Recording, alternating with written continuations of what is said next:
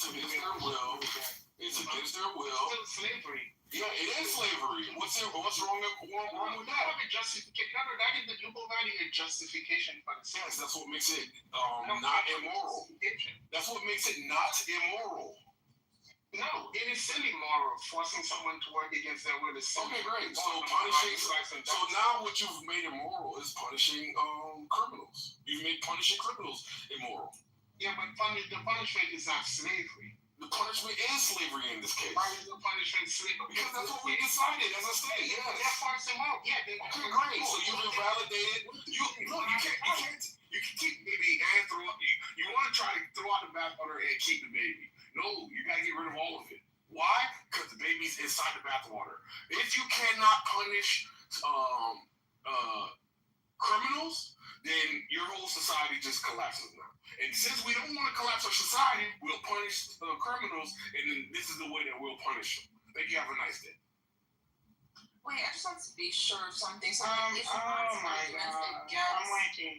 Wait, is Matt's argument basically that, we shouldn't punish criminals with slavery, but we can being 12 years while you are being subjected to all manners of evil. But slavery, oh no, too much.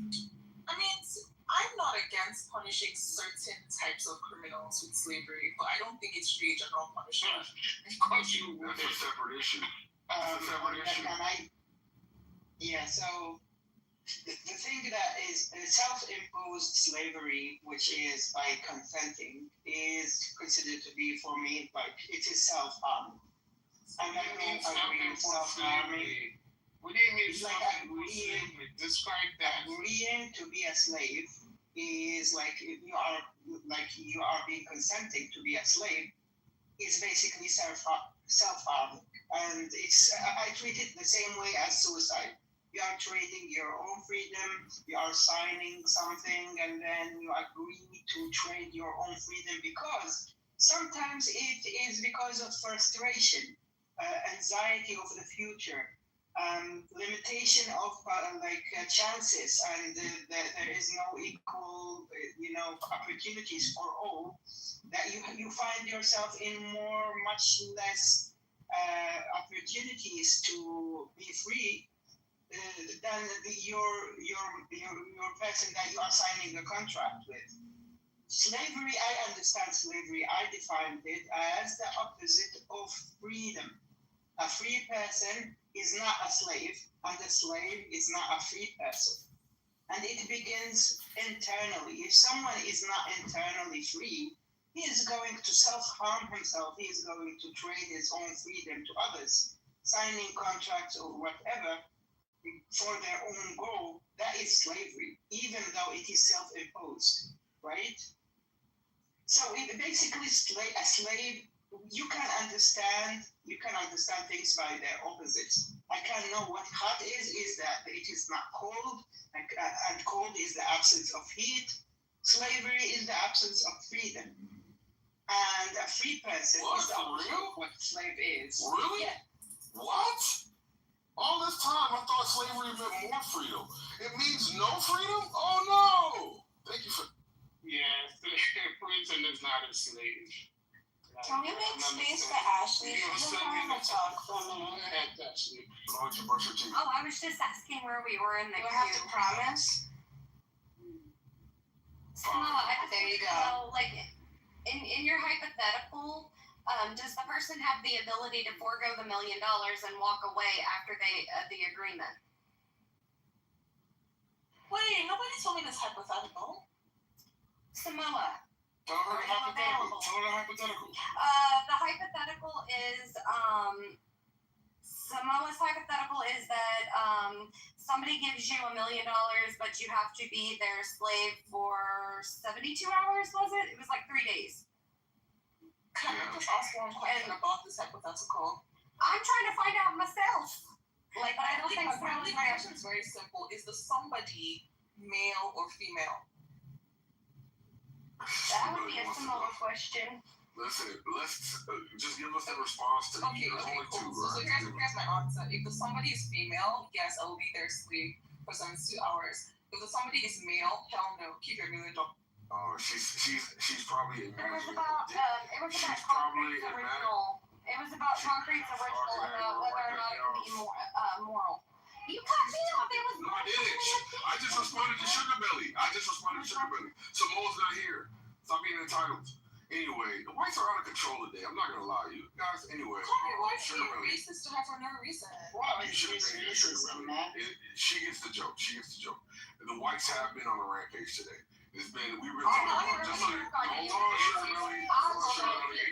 Charlie Kirk died. You know the word they say Charlie Kirk died. I know, Sugar Belly. Ashley and I have a rapport where she understands the joke. Yes, and I get it. Oh, thank you. I'm glad you realized that. Anyway, Sugar Belly, how have you been? Are you still in the market? What are your thoughts on the economy? Look, my answer to the hypothetical is very simple. The thing is that if you agree to be a woman's slave for some 2 hours, okay, fine. You know, she might ask you to do all sorts of weird stuff or whatever, but you're probably going to be fine. The problem with agreeing to be a man's slave for some 2 hours is that it's guaranteed to get sexual. Guaranteed. Yes, I know you're imagining Diddy. Thank you. Yes, I know you're imagining So Diddy. Sugar Belly, hold on. So if you enter into a contract for 3 days for $1 million, that makes you a slave? I mean, so the contract agreement is like basically for some 2 hours, this person can direct anything, and you're not allowed to say no. Like no matter the situation, no matter how uncomfortable it makes you, no matter if it's in day life, you're not allowed to say no. Like by definition of being a slave, right? Those are the conditions. The conditions are that for some 2 hours, even if this ends in your own death, you are not allowed to say no. No, obviously you cannot be killed. Obviously you cannot be killed. Yeah, I mean, you know, or you would know. Why do we have the term indentured servitude? If everything is a slave. Okay, Matt, so here's the difference, right? The difference between indentured servitude in terms of like the experience of it versus slavery is that indentured servitude has limits to like what the person can do. By definition, if you are somebody's slave, especially if it's the chattel type of slavery where by definition you are somebody's property, that person can end your life and nothing will happen. Like that is the full range of power that like being the owner of the slave gives you. But you can't just kill your indentured servants without consequences. Like in this hypothetical, you dying is not part of it either. So $1 million for 3 days. This is why there's a 3-day clause. I guess you cannot be killed. Mark, let me just say something. Sugar Belly, I think that this is a stupid point because I agree with the general point, but you realize that even in actual slavery, there used to be laws about how slavery could be conducted. So it is not, you don't need to, like, so even in places where there was slavery, you couldn't just like kill your slave, right? There used to be laws. Yeah, so I just wanted to add that to say, like, just because a person is a slave, so here's the thing. The person doesn't need to be able to do anything with you in a limited way. Often within that institution, there will also be rules. So in every sort of, for example, if you think of Muslim slave, was different, right? So for example, you could enslave another Muslim, or if your Muslim slave converted to Islam, you needed to extend them certain rights, right?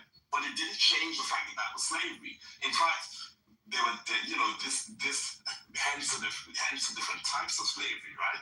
So you don't need to be able to do an unlimited amount of things to a person for it to be slavery. That's just what I'm saying. So I'm not saying that like you have to be able to do that for it to be slavery. What I'm saying is that by definition, slavery is inclusive of that. Do you get? So what I mean is like you have all around the world different cultures, different histories, different ways that like they did their own slavery. My point is that by definition, slavery is inclusive of all the systems where you can just kill your slave like without questions from anybody. And historically there were such systems. Like within a system, maybe it didn't apply to every single category of slave, but the point is that historically there were systems where, you know, within the population of slaves, you also had sub categorization of slaves that you could kill them or whatever, and like nobody cared. really good example from a country where human sacrifice used to be endemic, right? Everybody who got sacrificed was a type of slave. Nobody had an issue with like sacrificing these people. Yes. I just wanted to add that new dynamic. I just wanted to add to say, for the base level of slavery, you don't need to have that unlimited. I guess it. But yes, of course, I agree. Another example is like slavery in Imperial China, for instance, right? On the surface, were you meant to be going around killing slave nilly? No, you weren't meant to be doing that. But a lot of the royal family, like for very little things, somebody would break a jade teapot and that person would lose their life. Or somebody would have a miscarriage or like have a stillbirth and they would kill off all the people that assisted with the birth, that kind of thing. And there was no consequence because these are the masters and like these people are the slaves. So my point is not that you have to kill people for it to be slave, but my point is that slavery by definition is inclusive of systems where you're allowed to kill the person with no consequence. It doesn't mean it's going to apply to everybody, but like it includes that. And I say all this stuff to say that I don't want to be a man's slave, okay? Because if you're a man's slave for 72 hours, it's going to end up with like his dick in your bum or his dick in your something. Okay, I can be a woman for 2 hours. I'm not going to agree. I'm not going to agree to be a man's slave all the time. Really, what you added the stipulation that there would be no Diddy-esque encounters and there would be third-party supervision, which had the authority to shoot to kill in case any Diddy-esque. You underestimate how creative men are. Oh, no. See, look. In their pursuit of slavery. Then that's not manipulation. You can manipulate. You can manipulate someone who is slave. This is what I mean by the watering down of slavery.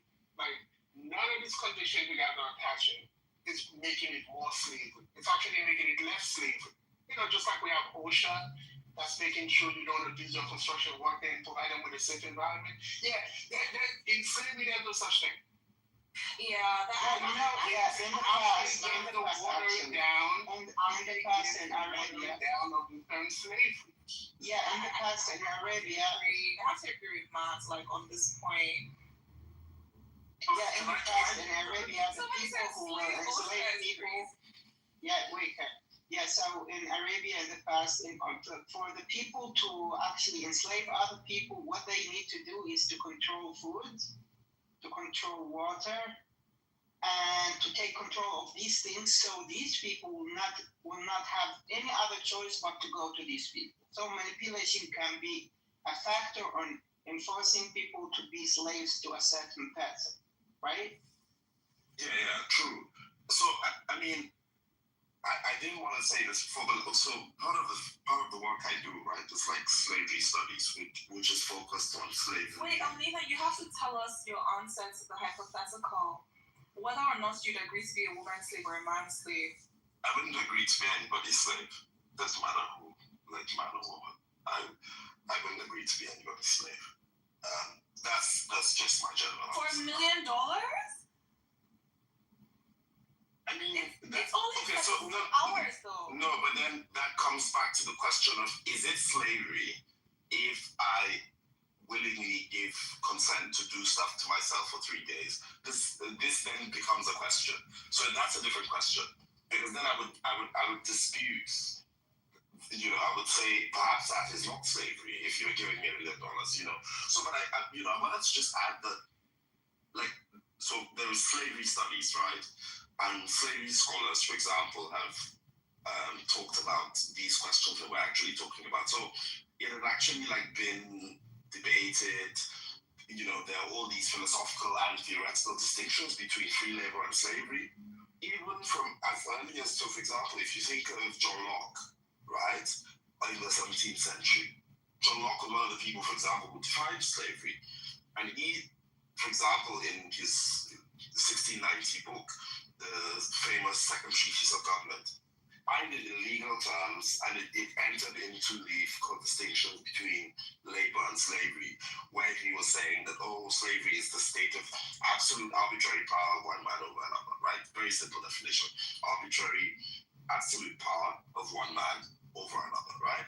And in John Locke's definition, for example, and I'm sorry to be boring with the sort of technical slavery scholars, but like his distinction between servitude and contractual labor was three-pronged, right? He said, you know, a person can sell their labor but cannot sell their person, right? So it is possible to sell a service but not sell themselves. And if they sell themselves, regardless of whether there was consent in the selling, it is slavery because a person is unable to sell themselves, right?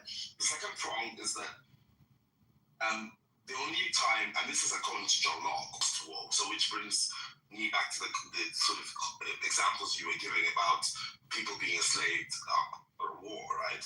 And for John Locke, slavery is that's the only time slavery is legitimate, where there is punishment and there is a just war, and the war has ended. You know, otherwise, in the view of John Locke, if there is a continued state of war, so for example, Ukraine, Russia, whatever happens between Ukraine and Russia, those prisoners of war, the consequence of that coercion is illegitimate in the view of of John Locke, right? But of course, 200 years later, there was Adam Smith, right, who, in discussing political economy, for him, he saw slavery as sort of economically inefficient, morally wrong. And go to Patterson in the 20th century, you can go to Weatherman in modern times, Deborah Hellman, and then the feminist debates, for example, where the radical feminists, like McKinnon think that prostitution, for example, is inherently that you cannot call it anything other than sexual slavery, right? Because of the foundational gender inequality that undermines anything like choice. So they are the ones who came up with the term, we do not believe in choice feminism. You cannot choose to enslave yourself to a man, right? But then there are the sex worker advocates, you know, for example, who say sex work is labor, and calling it calling it slavery undermines agency. Then again, there are feminists who say that some types of sex work are slavery, sometimes are not. Trafficking, for example, forced prostitution, that kind of thing, blah, blah, blah.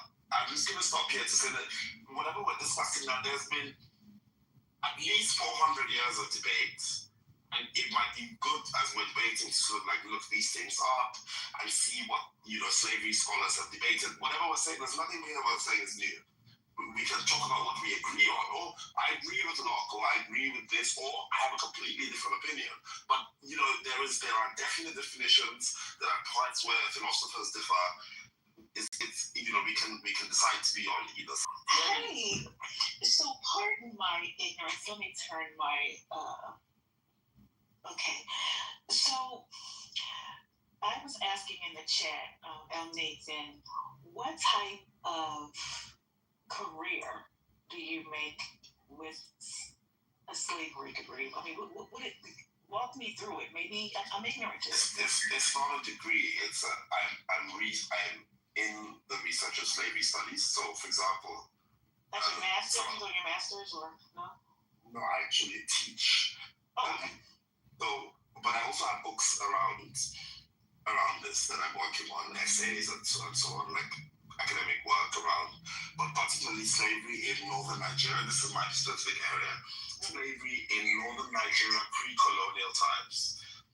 You know, what is now northern Nigeria? So Hausa land, the Kanuri Empire, all of the sort of smaller kingdoms around what is now called northern Nigeria. If you will. It's conversation. Yeah. Gotcha. Okay. We can. I'm good. We can move on to someone else. I don't. Because you did just kind of give it a nice submission. So yeah.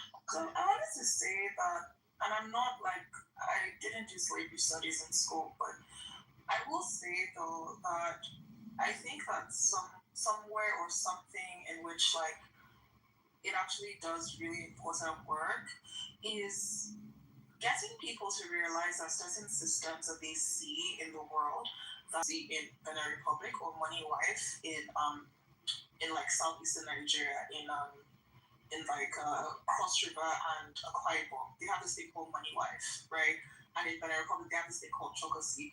These are both two types of slavery that are kind of staring you in the face, but you don't necessarily realize it's slavery. So like money wife is like when you have somebody, usually a man, because men are like the root of all evil, usually a man, and this man owes somebody else money. It can be any amount of money, but let's just say he owes somebody a lot of money. And for some reason, he can't pay the money back. So instead of him selling himself into slavery, which is exactly what I think he should do to pay back his money, what he does is that he takes maybe his niece or like some other little girl in his family without telling anybody, and then goes and gives that girl to the person that he's owing the money, right? To be that person's money wife.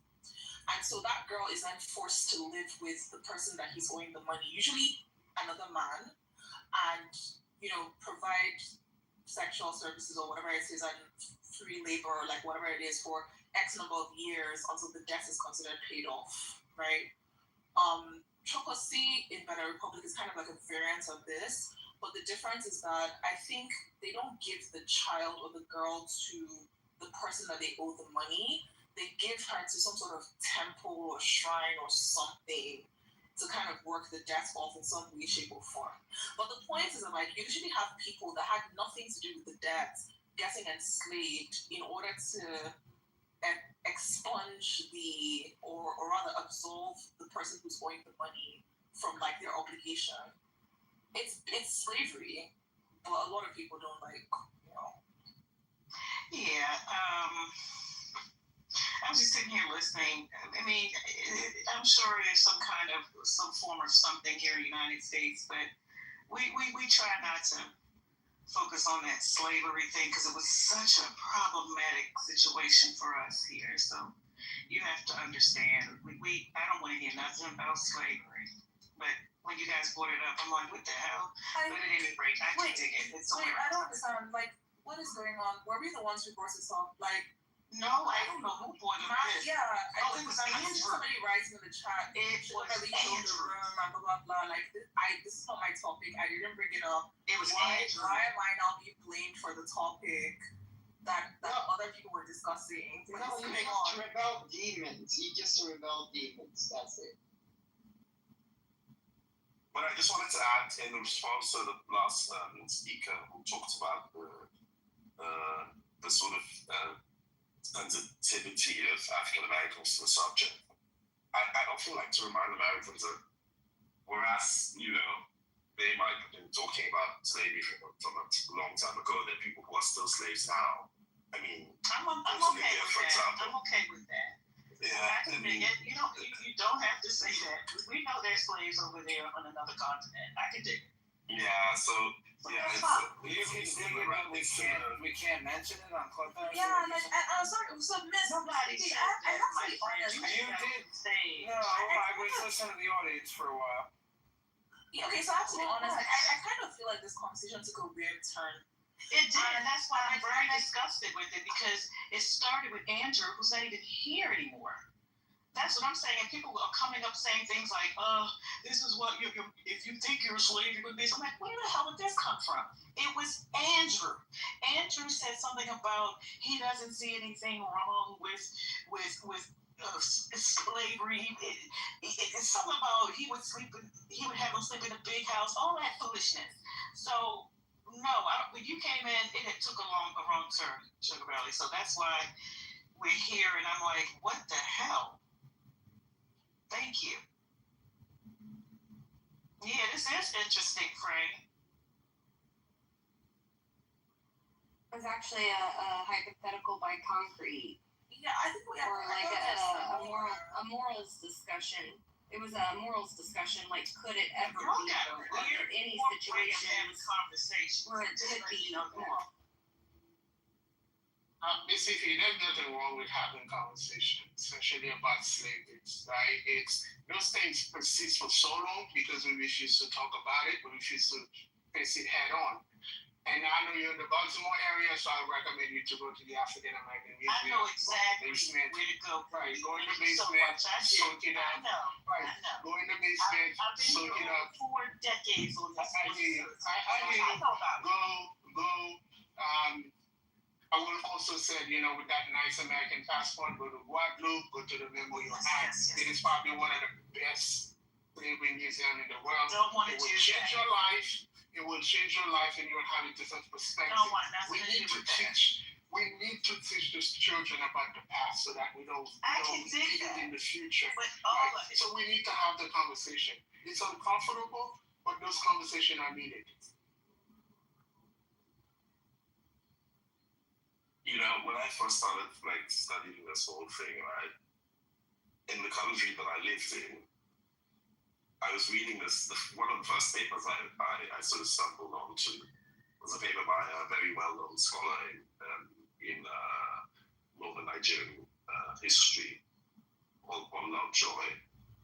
And the first paragraph of the paper was that as early as the 1980s, there were people who were openly either talked about, sold, or engaged with as slaves in northern Nigeria in the 1980s. So for me, of course I knew about slavery just from other things, but I didn't realize how close it was to me, that in the parts of the country where I live in, there are people still being considered slaves. And of course, it's very, for us, I remember walking into the palace of an emir, and I'd done some project, but Blah had invited me to this big palace with sort of this absolutely sprawling, living room. You walk in, you're dizzy just by the size of the room. And he's so far in the distance that you can barely see him, and you have to maintain a certain distance on the red carpet, whatever. But his what I would describe as slaves told me, and they asked me where I was from, and I'm from part of the state that used to be a place where they used to hunt for slaves. And what he told me was, "Oh, you used to be our slaves." This was said to me in my own country as an adult, So the whole idea of slavery is very present and relevant in the minds of many of us. You might say, "Oh, we were slaves 400 years ago," or blah blah. For many of us, they call us slaves now, today, 2025. Yeah, but You still identify as a slave? No, that's not what he said. What he said is that he went to an emir's palace. If you don't know what an emir is like a kind of king, and basically they were just having a casual conversation, and he happened to mention where he was from, and the emir was like, "Oh yeah, you guys used to be our slaves." He just said it super casually, because he used to have slaves, he used to own slaves, or at least his family used to own slaves, and he was like, "Oh yeah, you guys used to be our slaves." He didn't realize there was something wrong with what he was saying. It was super casual for him. That's what he's trying to say. Well, yeah, the Arab people invented slavery. That's not correct, but anyway. But I think it is true. You look it up. I'm kind of not because don't the Gantatas, don't they get their name from I think it's their great grandmother's slave? That's what they got their name from. So.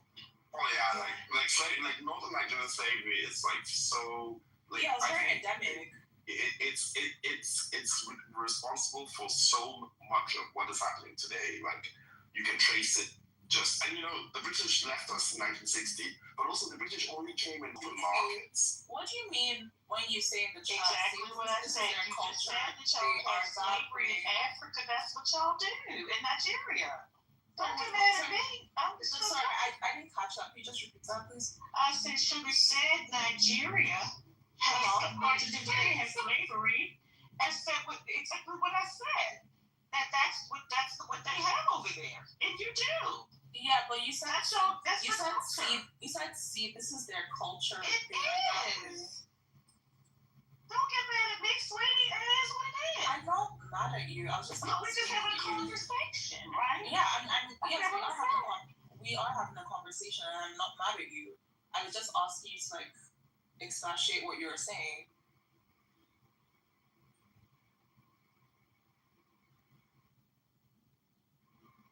Yeah, but anyway, I think the slavery conversation is pretty interesting because there's plenty of slavery systems all over the world in 2025 still that need to be ended.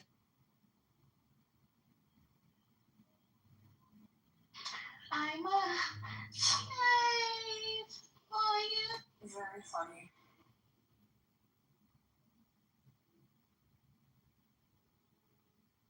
I actually really like that Britney Spears song.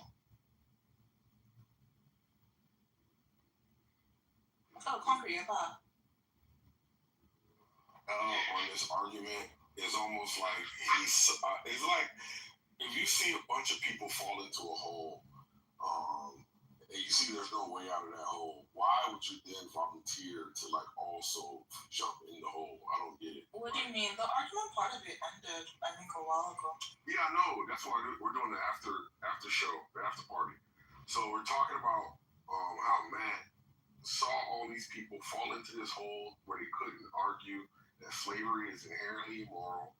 And then after all of them jumped in the hole, he decided to also jump in it. And I don't understand it. When did that jump in? Because you think it's inherently immoral. I don't think that's what's really up for debate. Like, I don't think Not what I that's said. And what was the original debate? The morality. No, I get that. I I get get it. how you guys got But- here. My issue was always the strict definition of slave. I do not like the watering down of the word slave. I don't like what this multi definition that diminish what real slave, if I dare say, went through. Yeah, so I don't think sex work is slave. Sugar daddy. No, sex work absolutely is slavery. Yeah. You're forced to obey.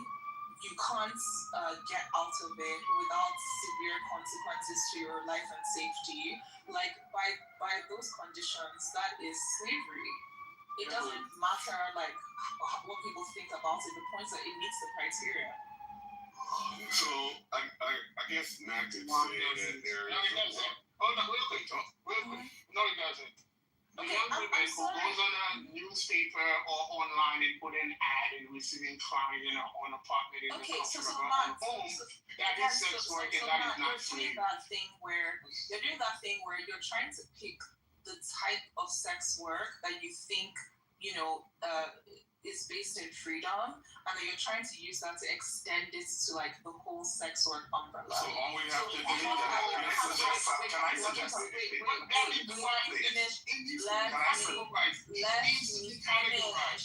Then you guys can tell me. I know. Let me just say my thing. Then you guys can tell me like what you think is wrong. Okay.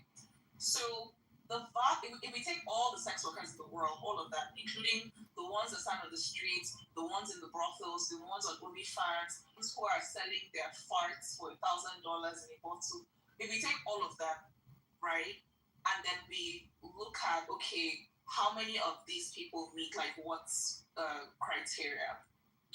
The vast majority of the sex workers are coerced. The vast majority of the sex workers are doing it against their will. The vast majority of the sex workers face serious consequences if they attempt to stop doing it, or they face serious danger if they attempt to stop doing it. They're not able to stop doing it freely because they have somebody they have to obey, they have somebody they have to give the money, and so on and so forth. This is the typical sex workers situation. Now, at the fringes, the outlier typers are the glamorous ones. The ones that you see on OnlyFans, there's like their middle class bedroom or their upper middle class bedroom. All they have to do is take off their clothes on a camera. There's no dirty man coming to stick anything inside any part of their body. Or the ones that they dress up really nicely. They go to meet those billionaires in Monaco or whatever. And I've noticed that a lot of people, when they want to talk about like sex workers, they talk about those glamorous ones, and then they act as if the reality of the glamorous ones applies to the average sex worker, and that's simply not the truth. So for majority of these, you can sign on mute. Like, you don't have to use 75 words to repeat yourself and make a fallacious argument. Yes, let me hurry up. Take the social cue. Hurry up. Hurry up. Did you? Hurry up. Did you have something? Hurry up. You cut me off to make this horrible argument. Hurry up. Did you have I'm tired of being cordial with you. Hurry up. Did you have something? Yes. Did you? Yes, social cue. Get it. If you did something, you should like to Look, I let you cut me off, but now I'm tired of it. So hurry up. So I'm sorry, but like it's really not realistic. Like the experience of the average sex worker is like, yes, it's slavery. All right, so Sugar Belly is engaged in, because she was speaking for so long and so erroneous in her logic, and she knew it. So I won't. God loves me. Anyway, she was so erroneous in her argument that I had time to come up with the fallacy that she was committing, and we're gonna call it the fallacy of composition, which she admittedly employed, right? All right, so here's the fallacy of composition. This is when you incorrectly assume that a characteristic true of the individual parts must also be true of the whole.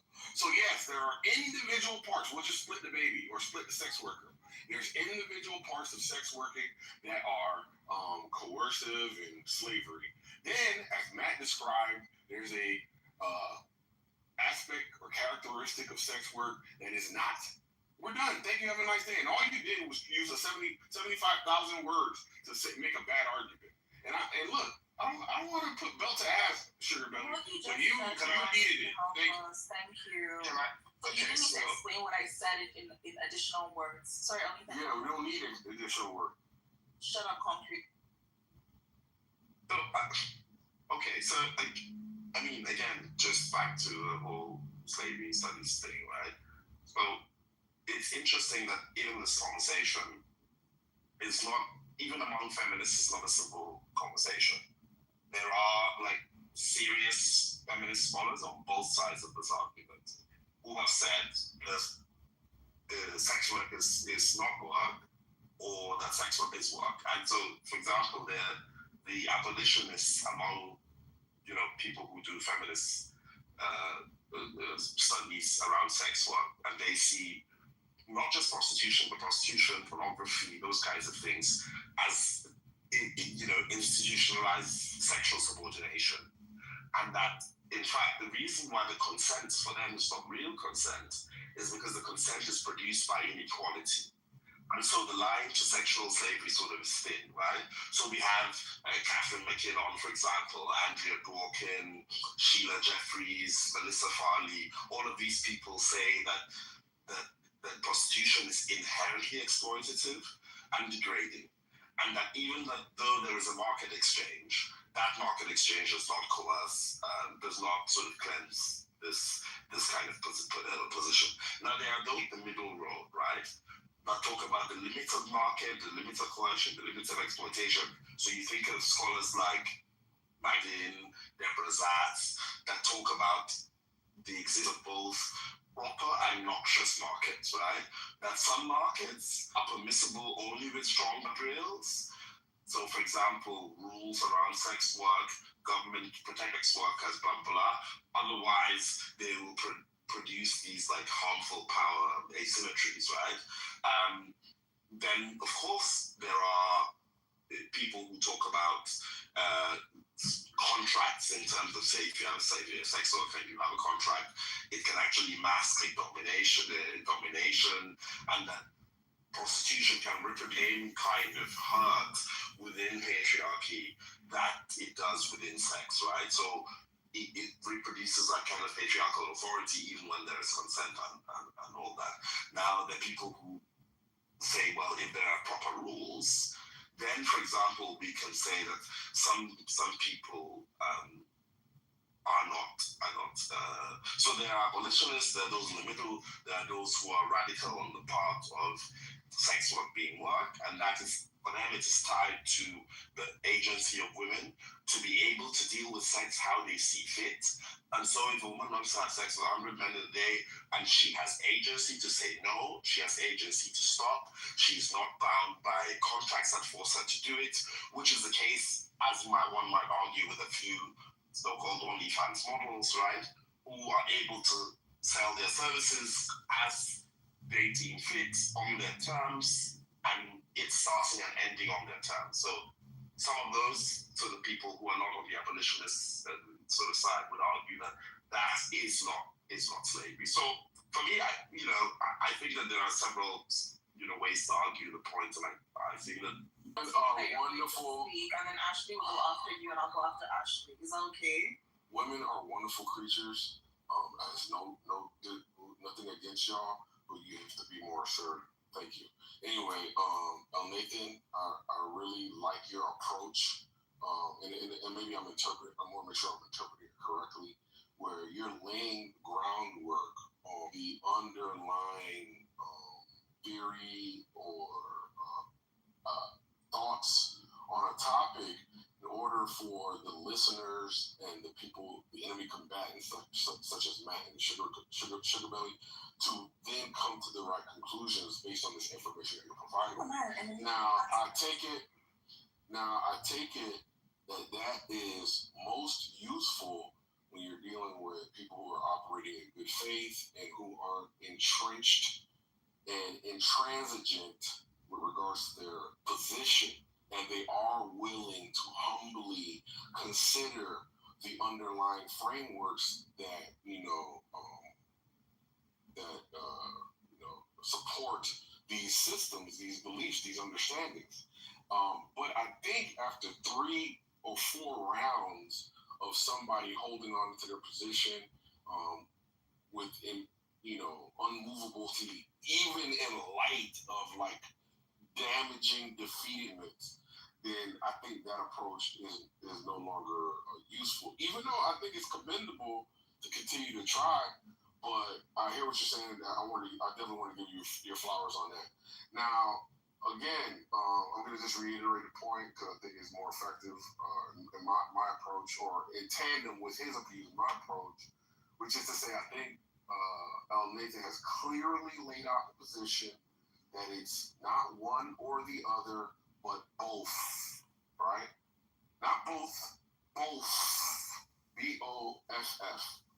And stop arguing against both, because we know that is the more reasonable, logical position. Yes, some sex work is slavery, not all. Not all. Hashtag not all. And Sugar Belly, if you argue against it again, that it's all slavery, then we know that you're just being ideological. I strongly believe that you have a hearing problem. One second. All right, just correct me when you're done. If you're not making that argument, fine. If you're not making that argument, then fine. And Ashley, here you go. Oh, Nathan, I could make the argument that, because of the social structures and because the stigma that comes with it, once you start any kind of sex work, because of that stigma that comes along with it, you kind of can't get out of it. You kind of can't do anything else. So I see the argument where any type of sex work is a form of sex slavery. Like, even if you start it willingly, because later on, when you go to get another job, we've seen teachers fired and all of that. I'm just trying to engage in the conversation and offer different. Actually, please go on, because I honestly. You can't tell her to go on and interrupt her. You're interrupting her by telling her to go on. Okay, Tim, was it you? My plan was bullshit. That was the only point. Shut your mouth. Okay, no problem. I'll go after her. I'll just hear my mind. Oh, I landed my plane. Go on, Tim. Be nice to Sugar Belly. Okay, so Tim, she's done, and I was after her. Are you not going to mute me, or I don't know? You just been aggressive for no reason. No, we've been mobbing good all day, and I come back in here to interrupt you. Go ahead, you're up next. Stop playing fucking go. Oh, you conveniently didn't come in when everybody else was speaking and shouting. It's only my voice that you heard. The whole time when they were shouting at themselves, you never came in to hear that one. Anyway, what was I even saying? Yeah, so concrete, I think I have a hearing problem because even my initial statement was based on the fact that sex work is slavery for most of the sex workers, but clearly there's some sex workers who aren't enslaved.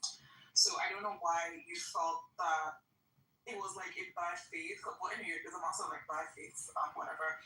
But actually, yeah. So I think like what you're saying is really interesting, and I think I found this to be true as well. That there's this manufactured stigma, against women who have engaged in anything that's considered to be sex work, and the whole point of that stigma is to basically keep them out of polite society and almost like to depend on sex work or to continue depending on sex work. So like even if they want to change or they don't want to do that anymore, they want to stop doing. The stigma is to prevent them from accessing like normal means of employment or like just normal means of social integration, so that they're forced to be on the fringe and kind of whether they want or they don't want to like keep having to do the sex work.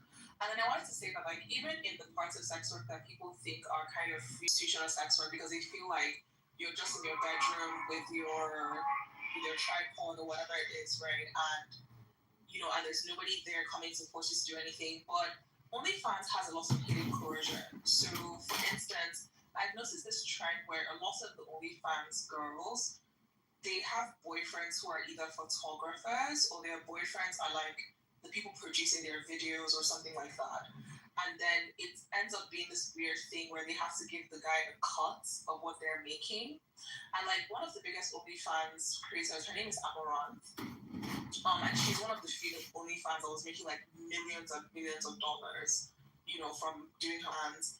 And Amaranth like basically broke down crying at some point, saying that like her boyfriend was forcing her to do the OnlyFans and that he was taking her money and and she was being bullied and he was taking like her money and stuff. And people were shocked because she was incredibly successful, So even when it doesn't look like there's coercion, there can be coercion there as well. But to what Ashley said, I think something that is incredibly interesting to me personally, right, is how in lots of the societies where the people will say things like, oh, prostitution makes a woman dirty, or like they'll turn their noses towards any kind of hint of sex work, right? In a lot of those same societies, if you look at the way they go about their dating and their marriage, and like their normal, quote unquote, normal relationships, a lot of it is basically prostitution, but just sanctioned. So like I hear some women like saying stuff like, oh, after you learn this sex trick, he'll be paying for like your hair and your nails, or he'll be paying for your this or your that, or he'll be paying your bills or whatever. And I'm like, do you not realize that you're describing prostitution? You're basically saying that you're going to learn like advanced sex skills in order to induce a man to start paying some of your bills. It's just roundabout prostitution, like in another weird way. So is that prostitution? They don't see the What do you say? No, it's just a drunk shit. Tell me in. Yeah, so I was just like interested in like what Ashley was saying, because like I always thought it was hypocritical. I thought like the women who are basically, they're basically fucking men for money, but the man they're fucking for money is their husband, or the man they're fucking for money is their boyfriend. They'll turn around and be like, oh my god, like she's dirty because she does whatever it is, OnlyFans, or because she's like a high-end escort, or she's like a regular prostitute. They're like, oh, she's dirty, but you're also like doing sex for money. Like, what's going on?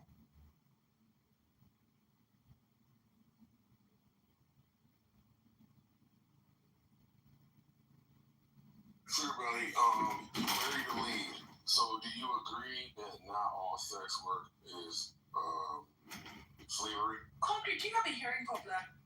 No, maybe I have an attention problem. I was like looking at something else. Can you just tell me succinctly? Concrete, that is what I Oh, said. that really was. That's what I said from the beginning. Concrete. Sorry, Sugar Bro. Sorry. Anyway, how you doing, Sugar Bro? You still in the market? What do you think about that? What do you want? You want to marry me?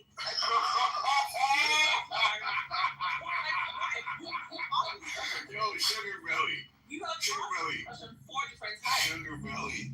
We talk about stocks and air crypto. Don't act like this is like some. Do you want to pay my bride price? Don't Like, act. that's it. Don't act like this is. Don't act like this is some flirtation device. You get it? Flirtation device. Anyway.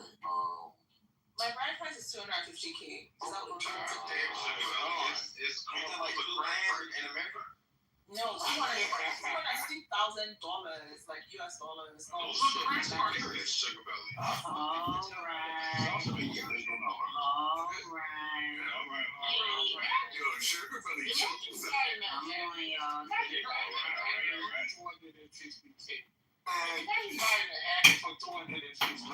of your mind. Problem you're gonna have. You're out of your mind. And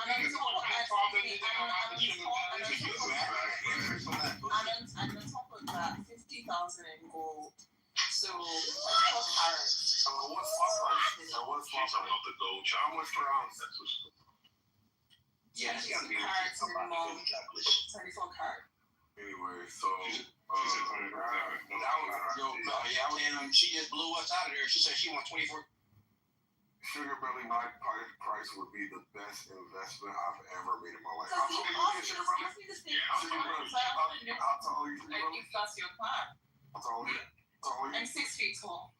Don't stop lying. Okay,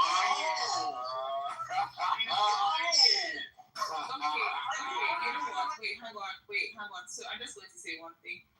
Nathan, I know Nathan in real life, so ask Nathan how tall he is. Nathan, is she being honest? Wait, I didn't know you had.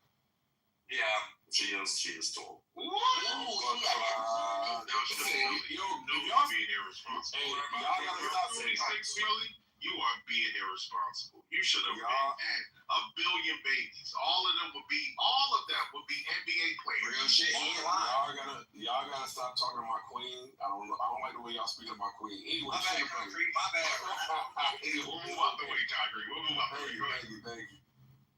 So, do you take anyway? Let's move. If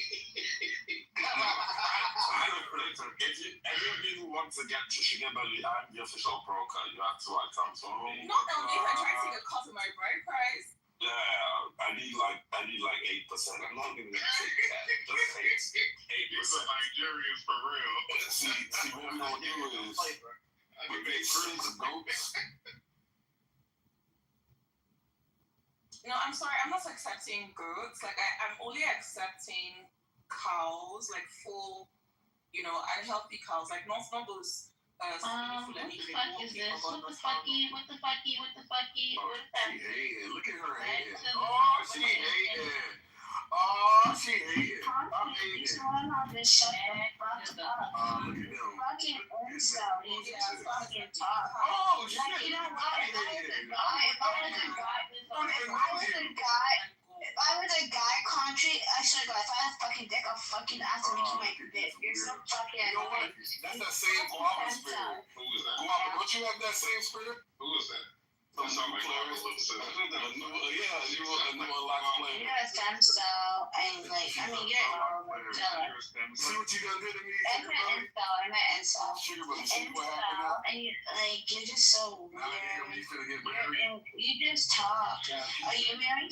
Nobody could have married your bitch ass. It was him. Actually, he wants to beat me up. I'm scared. I'm scared of him. I don't have a dick, so you should. Don't say anything else. This is kind of weird. Wait, what's going on? Do you Y'all can go to the bedroom, Just go got here. private, Just got when here. you move This is her on, first day here. you guys can go I do not know her. private, you Look at guys Karen can and go hating. to a back Sugar Belly. channel, You see what happened now that they know we should get married? on from the conversation, because I don't want to hear that. And I'm We know. It's not me and Tally. You're not like Tally. You like Tally. The Yeah, I rest was of the trying to world ask, don't want to hear that. where's Tally? The rest of the room does Look, not I want to hear. I think she's on TikTok. Let's just say it's a good thing she did. Thank We God. don't want to hear. We don't want to hear about a gorilla climbing a tree. Can we move on? Motherfucking D. She also said Sugar Belly, but I'm 6 feet tall too. What are your thoughts? That's fine. We don't want to hear that. Yeah. Sorry. By the way, Concrete, I appreciate you wiring me that 100K last week.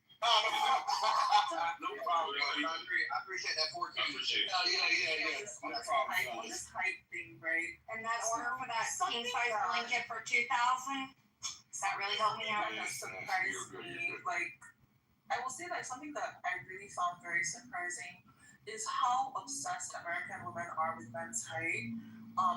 I found it incredibly surprising. Like, they talk about men being tall so much, and I don't understand the obsession, because a lot of American women are very short. They're like 5'5" or something like that. They're quite short. So I don't understand. Like, why Not too much on short people. I'm a bad one. Yeah, but I mean, so I think what I'm trying to say, like, it makes sense for like tall people to date other tall, and for short people to date their fellow short people. But in fact, the shorter they are, the more obsessed they are with tall men. And that's a It fact. confuses me so much. Well, that's because tallness represents tallness represents masculinity, and it also represents dominance. When you're tall and you are, and that is more masculine. That's why when we see tall women, they think they trannies. But Yeah, I've heard you gotta check that.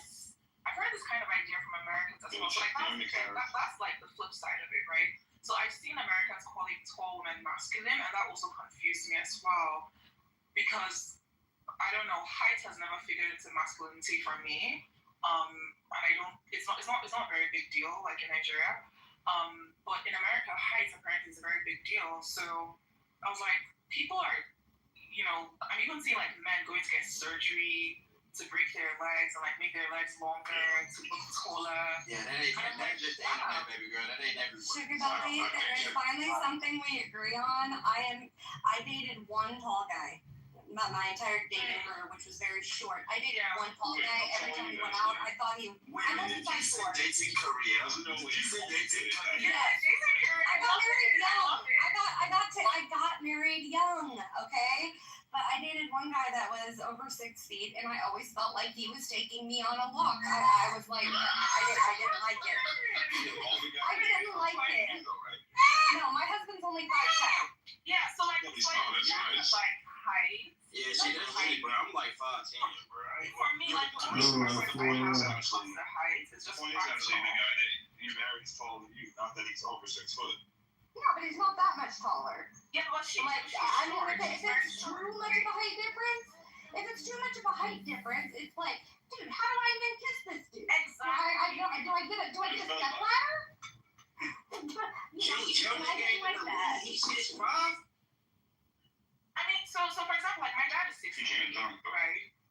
My dad is 6 Yeah, he's My 6'5". mom And is- my mom is shut up. 5'8". You're so annoying. Your mom is 5'8". Yeah, my mom's 5'8", my dad is 6'3", and I'm 6'8". So I'm kind of like in between them. I'm taller than my mom, I'm shorter than my dad. Interesting. But with the whole height thing, I feel like the only limitation I have on height is just practicality, as Ashley said. If you're gonna get a neck problem trying to kiss this person in either direction, then it doesn't make any sense. But if the guy's the same height as me, that's fine. If he's slightly shorter than me, that's fine. If he's slightly taller than me, that's fine. To be fair, I don't understand it. Sugar Belly, with Nigerians, the average Nigerian man is a confident man, right? There are other things that make up for not having maybe the ideal physical stats. Yeah, it's quite common to see Nigerian men short, and their wives are towering above them, and that's like very normal. Look, King of Sugar Belly, the shorter the Nigerian man, the bigger ego.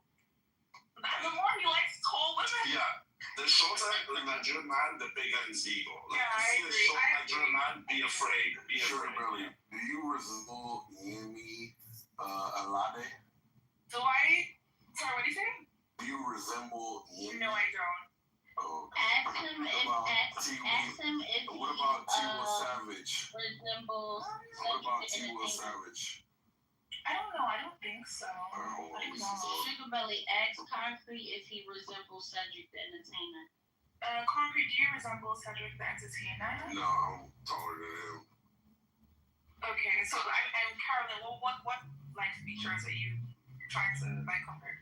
Oh, I was Just just trying to going be to shady because we're getting married. I'm not. No, me and you, Sugar Belly. She's mad that we're getting married. Wait, excuse me, wait, 1 second. How are we getting married? Did I accept bride price from you? Why don't you mouth? Did you give me any gold? It's You on the haven't way. given It's me on any the way. gold. Are you telling me we're getting married? Concrete, go on Mene right now and buy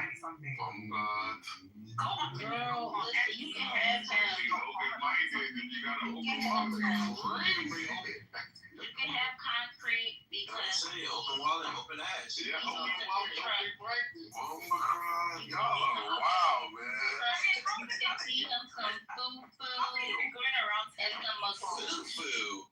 Wait, That's well, a sorry, like, corporate. number They say open wallet, open I ass. That's crazy. What's I the thing? hate fufu and I hate egusi. What? Number two, yes. But number two, how can you be going around telling people that we're getting married?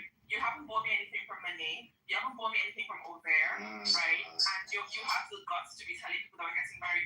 Go on Monet.com or go on We can buy you a Starbucks Starbucks drink. and buy Sugar it. Belly, Wait, you what's want the- a what's the- hand crocheted, Alright, king Nah, size it don't twisted. get you right this No, weekend. Ashley, I don't feel that way. So what I want is on Monet right now, they have a fishbone necklace.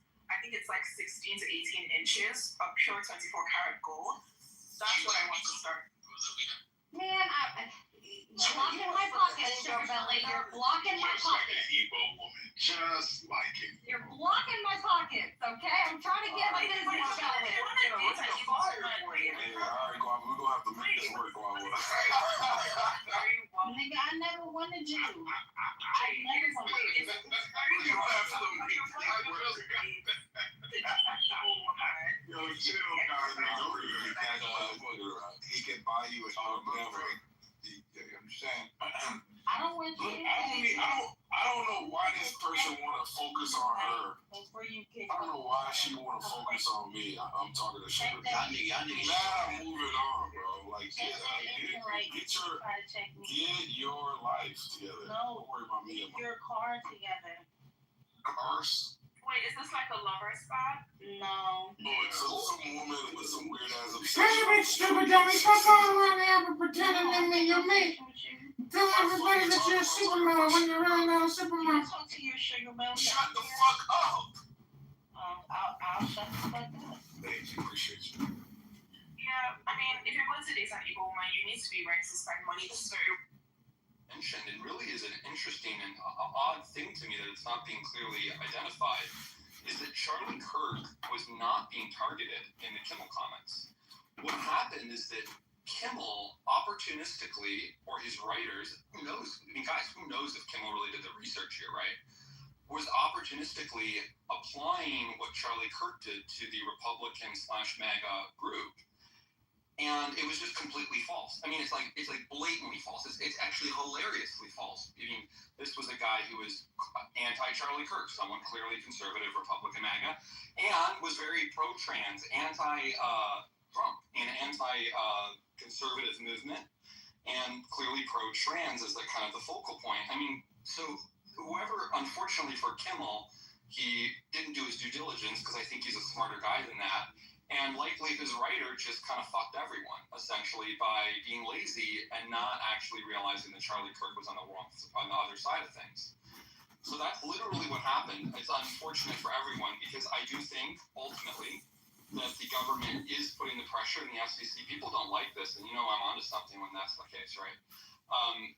The FCC and the administration clearly put at least indirect pressure in this direction. The Nexstar acquirer of a lot of the assets out of ABC, a big deal for them, also seemingly put pressure on it, and we don't know what backdoor conversations were had. So what happened, it seems, in summary, is that this was a pressured thing. ABC would not want to do this. They had to do it, likely coming from administration pressure on down the chain. Could also be Nexstar's, I don't know, maybe they're owned by Republicans and they just were boiled their blood. And they're like, if we're going to, we're going to take this guy out if we're going to do this deal. We don't know all the details, but clearly a pressured move, and also one that is really incited by the political climate in the United States and the MAGA team and the Trump administration having the opportunity here to highlight a blatant, what looks like liberal media propaganda, right? Because unfortunately for, again, Kimmel, it was clearly incorrect to the point of libel, I believe. And he said it anyway, and I think they jumped on it and made a martyr out of him. And I agree with that too. I heard someone else say that. It was brilliant. I totally agree. This to be the best thing for Kimmel's career since, his career. Like, he could make a killing off of this financially by, getting this turmoil on his name and taking the right side of things, or the side of things that are most profitable to him. So, sorry, Marshall, I see you want to say something. And I kind of closed there too, so perfect timing. Marshall, do you want to go? Jim Conway. I don't know. It kind of sounds like we're saying, well, something shitty happened to Jimmy Kimmel, but there's going to be something real good on the other side of that. I don't want to put words in your mouth, but I'm sure you would agree with me. Government, FCC, those folks getting involved, saying they're going to censor people, probably not the best thing in the world for free viewpoints. But if the government's getting involved in viewpoint discrimination, essentially saying there's one right method of behavior, and that's not to mock Charlie Kirk, I'm worried that verges, to say politely, into government censorship. And I'm not so sure that's the thing we want to do in our country. Thank you, Marshall. Guys, I was walking, so I have Les next in the queue. Is that correct, everybody? Yes. All right, Les, my main man. It's your turn, my friend. Well, I looked at what Jimmy Kimmel said, and he did not say anything bad, and he thought he might be a right-wing guy, and it's very likely that this joke was written at the time where all that was known was that he had Republican parents, and he was a guy that went hunting with a hunting rifle, and that's not necessarily a left-wing guy. I don't know how much of this him having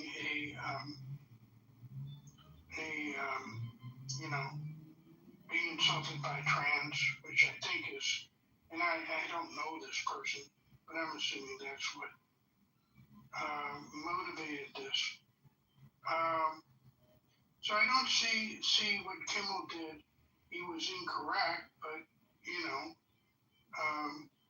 frankly, 70% of the people on Clubhouse would be not able to speak if they got something wrong about breaking news. Because people make assumptions, and which I would never want to see. And I believe the question is not just free speech, but we don't want to suppress and make people afraid to speak, and to have different viewpoints. And what else is important? One other thing. Also kind of wondering, I would love to see this talked about in the chat if someone's interested. We had experiences like with the Red Scare. And, we were worried about Stalin and stuff, and he was a horrible guy. And we had suppression, especially in Hollywood and stuff, and the TV industry. And what people felt about that, you have the right of association, and on the other hand, you don't want to see talented people not being able to work and all the harm that was done there. And finally, in terms of talent, I think Colbert and Kimmel are very, very talented. And to compare them with Carson was living in an era where there were only three choices at most. ABC, the three major networks. Now there are a million choices, really a billion choices, any website, all these streaming services. And to compare their numbers doesn't have to do with their talent. However, it does say that the business model that worked before doesn't work now. Thank you. Thank you so much, Les. As always, great to see you here in other rooms. And let's go to from the mighty Midwest. Meryl, welcome. Hey, Scott, can you do me a favor? Yeah, sure. If you continue to moderate, could you do it in the Trump voice? That'd be great. We're gonna go to Meryl. She's a very nasty woman. Okay, very nasty. She's a very nasty. She's like worse than Rosie, if you could believe that. Go ahead. Thank you, Howard. First of all, my son used to work for Disney corporate finance, production finance. I tried to get hold of him all day because I wanted to know what's his take on the cost of Nightline and nighttime and all of that stuff. But he probably was avoiding this conversation, so he didn't call me back. We need to look. I would like to look at what Kimmel said in a broader sense. You know, we're hearing what he said is it's really half of what was actually happening. He said that that the right was that MAGA people were hoping that this guy wasn't one of them, the killer wasn't one of them. But you have to remember that the president immediately announced that this fellow was, whoever it was the far left, radical, evil left. The evil left. So he was actually kind of making fun of that. Regardless, he also made a mistake because to talk about that at that particular time was like talking about Jesus, because Trump had built this man up. This man, Charlie Kirk, has been built up more in death than he was in life, and it is abhorrent to begin with that he was assassinated. That is abhorrent. There's no question about it. But if you have to take it also and consider your president was talking about it. Your president was blaming people, and your president put it in a political climate, put it in a political sense, and that is what Jimmy Kimmel does. I'm not going to worry about his contract because it's apparent they didn't fire him.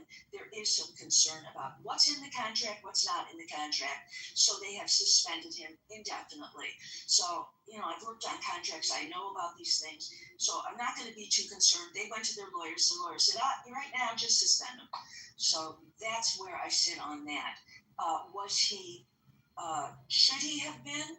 I think we are not being honest with ourselves if we say that there isn't some political pressure, something from higher up, and we're not talking about executives, we're talking about Trump.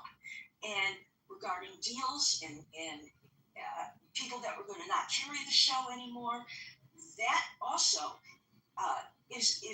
while it's a business decision, it may have been based on a political decision as well. He is somebody who has made political commentary part of his humor, whether you like it or not. Don't watch.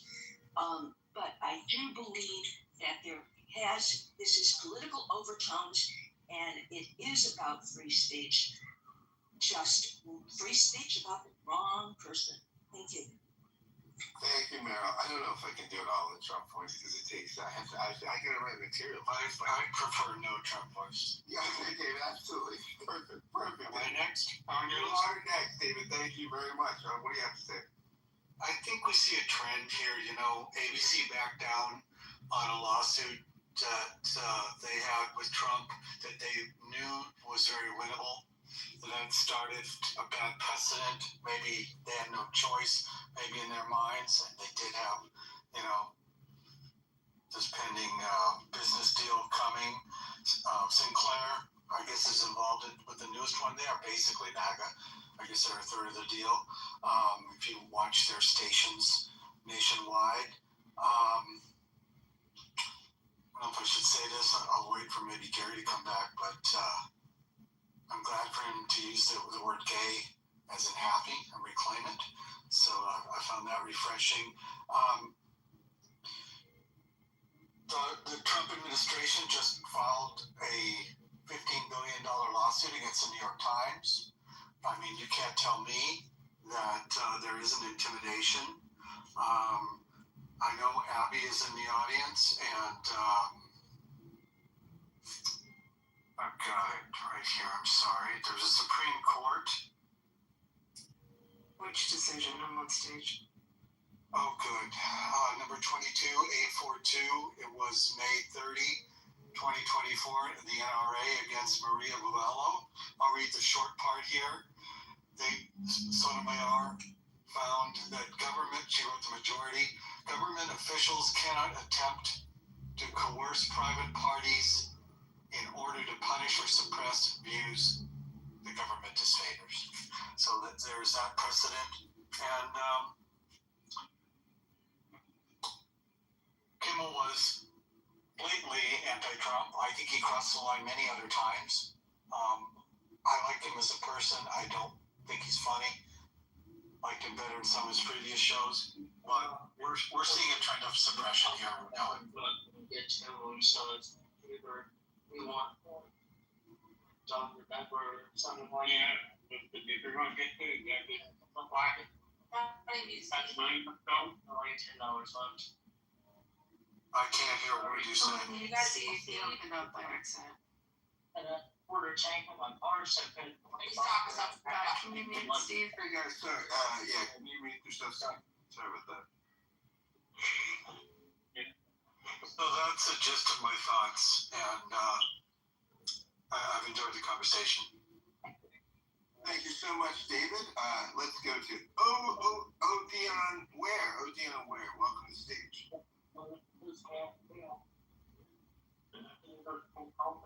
Thank you. Thank you very much, everyone. I wanted Gary to be as I'm speaking because what is just happening right now, since I told he and Marshall, when it's not that I was being an alarmist. Again, this is something that I studied in University of Brisbane, Queensland, the fall of democracies. I spoke about one on the Rwandan genocide and how it started. And what Trump is doing, what the FCC is doing, interfering, cajoling, is what led to these things. I mean, these things have been done. I mean, books, articles, studies have been done on the behavior of authority. Today, Trump said that because he won the election on Air Force One, nobody has a right to mock him. And the FCC is now going to go after TV stations. So, well, Americans voted for Trump. They should be able to live with the consequences. But for me, my job is to come up every day and remind, when things like this happen, and remind Gary, I told you so. Thank you very much. I yield. Thank you very much, Odeon Ware. I appreciate it. And we come now to Linda. Linda, welcome to the stage. What do you have to say? Hi everyone, good evening. I just want to say, I know it sounds kind of dumb, but when I was growing up, my dad came to the country in the 80s, and he lived in a totally different country. So he used to watch with my mom, Johnny Carson, and then we, then went on to Jay Leno and Dave Letterman, that whole thing. But and there was the one guy, I forget what his name was, and he had a big lawsuit with one of them. I forget his name. I don't know if it was Conan. He made much money off of that lawsuit. I think it was Conan. I don't remember. But anyway, so yeah, I remember this, like Johnny Carson was making jokes about the president one time. My dad freaked out. He's like, oh my God, he can't say those kind of things. He's going to be arrested. He's going to be shot. The government's going to come after him. He's going to be in trouble. And my mom said, calm down. This is America. People have freedom. We have First Amendment. We have freedom of speech. You can make jokes. You can make fun of the president. You can make fun of things. And so my dad, he was like, oh, that's right. So yeah, I feel like my dad, his paranoia, I feel like I'm starting to feel that way now. It's like, you can't even have, an opinion. I don't think anything that Jimmy Kimmel said was really that offensive. He didn't make fun of Charlie Kirk. He didn't directly attack Charlie Kirk's family. I don't think anything he said was very that distasteful or inappropriate. I mean, he just said, his opinion on who the killer and the shooter was and where they were from. I think because Trump has sued various media outlets, he's now suing the New York Times. He's sue happy. I think that's what ABC is afraid of. I think they're definitely scared of, there could be a lawsuit. I think they're money, and it's what they do for money grab. And then I do think that these broadcasting companies there's political MAGA and various conservatives or whatever and different political views, and I think I think people right now are on a political witch hunt. If you say anything about Charlie Kirk that people don't agree with, they're on like a political witch hunt about it, and it's pretty ridiculous. I read the article by Sinclair Broadcasting what they're demanding. They're demanding that Jimmy Kimmel issue a formal apology to Charlie Kirk. They're also demanding that he give Charlie Kirk's family money. I mean, it's crazy. This is America. I feel like people should be able to state their opinions. And I'll say this last thing. I mean, things that Charlie Kirk said weren't always, the nicest things about certain groups of people. He said some things that I was like, wow, that's really kind of evil. But I had to sit and listen to it and grin and bear it, and I had the option to change the channel, change YouTube, to listen or watch something else. So I just feel like, how can he sit there and he's allowed to say all these things, but then another person wants to make a commentary and they can't? And the last thing I want to say is, I don't know if you guys are aware of this, but there's currently a petition going on. It's a growing petition to punish South Park because they made an episode about Charlie Kirk before he died. And South Park already pulled the episode from their reruns. Comedy Central has pulled the episode out of their reruns, but the episode aired like August 6th. This was before he died. He watched the episode himself and said it was funny because I watched that commentary Charlie Kirk made. And it's still streaming on the Paramount Plus platform, but there's nothing South Park I don't think can really do about that, or either could Comedy Central if it's still streaming on a platform. That would be up to Paramount Plus to remove it. But yeah, there's people that want South Park canceled. I just think people are going way too far with this, and I definitely think Trump's influence is just going way too far. People should be able to have an opinion. This is America, and they're just, it's kind of like a fascist dictatorship, and that's all I want to say. Thank you. Thank you so much, Linda. I really appreciate your contribution. And let's go to Ben. Ben, welcome to the stage. How are you? What do you have to say? Hey, real quick, Scott, did I make it back in enough time? I thought Gary was leaving. I didn't want to lose my spot. I thought he had to close the room. Yeah, you're good. You're good, Chris. We'll put you in the queue. All right. Because you were here before. No problem, buddy. Go ahead, Ben. So if anything, the person, whatever Kimmel said, the person that should be offended should not really be the Kirk's family, but rather Trump himself.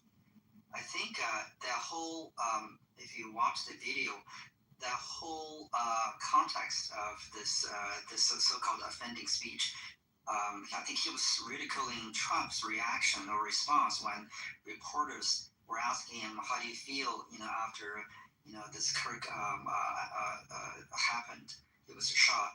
And then he just drifted into saying, oh, I'm doing good. We're building this wonderful ballroom, blah, blah, blah, blah. It's a great chandelier. I think Kimmel was really ridiculing mostly the response by Trump being seemingly a bit of a cavalier and drifting away from the topic that he was asked, basically his response and his emotions after Charlie Kirk was murdered. So I think that was the gist of it. And if I look at the actual words of what maybe the FCC Brandon Carr was referring to, that he said something offensive to Kirk, he or his family, or disrespect. He was basically saying, I'm reading this really short paragraph. We hit some new lows over the weekend with a MAGA gang desperately trying to characterize this kid who murdered Charlie Kirk as anything other than one of them, and doing everything they can to score political points from it. So if this were in a court of law and one side was arguing that he was denigrating Kirk, or saying that the alleged murder was one of the MAGA gang, this could be a really interpretation, because honestly, if you were to really accuse Kimmel of smearing the MAGA gang, if you will, I think he's not really saying that this alleged shooter is a MAGA, but rather he's saying that the MAGA crowd is trying to push this person away from their crowd, if you will. I think that's what he's accusing, if you will. So there's very little in my mind that the FCC should find this as disrespectful of Kirk's family or insightful or anything to that. So anything basically in the public interest that Brendan Carr mentioned.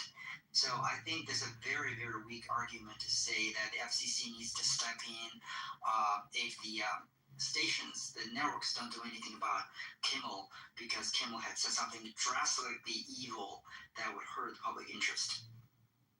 The thing that I wanted to, I mean, a lot of people have mentioned a lot of good points. I think the First Amendment angle, I still think it's important because we really do believe, not even for comedians, even from newscasters, they have a large, fairly higher threshold of being held as against the law for things that they say, because we do want to set a relatively high, the high bar rather, or at least give them leeway to express themselves as journalists, free of constraints, if other than violating laws that are strictly prohibiting like incitement violence, yelling fire in the crowded theater, etc., etc. And then in the case of comedians, I think they should be entitled to even more. They really should be able to ridicule, make fun of the political figures and political phenomena or movements without the fear that they can be pulled off air or punished. But other than that, I think there's one other angle that I want to add to this conversation, which is that, remember, this is before FCC issued any rulings taking away licenses, which they probably can't really do, or any court order NBC to stop Kimmel. It's before any of that happened. It's actually the companies, the employers preemptively doing this. In fact, the word preemptive was used in the news report for putting Kimmel indefinitely in suspension. So I think to me this is even more concerning, because if this were there was a court challenge of FCC's action, that's one thing that a federal judge could issue based on constitutional First Amendment right that the FCC had done something wrong. But this is before that. The companies themselves, ostensibly for the purpose of their business dealings, as in trying to gain favor from FCC to allow them to buy stations or to make exceptions to the whatever the 39% rule of ownership, and they themselves are doing this. So they're sort of doing the bidding of the government in terms of restricting speech. And I think nowadays, with technology being such an integral part of our lives, we should be more aware that First Amendment doctrine or previous case laws, maybe they need to be updated in modern days to understand the power of these private companies regulating speech themselves, ostensibly for private purposes, but in fact it's impacting the everyday citizens' way of life and freedom of speech via the comedians or news broadcasters. So I think that's even more concerning to me. And if this trend continues under the current administration, where law firms are capitulating, stations are paying out $50 and $60 million settlement, even though they may have a fairly decent chance of winning in court of law if this will come before a federal judge for final resolution. I think that will impact our way of life much further than any particular comedian or even administration. I would think that this is a platform that we should be, all of us, voters or not, should make it known that we want to defend our right to freedom of speech and be aware of the power of private companies, sort of in cahoot with the small government. To me, what this administration has done is really not a stereotypical philosophy of small government, but rather they're pretty looming large in our lives with their actions, direct or indirect. Thank you, Scott. Thank you so much, Ben. Appreciate your contribution to the conversation. And let's go to my dear friend Abby. Abby, welcome to the stage. Thank you. So first of all, just clear up a couple things Ben said, which I wasn't even going to talk about. You absolutely can yell fire in a theater as long as it's not an untruth. If there happens to be a fire in a theater, you better yell it. It's only when it's an untruth that it Come on, Scott, is not it's your protected. show now. With respect to his other comment, Invite a which is the child. prior restraint that he's claiming for the Preemptive Act, these are private Invite a child, you companies. pussy. It's already been litigated in front of the Supreme Court with respect to how much government There it is. regulation It's on is the going train. to attach to these companies. We had the case, what was it, The last pussy year, or the year is on before the with train. Twitter. So, I mean, I would argue not Pussy, for fucking more you getting government paid? and more government involvement, especially in the private Getting sector. paid? I actually was coming up to talk about one of the companies involved because I know them extremely well. I've had many contractual deals with them, and I know the senior management of the company. And I also understand how the market share works with ratings and with sponsors. And you really have to look at, first of all, Sinclair and Nexstar. As they, first of all, Sinclair actually had the deal to buy Tribune as they spun off the actual newspaper, and Tribune was going to sell those stations. And that was during the Trump administration, 2018, and the FCC didn't come to their side. Sinclair ended up not doing the deal, and lost a lot of money in the transaction. Shareholders took a bite with that. And now Nexstar picks up the same deal basically to come in and saturate the market and own and go over the monopoly number of ownerships of these affiliate stations. These I can speak to Sinclair, which is a conservative company. David Smith is conservative, although on his board he has Democrats and outspoken Democrats. He has a mix on his board. Also in his senior management, there's a mix. But it is a conservative-leaning company. And it's their choice if they want to air different syndications or different TV shows or not. And, I really think you have to look at the business decisions that they made and also what Nexstar made. And it also has to do with viewership. I said this in another room. Steve was in the room with me.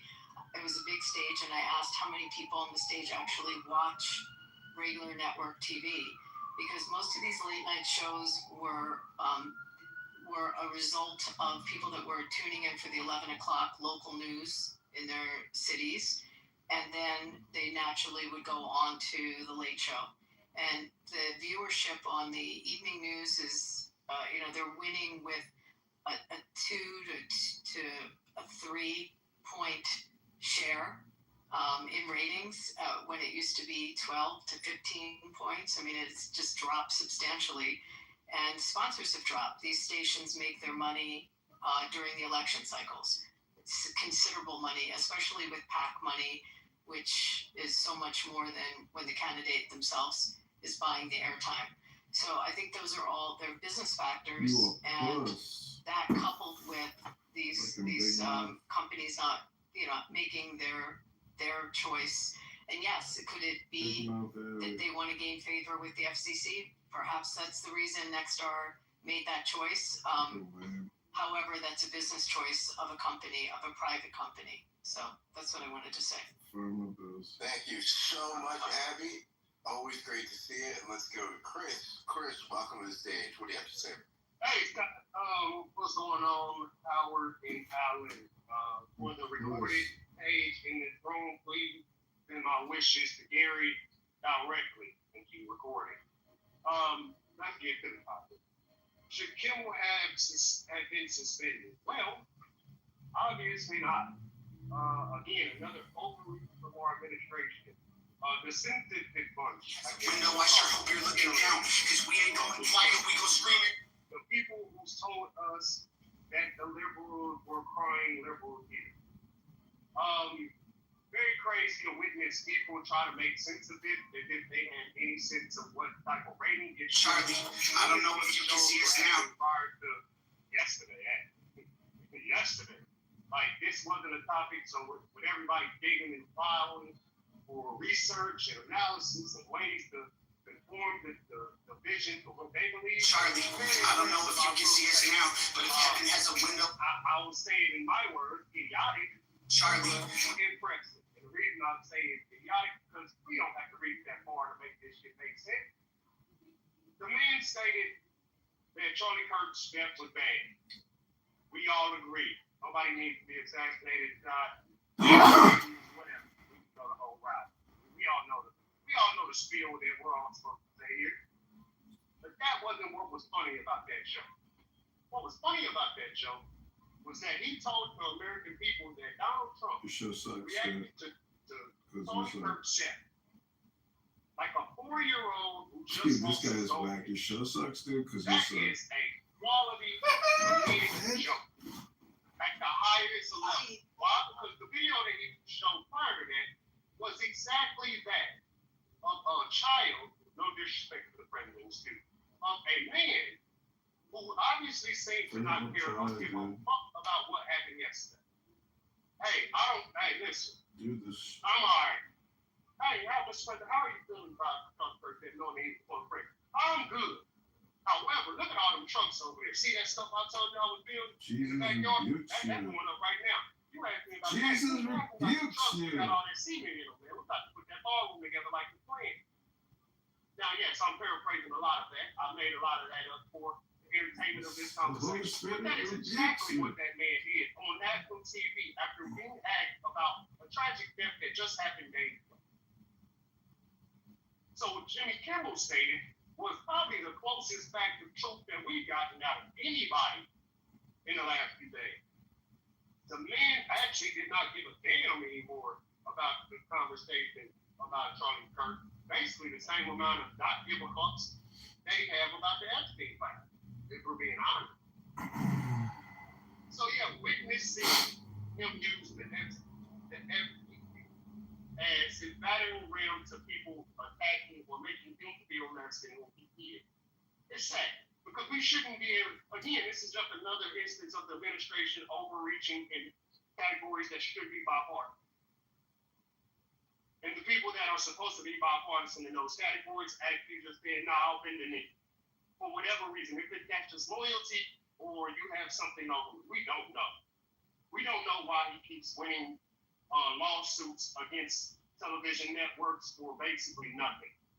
Why they're paying out specifically for basically nothing. I've used basically to hold a lot of weight here because I don't want to go into details of what they've been sued for. But the same goes for the Jimmy Kimmel. Hey, you need to accept the apology and you need to donate to the charity.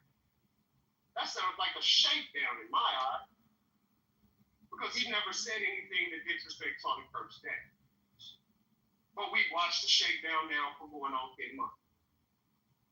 Since the president took office, we've literally watched the shakedown of America. Company, organization, hell, our museums are being shut down now. Next will be the American people. Maybe we were the first because he told us that he would get the prices down, and we completely forgot about that, or at least the base did, while he threw everything out at us and told us we were all supposed to pay attention to the other issue. So back to the topic. Should Kimmel have been suspended? No. It would be foolish to keep trying to make reasons around network TV dying. Hey, somebody's watching. I Googled it. They said the highest rate is between 7 and 11 on all national television. That still leads into Kimmel still having some baseline or base of the TV slot. And realistically, yeah, nobody watches TV, but everybody sees clips. So yeah, TV may have a loss leader, but TV also shouldn't be all for profit.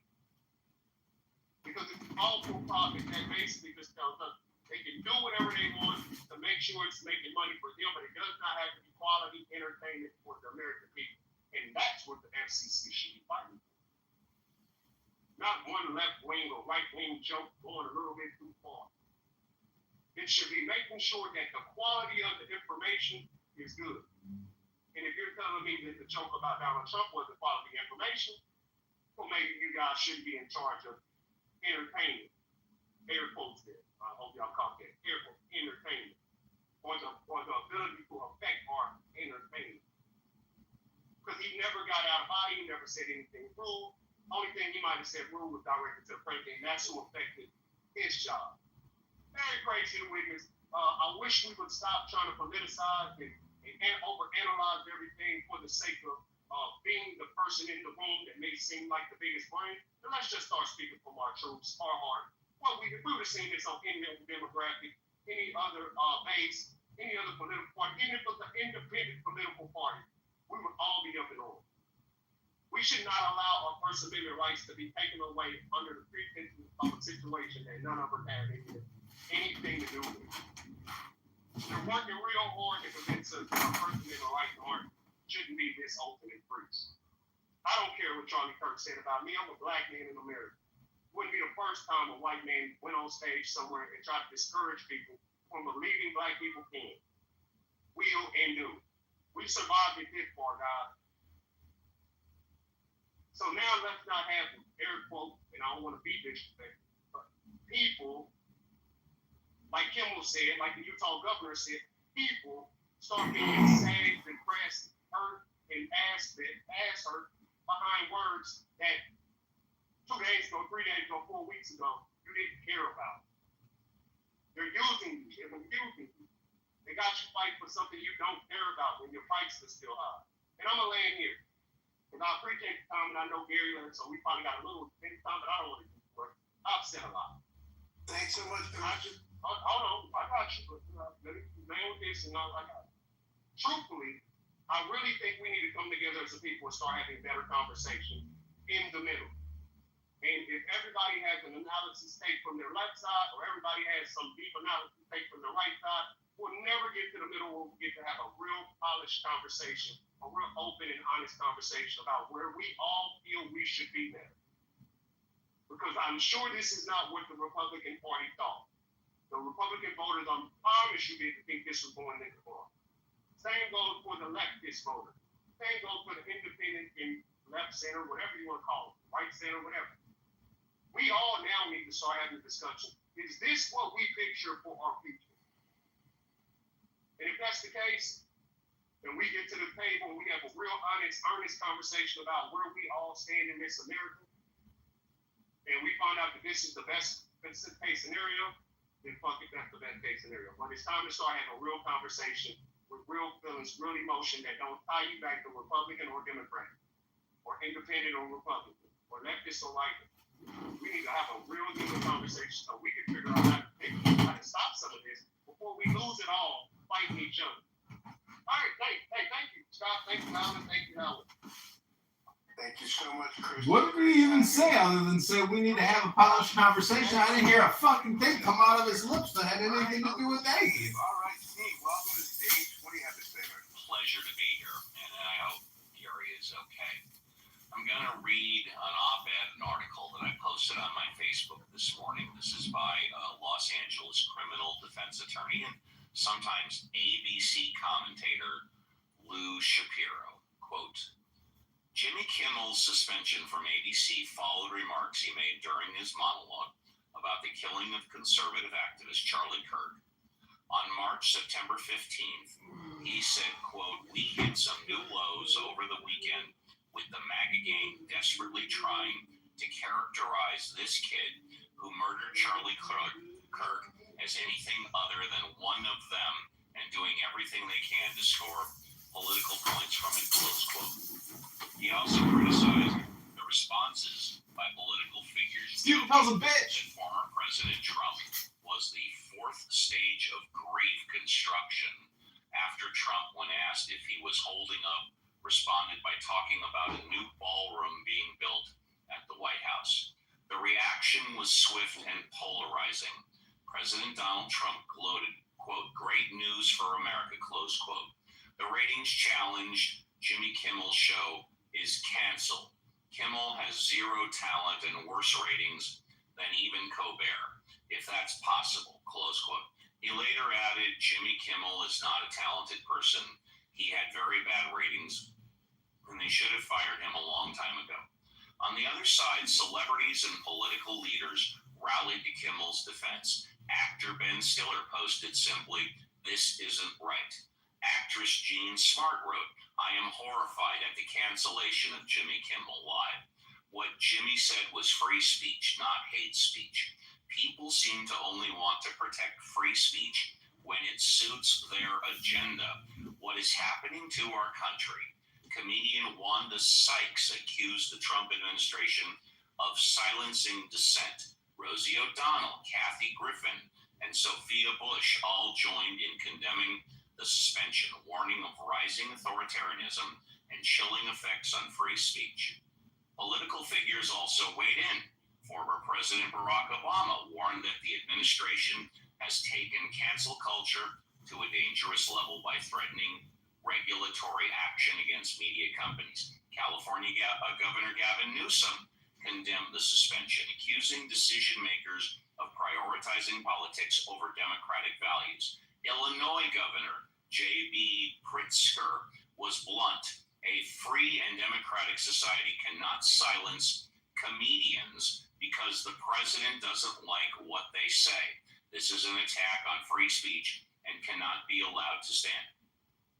ABC's decision appears to be driven by the backlash those remarks provoked. Affiliates, notably Nexstar, condemned Kimmel's statements as offensive and insensitive in a tense political climate. The network also likely saw risk in relationships with advertisers, regulators, and local stations, worried about audience backlash. Added to that, FCC Chairman Brendan Carr criticized the comments as misleading and suggested potential regulatory consequences for ABC and Disney. It's important to differentiate between the constitutional protection of free speech and the rights of a private employer under contract law. The First Amendment restricts government censorship or punishment, not actions by private entities. ABC is a private network. Its contracts with on-air talent customarily include clauses, morals clauses, reputational harm clauses, advertiser relations clauses, etc., that give the networks discretion to discipline or suspend hosts whose public speech could harm the company's reputational or financial interess. In this case, Kimmel's statements accusing a political faction, the MAGA game, of opportunism, implying misinformation or mischaracterization, mocking how a high-profile figure is responding, arguably fall within what ABC might deem risky under such contract provisions. Even accepting that ABC has contractual authority, many see the remedy on indefinite suspension as disproportionate. Kimmel's comment, while controversial, was part of his role as satirist, commentator. Punishing a public figure so severely for expressing political commentary may chill others from speaking out, especially in media and comedy, where exaggeration, provocation, and critique are part of the craft. Less punitive options could have achieved accountability without silencing him indefinitely. For example, ABC could have imposed a shorter fixed suspension of 1 week, coupled with an opportunity for Kimmel to issue a public apology.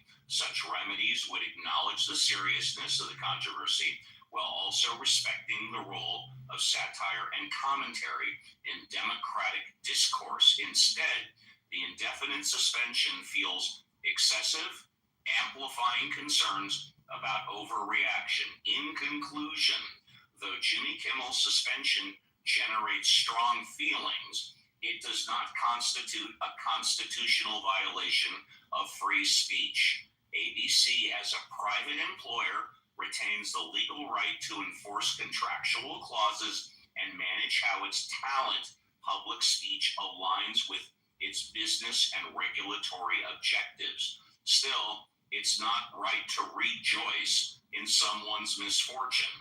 Whether one agrees with Kimmel or not, celebrating his punishment undermines the values of open dialogue and mutual respect that should guide public debate. In moments like these, it is especially important to remain balanced and measured, recognizing both the rights of private companies and the need to preserve space for honest and open dialogue, even when the message is flawed.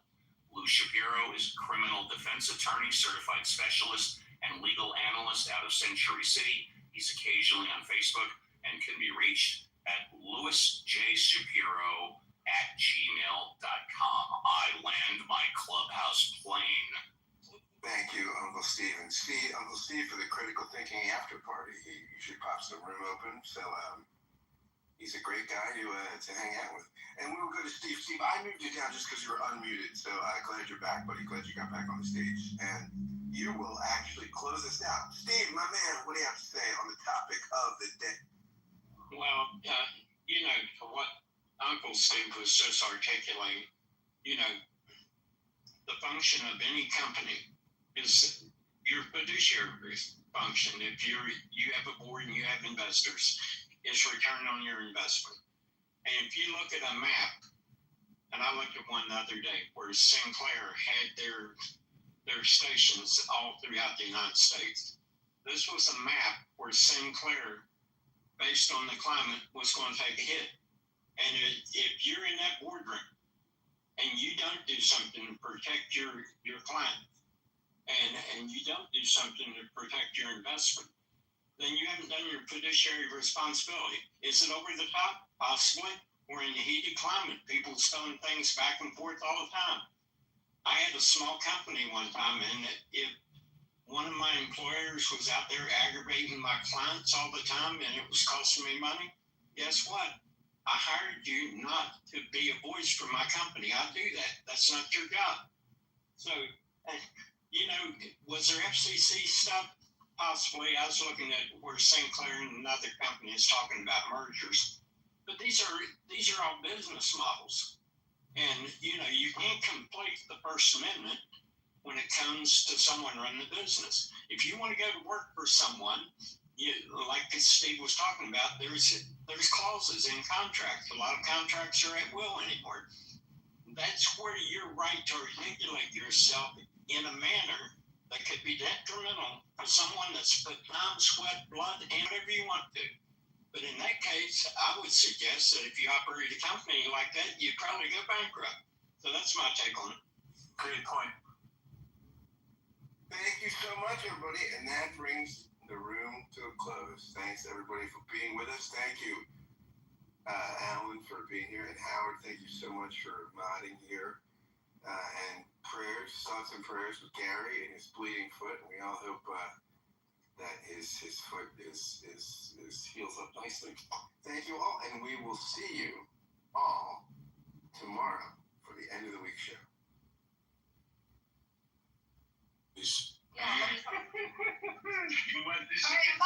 Nobody's gonna listen. No problem. I'll close the room. No, Ryan, Because it's annoying as fuck, and I'm trying to expose somebody. Guys are not gonna let me get my shit off. I'll just kick you out the room, or I'll fucking end the room. I don't give a fuck. Like, this is the whole point. I opened the fucking room, right? So this guy, he said here, oh well, I want to get back to my argument. And I said, okay, give your argument. And then he says, yeah, because we were rudely interrupted. Bitch, what? I just entered the room. I said, hey guys, what are you talking about? And you said, oh, hey Royal, you were in Amir's room? What were you talking about over there? Blah, blah, blah, blah, blah. Yeah? No? Yeah, literally is what he said. So I told him what I was saying in the other room, and then I came there. Yeah, no problem. So then he goes, oh, we were rudely interrupted. I said, how are you rudely interrupted? When I said, hey guys, what are we talking about? Hey, I was just playing a clip for somebody. I'm trying to explain to you what happened in the room because you weren't in there. Trust Qatari government-ordered people. And there are a lot of slavery going on, and a lot of people died in Qatar when there was a war final going on. I don't know what was it. Only like 300,000 are like actual citizens, right? The rest are like all kinds of like workers. I'm wrong, but this is what I remember. Yeah, that's correct. But it's even more because some of them they don't have any ID. and they get their passports. It's like they basically kidnap them. It's a neo-slavery. It's a very bad country. I mean, it's even. And they were able to host what was it, the soccer, the championship, or like what was it? FIFA. And this is like part of this whitewashing them into like as a normal country. I think that yes, I think the good thing about what the attack that Israel did in Qatar, maybe the timing was questionable, but it was like not stuff. Like they're playing as this mediator while also hosting Hamas and also operating Al Jazeera. I just didn't get it from the get-go. What the fuck makes them mediators? They are like participants. They are like the finances and the propaganda arm. They are not like a third party. They should be. I don't get it how they're not like how Israel doesn't sue those countries in the same way that South Africa and all those are suing Israel. Because they say that. Yeah, keep your friends close, but your enemies closer. And since America or USA has the biggest base there, basically Qatar is hard to ignore for Israel. But I think Israel did the right thing. Actually, Iranian and Iranian people are happy. Okay, I'm just going to give this and then I'm going to go away. Give this. Sorry? Alright, someone stop you. No more. Amazon?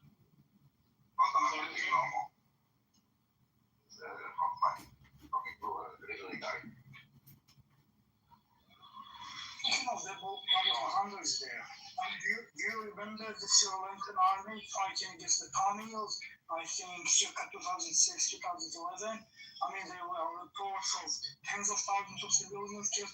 No one gave a shit. Not a single demonstration. I mean, just think about it. Listen, you know what? The entire world is up in arms about this Israeli attack on Hamas on Qatari territory. 3 months earlier, Iran launched missiles at American targets in Qatar territories. Everybody acknowledged that the attack was not on Qatar, but on the United States, which was an enemy to Iran. And in this case, the world freaks out with condemnation left and right as if we attacked Qatar. It was just 3 months ago. How can people like forget it? It's the same country. Yeah, I caught a little bit of it. They were talking about the removing Kimmel from the show. Yeah. Can you all hear me? Yes. And first off, Moose and JCC, were you able to hear the music and hear me talking? I just couldn't hear you, right? Is that correct? Yeah, we heard the music. Oh, fantastic. Fantastic. Yeah. Okay, great. JCC, thank you. Appreciate that. We just started because I was just playing a little bit of music. So let's first go to JCC. JCC, you want to talk or you want to defer to Moose for now?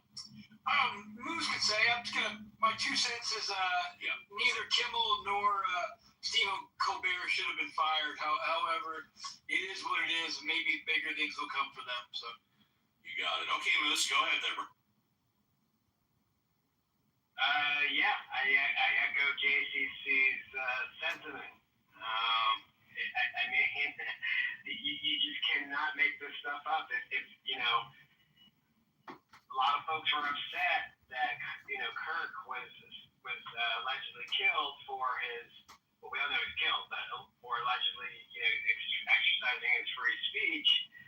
And yeah, I agree. Nobody should be killed for exercising free speech, and I don't think anybody should be canceled for exercising free speech, particularly comedians. But I guess it's one thing to be doing your bit in a bar, except when your bar is owned by corporate. Something that's totally politically incorrect, but I believe is 100% is true.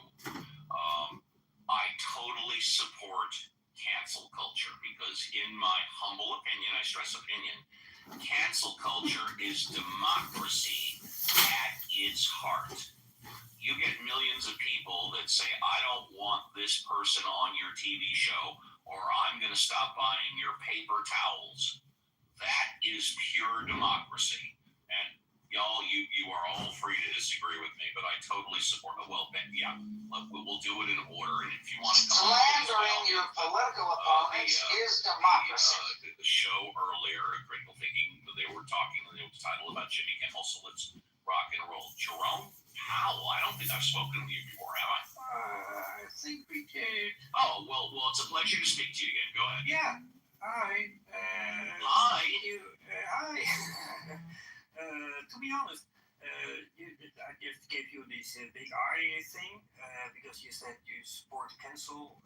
Absolutely, 100%. Yes, I do. Yeah, but the example you gave, that's not really the cancel culture. Really? What is a better example? Please educate me. No. You scared me because you said you were supporting the cancel culture, and then you gave this example, and I thought, oh. I don't support all the people that are canceled, but I totally support the premise of cancel culture because I believe it is our truest form of democracy. Go ahead, yeah. Yeah, okay. But the example you gave is less worrying than I thought, right? Because I don't support the cancel culture because it's a lot of people it's a small group of people screaming and making a lot of noise, but it's not the I'm a little rusty in my English. It's not they're not talking for everybody, you know what I mean? So when you gave the example, I thought, oh, okay, you're still my friend. That's sort of a joke. I wasn't referring to Charlie Kirk or Kimmel. I was referring to the premise of cancel culture. Yeah. But the example you gave, I can totally. I can Millions of people saying that if you don't take that person off the air, we're no longer going to buy your paper towels. That's exactly what I said. Yes. Okay. But is that a cancel? Advertisers control the air. If every single advertiser canceled their contract on the Jimmy Kimmel show, his show would have been canceled immediately, and no one would have questioned it. They would have blamed it all on the advertisers. Yeah, go ahead. Okay, but that's still not the cancel culture, then, right? Well, educate me. What is cancel culture? I don't know. You don't know? Okay. No. Okay. Well, if you don't know, how can you argue what I'm saying is wrong? No, it's not wrong. I think no, you're fine. It's just you said I support the cancel culture. And I support the premise of cancel culture because I think it's one of the truest forms of democracy. Yes, I said it 3 times. I just came in, so I should I can also listen, of course. I love that. I would like to give you a compliment because it sounds really hard, like cancel culture. But in this case, I totally agree with you. Because this is the way it works. Who pays? What is the saying about it? See the Pell's a bitch. Advertising. A big stupid bitch. Not content. So is JCC. Yeah. So is Marshall. If all the advertisers This shit already sucks. And Moose is also a bitch. El Normo. I like El Normo. Everybody else on this stage who's a bitch. Take my word for it. Yeah, I do. So thank you, and I totally agree. Thank you. Appreciate that. I love it when people agree with me. Let's say hello to El Normo. Hey, Normo, I know you just got here. Did you want to talk or did you want to hang? Well, I wanted to say that the expression is, he who pays the piper calls the tune. Oh, yeah. And sir, who was that? Was that Jerome? You got to hang. You got to stay on mute. It's also, Norm, you don't bite the hand that feeds, but please continue. Yeah, I agree with that as well. Now, there's another truth here, and that truth is that these networks are hemorrhaging money these days. Yeah. So whatever contract they hold with their late night talk show, however many millions of dollars they're I have a feeling they're having difficulty getting the kinds of ratings that they had as recently as 10 years ago. No question about it. I mean, all of late night, the ratings and the advertising revenue have been going downhill steadily. Yes. That's right. And, the ratings for YouTube are up, and you can watch a million different things on YouTube. So what do you want to sit there and watch television with commercials? It's not only that, but if you're on YouTube, what is the production value of a YouTube cost? A couple of $100, a couple of $1,000. They pay millions of dollars to produce each show, don't they? I think. Yeah. Yeah. Sure. So the world is changing. This is not only a political decision, I think it is. I think it was horrible take for Jimmy Kimmel to wield into this matter with the Chinese dying gold. But I also think they had a financial motivation. Norm, I think they were looking for an excuse. Just my opinion. It's not like everything else was okie dokie until this comment occurred.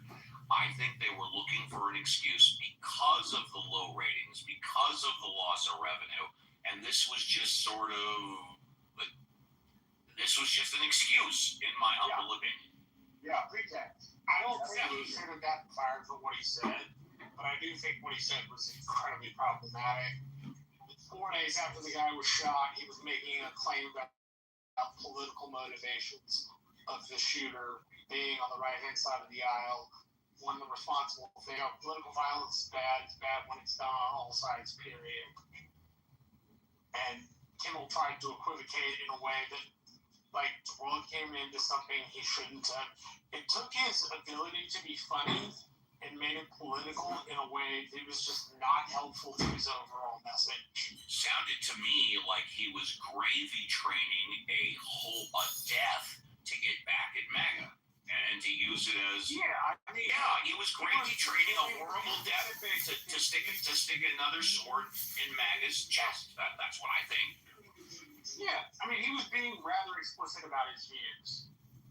The people on the right were trying desperately to turn him into something, to turn him into anything other than, quote, one of them. I think it's incredibly unwise for Kimmel to have made such a remark. I just feel like there needs to be a bit of clarification from my view. Shouldn't have gotten fired. I don't think that should have got him off the air. But he shouldn't have said it. He was piling on top. It was in very bad taste, I'll tell you that. He was doing the same thing that President Trump did that was so destructive for the country. It was destructive when Trump blamed it all on the left, and it's destructive when Kimmel just blames it all on the right. It doesn't help. Hold on. We got Necro and then Steve Necro. Yeah, in general, it's like, I just think with Kimmel, like with cancel culture, I don't like it, and it's celebrating Charlie Kirk's death or anything like that. But it's also not because I'm not it's also not because I'm a person who is conservative, who has ideas that a lot of people just find really unpopular. I just think it's ultimately kind of like essentially They were so unpopular they led to the last presidential win and the largest defense since Richard Nixon. Yeah, well, I mean, essentially, like, yeah, I just think conservatives, though, like, when they complain about cancel culture, they complain essentially, like, about ideas that they complain about, and they speak about the next day, like, you know, abortion, like, when they're anti-abortion, they complain that they're canceled for being against it, and then they go and speak about it the next day. But anyways, I'm against cancel culture mostly because I just see it as a weapon that shows, like, to try to just, you know, it's just essentially creating a mob to shut up other people. Now you might say, and you would agree Kimmel should have created his own law. Can I? Okay. So, but it's like I see your point, Steve. Essentially, that it's democracy. Because I mean, essentially, democracy, everybody saying your ideas suck, you know, get off the stage, or I won't buy your product. Yeah, it's it's everybody giving their honest opinion, and yeah, you can say that, you know, it's difficult to stand on, but it's like, yeah, I mean, so I do see your point, Steve, definitely. Thank you. Appreciate it. But in general, that's my reason I'm against cancel culture. It's not, you know, because I'm, you know, a lefty who lost a job recently, but it's also not because there are plenty of good reasons not to support cancel culture. Not a problem. Yeah, it's also not because, like I said, that my ideas suck as a conservative. No, not at all. Thank you. Okay, Steve Weed. Yeah, you know, I don't mean to reiterate this, but I think it's an important point in a new room. You know, if you take I looked at a map the other day of the location of Sinclair's broadcast facilities across the United States. Now, whether people want to accept this or not, it's really irrelevant because the station managers in those markets know what their audience is. And if you're a corporation and you're in a market where these type of things is going to cause financial damage to you, and you're running a corporation, it's your fiduciary responsibility to try to protect your corporation. And I think that more than anything, that's what Sinclair's saying. They got stations in markets, believe it or not, that doesn't think like certain segments of the United States. And I think they went to ABC and told ABC, hey man, look, you're damaging us. If you don't say something about this, they don't have to carry Kimball. They could, and they did. They threatened to pull him off there and put another guy on his time slot. You know what that's called? That's called responding to your customers and staying in business. Yes, sir. Let's go to David. Hi, David. Good afternoon. I want to say to Steve, and I respect you. We have a Sinclair station here in the Northwest, which is as liberal as anything on the West Coast, and our state actually voted more liberally than the previous election, which is hard to do. And Sinclair isn't afraid to publish their ultra-conservative viewpoint on their news broadcasts in our world. So please, they don't change it or where they are. I'm not a Kimmel fan. I don't think he should have been fired. Obviously, this is financial, not because of the people broadcasting him, but the people who want to do deals need to get them done. And I said it in the other room. You know, we have a $15 billion suit against the New York Times from this administration. We have ABC backing down from a lawsuit that they knew they could win. We have other places where now the media is being made afraid to comment on what they really want to say. And ABC, Disney that owns ABC is a $200 billion company. Please continue. Right. And so many of these shows, the news shows, not the comedy shows, but the news shows were always operating often at a loss because it was more seen as the public good. And some of their licenses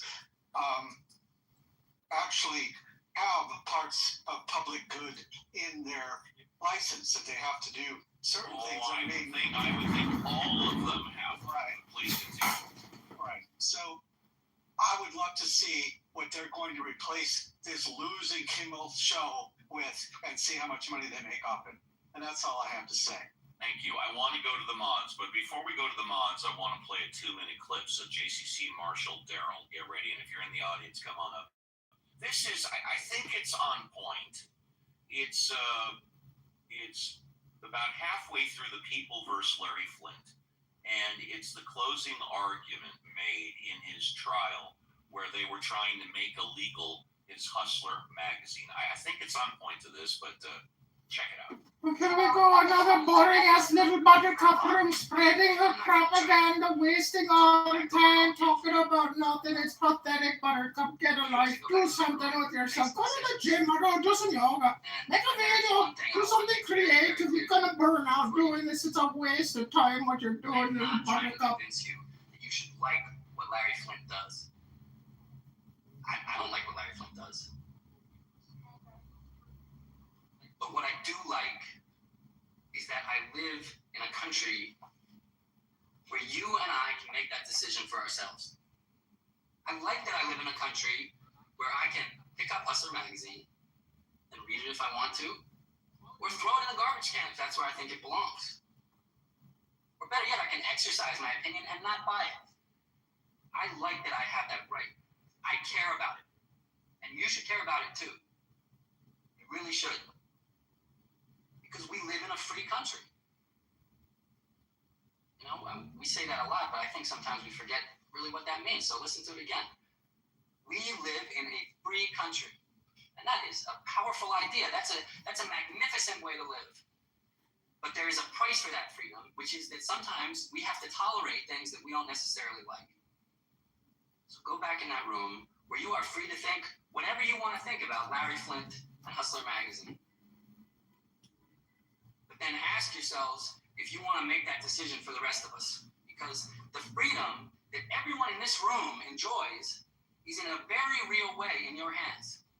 And if we start throwing up walls against what some of us think is obscene, we may very well wake up one morning and realize that walls have been thrown up in all kinds of places that we never expected.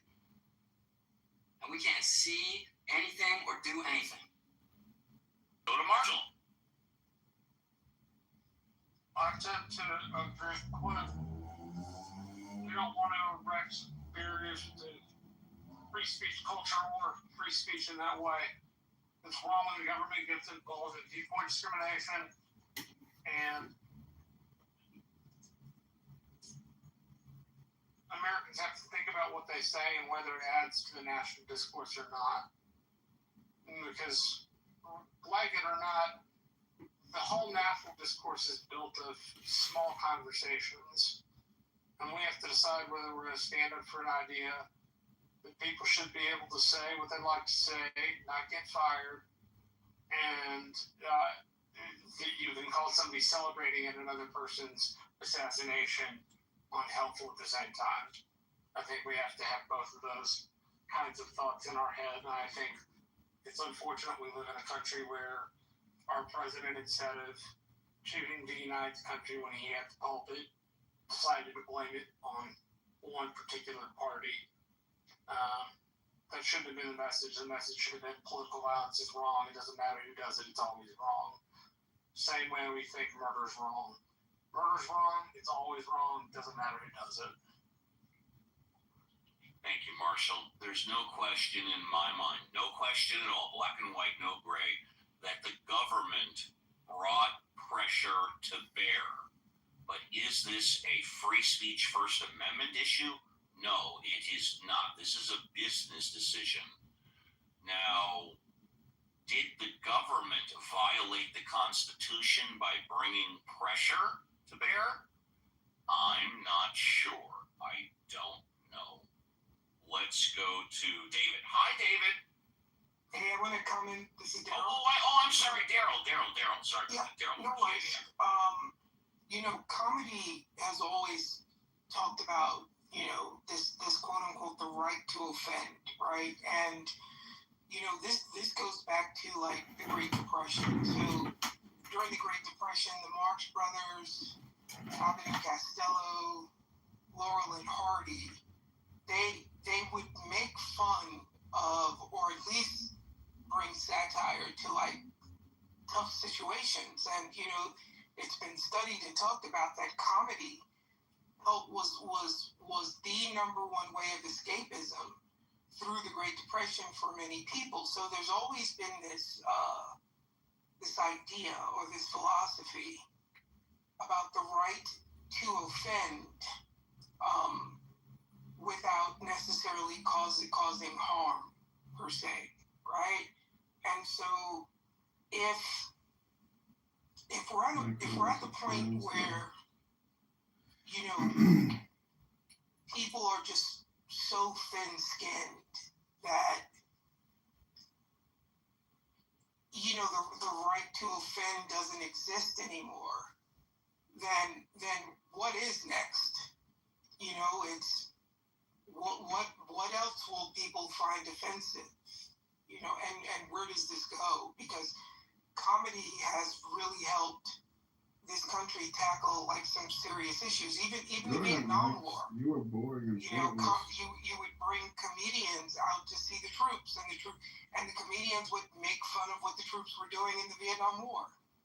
So is it that comedy is no longer has the right to offend, or is it just the comedy I want to hear or you want to hear, and any other joke is just tasteless per se, but yeah, I fall back on leave comedians alone because they've been doing this for 100 years.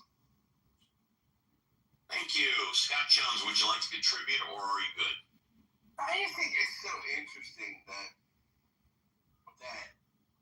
Trump kind of ran on this for free speech guy, and then he's a guy that really tries to use the powers of his office cultural influence to censor people. More Steve Bell show, an angry old man screaming at his mic. Which, you know, I mean, that's one thing. I mean, you know, people. Jaya got kicked. And yeah, pretty thin-skinned, and it's continuing again. I read in the room, but I'll read it again. The Truth, you know, from Truth Social. I love it that they call it Truth, but he says 15 hours ago. He said, "Great news for America. The ratings challenge Jimmy Kimmel show is canceled. Congratulations to ABC for finally having the courage to do what had to be done. Kimmel has zero talent and worse ratings than even Colbert. Okay, if that's possible. That leaves Jimmy and Seth to total losers on fake news NBC. Their ratings are also horrible. Do an NBC President DJ pick. No, that's not the push to censor, right? I mean, he's. I hope NBC doesn't have any mergers or anything before them, because if that's not a pincer, I don't know what is. Thank you. Daniel, you're next up. Daniel.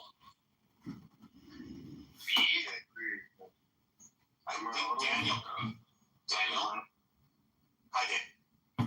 Which Daniel? I think there are a couple. I showed Daniel Nero as first in my queue. Yeah. Oh, well, thank you for that. And I'll be brief. I just wanted to dovetail on the Larry Flynn comment. And I think that, like, if Kimmel spent more time, you know, writing funny jokes instead of, you know, sticking his nose into places where they don't belong, then he'd probably still have a job.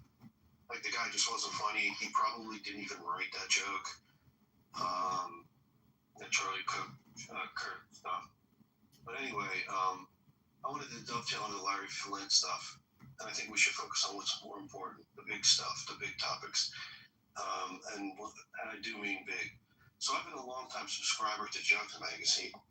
And I think that, look, just like Larry Flynn, you know, the man was pushing the boundaries on sides.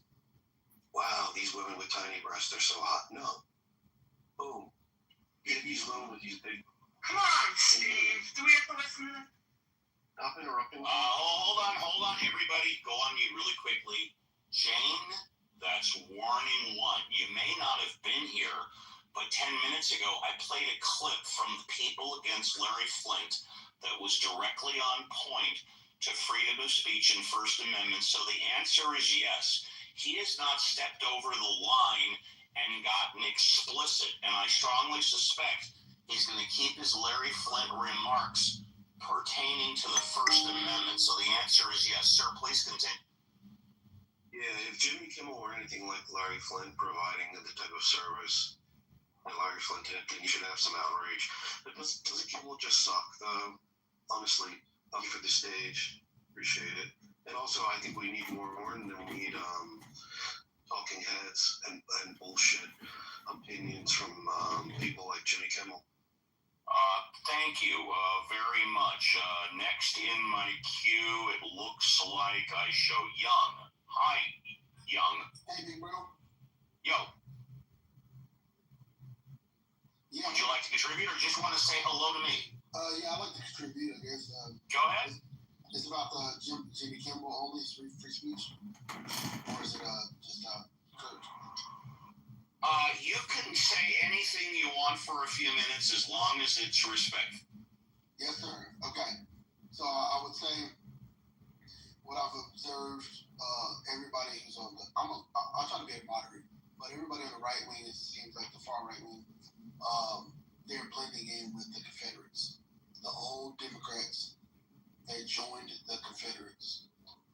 I mean, they joined the right wing party, and now they're like the far right wing. Nobody can tell that they did that. Most people can't. That's Christian.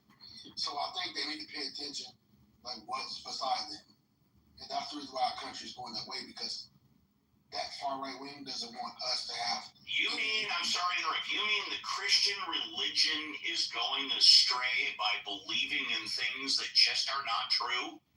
No, just this white supremacy Christianity. Oh, I'm sorry. I obviously I misheard him. Please come. Oh yeah, not Christianity in its like, but in its extremist forms, the colonization type of form.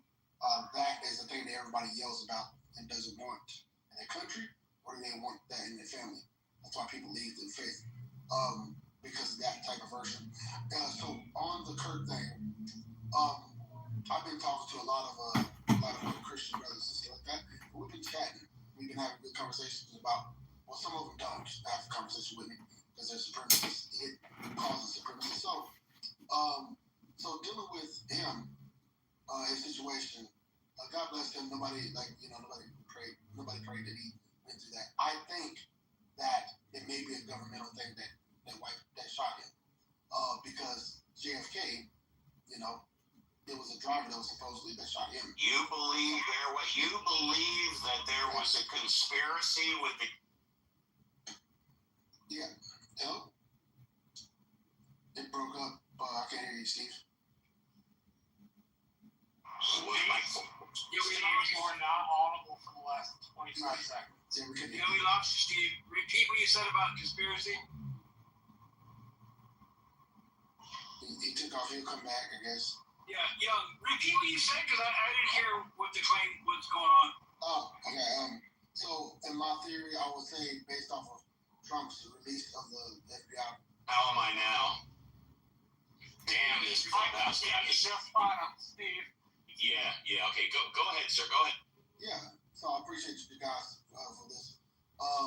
So I think so much to say, but I was gonna say I think based off of Trump releasing the papers that the government, and since killed JFK. You mean you got the JFK papers or the Epstein papers? JFK, yeah, that one. Go ahead. So yeah, I think it's an inside job, but yeah, everybody's falling for the same thing. Like that, they're like, hey, there's a liberal, he did it, but they're not learning the lesson that it was the government at first. So there's an inner fight that's going on, some kind of Caesar type of crap. So that's my theory about it. So many things about this man. And then I'll close on this. I believe that Jesus could accept socialism. I believe he can accept any type of governmental structure, because it says on his shoulders will be the government, and the first century church was they had all things in common. Do you believe Jesus is coming back next week during Rosh Hashanah? Someone told me that. Nobody knows the day, the hour. No. Gotcha. Okay. All right. Well, listen. Hey, thank you. I appreciate your comments. Thank you very much. Appreciate that. And by the way, if you've never heard the Ask the Atheist show on Sunday, you might want to check it out. Let's go to the Daniel number 2. Hi, Daniel number 2. Daniel. Hello, Daniel. Once, twice. All right. Brian. Hi, Brian. Brian. Hey, Uncle Steve, during the week. How cool can that be? This is my 4th day in a row. Can you believe this crap? Oh, that's great. But I have a question for you. I guess technically if it comes all the way down. Wait, I'm here. Push into the corner. Okay, Dan. He's on the phone. He'll go next. I'm right here. Well, you'll go next. I'm right here on bloody knees to get to the phone. You'll go next. Go ahead, Brian. But how can I actually say it was a business decision when they really didn't have much choice? Charlie Carr.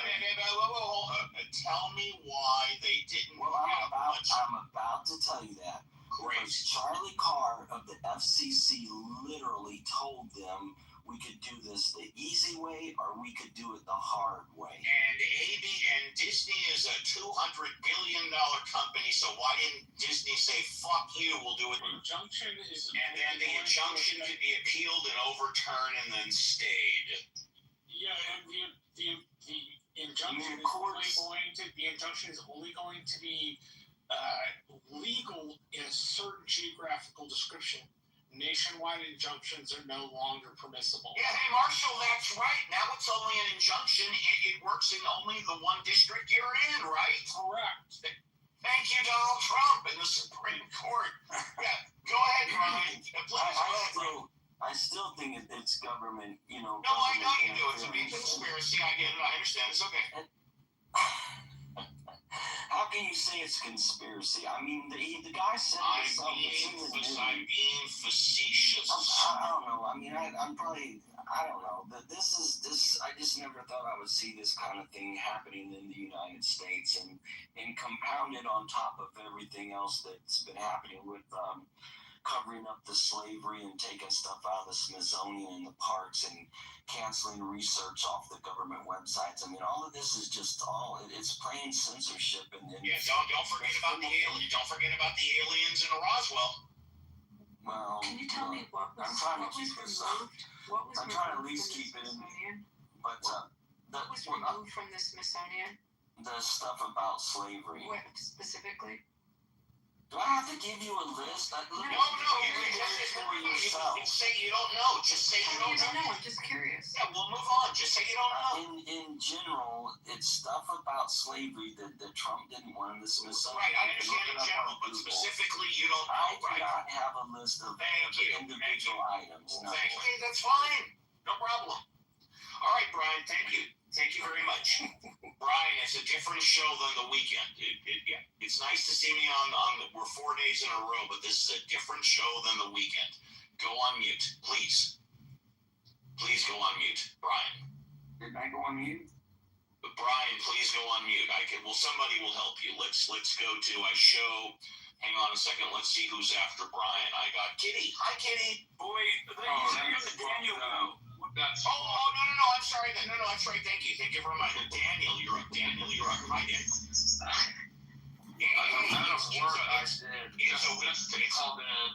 It's a weekday show on 4 days in a row. Sorry, go ahead, Dan. Okay. I got it. What was I talking about? Oh, yeah. It's just funny. I mean, in my state, you know what they're doing in my state? All the teachers licensing. What state are you in? Virginia. This beautiful state of Virginia. If you say something controversial about Charlie Kirk, you could lose your teaching license, which is just fucking funny. I remember. Yeah, but Daniel. Hello, Daniel. Hello, Daniel.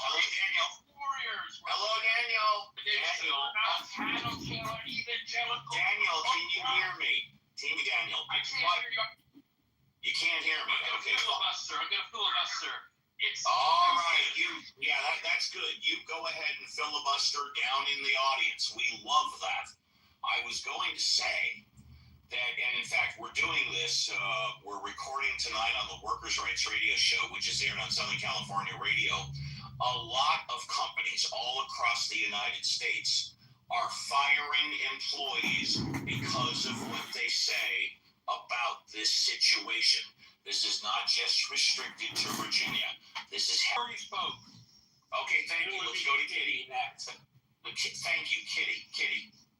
Hey, Uncle Steve and everybody. Hi, Kitty. Hi. I was reading on this, and I just saw that. I will just say it. This is the phrase, "They will persecute you like they persecuted me," is often attributed to Jesus in the New Testament. It's a warning to his followers that they should expect to face similar challenges and hostility from the world that they face. The concept of persecution is a recurring theme in the New Testament, and Jesus was opposed by religious and political authorities, ultimately leading to his crucifixion. The book of Acts and the epistles of Paul show that early Christians also were persecuted, facing imprisonment, beatings, and even death for their beliefs. Historical and non-Christian sources also prove evidence of this persecution. The Roman historian Tacitus wrote about the persecution of Christians under Emperor Nero in the 1st century AD, and it goes on to talk about where it is historically, along with evidence throughout any Christian Bible riddled in the New Testament. I think that the idea that people can openly have, and I think honestly, he was a hero of mine. I don't care what people want to say. to me about it, or if they say bad things about him, I think that is a reflection of them, honestly, because the guy talked about what he believed, what his faith, and his political views. Now, you can hate him for his political views, and you can hate the fact that he was a Christian, but for anyone that calls himself a proud American and wants to say that they are rooted in having the ability to have free speech, I think nobody courageously did it better than Charlie Kirk. And the fact that not only was hated throughout all media, especially painted as horrendous. Stephen King said some horrendous things that were just factually untrue.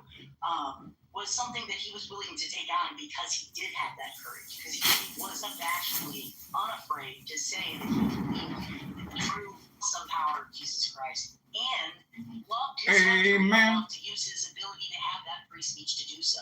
Sadly, a deranged, for-wasn't young man decided to take his life for his own selfish needs, or thinking that under whatever disillusion, evil, honestly, it's evil. Anybody that can look at somebody, whether you're with them or you disagree with them, and can justify taking out their life and their ever existence is a very scary, to me, time, if not evidence of what I believe the end of the book talks about and was prophesied in dreams through Daniel. And moreover, I think if we really truly as Christians want to get a hold of this would be a time, more now than ever, to pay attention to Charlie Kirk's idea for unity and for having the kind of America with free speech that we should all have. Does that allow for people to mock and ridicule and delight in someone's murder? I don't think that should be okay. I mean, people have their own private markets. If they're a company and if they're their freedom. Was killed.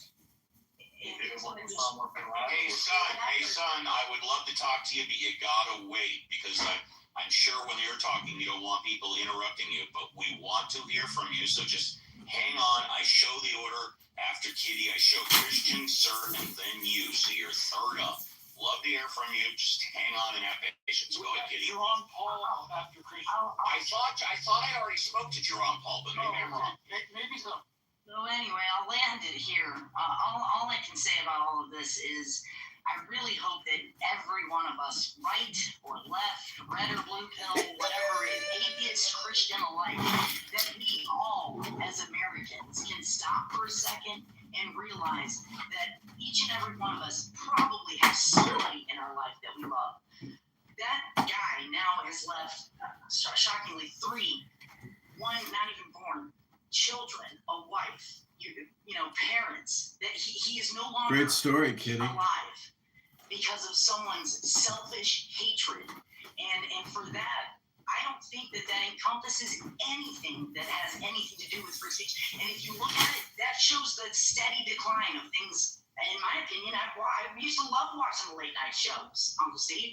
I used to love trying to get both sides of the crazy, news, whether it was fake Fox News or fake CNN. Now it's just so absurd. It's almost comical to even call it news. So if they're plummeting in their ratings, then maybe they need to make a drastic change. If you're teaching children as a teacher, or you're a doctor of a hospital and you have patients and you're pushing your ideologies over your profession, then I think the company needs to use their business brains and make some obvious corrections. And if people get offended by that, again, the guy no longer will have to be in your ear holes. I mean, they killed him. So I'm shocked sometimes by some of the things that I hear, but it is. I love you, Uncle Steve. I thank you for letting me go on way too long. It's hard for me. Thank you, Stephen. I actually would like, because clearly those other people want to speak very, very much, is I will go after the following after me goes, and then I will speak. You want to go after Jerome Paul if he hasn't spoken yet? No, I'll go after Son. So You got it. You got it. Jerome Paul, you're up if you haven't spoken already. We spoke a bit, but that was in the beginning of the room. I don't know if it counts. It does count. It does count. We'll come back to you. Thank you for being honest. Forget it. Okay, forget it. Go on mute, please. Thank you. Thank you. You're welcome. I remember. I recognize your voice. Sir, you're up. Hi, sir. Sir. No, it's Sir, go. Yeah, I really think that, like, when it comes to what America's going through right now is really, hurtful. I think that we're all hurting. I'm a Democrat. I've been a Democrat since '93, but I know I'm a Christian. There are people that are atheists. We all have our own different beliefs and like what we do. But what we've witnessed in the last week, it is detrimental and impactful to American society. And I would really like to understand,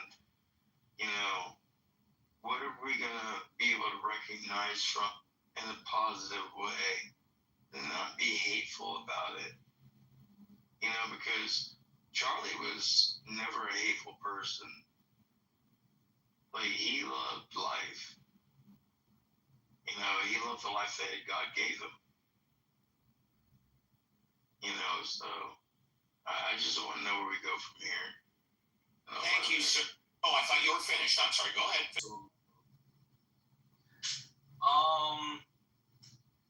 Yeah, so like what the girl was saying, Kitty, about, oh my God, like people are like speaking of mock. Listen, the guy shouldn't have died. You're entitled to freedom of speech. I don't give a fuck what you say. You're entitled to say whatever you want. And unless you're advocating violence, unless you're advocating violence and projecting. Breaking the law. Yeah, go ahead. So there've been multiple black people that have been killed. Trayvon Martin, like George Zimmerman went on a whole fucking press tour signing fucking autographs and a whole bunch of shit. And this is what I don't understand. Like, when people are, listen, Charlie Kirk died. He shouldn't have died. It's fucking sad as fuck. But let's not pretend I just don't understand it. Maybe this will help put it into perspective. It might not help you on it, but maybe this will put it into just a better perspective.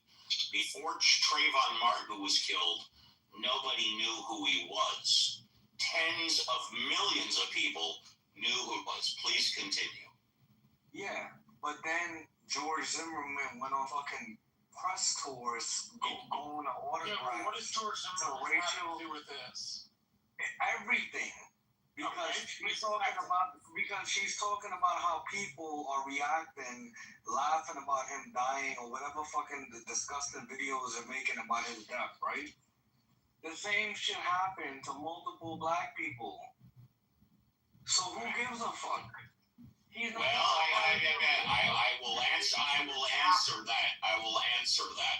Just the fact that we're having this conversation, just the fact that this is the #1 news story around the world, that's who gives a fuck. Please continue. Yeah, but once upon a time, all of these other news murders I was talking about was the #1 news story in the fucking America. And it was disgusting. It's not a news story because of the shit that he said. It's a news story because he took a 140-yard shot with a bolt-action rifle and chopped him down at a political event that he was invited to at a university. I know. It was because of what he represented. Son.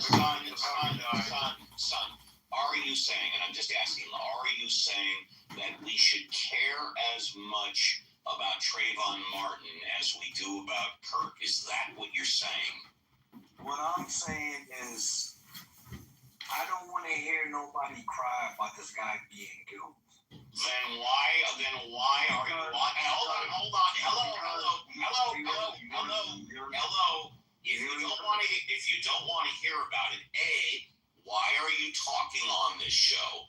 B, why are you reading the media? C, why are you watching it on YouTube, TV, and the radio if you don't want to hear about it? This is bias. But how is it always biased? Media is always biased. Exactly. Okay. You don't want to hear people cry about somebody who got assassinated. The problem, and this echoes a little bit of Luigi Mangione stuff. We start to equivocate on murder. Murder is wrong. It's always wrong. Murder is illegal. Of course it's wrong. I didn't say illegal. Speaking of Luigi, they dropped the terrorism charge. One mic at a time, folks. Just one mic at a time. Yeah. The point I was trying to make was that it seems like you don't recognize that political assassinations are a big, bad, and terrible thing.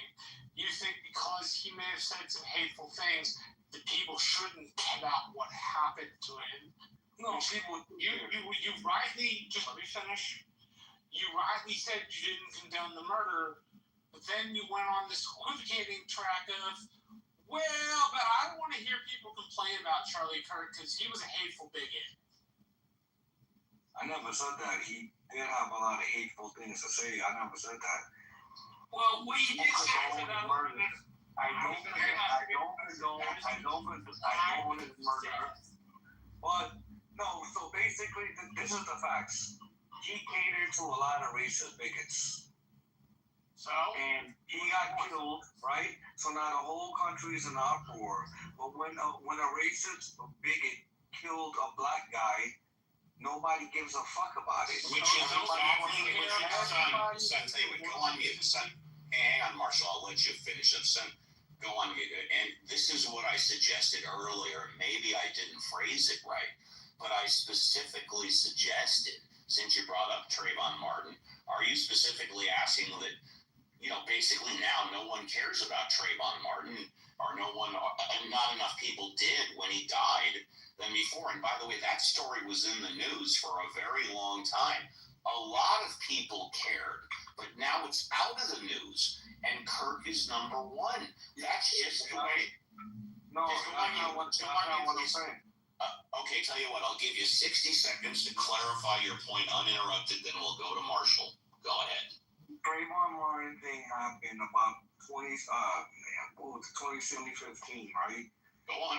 There were a bunch of fucking people, memes, and a whole bunch of hateful shit on the internet, right? That's right, yes. Nobody canceled them. Nobody said, oh my God. That's right. That's all I'm trying to say. Well, you made your point, and I agree with your point. Thank you. Let's go to Marshall and then back to Christian. Yeah, Marshall. I'm trying to say the level. Will I check my what? I'm sorry. Okay. Check my what? I sent you a link in the back channel of a song, but yeah. Yeah, I'll do it after the show. I can't do it during the show. Thank you. Just to see if it doesn't show. It's called HR. This is not the weekend. Maybe we'll do it on the weekend. Yeah, go ahead. Okay, I'm just gonna say,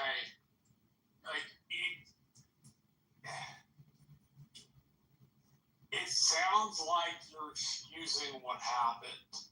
You don't condone the murder, but Charlie Kirk was a hateful bigot, and so, he may have gotten what was coming to him, it sounds like. It also found him very entertaining. It also sounds to me... Son, you gotta stay on mute, buddy. Son, you gotta stay on mute. It also sounds to me like you're judging offense on what happened to other people. It's offensive if Trayvon Martin gets murdered. It's offensive when this happens. Offensive because it happened in the first place. At least in my view, the dispatcher clearly told Zimmerman to stay in the damn car. Yep. Clearly. Yeah, and I think there is a overcharging problem in Florida. They overcharged for the killing. They could have gotten him on a negligent manslaughter, but they went for capital murder or capital two and could not get a conviction. But my point is, you seem to be judging offense by that instead of saying any act of violence, no matter who it's visited upon, is wrong, period. I think that's what he is saying. I think he's not condoning it. However, what he's saying is like the actions are hypocritical. People are crying about people speaking their opinion about what happened to Kirk, but yet when it happened to Trayvon, it was okay for them to, spew these silly memes, and they weren't condemned about it, right? Yeah. So he's just saying. JCC, you dropped out, but I agree with what you were saying, JCC. All right, let's go to Christian and then Abby, because Abby hasn't spoken. So let's go to Christian and then Abby. Hi, Steve. How you doing? Hi, Christian. You having a good day? Having a solid day? I'm doing great. That's good to hear. And I wanted to respond to what Kitty said, because I think she did really bring up a very, very interesting point. I think people should tap in a little bit on it more. Kitty always brings up excellent points. I agree. I think I haven't personally met Kitty before, but she seems like she has... I haven't personally met her either. She's promised multiple times to come out to Casa de Papel, but we'll get her here early. I believe it, but this is what I'll say about Charlie Kirk in response to her, and rest in peace to him, by the way. So, number one, I think one of the things that she stated was that he was a man of faith, and that's correct. And one of the things that he actually put as his number one, and specific to his organization, Turning Point, and what he did on his campuses, was his faith. He talked about it very highly. I mean, one of the interviews that he had, I don't know how long it was before he died, but the interviewer asked him,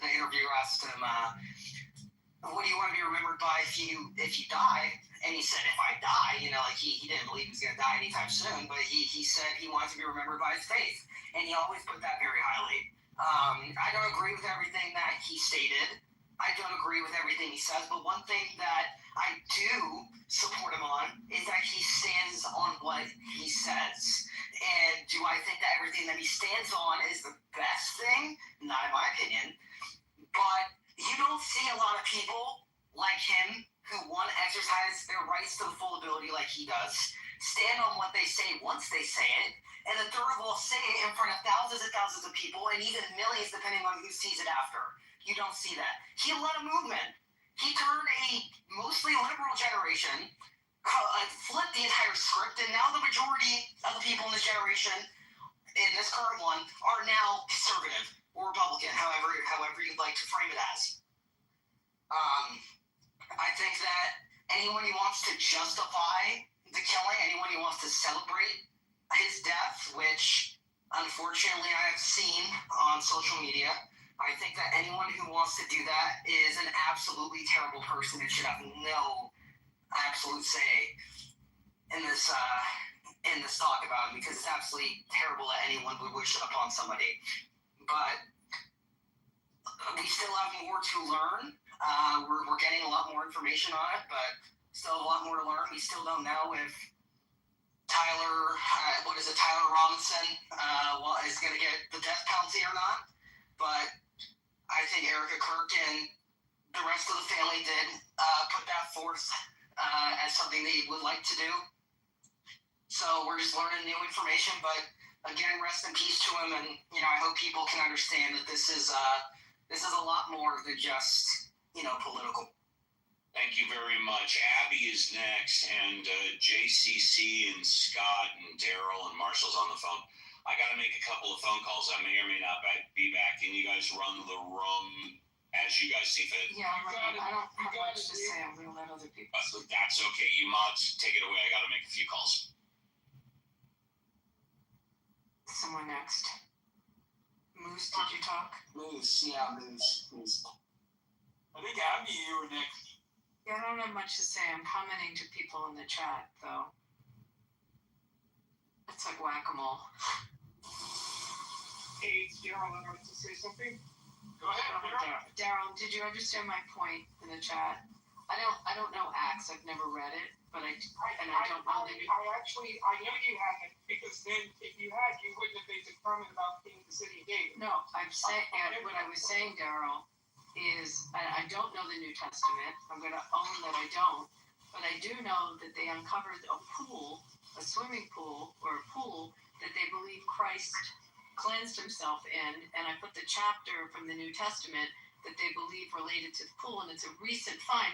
It used to be a parking lot, and by accident, literally by accident, when they were cleaning after a flood on the parking lot, the tractor started digging, and it hit something that they realized was ancient and an artifact, and then they uncovered the pool.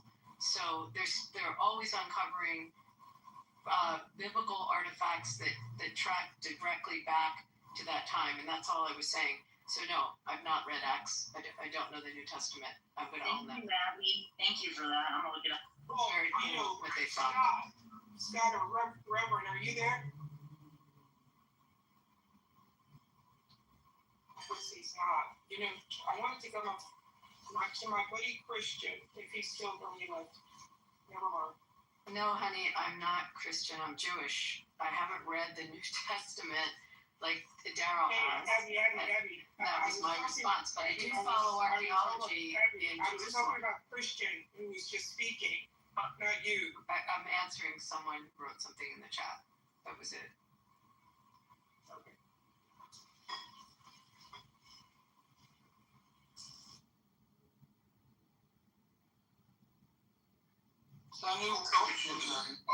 Sorry. I just want to say something very short, and I gotta use the bathroom, so I'm gonna get off here. Very quick. I agree with JCC, just because, and people that's like that, only because like it just makes sense. It's a lot of hypocrisy. Had it been Billy Graham, it would have not been an issue. Had it been somebody white in our lives who we really not just care about, who didn't, they were not bigots, private bigots. We would have not did that to any of them.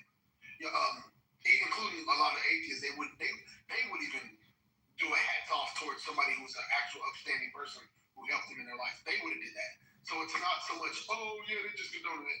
And we're gonna deal with this very quick. I wrote it down. So I'm gonna get this out of the way. Civil rights. Let me say this very quick. There are such thing as subtle racism, which is the northern version of racism. The southern version is overt, I think. And introvert is not noticeable. Very quick, I'm going to say this is crazy deep. So the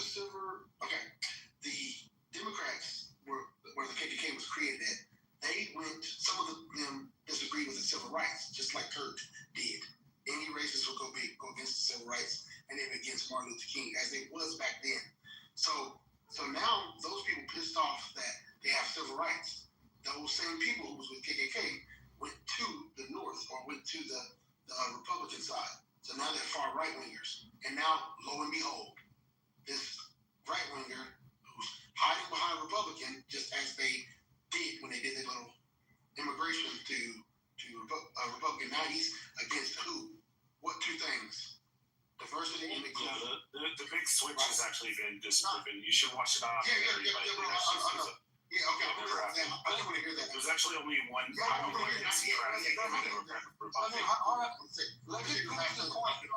finish the point. Then you can carry on. So go I thought he was done. Sorry. Yeah, it's okay. I appreciate that you got that though. So the civil rights. Now all of a sudden, they were always against the civil rights. They were always against Martin Luther King, the KKK, and all the forms of KKK. And now they're in the Republican side, whispering in their ear at the John Wilkes Booth, right? And they're sitting there. I think you're telling the story in a historically wrong way. Nixon, and just let me finish. You're just making up myth, bro. That's crazy. No, I haven't even said what I thought, and you're telling me I'm making up myth. So how about you wait until I get done, and then you can call what I'm saying myth. Richard Nixon knew in the 70s that in order to get American votes, he had to go to the South. That was where the American votes were. Yes, you picked up some races in the riffraff of that, but the main thing was to go for where votes were. 70s under Nixon, the votes were in the South. There was a party switch in the South in which you got the respectable folks, but you also got all the racists. That's not why Atwater and other political theorists wrote the Southern strategy. They wrote it because the most votes for political movements at the time were in the South. The Democrats also competed this way through Dixiecrats. Now, they were a waning interest at the time because Republicans were impeding. The Republicans picked up the racist votes not because they set out to get the racists, but because they set out to get everybody else, and the racists weren't included on top of that. That wasn't my argument. It wasn't my argument at all. But I'm listening though. It was not my I didn't say it was your argument. I said it was the correct interpretation of the Southern strategy. The Southern strategy was put in place simply to get more votes. Now, the Confederates and the white supremacists came along with that. But and you could see this in the Richard Nixon Presidential Library, when you look through documents, he did not get votes in the South because he wanted racist votes. He got votes in the South because he wanted to go to the South where most of the votes happened to be. And that's a critical piece that's often underwritten about the Southern strategy and not explained. What's often explained is that they picked up the racist votes, and it's often explained that that's why they did it, despite the fact that was not why Nixon did it in 72.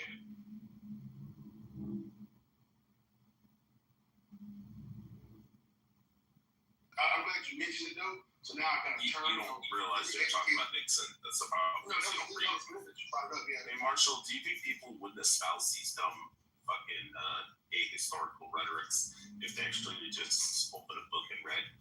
Take over. Same as book. Reading Rainbow. Yeah. Is he done? We kind of broke up a little bit. If only you studied, young zealous. I studied a lot, by the way. You talk to the right person. Yeah. If we talk cordial, you will find your way to the truth. I'm speaking cordially.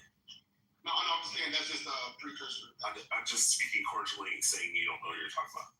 Yeah, no, that's cool. I'm saying to you in the future, because I know far right wingers that are leaning, and they first of all, the highest strategy is to make sure that they talk cordial. John, I promise you, Rich is not a far right winger. Rich has differing opinions for differing political stripes. He would be more properly described as slightly irritated but politically hungry. Someone say about Jesus bathing in a pool or a swimming pool got discovered that what? There was a biblical pool discovered in Israel recently. It has to do. Oh, biblical pool. Well, it actually has to do with the paralytic man who Jesus told to go. That we kept going down to the pool. Was the pool installed? Yes. So it was a parking lot. I mean, it's this whole area right outside the walls of the old city. And they also uncovered a tunnel that leads from the pool right into where in the old city near where the temple, the Holy Temple was. So the belief is that that's where he cleansed himself before he made his pilgrimage to the temple. It's very cool. It was recently found, but that whole area was literally old parking lots that they uncovered amazing artifacts. I'll put something in the chat about the city of David because it goes back to the kingdom of David and coins and other archaeological finds that are extraordinary. But the pool is recent, so that's why I mentioned it. Abby, I mean, just like for historical context, the ideal of Pontius Pilate, historians had always claimed, there's no evidence for Pontius Pilate, and atheists always use that. They say, well, why would Pilate not even exist? That shows you that this is all just made up. And then, about a decade ago, they ended up uncovering a stone that they flipped over, and they actually found inscribed on it to Pontius Pilate. And they're like, oh, wow, it's actually real. And then they found a bunch of coins and a bunch of other artifacts. Right, and then they mentioned Tiberius, too. That was crazy. Yeah, if you ever taken archaeology in college, it's really wild to go there and see, it's one thing to see the stuff that had been found, but you can go and be part of the digs and actually experience it as they find stuff. And there was a volunteer, like a young girl that volunteered. She found a whole bag of coins in that area. Just one of the days digging. It's really interesting stuff. But Abby, I heard that the Jews are like a bunch of anti-Semitic, fascistic Nazis, you know, and just treat everybody with disdain and terribly. You know. Not in the digs. The digs are. Do they let foreigners in Israel? Come from all over the world. Are foreigners allowed to go to Jerusalem or Israel? The majority of the people that work on the digs, by the way, are not local. Wow, that's amazing. Yeah. So they're really open. And then also with that situation, I know you're trying to like bring some justice to it. It's like, but one of the things is that there's different types of Jews, right? There's different types. There's people that are pagan Jews, and then there's really? Yeah. Then there's like people who are Messianic, then the people that's quote unquote Orthodox, Ashkenazi, you know, Russian. And then you got Ethiopia, right? Then you have different type of people in Africa. There's some that are lost Jews, right? They're interesting, there's because they never had the rest of they only had the 5 books of Moses, the Ethiopians that were rescued. And they're the most beautiful people. Their traditions are just incredible. And one of the past Miss Israels was an Ethiopian woman. You can Google her, Ashju. I think I really am butchering her last name. She's just magnificent. But they had this, practiced the religion, and they practiced it, what we say halachically, they really practiced it, but they only had the first 5 books. So the rest of the Bible, it's just interesting. Just never made it there. Yeah, I was saying, on that point, thanks, Abby, for the information. I'll look it up. And I know the Ethiopians, they do the sex a lot. But I'm saying is, Solomon and Moses married an Ethiopian woman. That started a long time ago with Moses, whatever they, Miriam, who she was being racist towards them. But then Moses was so humble because he saw in the beginning. And then he married one because he was like, okay, well, all right, I'm cool. Whatever, because, they come from the Middle East first. Then he went down to Egypt. And then God, after being pissed off at Miriam for her acting funny because she was Ethiopian, he made, you know about the story, right, Abby? What happened? Numbers 12, where God turned her white because he kind of mocked her for her being racist towards the Ethiopian woman or whatever, and Moses. And that's the story. And so, and then going to the last part, this last thing I'm saying, I'm stopping. What is the situation? Oh, Solomon, Sheba, Bathsheba, yeah. Sheba down below, you have Yemen, and then you have Ethiopia. And so Sheba is known for like the. So, like, going back to. Why was it like, because hold on. I'll mute you. I can move you down. Going back to upholding Steve's rooms and Steve's rules, it's, one person, we try not to do a lot of crosstalk, and it's usually normally, 2 minutes and then, we move on. Sanu, I wanted to ask you something about something. Oh, yeah, I wanted to ask you something about, you just said, you had, it was interesting because, you said that no one believed that Pontius Pilate existed until about 10 years ago. And I just want to ask you, did you mean to say that, or? Oh, no, that was just so there wasn't any. Paraphrasing. So I don't know if it's more than 10 years ago, but they uncovered a tablet where it was like a stone that was flipped over, and they ended up finding Pontius Pilate written on it in scribe. And then they found other artifacts. But at the time, the way I understand it is prior to that, there wasn't any like historical evidence or writings about Pontius Pilate. Okay. Yeah. Okay. Because they discovered the Pilate stone in 61. Okay, maybe 61. Yeah. I mean, it was like, maybe I was wrong in my time. I seen the documentary thing like 10 years ago. That's why I was assuming it was like brand new. But maybe it's the 60s. But the point is, like, there was like 1900 years or something, almost 2000 years of people claiming that Pontius Pilate never existed. So maybe it's the 60s. But I've seen it out there like 10 years. I'm only saying, like, so I did 2 years. I'm not as, and I'm no Reverend Scott, but I did do 2 years of, like, theology, and I'm just saying I've never heard anyone say that Pilate didn't exist. And when you said that, that was just a shock to me. So it's just I can pull the document and stuff like I that. don't have it.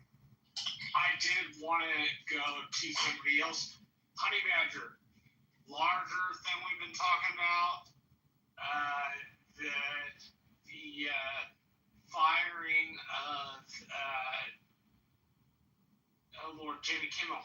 I wanted to call him Stephen Colbert there for a second. The firing of Jimmy Kimmel, I wanted to hear your opinion on the matter. I've seen you express it in text, and since you're on the stage, I feel like we ought to give you the mic. What was the question? What's your thoughts on Kimmel? What's your thoughts on Kimmel? On Kimmel? Yeah, Jimmy Kimmel. On the Kimmel issue, that's largely what the critical thinking forum room was about today. Like, did the government intervene? Entirely. Yeah. That's pressure from the top. Yeah, that's bullshit.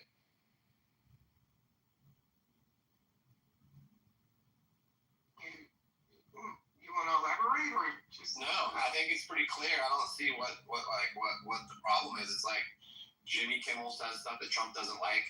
Trump says lies all the time. So a few months ago when he said that he saved free speech and he's protecting free speech, that's just a setup because later on he's going to fuck it over.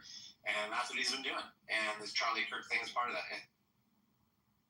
So I'm of the view Jimmy Kimmel shouldn't have been fired for what he said.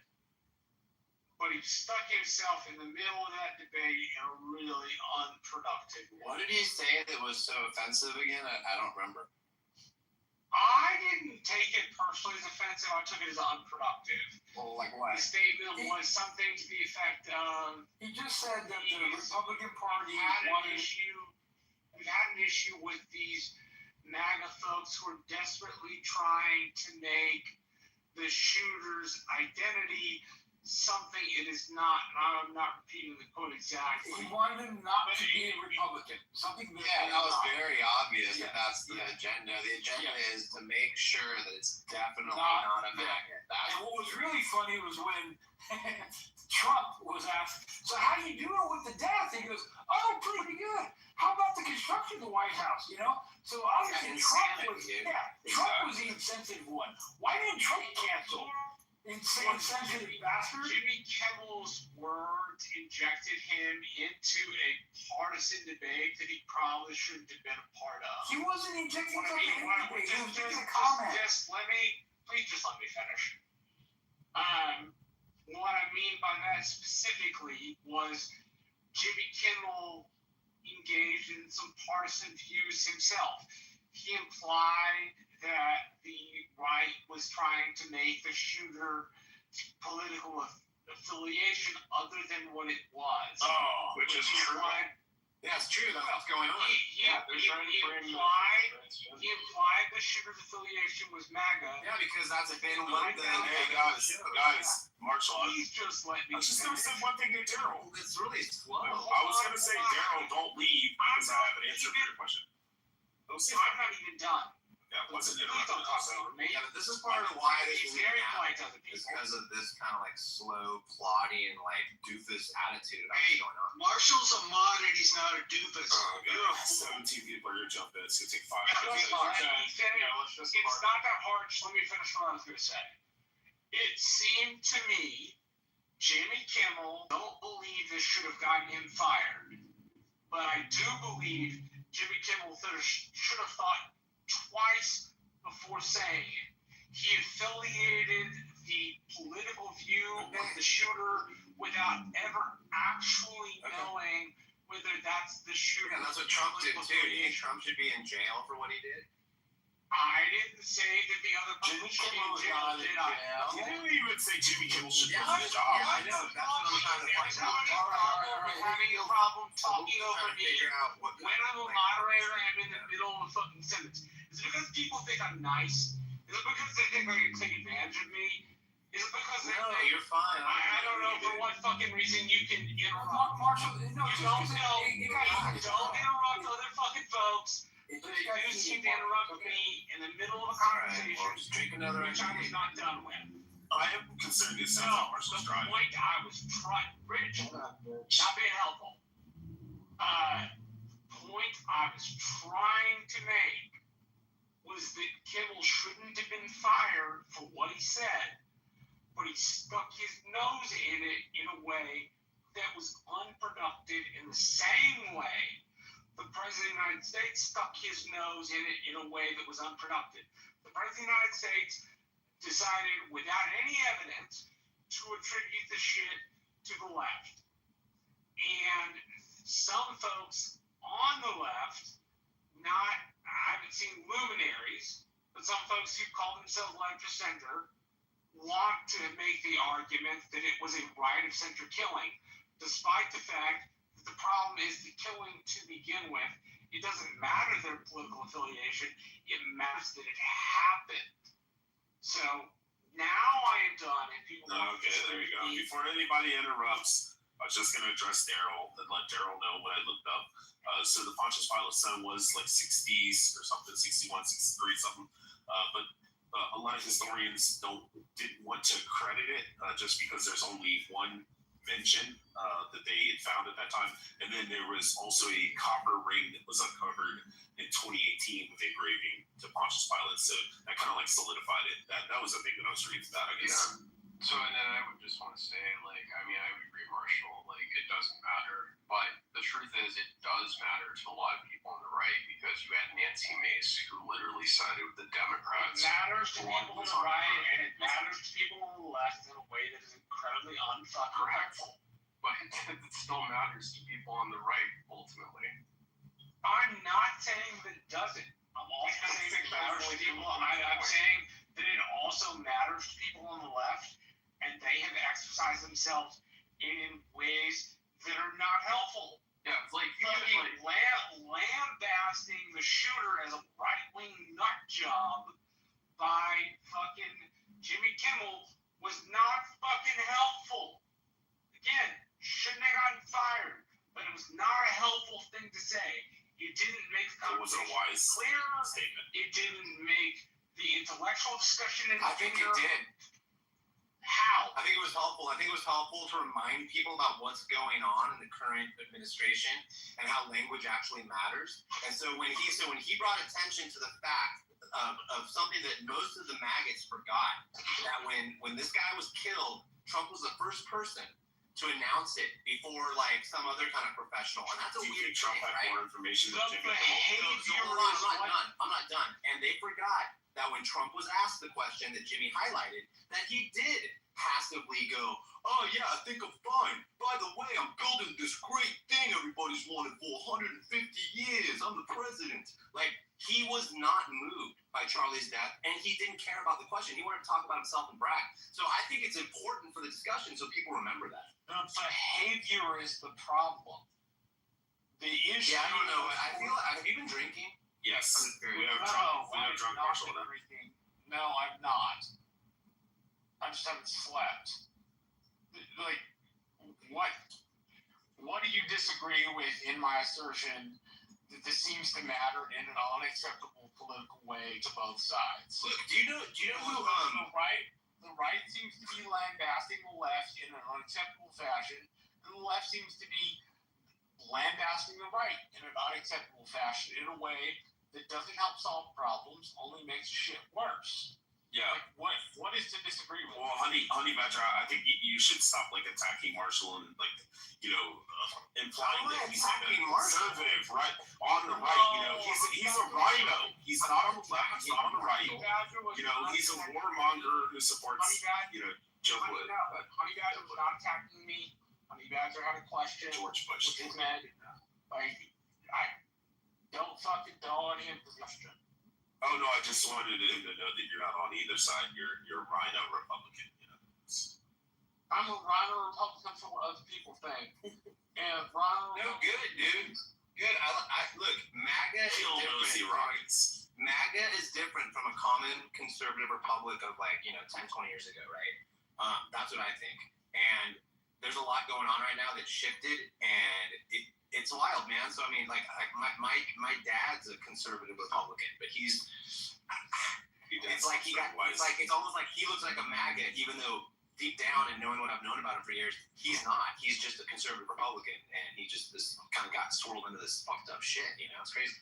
Why do you think your dad got swirled into fucked up shit? Well, I just think that when you're older, you know, and you were like got older and made money and people who are Republican and vote Republican, they only do it because of their money. It's the only reason, or their bigots. You think those are the only reasons that people vote Republican? Yes. How old are you? Well, he's like early 30s. Can I ask Honey a question? Yeah, I think the only reason people vote Republican is because they think it's going to Honey, I'm not being disparaging. Honey, I'm not being disparaging at all. Right now, Abby and Honey. Let Abby and Honey dialogue. Okay, we already got that JCC. We're all being quiet. Honey, real sincere question. I'm not being disparaging at all. Do you have a professional career? And you don't have to dox yourself, but... A professional career in what? All the times now. Do you have a business that you own? Oh, yeah. You pay taxes? Yeah, all that. Yeah, I've been in business for a long time. Do you care about things like capital gains tax? Yeah, all Does that affect you? Yeah. How you depreciate your Why? What's up? Yeah. Yeah, and do you care how those taxes affect you? You're in a state that has an income tax as well? Yeah, all that stuff, yeah. All that stuff. So you live in a state with a state income tax? Yeah, I live in California. He's spoke up your ass out. So what about it? What's your point? Yeah, and this business that you have a lot of employees? Well, look here, I'm not here to talk about me. That's an old business. I'm trying to get some people change with respect to... Well, I'm not a Republican. And you think you'll ne'er enough to vote about those issues? What are you talking about? What's your point? I'm just not understanding what you're saying. It's pretty clear. I guess I'm just not picking up the point. We'll make the point. Obviously, you're not tracking.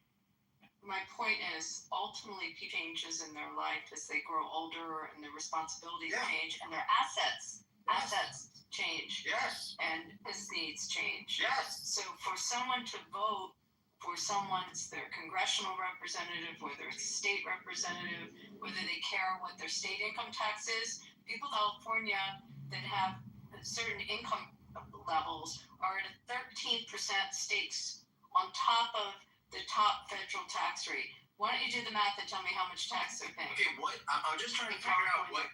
Well, are you when you get to that point in your life, you may actually vote that way because you may not want to pay 13%. That's what I just. Isn't that what? Are you agreeing with me? Right, but Abby, he did say that he thought Republicans vote either for taxes or bigots. So you're pointing out the taxes part, right? Yes, for money or bigotry. And I'm pointing out that there is a logical reason that people make the shift in their life.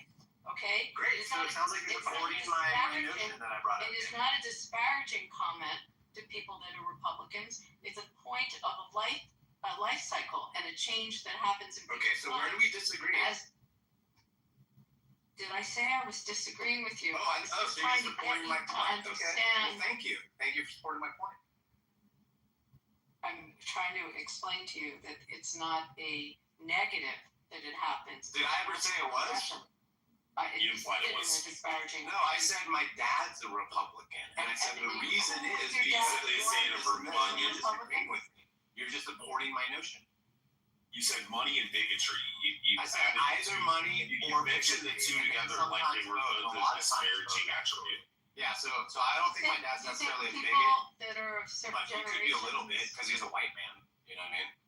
So he's probably a bigot a little bit. You think? Yeah, a little bit, maybe. I don't know. Like he's like freaking. I'm not here to talk about my family. I'm just saying that like Republican is different than MAGA. It doesn't necessarily do the same thing. That's all I'm saying. I'm not giving you that. I'm disagreeing with you. I'm giving you that. Honey, do you own a home? Honey, do you own a home? Do you own a home? Yes. Why? And you own it in fee simple, full ownership? Almost. Yeah. You mean almost? Yeah, I'm almost there. Or you don't own it? Yeah, I'm almost there. So you don't own a home? Look, I told you, I'm not talking about me. It's a mortgage payment. He's not done yet, so he doesn't completely own it. You actually own your home with a mortgage. Well, I'm still paying. No, I'm still paying a bank. No, you don't. It's a conversation. Yes, you do. The bank does not own it. I mean, Does not own it? Stop. And that's what we're gonna have now. Yeah, we becoming a No, do multiple voices at once. Now we're gonna have a quick lesson in real property. Thank you, Marshall. I got enough voices in my head. When someone transfers a home to you and deeds a home to you, you own it in fee simple. You are the legal owner in fee simple. You have a lien against your home when you have a mortgage. Because I was correcting someone.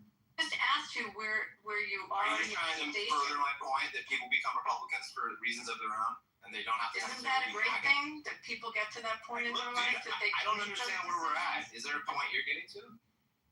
Yes, I was trying to explain that it's not a negative that people have life changes and life cycles. You used it as a negative. Cool. I don't think it's necessarily a negative either.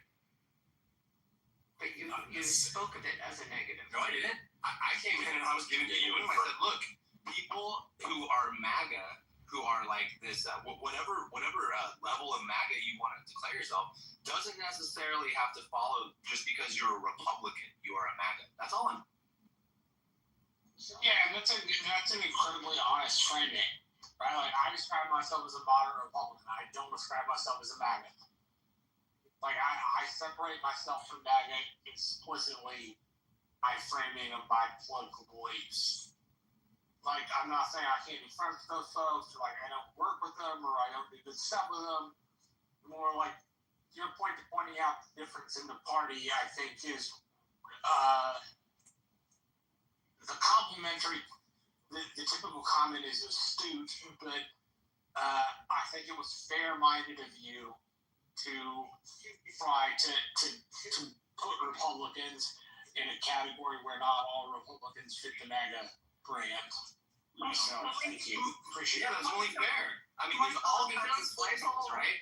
Extremism is really the problem, in a sense, right? On either side. Can a woman speak, please? Oh my God, dude. Yeah, honey badger, aren't you progressive? Yeah. Well, stop. Let a woman speak, please. Hang on, we have speakers on stage that haven't spoken yet. We have Dope and Joe. So, Dope, would you like to say anything? So apparently we're talking, but there's a lot that was said. So are we talking about the ideal motivations of the shooter, or just MAGA versus GOP? Well, actually, this is a follow-up from the Critical Thinking Room, where the question was, should Jimmy Kimmel have been fired or taken off the air, kind of thing, because of what Jimmy Kimmel said? Oh, okay, that's a good question. I'm not the type to say we should go around canceling people, but I think it's just a kind of poetic justice in a sense. Him get shellacked and getting off of TV. I think it's just really beautiful because the amount of shit he would say to someone in his shoes right now, he'd be just pissing on their grave and laughing. He's made multiple types of ridiculous comments before. I remember him saying that if there's like a vax conspiracy theorist who gets put into a hostage, just let them die essentially. So I don't know, man. Seeing him get put off the air, I think it's amazing. I think it's vax countries in the right because when people like him talk a lot of shit and then assume that they're not going to be in the position of someone getting canceled, and then they do get canceled, maybe they'll learn a lesson. But I don't want to see this become a pattern necessarily. This is just a case where I see it as something I could just laugh at and go about my day with. Same. I think we are becoming more and more right, left, or center. I don't care what else you call us. That's kind of where we are coming down. And screw Kimmel, he's an idiot. All right. Thanks for your opinion, folks. Awesome.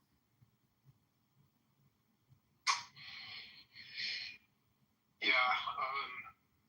I think it's interesting, though, essentially. Abby, would you be willing to listen to my experience as a former Republican? Why wouldn't I always listen to you? I understand. But don't I always agree with you, but I listen to you. I'll talk to you about being a former Democrat and when I switched, the day I switched. Right, and that's you can Yeah. So as a former Republican, I just really one of the things that made me leave the party were not actually the reasons that some people are typically suspected, which is people saying racism, homophobia. I mostly left the Republican Party mostly because I saw that they weren't really as individualistic as they claim to be. Like if you think about, and the reason I say that, you think about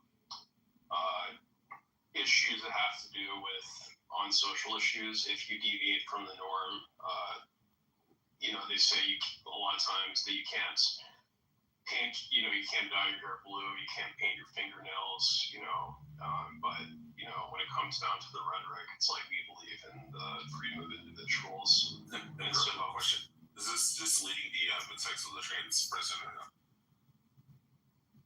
Yeah, I know you're interested. I knew that sort of still school, and he's like, he didn't like me because I had sex with a trans. Yeah, well, I know that it's interesting that are you against drag shows, Rich? No, I think everybody should be able to do whatever they want. I mean, I think even like a person like yourself that decides to call himself a necrophiliac, if the person's consenting before they pass away, I guess all things are. I'm not in favor of that. I think that's. I mean, Norman, if you told your wife, "Hey, if I die today at noontime, from this cancer, and I got a, stiffy, you can ride me afterwards, it should be. It's gross, man. Yeah, and so just in general, it's like also I just saw it essentially the tax proposals. There wasn't a lot of relief looking back that I saw from when I was making less than $30,000, really.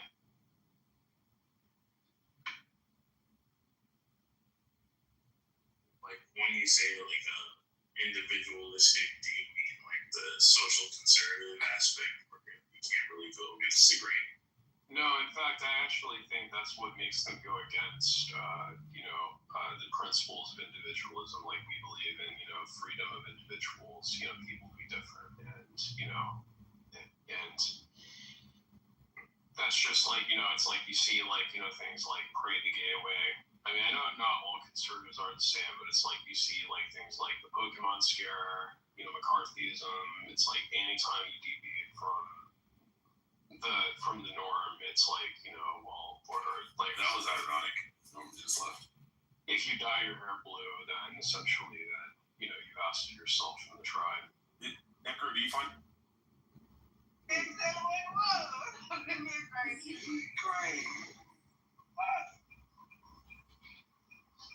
Yeah, so I got whipped, and Nadia really does have cancer. For real? Yeah, she got cervical cancer. What I had? Ain't long live TJ though. Ain't gonna do them to take that goddamn uterus out like they did. Oh, I'm glad you said that. TJ, is it another TJ or something? Somebody got HIV. I got that not too long ago. Ain't long live TJ. That was his mama just called me. Who got HIV, good? Hello? You talking about the girl, TJ? No, I said long live TJ. No, I'm talking about the HIV. Oh, I don't know. This a boy in this picture. I really can't see it. Is he light skinned? Just take me that picture. Andy, I look at it real good. Man, y'all so fucking good shit. They say they listen, but we don't care, baby. Y'all come on the door. Told ya.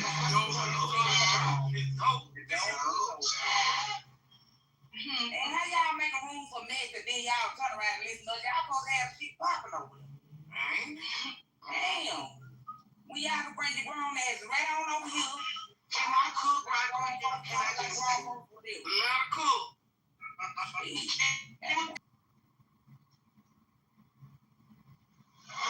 Yeah, I don't think you need to question me, bitch. By the fuck by. Yeah, the way you and Tara told each other down on this bitch. Don't question me, ho. You said she got herpes and she said you got AIDS. Bitch, I wish you would question me, huh? About any motherfucking thing. Kiki, I ain't arguing. The goals of the church is low. They go one. Come on. It's dang. I'm just bringing eggs up. They want to come on over here. Dog us out, do whatever you got to do. Get your rocks out.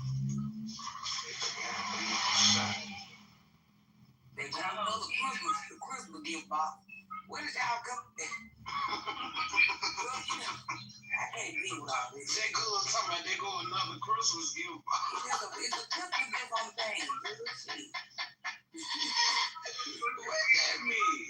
I guess the holiday come on, no shit. I put there's somebody named TJ in there. Oh, shoot at the bottom. Let's see something out. You the only one got the nuts. No, let Tudo. I did. Speak the club. Yo. I guess. Tudo, come here, baby. Cause what you say when I was asleep? Okay, this is a good time to eat my real food. Damn. Go. That's love. What I be talking about right here. They think they're gonna get put out. That shit be crazy, man. Oh, you real? Hey. Hello? Yes. What was said when I was asleep?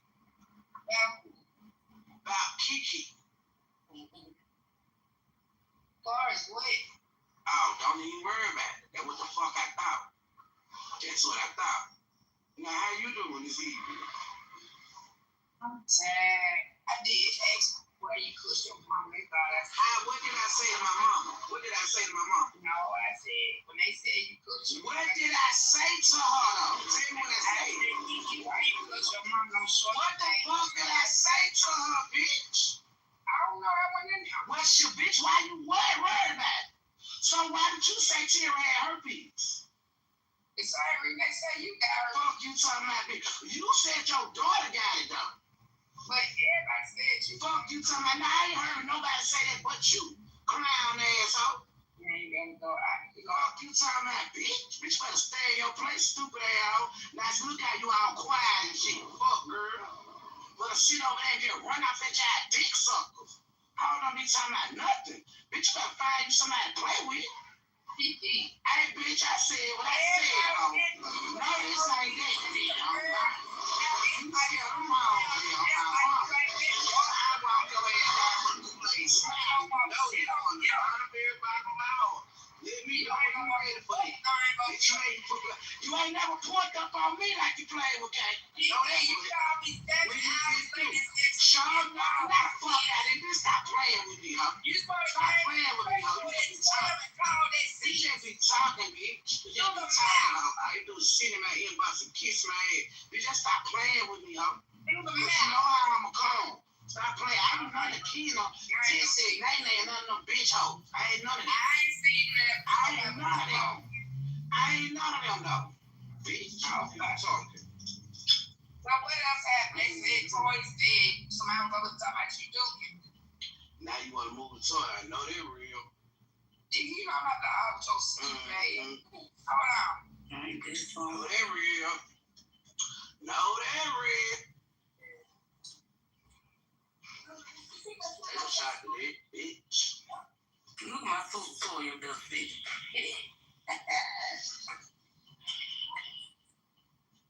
Fuck yeah, I won't tell you to come out tonight, but they good, they never Beautiful. What a fucking song, like this child, you got to say that y'all don't like her shit, cause she don't come off the mic. But don't like nobody that don't come off the mic. Damn! Okay, I'm back. Nah, bitch, don't say shit to motherfucking beat her. Bitch, you say y'all over there bringing up toy tonight, cause she don't come out no mic.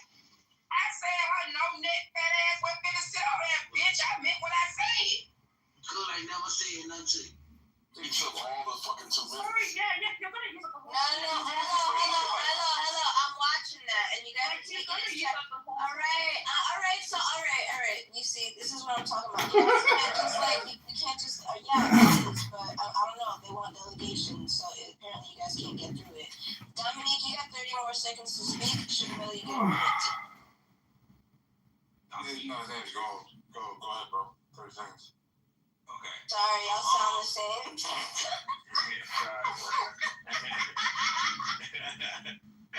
So, in human history, 80% of women reproduced, but only 40% of the men did, right? This means that women have had access to mating, while men have always had to earn it, right? But that doesn't necessarily mean that you guys are more valuable in the sense, right? You guys are valuable for different things, right? You guys are not valuable for fucking civilization. You guys are only valuable to get dick down, reproduce, and do what the man tells you to do at the end of the day. So for you to say that men are not valuable, you only have rights because we allow you to have rights. You have a computer that you're able to go on because of a man. You have a house that you live in because of a man. We're gonna go to Sugar Belly for 1 minute. There we go. Yeah, sorry. Alright, and the minute starts. Alright, I'll give her 2 minutes. Alright. Yeah, I just want to point out goals and like it's almost like you don't realize that you're feeding your kids. Like you won't like but you're like please don't interrupt, but like I was forced to listen to like all of this stuff. Like you don't realize that the reason why you have to run down this litany of like, oh I made the phone that you're talking on, oh I made this, oh I made that, oh blah blah blah. You have to do all this stuff because you can't just show up and be like, oh, I'm a man, I have a dick, and then expect women to care. So that makes you valuable because you're a pussy? Sorry, like, you're also eating my 2 minutes. Like, what's going on? Yes, actually, we, the pussy havers, like, are intrinsically more valuable. Like, that's the natural order. And, like, all male behavior proves this. And, like, even when you say, oh, like, we're in the cities, we're a society that women built, it's all it's the same society. It's the same world. Like, all of the same things that you claim that only men built, women were there building them alongside with them as well. You know, and I don't understand why men like these fantasy scenarios where they say things like, oh, if all the men disappear, the society is going to collapse. No, it's not. And how you know it's not is because, like, in third world countries and in poor countries, women already do a lot of these jobs that in Western countries men think are male-only jobs. Like, if you think that, oh, men are all the miners, okay, go to Congo, women are in the mines. If you think that men are all the laborers on construction sites, go to India, women are in construction sites carrying stones. Women are stone breakers in quarries. The point is that, like, all of these jobs are unpleasant jobs, and most people, both male and female, actually don't want to do them, right? But in Western countries, because, you know, the higher standard of living, because of higher wealth, women start to opt out of having to do these jobs. But then in poorer countries, everybody has to do this kind of work. And you guys always forget that. So my point is that, you know, even when you say things like, oh, you only have rights because we allow you to, you're creating the danger in society. Like, that's not a good thing. This is like a killer comes and you know, can I finish my sentence? Like, alright, finish your sentence. You know, so my point is that, like, you've actually taken us so far from what we're discussing. Just to make sure, like, everyone who came to the room understands how this conversation started. We were talking about, like, me saying that I was comparing dating in America to dating in Nigeria, right? And I was saying that something that really surprises me is that in America, the men are always talking about body counts. Like, you know, they'll be like asking women, like, what's your body count? Or they'll talk about women's body counts, high body counts, low body counts. And I said that this idea is very strange in Nigeria, although some Nigerian men are starting to, like, absorb this idea from you know, listening to American men online. But I was saying that, like, it's very weird because, like, it doesn't really matter. And, like, it's not a barrier to you getting married. It's not a barrier to any of those things, yeah. Mind you, everything is happening. The pussy makes you valuable. We're on Lion and then Wait.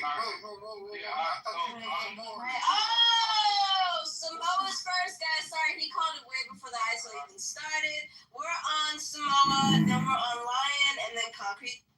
Yeah, I do appreciate that. I defer the rest of my time to Lion. Alright, so I know how to shut this silly ass delusional shit down right now. Watch this, ladies and gentlemen. Sugar Belly, what's your body count? I showed up anyway. 16 years ago. Sorry, what's that? How is that your concept? I expected something like that. If it's something that doesn't really make any sense,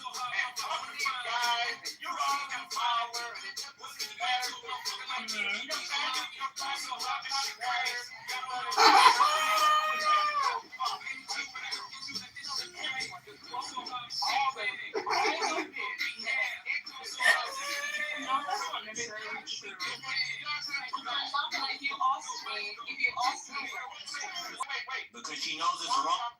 No, but like my point about Exactly. you. Please don't beat that. Wait a second. Sugar Belly, you had your moment. Cancer, and there's a reason why. And everyone knows why. Because everything you said about this subject was garbage. You don't even really believe it. Because if you firmly believe the bullshit that you just said, you'll say easily. Yeah. No, but that's a false premise. I've had sexual 50 dudes. Who gives a fuck? But that is a false. Again, that is a No. false. This right here is an excuse. You are I'm assuming. put your body down, man. That's a problem. Man. Hold on. Yeah, but my I'm really invested because my husband's invested. So Hold on. Quiet. I didn't say anything. I listened to each and every one of your asinine statements. That even though I knew deep down you would never ever answer this. And the reason is because you are also subject to those same social parameters as a woman, just like we are as a man. Everything that young brother said was absolutely correct. And you just want to push against it because you don't want to live in these parameters. But while at the same time, you won't free yourself of it. But I don't have to live in his parameters. I'm a Nigerian woman. You don't true. You just said that Nigeria is not the same. That's not true either. Every country has always been the exact same fucking way. If that is, it is the fucking truth. Why do you think that? Thank you, Lion. Why do you suppose these motherfuckers want young girls and not old young girls? Again, this is not true. Wait. Why do you suppose they always want to make sure that the girl is a virgin? Because, it's been like that since the beginning. Let him cook. You talk the whole time. Let him cook. Yeah. But you're just screaming. It doesn't mean like all you gotta do is be quiet. It's been like that since the beginning of fucking civilization. No, that's not correct. Men do not want to wife, do not want to give all of his resources to community property. Again, no man on earth wants to willingly sacrifice his life for community property. No man works his entire life to give all of his shit to some woman. Every fucking nigga around. Thank you, nigga. Nobody on no continent wants to live like that. Again, this is not true. So this is where your value. This is the border of where your value is. I'll tell you. The more you run your fucking mouth, the more valueless you become. Just get in the fucking kitchen where you're supposed to be and open your legs only to the one nigga that wants to take care of you, and you'll be just fine. That's all you gotta do. We're only giving you women one job. We'll handle the rest. Wait, is he crying? Why is he crying? You only have one job. And you can't even do that shit. Charlie, I don't know if you can see us now, but if there's a window, I sure hope you're looking down. So what we have some men just can't reach, which is the way he wants it. Well, he gets it.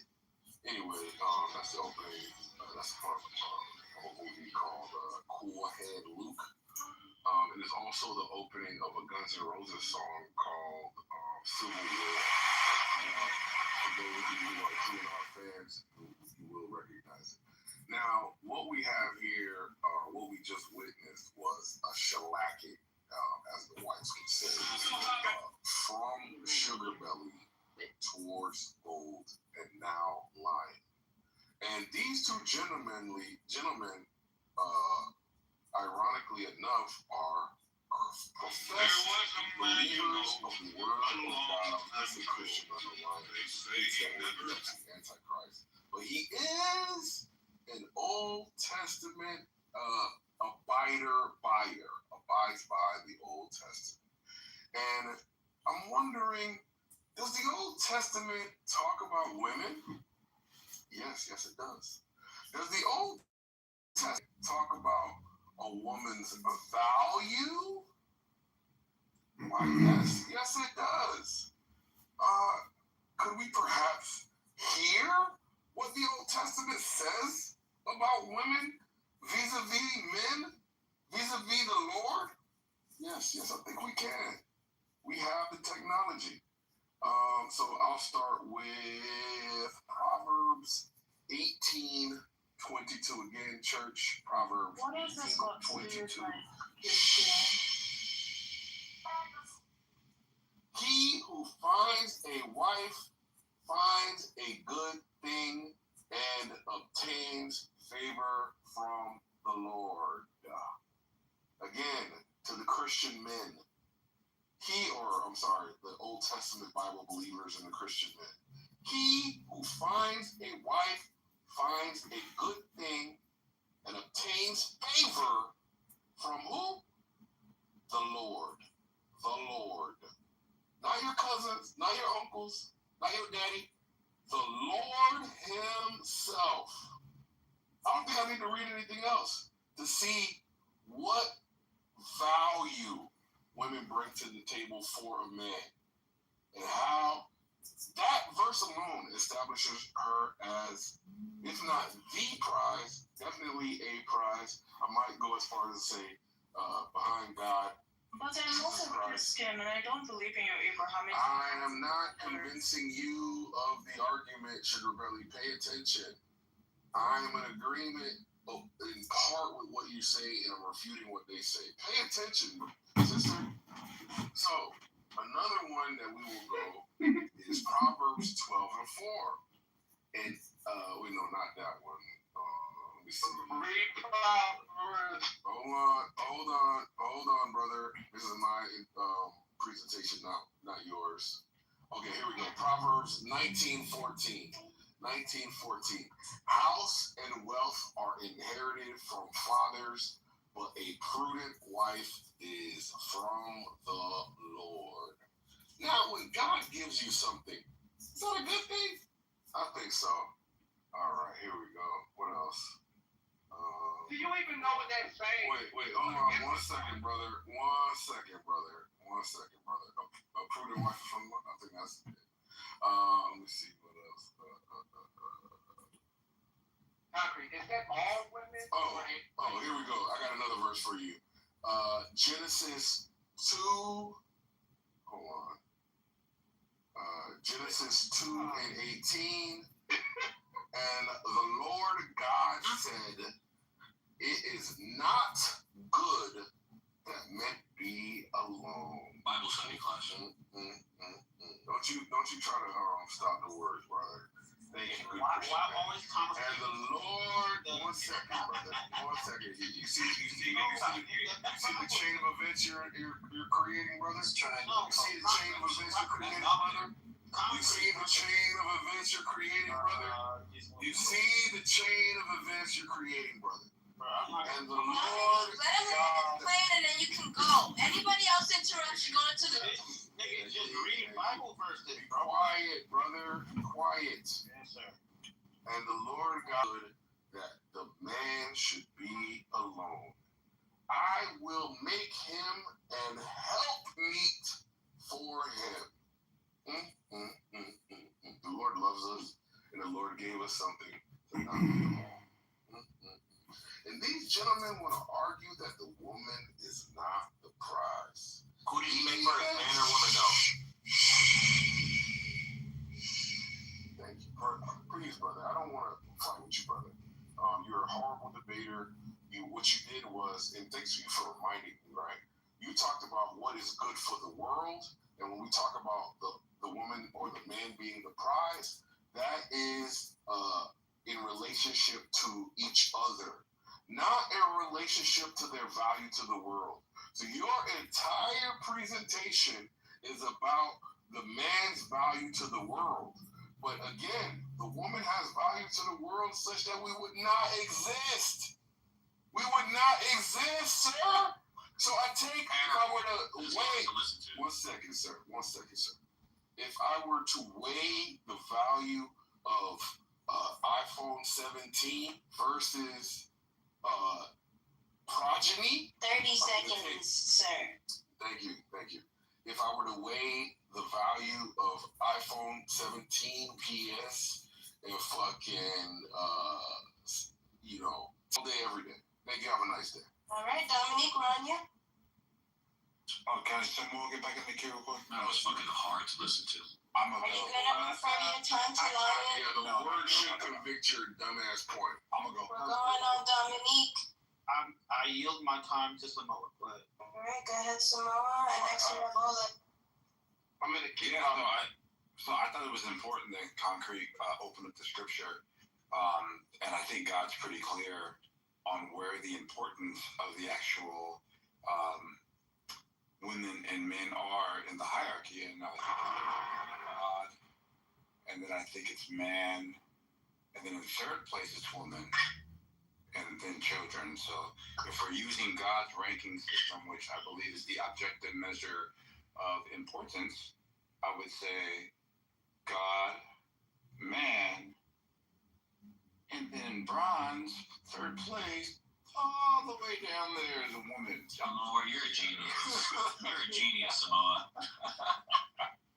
Absolute.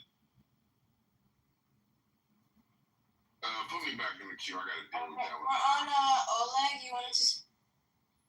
Yes. I just wanted to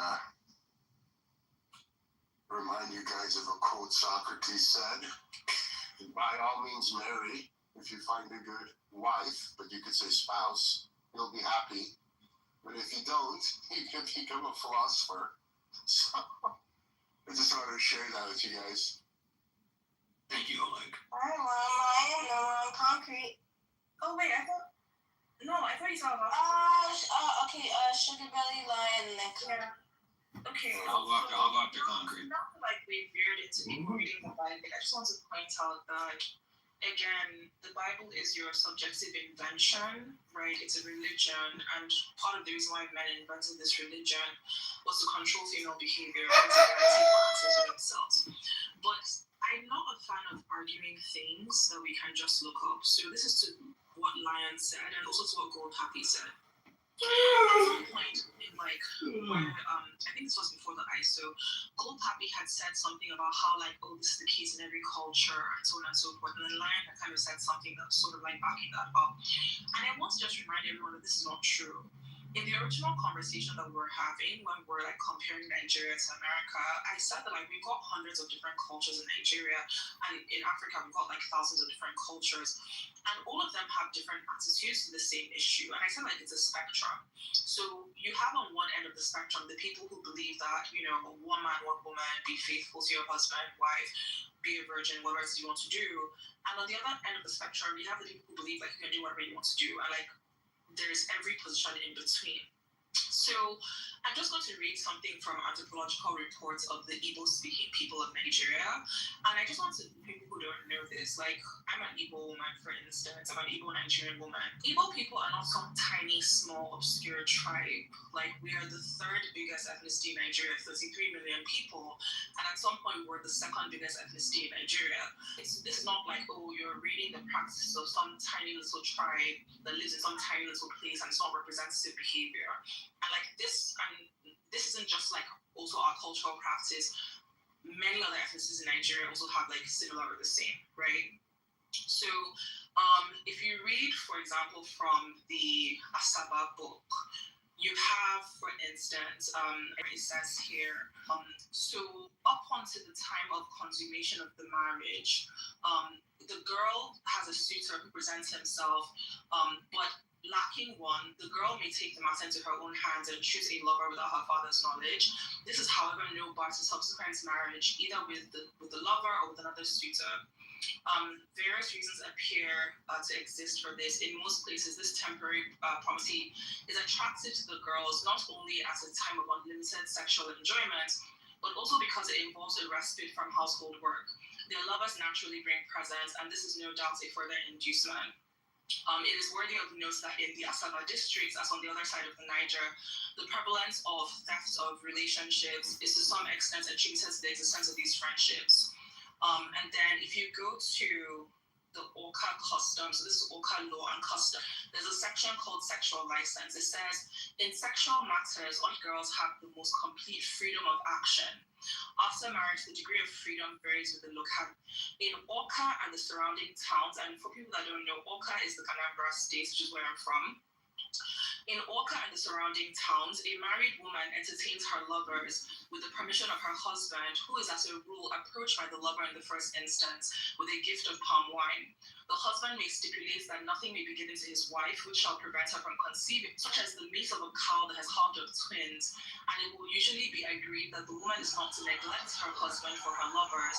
But with these provisos, the husband seldom seems to raise any objection to a liaison. When such an affair has gone on for some time, the husband may endeavor to find a wife for his wife's lover. If he is successful, the liaison comes to an end. When the wife in question bears a child, the woman and her husband, this is in 28 days, and the husband and the ex-lover are adjured never to quarrel. So yeah, like, I don't understand this thing of Western men trying to scream and insist that this idea of like monogamy, women shouldn't be having sex with multiple men, you know, once you're a married woman, you can't have sex with anybody else, that this is a universal idea. It's really not. In fact, this idea is endemic in cultures where like there's a lot of resource competition. So you find this idea in like global North cultures, for instance, right? These would have evolved ideas trying to control what women can do sexually and so on and so forth. You also find some places like, you know, the Middle East and so on and so forth. But in a lot of Africa, it's really, nobody really cares. Like there's many different cultures that have many different attitudes. Are there some cultures in Africa where being a virgin is important? Of course. Are there some cultures in Africa where they don't care what you do? Of course, right? But trying to scream that, oh, that this is an intrinsic desire of men is not actually really true. It's actually more tied to what is it called? Settled agriculture, right? And not just settled agriculture, but like the development. I'm sorry, Sugar Boy. I'll give you 30 more seconds. Yeah, so I just want to say that, like, and the other thing I want to say is because, like, this is also how we got to this conversation, right? Tied to, like, this lack of, you know, days by payment. Because the reason why, like, in so much of Nigeria, you become the father by paying, as opposed to, like, being the biological father, is because it is very common for a woman to be married to a man, but the biological father of the children is a man. But that man doesn't have any rights of paternity. Like the man who paid the ngo is the man who's the father. Alright, girl. We got Lion next. Alright, well that also explains why Abe not being able to become president. Let's go to Conclave, and he decides he wants to read a scripture about the value of a wife. Shut it up, man. Amen. Amen, brother. Wife is yeah, I have to say it like that. A wife is not a whore. So, the scriptures you are reading is saying that a wife is more valuable than the common whore. So let me show you out of that same book that you were reading. I asked you to go to Proverbs 7. This is a whore. Proverbs 7. Read along with me, class. Proverbs 7. Yes, Pastor. 10. Now here's the difference between a wife in scripture that you read, Concrete, and a whore. This is how a whore behaves, even in ancient times. It says, and there was a woman met him with the attire, meaning clothing, the way she was dressed, the attire of a harlot, and a crafty heart. That means she's real cunning and deceit. She was loud, you know, like some of the women, rebellious. She doesn't like the standards that men set.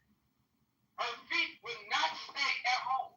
She all out in the street and everybody's business. You know women like that? I do. There's a few of them. There's a few of them. At times she's outside. At times the open square. She always wants to be where all the men are. Alright? Lurking at every corner. Watch this. Let me pull over real quick. This nigga is spitting right now. This nigga is spitting. Here we go. This nigga is preaching. Is this going to turn into a Condemn this demon. We got Concrete offline. Someone is playing music. Alright, hold on. Someone is playing music. Please stop. Hey, at times it says at times was outside, at times open square, lurking at every corner. So she caught him and kissed him.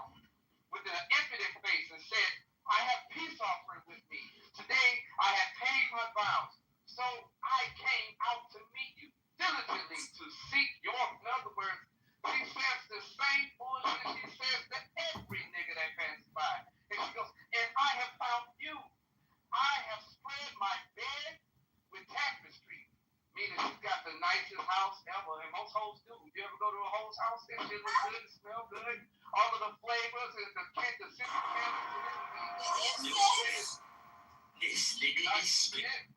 Colored, it says, I have spread my bed with tapestry, colored coverings of Egyptian linen. Oh, and it's the best. Where you think she got the money?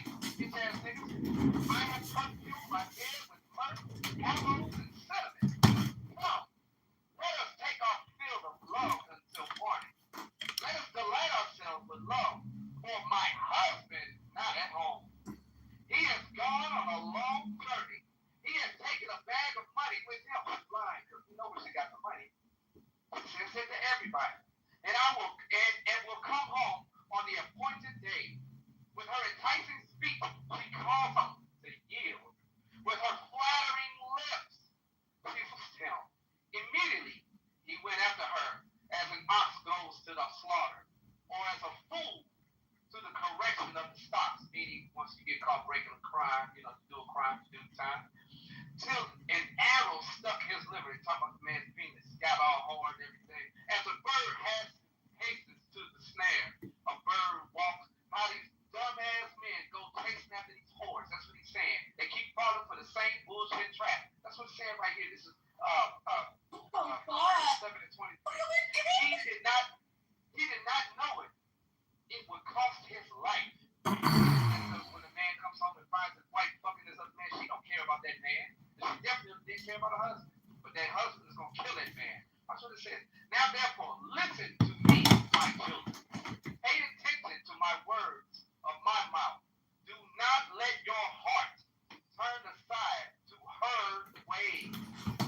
Don't listen to these hoes, how they try to tell you that it's all right to be a fucking hoe and you should just accept this shit. The reason why her custom is the way that it is, just look around Africa. They have the biggest amount of everything you've ever seen in the world. And it's probably because of their sexual habits. So now the racism jumps out. Do not stray into her.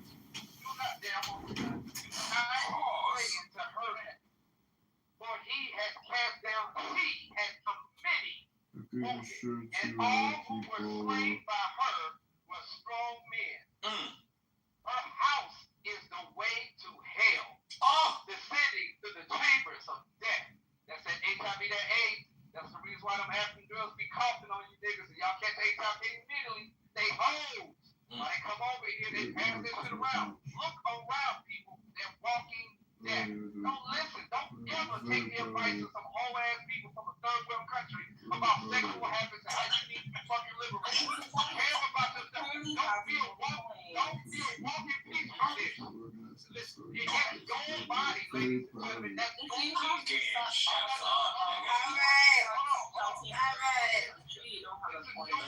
Lila, let this nigga land. This is your penis, ladies and gentlemen. Your vaginas. You don't have to pass around like money. Okay? There's a reason why they're third world countries. Because of sick backward shit like that. That's why they were conquered. Thank you. All right, and now we're gonna have praise and worship by Concrete. All right. So, Lion told us about whores, and yes, whores exist. And I would venture to say that, unless you're equipped to deal with whores, don't marry a whore. Right? We're not talking about a whore being the prize or not the prize. We're talking about a woman in terms of a man who has found a woman that he desires and wants to be with, whether or not she is or is not the prize in this relationship. Right? We're talking about good, clean, normal relationships, not whores. Right? So mine is talking about something else. So in the context of a good, clean, normal relationship, my position, which I guess I didn't make it clear in my last submission, even though there is strong argument as to why the woman is a prize and is valuable, I would submit that both human beings are equally beneficial to each other. And any other assessment is just like a lack of understanding.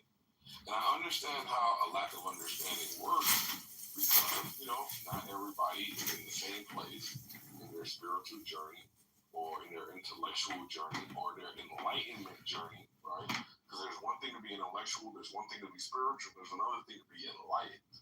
And I take it that you might be intellectual and that you can read the scriptures, but I take it that you are enlightened, that you understand them in their full capacity, in their full glory, right? And I just take it that it's okay because you're still on your spiritual journey, and I encourage you to continue. But the idea that a woman is just good for making babies is insane, right? In fact, they've done studies about touch. They've done studies about babies with touch. And I take it that, if you got a wife, you got a woman touching you. So I think we can extrapolate from the baby study the benefits of touch in a relationship with a woman, right? Okay. So from the baby studies, they found that if they were to just give the baby food and not hug it and cuddle it and so on and so forth, that they showed a difference in physical development, right? That the babies who were not, treated with love and affection actually were stunted in their growth, right? You can look into these studies. So we can see the value of the metrics of a man who is married and having sex, which I think is a normal marriage and not like a weird ass marriage where you're like not having sex and so on and so forth, where you're actually in love and coitus and all that other good shit. And they talk about how those men are healthier, happier, live longer, so on and so forth, right? So the thing that a woman is not a prize is crazy.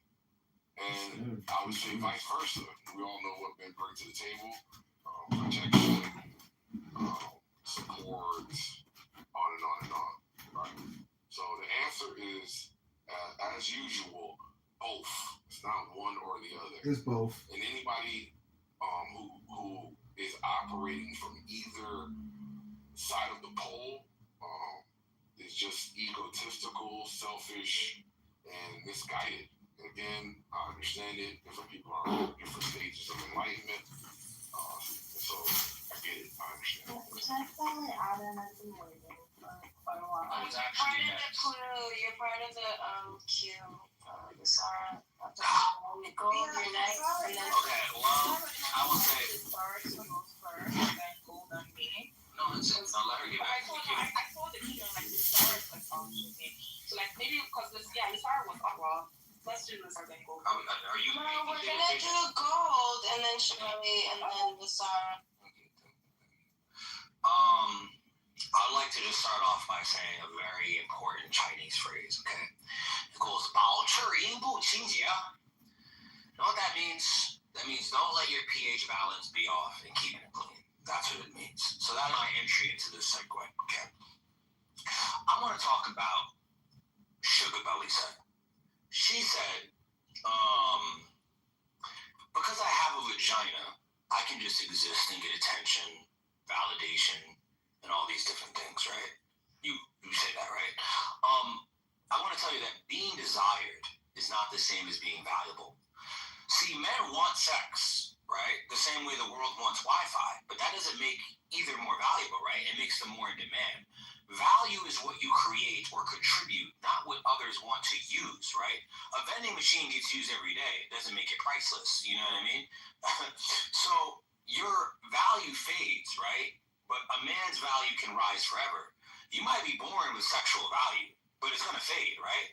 Men build value over time. At 18, Sugar Belly, women peak at the sexual market value. At 35 plus, high value men are at their prime. So older wealthy men consistently date younger women, right? And men gain value with money, power, and wisdom. Women lose sexual leverage as they age. No one's really looking for 80-year-old pussy unless it's Martha Stewart, let's be honest, right? A man becomes more desirable with time. A woman becomes more reflective with time, right? Now, let's look at passive value and short-term leverage, right? If all you need to be valuable is to exist, that's not power. That's vulnerability. Your leverage disappears the second a man stops giving it to you, right? Just a reminder to you, men built empires to own land, not to chase women. And women's sexual value can open doors, but men own the building of those doors that are being opened. So you being valuable just because you have pussy, which is crazy to say as a woman, that your value is in your pussy. That just really goes to show you where your mindset is at, right? You didn't even say your value is in these other things, which, women do have value and a lot of other things, but you put the first value in your pussy, which goes to show you that your body count is probably excessively high because you're thinking with your pussy and not with your head. You being valuable because you have pussy is like saying a key is powerful just because it opens a lock, right? Real power belongs to the person that opens the door. You're confusing sexual access with inherent value. For you, sorry, I'm eating a little bites right now. If existing is enough to be valuable, why are women constantly told to bring more to the table? Why do most desired women still chase the 1% of niggas who built something? Because you even know that that's the truth, right? You know that that's the truth, but I don't think you want to admit it because what Sugar Belly's doing, everybody, is she equates attention or sexual desire from men with inherent value, right? But value isn't about being desired, my friends. It's about being rare. It's about being impactful. And it's about being irreplaceable. There's a lot of girls that I can think of right now that are very replaceable. But when you think of a 6'1" successful millionaire and someone that lives in a very prestigious place and owns a prestigious company, are you going to consider that valuable? Or is the 80-year-old woman with her pussy flag more valuable? What's more valuable, right? Fast food is in high demand, Sugar Belly. Okay? It is. But no one respects it. That's why niggas tell you don't eat fast food. Kobe beef is rare and earned. Right? So if being desired equals value, then OnlyFans girls would be treated like queens.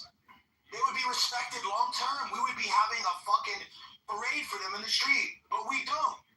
Right? Because in economics, value is tied to scarcity plus utility, not just demand. So anyone can be desired, but very few people can be irreplaceable. So you're not valuable because men want you. You're valuable if you still matter when they stop wanting you. Right? Your fertility rate peaks from 18 to 24. The male sexual market is tied to income. It's tied to confidence. It's tied to leadership. It's tied to a bunch of different shit from 30 to 50, right? Wealthy niggas in their 40 to 50s still date women in their 20s. Why? Because women find those men valuable. And if you don't think that men are the prize, why do you look for a man to lead in the first place? Why do you say, I want a man that's stronger than you? You want a man that's faster than you? You want a man that's smarter than you? You want a man that makes more money than you? Are essentially saying, Sugar Belly, that you want a man that's better than you. When you choose men, do you date or do you date up? Are you dating a guy that's equally as strong as you? Probably not. You're dating a guy that makes equal money with you? Maybe you might, but most likely not. Are you dating a guy older than you or the same height as you? You're probably not. You are using hypergamy, so going above and beyond to find a nigga that's better than you, and you're admitting he's better than you, and that's exactly why you're choosing him to lead you in the place that you can't get by yourself anyway. So you just prove my point more by saying that men are the prize. Like, hey, a flower is beautiful, needs someone to water it. A man who builds his value is the one with the garden hose. That is us. Women's sexual value is front-loaded. Right? At the end of the day, men's value is delayed, but it's earned because niggas get better with time. Women don't get better with time. I've never seen a shorty get better with time. There's been a lot of fine chicks, I'm not gonna lie, there's been a lot of fine shorties, and some of them do look good, but the majority of women are not getting better with time. Women rely on their age and their beauty, and that fades. But you know what doesn't fade? Building cities, building civilizations. You got niggas that's 80 years old still in the trenches. Yeah. So you're not valuable just because you're a woman. You're marketed that way. She thinks her value is self-evident, but in reality, it's constructed by male desire and social media algorithms. Okay, cool. So yeah. So with that, I'll let. Wait. Am I done, Violet? Or do I got a couple more seconds? All right. So can I just say? Hold on, Violet. Do I have the floor? What? Weren't you just finished? Did you finish? Okay. Yeah. All right. You got like 30 seconds to land. Another 30 seconds on shouting? Yes, I'll get a 30 seconds. Oh my God. Thank you. I'm sorry for shouting at you. I guess it's just a man in me. But I just find it terrible that you used your vagina as a forefront to represent women, which is very shameful to women, because women have other things besides their vagina. So putting your vagina at the forefront to determine your value just really says a lot about you as a person, and then also what you think of women as well. So with that, I'll digress. Okay, thank you. So can I just think, I really don't like this thing that some of you guys do, and I'm speaking to Gold, Pappy, and Lion, where you lie about what the person said and to make your point. And it's weird because you act as if the entire room is not here listening to the conversation along with you. And I don't know what the point of lying is.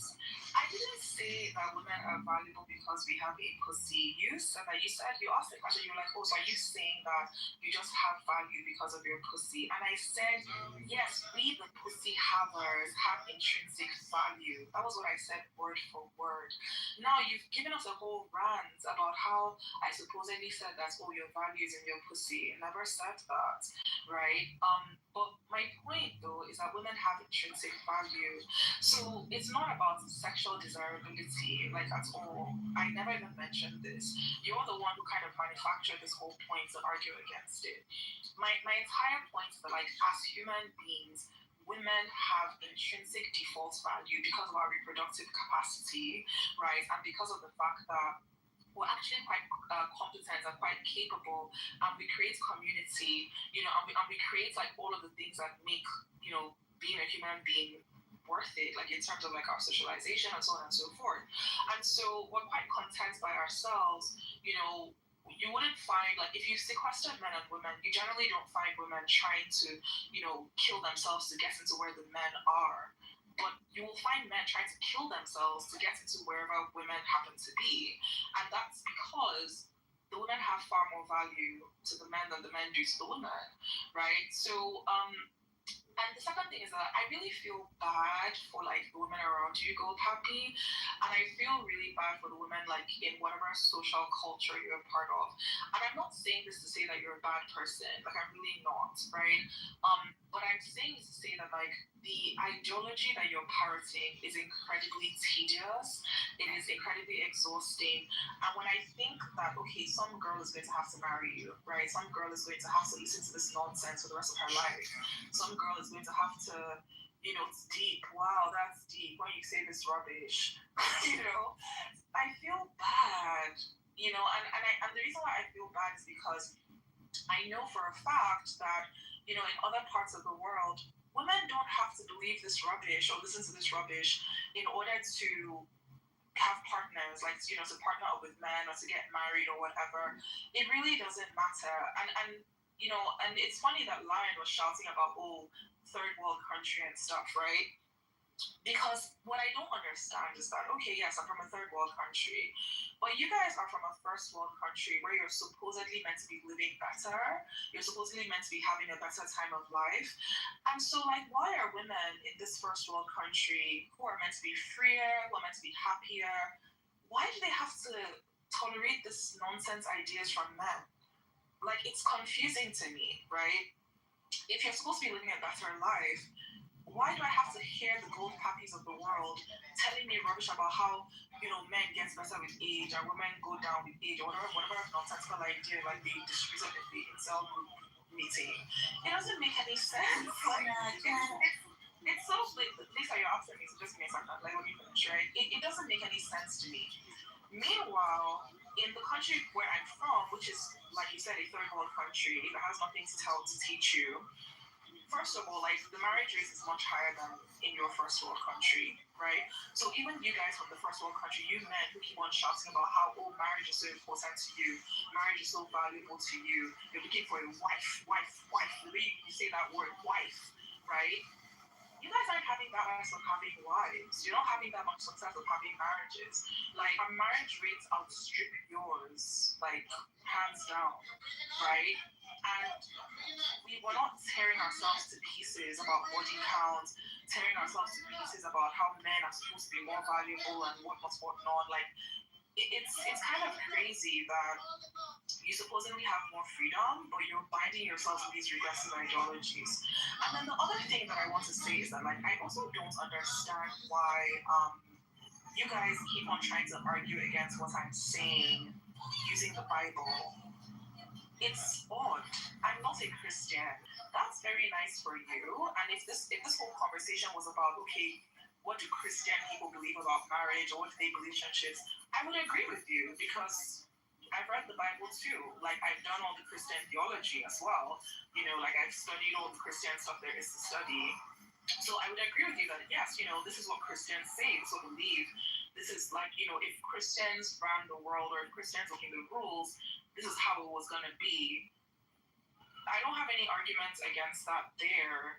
But where my argument is that you guys are trying to take what is happening in the Bible and then use it to make a fake history for other cultures in the world who have nothing to do with the Bible. And you want to tell us by force, right, that because your Bible says that you like virginity and your Bible says that women should close their legs until they marry one man, then our culture has to agree with that. You know, our culture doesn't have to agree with that, and it doesn't.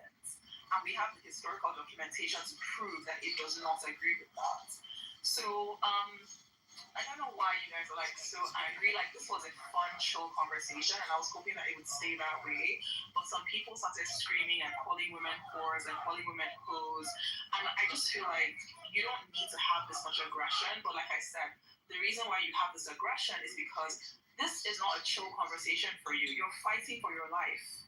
Basically, your life depends on women believing this nonsense, and if women don't believe this nonsense, you feel like you're going to die. That's the reason why you guys are so aggressive. It's weird. No, because Can I finally defend society? I mean, can I finally for once? Wow, this has been so long. That's what happens when there's a queue, Sarah. But go ahead. No, it's been going back and forth, back and forth, back and forth. No, there's been a queue this whole time. Just go ahead. I'd like to add that back to Lion's point, you made a claim about all this HIV and AIDS going on in Africa, but you forget to mention that 35% of the new HIV cases are predominantly Black males, even though they make a very, very small percentage of the US population, almost 40%. Now, look, I'm a person, I think men and women need each other, so I don't really have a dog in this fight, but that's kind of where I feel like the facts, whatever you said there, kind of, the facts don't back it up. It doesn't make any sense. I don't know why that was brought in. Lisa, on the continent, so that's the actual fact. Huh? Say it again? Wait, what did you say, Sugar Belly? I said on the continent, like in Africa. Oh my God, like I'm just answering the question. So I said that in Africa. That's your time, Lazara. That's your time. No, I don't. Okay, so then can you guys stop bullying Lazara? Like, what is going on? No one's bullying her. She wanted time. Alright. I don't even know how much time I'm getting. But that's what I'm saying. Like, what is this? Did she interrupt you to ask a question, or were you done? She asked me a question, so stop gold happy for my. So she asked you a question, and you want her to respond. That's part of your time. No, I wasn't. Take on her time. I wasn't. Okay, Belly, if you can just moderate the stage and calm down, please. Can I? Okay. All right. Did you ask her a question? No, I didn't. All right. So I'm responding to Lion. So he was going on and on about Africa and HIV/AIDS. I'm basically making a statement saying the fact, you can look it up.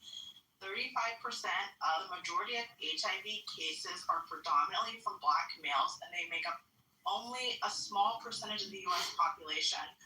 And then also, it's kind of blasphemous. Everyone's talking about God and Jesus.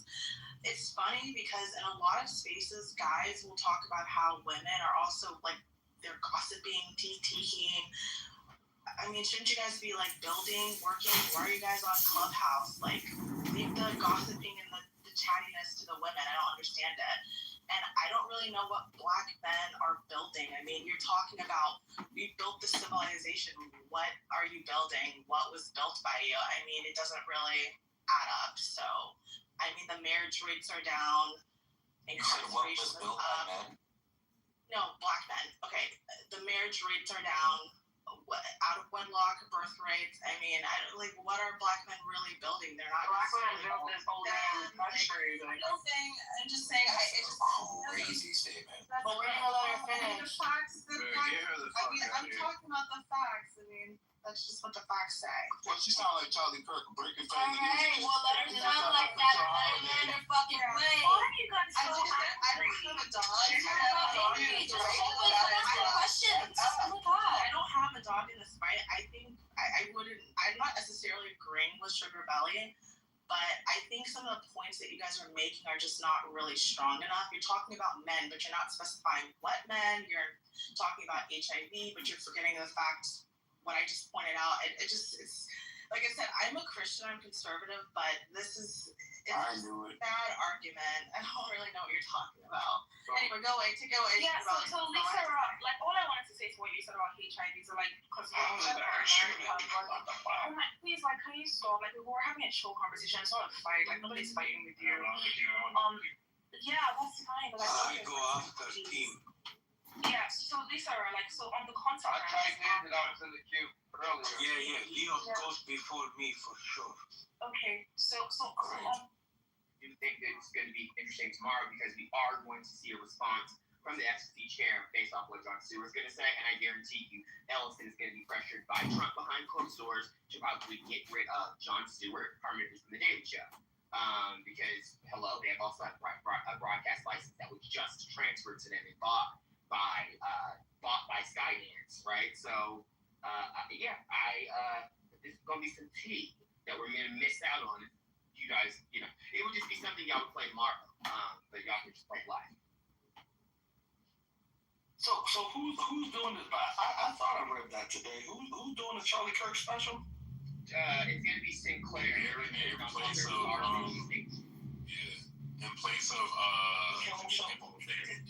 I would look. That's not surprising coming from Sinclair. I mean, we know what they're all about. I mean, they literally weird. I mean, listen, that's talk about it's gonna be a special about his life. Like, what the fuck? This is really fuck Jon Stewart on all cylinders. I don't fucking trust him. What?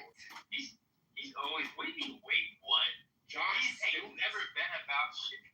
Wait, hold on. What are you talking about? We should. You talking about John Hancock or Jon Stewart? Which one we talking about? Stewart. He's the Jon Stewart. Jon Stewart. Jon Stewart is like dedicated to the struggle. What? About water. What?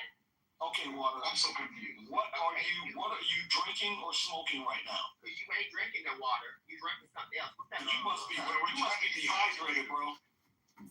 Wait, explain it to us. He wants all of the progressives. They want all the progressives. Let me go pull a clip. What are you talking about? Pull clips. Hold on. Jon Stewart is the liberal champion in late night. And he's the person everyone all. You sure you're not talking about Bill? You sure you're not talking about Bill Maher? Because he's my generation so far. That's a great example. He's my generation. What the hell are you talking about? Jon Stewart is in my generation, sir. I'm sure. My generation. Weren't you like in your 30s? Yeah, so he's my generation. I'm in your generation. I'm 32. What are you talking about? He's your generation. Maybe he grew up listening to him with his I'm trying to put it together too. But I tell you this, Jimmy Kimmel is my generation, my mama's generation, and I love Jimmy Kimmel is the truth. And all of if you're a mom and you got kids, like his little Halloween specials where he asks kids questions, like, I watch all your fucking little YouTube things. Like, yes, funny. He is funny. Yeah, but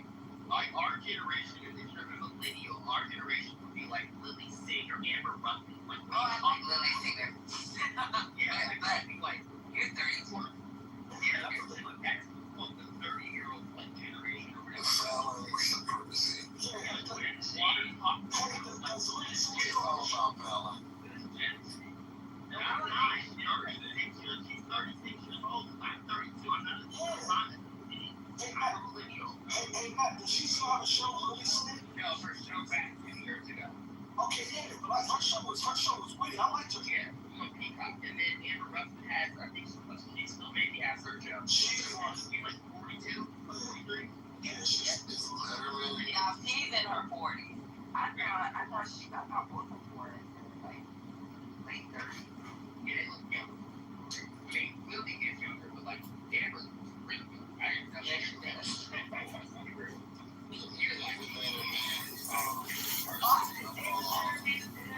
I've seen it all and fucking Jimmy Fallon. I mean, I like Jimmy Kimmel, don't get me wrong, but Jimmy Fallon is way over Jimmy Fallon is funny. Jimmy Fallon is sort of funny. So I I like both too, but Jimmy, the only reason why I like Jimmy Kimmel, that's why I said it's like mom thing. Because if you watch a lot of those clips, me with the kids, and I love that. Conan is top tier.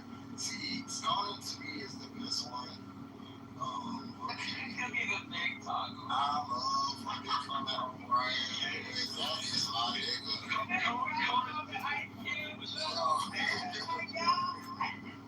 I love Conan O'Brien. He is like one of my favorites. The thing about Conan is Conan knows that he is a very goofy, awkward, like Irish guy, right? But he just goes with it. He don't give a damn. That damn right along with Ice Cube.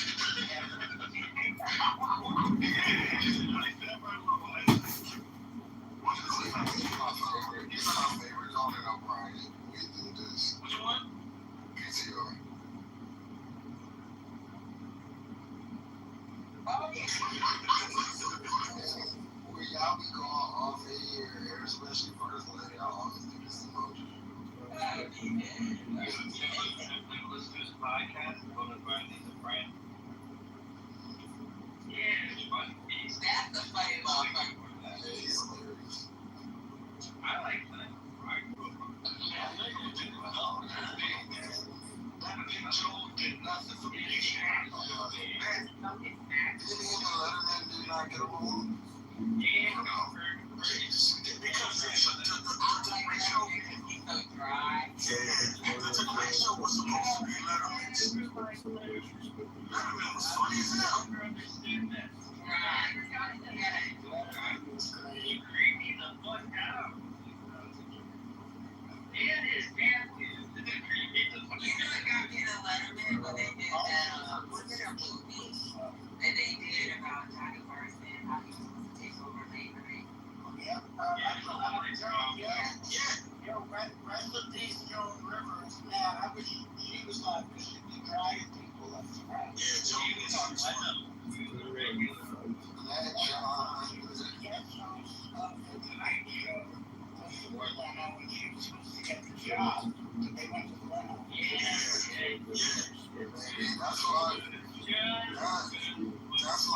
That's my first. The first person told me how to read. I tell you, she doesn't read. Joan Rivers was one of them. She was a true. She don't give a fuck. Well, that's what we had real focus. You know,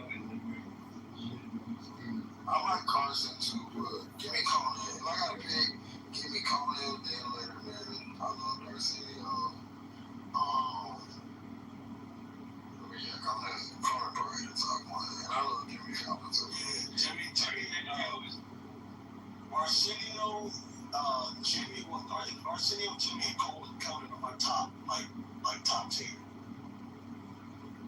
I mean, Fallon too. Yeah, Fallon's on it. Jimmy Fallon is, man, look, Jimmy Fallon gets straight credits because he got the roots as his band. Like Jimmy Fallon is canceled. And he came from SNL, so whenever he get the other SNL people on there, that shit be funny. Like when Kristen Wiig come on there, that shit be funny. Kristen Wiig came on there as Khaleesi from Game of Thrones. She wouldn't come out of character. That shit was hilarious. You gotta watch that shit, baby. Which one was it? It's an episode of Jimmy Fallon and Kristen Wiig came on there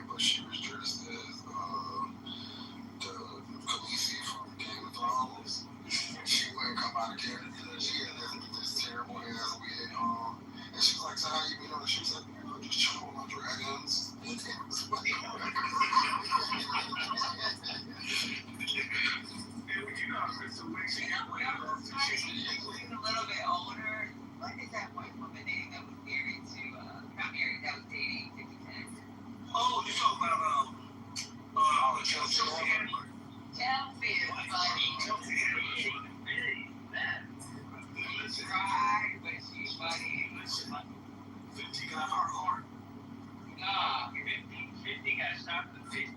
She left 50 alone. Yeah, I know she left 50 alone, but I think I remember her telling like she really liked mother. She didn't think she loved him. She said she liked him. I think he bought her a matching car. She said somebody bought her a matching car. It's just it was the public. It was just too much. So she actually stopped fucking with him. You gotta watch Chelsea Does on Netflix. She got like one is like Chelsea Does Sex, Chelsea Does Drugs, Chelsea Does Church. It's funny as shit. And when she do drugs. When she does drugs, she goes to like South America somewhere to do ayahuasca. Funny as fuck, bro. She is hilarious. I got her book too. You got to be kidding me. You got to be kidding me. I still got her book. Now you got to be kidding me.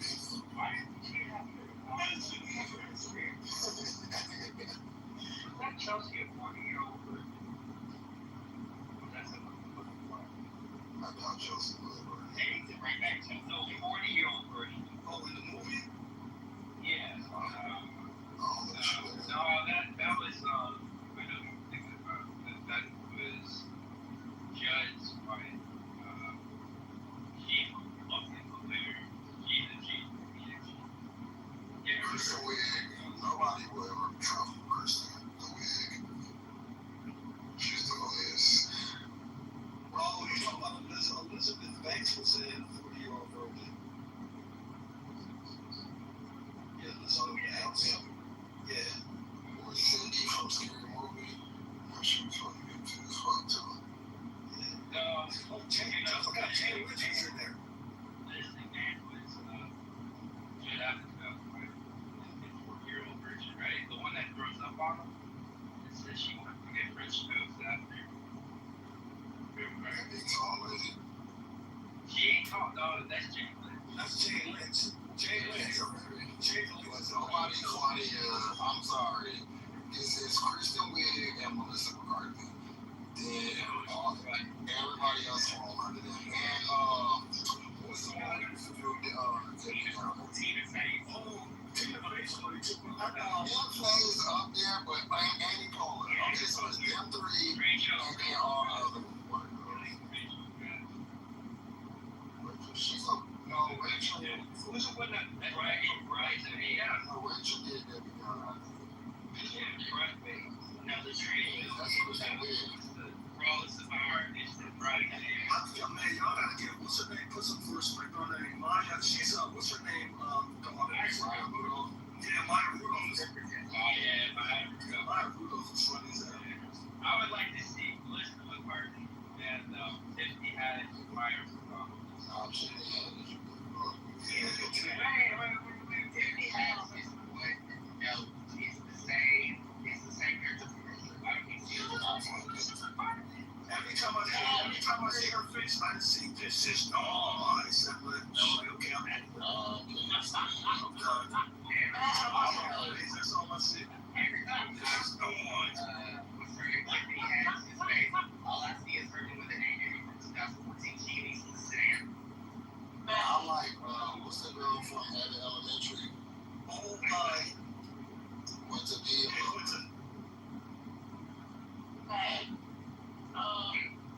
What do you know about Swalwell?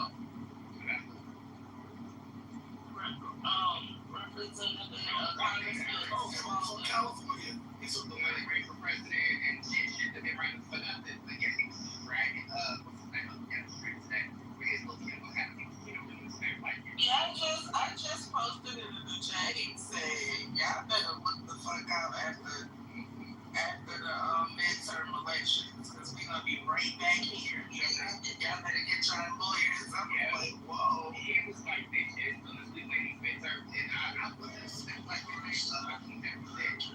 That's the most he said this time I had it in. He said this as soon as we win the motherfucking midterm, that's getting all your motherfuckers. So it's up, and y'all need to figure out how to get that point. Okay, yeah.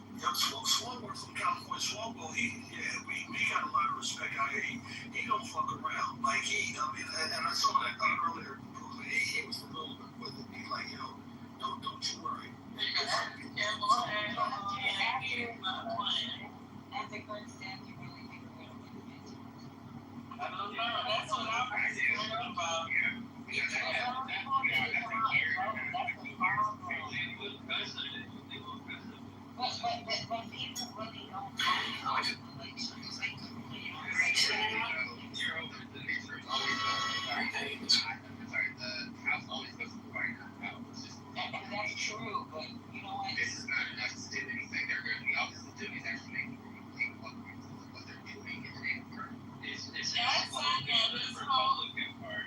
whole freedom of speech thing can be a good thing because it may invite people that didn't vote, especially in the presidential election, to get out and vote, and people that normally don't vote in midterm elections to get out and vote because this is going to be something that's going to help us get to another place.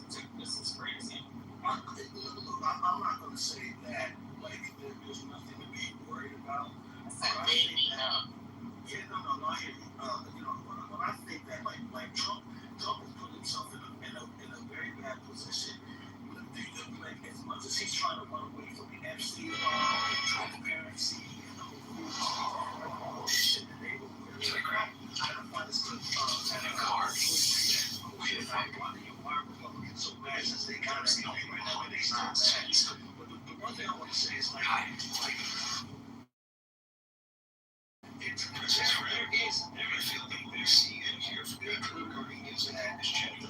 Democrats really think that because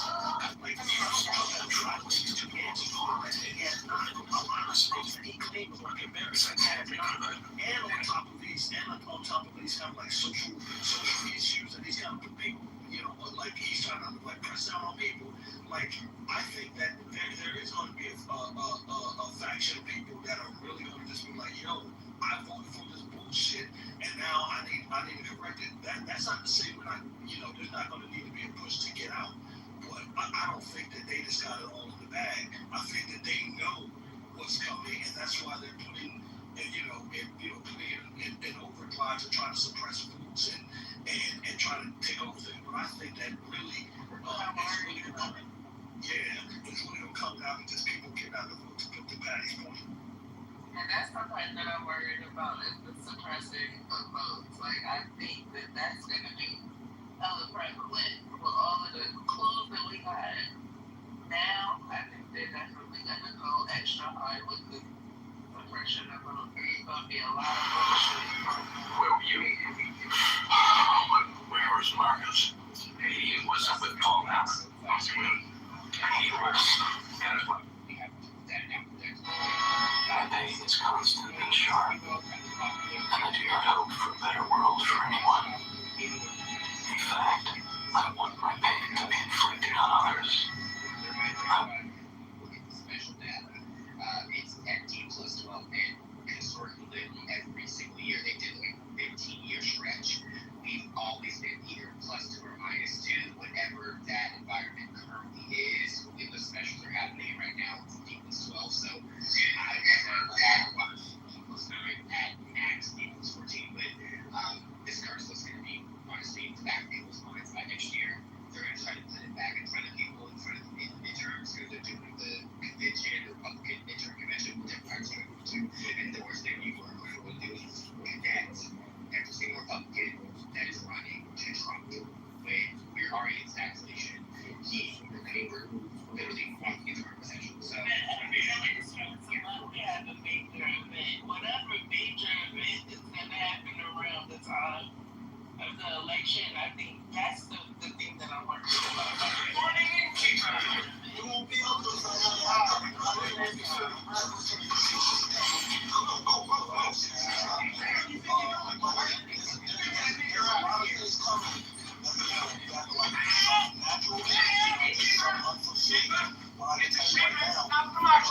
Now we must act in our own part. Okay, boys. Close doors. Come on out. All right, folks.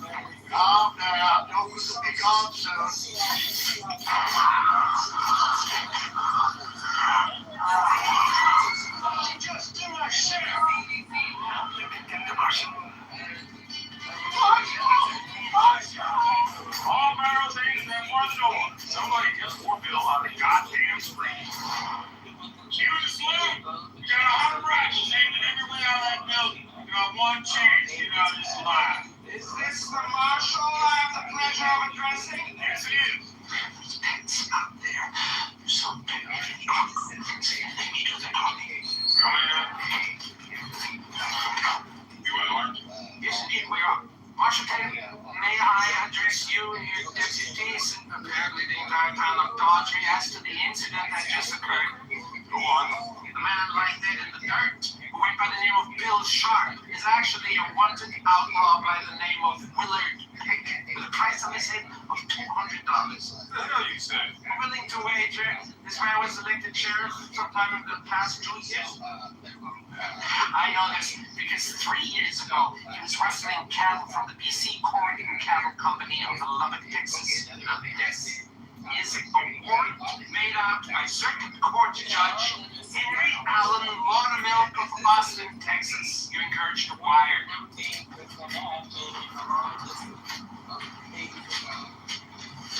In other words, Marshal, you owe me $200.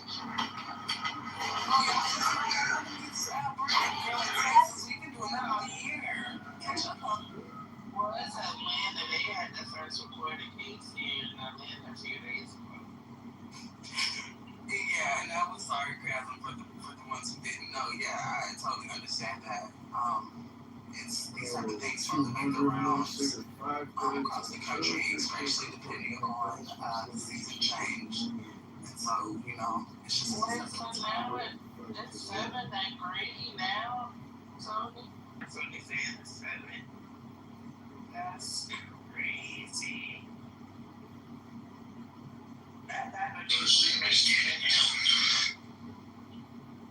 This couple just dropped the craziest TikTok dance in 2025. Shaw's and pulls off a move no one. This tool is truly amazing. It can split stones with ease.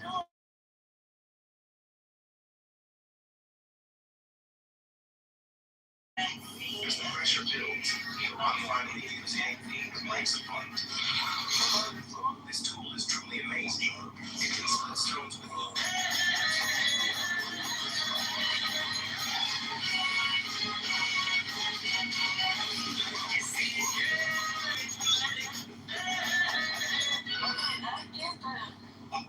I wouldn't strongly agree with that. I wouldn't strongly agree with that. That motherfucker on the head definitely frustrates the shit on the right hand. Definitely.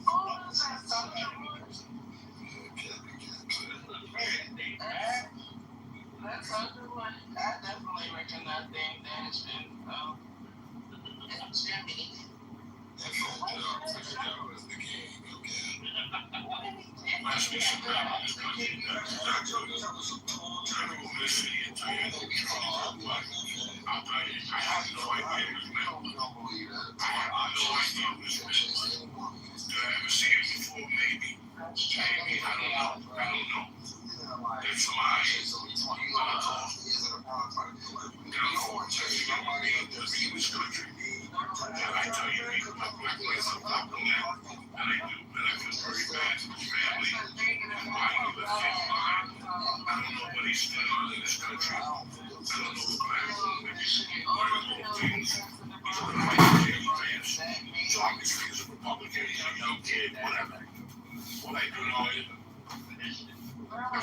My neighborhood, that's crazy. She drinks and she sings karaoke by herself.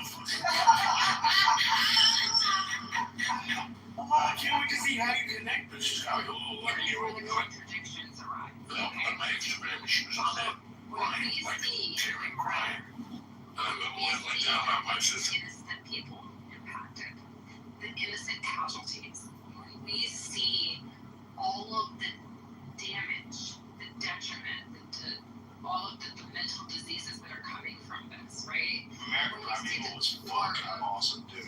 That show's so good. I started watching it with my wife, and she's like, nope, gotta go. She can't handle it. That's a fucking intense, but also probably super accurate. Yes. One of the most accurate representations of what life is probably like in the West Bank. Yeah, I learned so much on that, man. I lived in Montana. I got to this cowgirl friend of mine. Death toll is so astronomically impactful because you have a body of people who are claiming we are for life, we are for the well-being, we're for health, we're for this. But you can clearly see in the region and in the entire space that this war has kind of taken up, just tolls of damage, and there's no accountability along the way. What's even more bothersome is that there's going to be an upcoming generation that is going to have to take over this entire thing in order for their survival. And what I feel as though what's not being called out, at least on a national scale, is the accountabilities that need to be taken immediately for that next generation to have some sort of sane stability, not just trying to merge through and make their way and make, a life from the ruins of all of this. But I just think those conversations aren't had, and when we talk about the youth that are impacted here, it doesn't matter what you stand for. It doesn't matter. It doesn't matter what campaign you're under, it doesn't matter what color or religion or anything. The only thing that matters is life. And neither you or I or anybody with a pistol in their hand or a bomb getting ready to drop has any control over giving or taking one. That is only with the higher power, that's only with God. There's only one God, and we all know this to be factor. We don't have to have wars to just debate something like this. It's not even debatable. Can I say something? Blind men will eventually know they know God. Do men know that? Because women don't start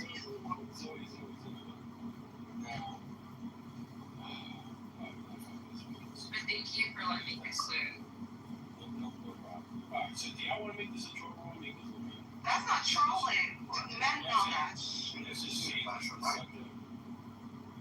so this is that was a well put answer. I don't allow certain things in politics to kind of dictate our relationships. So,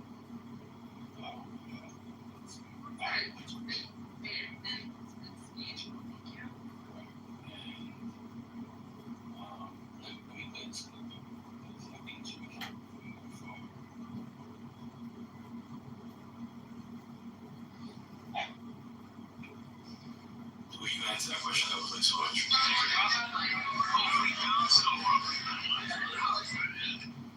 Subject to criticism. Friendships have been ended.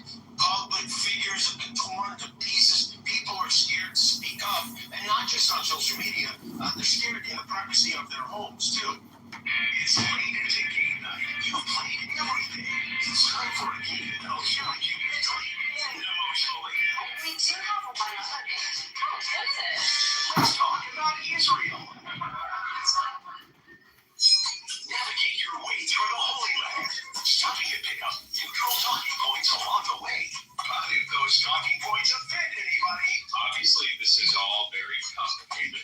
That's my way. And I'm certainly no expert. Beautiful way. But it just seems like the Israeli response is disproportionate.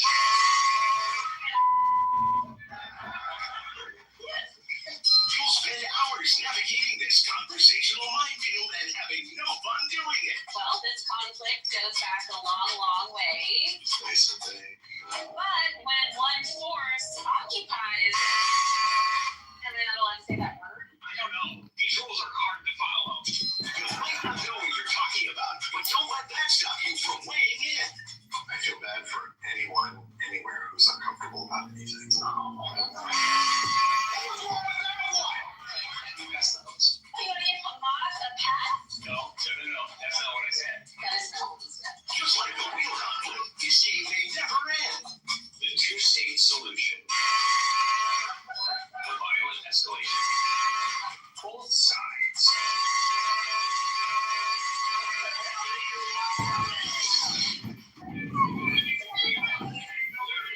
Let's talk about Israel, not political. Long ass clip, but this is the type of pins and needles that people go through, like when they're like, I'll put the link in the chat. Doing. Yay! We are doing. Yay! Do you want to chime in on the subject? I mean, with Jimmy Kimmel, I mean that is like unbelievable. That should have never been. I can't believe that the whole show, like for years, has been, you know, you've got people who are producers, you've got people who are doing the music, you've got people doing all sorts, and actually making fun, you know, jokes, completely destroyed within a second. Yeah, they weren't that funny. And the freedom of speech, that is unbelievable. Within a first world country, that is unbelievable. It doesn't matter. He was never partisan like that. And so from somebody from outside of the country, yeah, that is freedom of speech thing definitely lynched. And the word lynching is Can I chime in real quick? I mean, Give me a second, guys. Just let the You know, maybe on an individual person's level. Okay, Augustus. Thank you, Steve. Yeah, man. Like, I see the example of Jimmy Kimmel being the example of somebody being their speech being suppressed because of their comments. And is that the catalyst for the end of free speech in America? I vote no. Listen, when you go onto broadcasting networks, you sign contracts saying you're not going to say certain things on air. Like, if you've ever been on a radio show, it's the same deal on radio. Okay, so Augustus, first off, how you doing? Good to see you, bro. Good to see you too. Let me just say this. Forget James. Fatima, let me just say this. We have a one mic policy in here. Somebody speaking, speak it up and get a chance to go again. Thank you very much. So Augustus, hold on, let me move this lady down because she's just gonna keep interrupting. Augustus, I'm not talking about the Jimmy Kimmels, which is broadcast, you know, the whole world knows he was fired and all these other celebrities that are getting canceled now. I'm talking about just the regular people that go on social media. And I'm not talking the ones that cheer on his death. I'm talking the ones that have an opinion about it who are getting canceled. You don't think that's curtailing free speech in America? I don't think that it's an assault on free speech now. I think if they were to be put in jail, it would be. Like we see in the UK. Got you. Let me say hello to Sloan and then I'm going to say hello to Justin. Hey, Sloan, how you doing? Hey, good. Hey, JB. Hi, everybody. Thanks for bringing me up. Thank you for coming up. Do you think free speech is dead? And if so, what amendment are they going after next? Ooh, good question. I think they're definitely trying to control the narrative, control voices. Yeah, absolutely. Is it dead? No. I mean, he'll be in office 3.5 more years. If somebody else comes in, even if he may not interpret how he wants people to criticize others. You know, he's a different beast. So, the next one to go after freedom of speech. Oh gosh, I'll have to think on that one. Let me think on that one. Well, let me tell you something. So, even though they'll never come out and admit it, Donald Trump and the FCC had their fingerprints all over this. So, if you guys don't see what's really going on, and I am not a conspiracy lunatic, I don't go down that rabbit holes, I leave that to others, but when the chairman of the FCC comes out and says that he needs to be punished, and the next thing you know, the guy gets fired, that says to me, Donald Trump made that call to the FCC chairman and said, hey, do something about this guy because he's criticizing Charlie Kirk. Let me say, okay, Sloan? But wait, didn't the Obamas do the same thing to Roseanne some years ago? Didn't the Obamas call the network and have Roseanne fired because she's one of Obama's, somebody in Susan Reimer, that woman she compared to. It was Valerie Jarrett who's president. Yeah, that woman. Yeah, was canceled for No. We're back, baby. To a monkey or something that was very vulgar. One. And she didn't know that Valerie was the black woman too. But no, she didn't. You know what happened? The president of ABC programming, or maybe the president of ABC at the time was the black woman, Kim Richards, Kim somebody. This shit will go all night long. All right, we're gonna reset the line. She was able to make that call because she was over the network at that time. But no, that wasn't a White House call. That was the president of ABC call, who probably. Which was the bad call? I'm gonna have to pull up my Roseanne clip because I could have sworn she said that was a bad call because that lady was Indian. She was not black at all. The truth coming forth. And Roseanne said she looks like a monkey from the Planet of Apes. That shit that came out back in the day. She was talking about Valerie Jarrett, and Valerie Jarrett is black. When she said that, it was about Valerie Jarrett. When she made that comment, if you go look that woman up, she is not black. Valerie is black. Okay, you got it. Not only that, I have vacationed with her mother in Martha's Vineyard. Okay, just like that. So hold on a second. Let me address a couple of things real quick. Jane, I agree. The next thing to go is probably birthright citizenship. As somebody wrote, next to go will be right to bear arms. They will never mess with guns in America. Americans love their guns too much, and so do the politicians.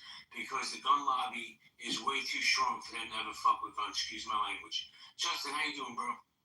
Good. Yeah, sorry, I just said that she doesn't look black.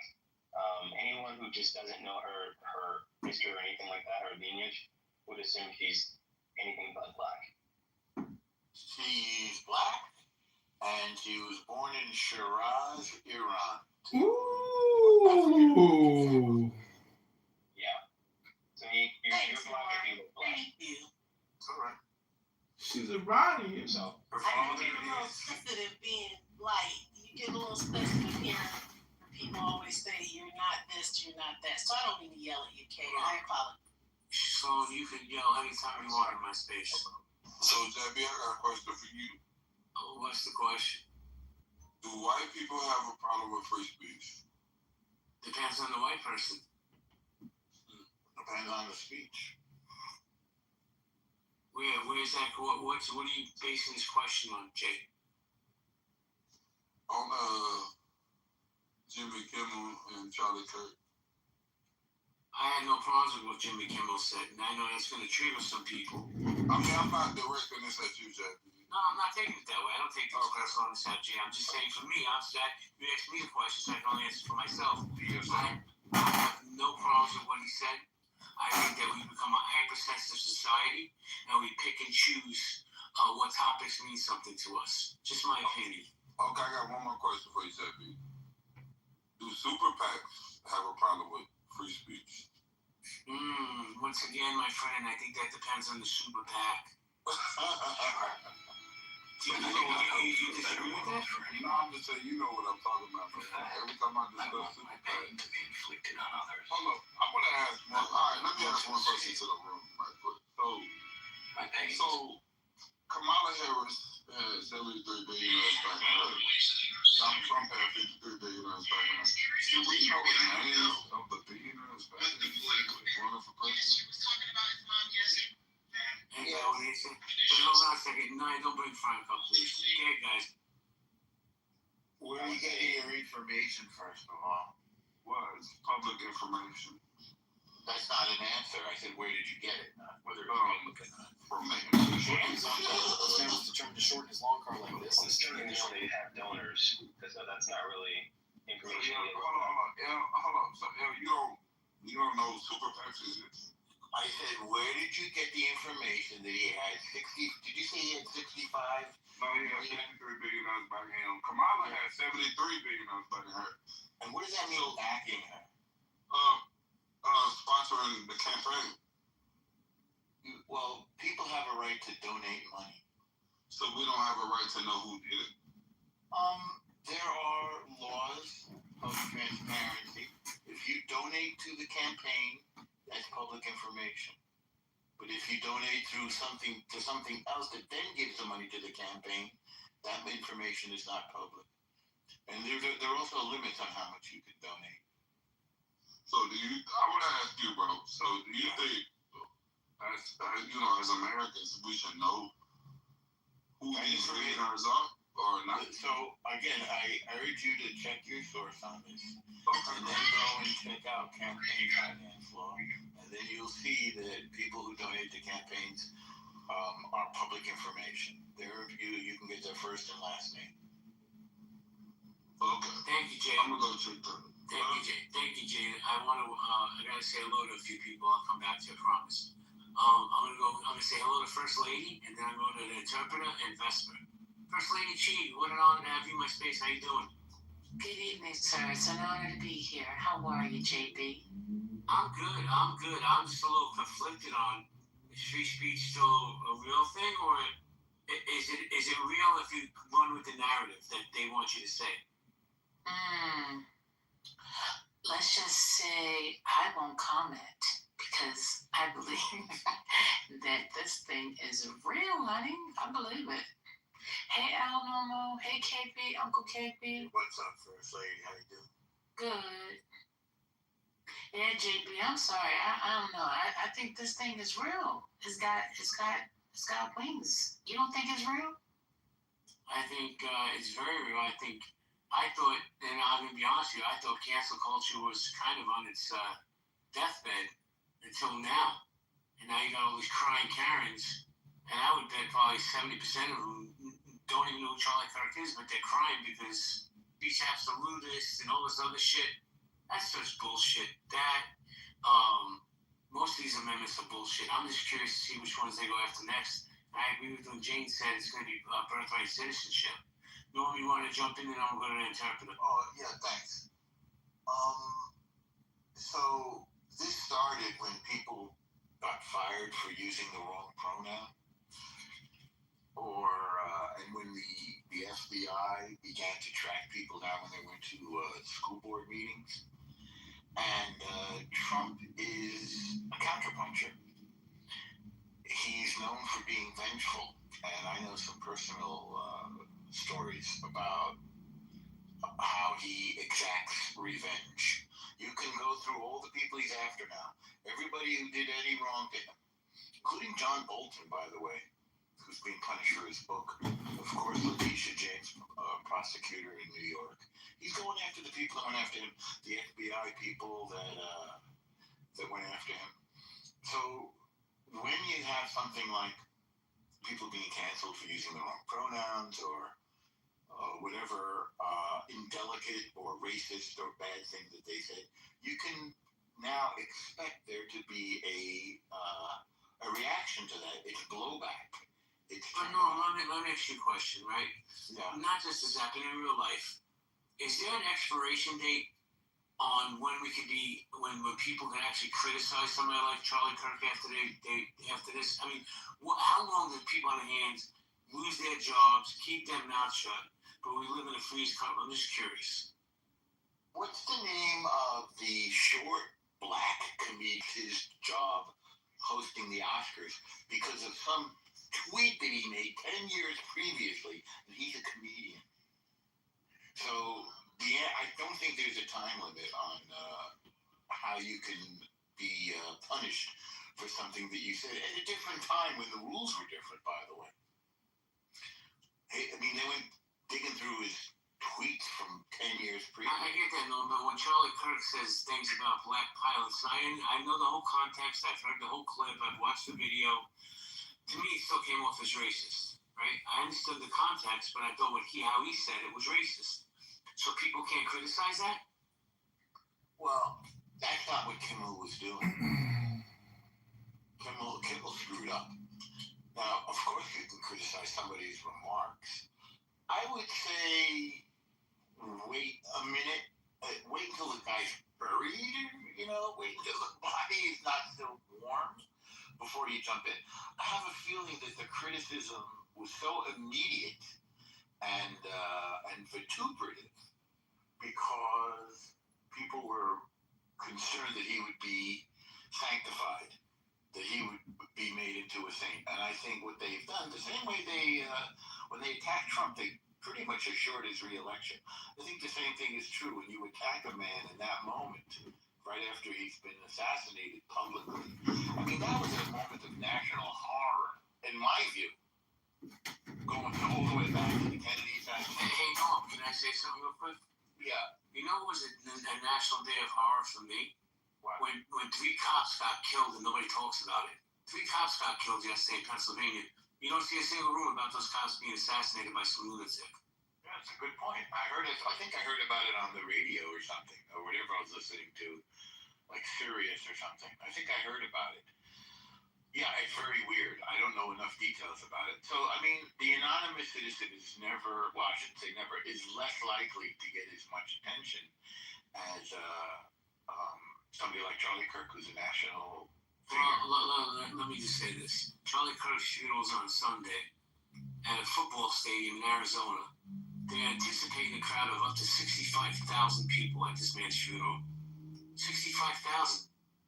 That's insane to me. You would think he was saving lepers and children and puppies in burned buildings. The interpreter, how you doing, the interpreter? Do you know anybody like Charlie Kirk anywhere in the conservative movement? No, I'm not conservative and I don't follow them. But that explains why you don't see how big of a deal he is. Zero was a bit like him in his time. Okay, hold on a second. He's getting all this attention because of the way he was killed and it was broadcast throughout the world. And Trump jumped on the bandwagon. So let me just say this, Justin. I don't know if you're conservative or not, and that's fine. You're welcome in my space. But when the President of the United States comes on the day after Charlie Kirk gets assassinated, murdered, right? And says, I blame the far left lunatics. Don't you think that's a time where he should just shut up and not throw the gasoline on the fire? Okay. No. Justin, I'm going to come back to you because I want to welcome the interpreter. The interpreter, how you doing? Hey, how you doing? How everybody doing this evening? Doing fantastic, sir. Did you want to chime in on the conversation? Yeah. Definitely, most definitely. I had an epiphany last night, so I hope people can follow me because it's quite simple.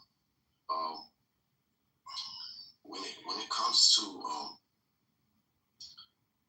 let's I'm gonna speak on Donald Trump real quick, right? So Donald Trump, right? He's the prime orchestrator for America right now, according to the narrative, right? So when we think about the processes, procedures, and protocol, people are not comprehending their values. They're understanding them, right? So Donald Trump signed an executive order March 1st that clarified the claim that English is the official language of America, right? So he's making a claim to own English in a sense. With that saying, the value of the words that are being traded are all owned by the government. The evidence is in the history. If anybody wanted to do research, I did it, but I'm not going to expose that.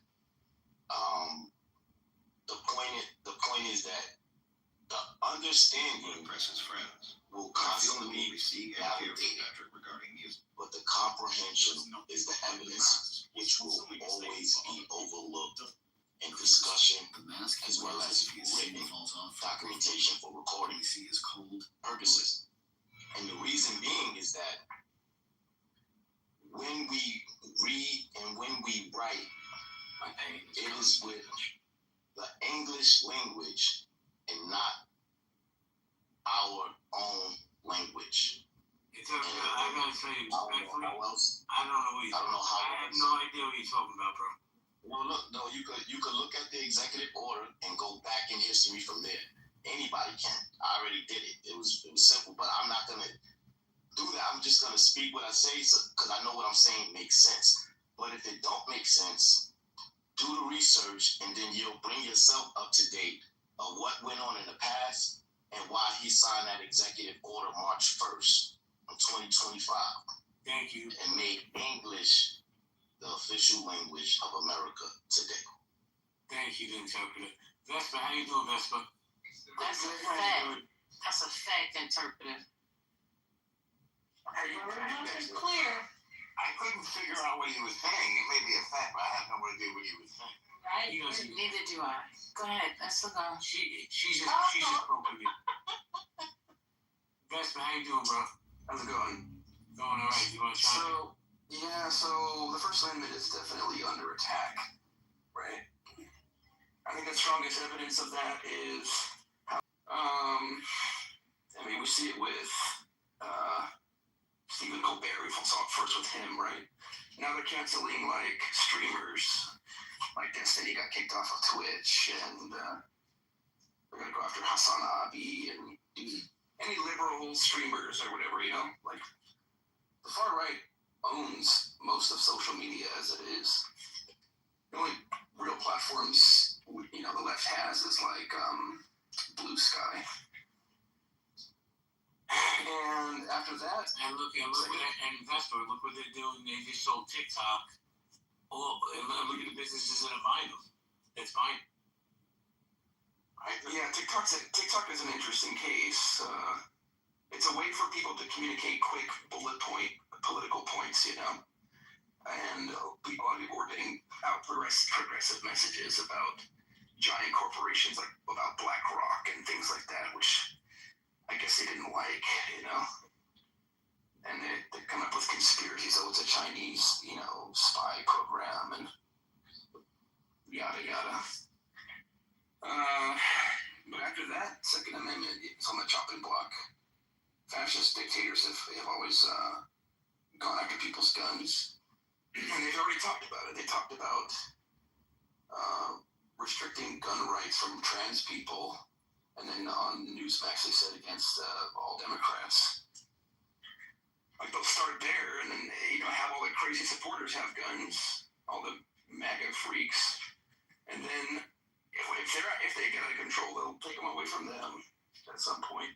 That's where I see things going. Thank you, Vespa. There's nothing to stop it. There's nothing to stop it. Thank you, Vespa. I think Justin wants to push back. Justin, you want to say something? Yeah, I wasn't sure if you were trolling or not because it sounds like you were giving the Republican argument where, for example, gun rights. In one sense, it's like, okay, well, Democrats don't want guns. They believe that you should have gun control or just take out the Second Amendment, and they say that Charlie Kirk died by the sword or he died by gun violence when he should have been opposing all guns.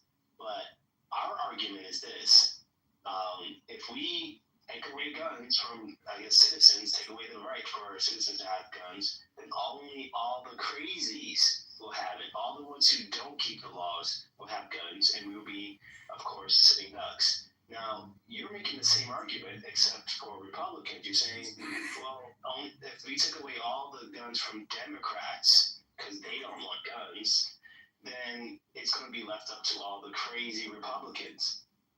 So it's like, you don't see how you're making our argument, except you're just making a mirror. It's just, the difference is you're the victim, and you don't see how we see ourselves as also a possible victim of the crazies of the left. Just hold on a second. Best friend, I need you to meet up, please. Oh, okay. Thank you. Only because I get feedback. I'll get back to you in a second. Justin, let me ask you a question.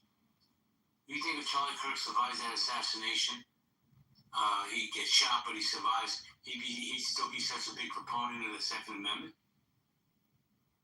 Yeah, of course. Why not? Because he just got shot in the neck. I don't think he'd be a proponent of the Second Amendment. Well, okay, that's like saying a person got shot by the police, therefore we should take away all guns from police. That's not what I'm saying. That's not at all the same. No. Well, it's the same logic because the reasoning. Okay, so the reasoning is that gun violence.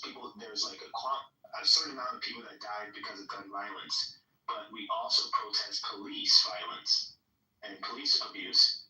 They kill us with guns. Should we use the same logic that, hey, if we took away all the police force, or at least took away their weapons, we would save more lives? No, because you're not attributing police and doing something in the line of duty. You can't equate that to someone that decided to go bonkers and kill somebody. It's not the same argument. Right, so you can't equate that to a person who has a gun and is not crazy. Here I find, and I'm going to be 100%, I'm going to assume you're a conservative from the things you've said, and that's fine. Like I said, it's fine, I don't care. But I find the deflection that both parties uses when you bring something up, it's mind-boggling to me. I asked you a very direct question, and you went on some tangent about policing the guns. Apples have nothing to do with pineapples, bro. I just asked you if you got shot, if you survived the assassination attempt. I'm pretty sure if you get a shot in the neck, you're going to change your mind on guns. Because if you don't, then you got a serious mental illness. Okay, so then why would I change my mind on police? Like, I guess police officers that they should have. Have they shot you? Well, they shot other people. Okay. There was a man. Thank you, Justin. I'm leaving to TS. TS, how you doing? I want no one to escape. TS, are you there? I pay. Craig McDermott. Oh, Adrian, how you doing, Adrian? How you doing, man? I'm doing alright. Been watching football. I feel that the First Amendment is dead. What do you think? Nope. I don't think it is. I don't think it is at all. I think people are being a little too hyperbolic about it and, hyperventilating about this shit in the heat of the moment. I don't think it's dead. Why do you think it's dead? Because if you say anything against Charlie Kirk, you're going to be canceled. You can lose your job. You can lose everything. That's right. That's not true. In a time where both sides are coming to an agreement that we should tone down the violent political rhetoric and stuff like that, which I agree. I mean, why are people out here anti? Wait, time out, Adrian. When you say both sides, the president just the other day came out and said that the far left lunatics, and he threw gasoline on that fire. He's a leader of that side. He didn't indict every Democrat. He didn't do that. And as Democrats, there are calling for toning down the rhetoric, which I agree with them. People are coming to the middle and saying, yo, y'all, this shit has gotten way out of control, which I think everyone should agree that this shit has gotten way out of control. But it's a whole other thing when a lot of people are calling for more violence. They literally got a hit list of people on the right who they want to see dead. I don't hear no one condemning that shit. I don't hear not a single person condemning that shit. And why is that? I haven't heard the left call for anybody to be killed. I'm not saying you're not saying what you're saying is not true. I just haven't heard it. They have a whole website where they're doing it. It's called Blue Sky. Oh, okay. I gotta tell you, I've heard a lot of crazy shit on Twitter.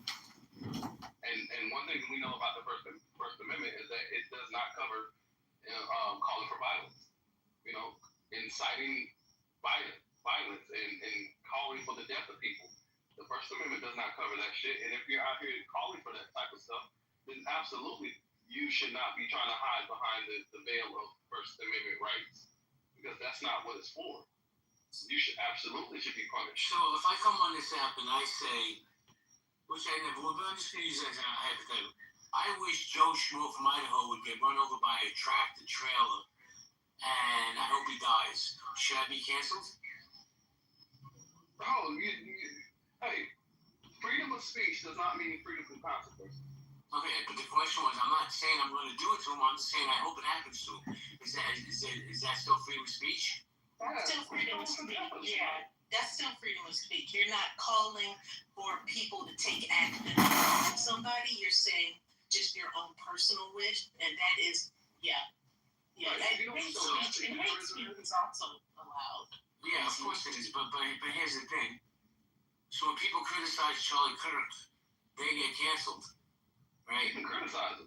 Okay, but they can't because they're losing their jobs because of it. But he lost his life. What are we talking about? This man lost his life because of his words. I'm not. What are you saying right now? Do you know what stochastic terrorism is? Do I know what is? Stochastic terrorism. No, what is it? Stochastic terrorism is when people are calling or advocating for the death of someone and calling others to go and do it. But they're not outright saying it, they're just making an insinuation for people to go and do it, for someone to go and do it.